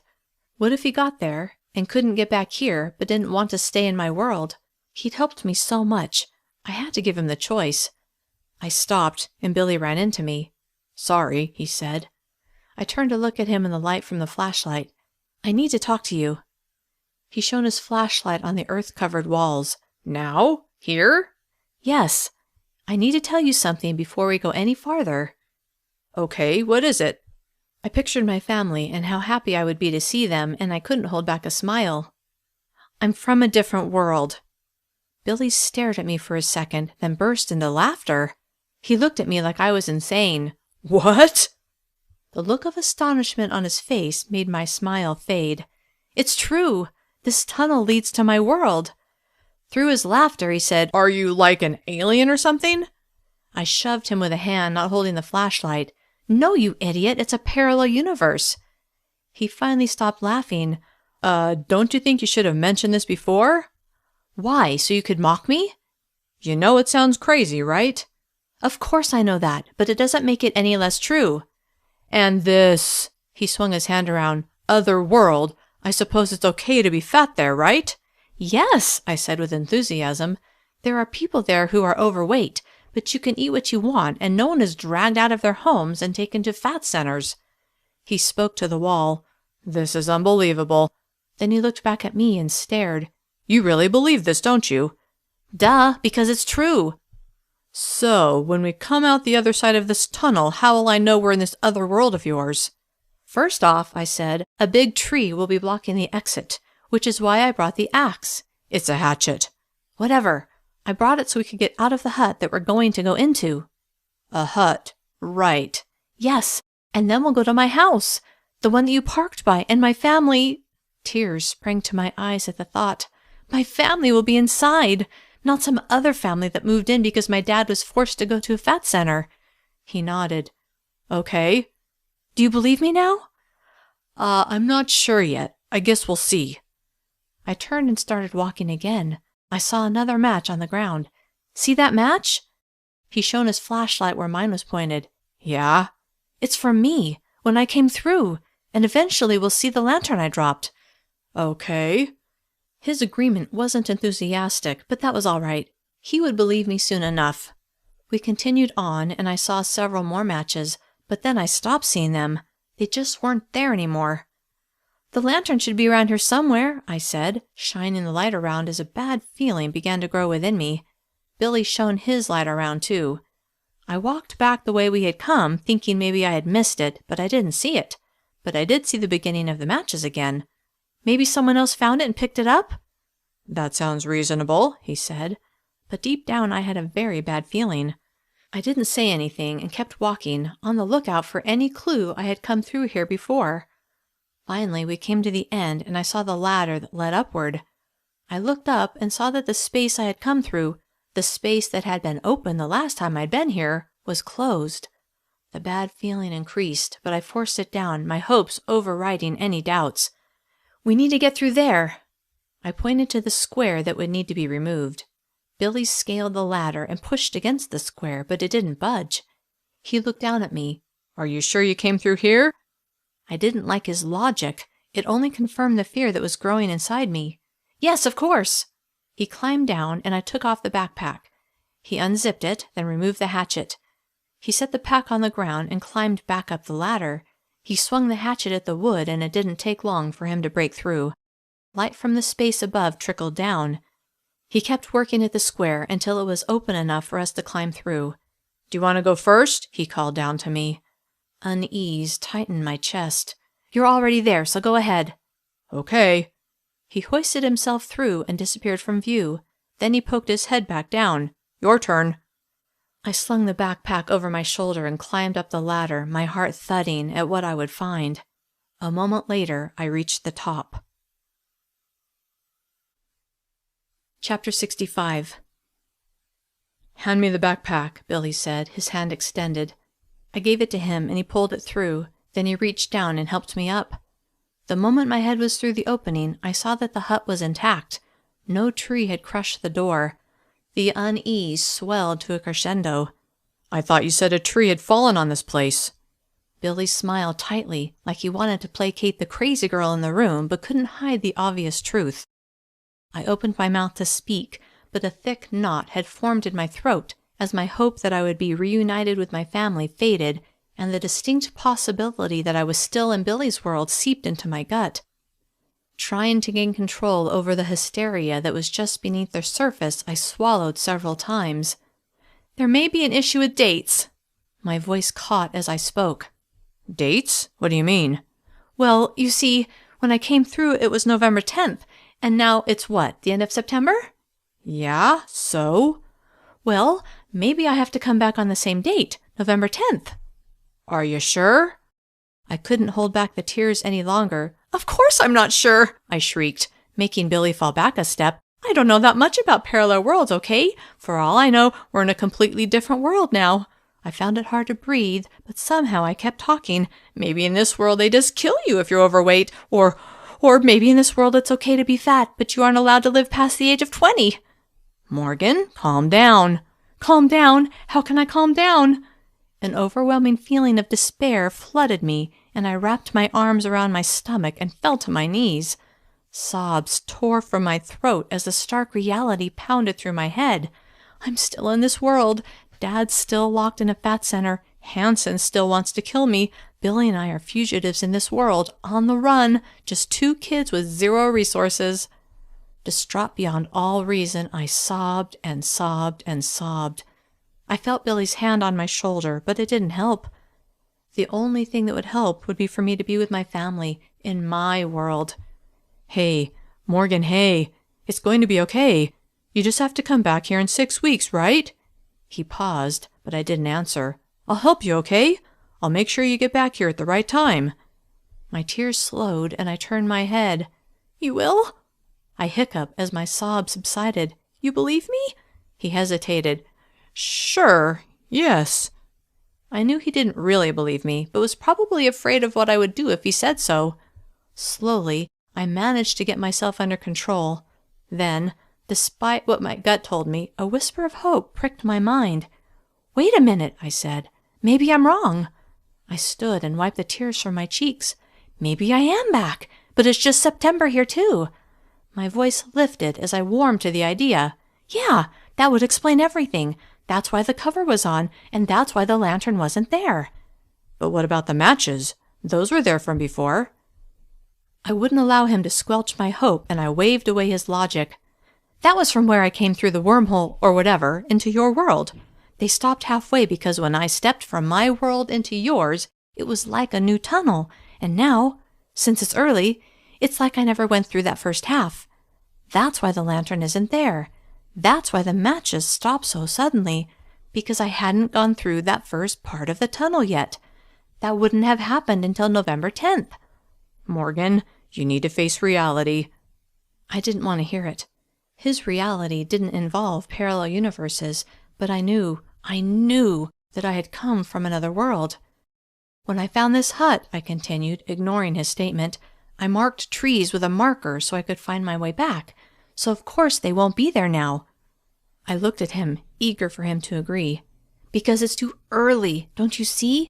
I could be back after all. A look of sadness filled his eyes, and I knew he thought I was completely insane. Come on, Billy, I'll prove it to you.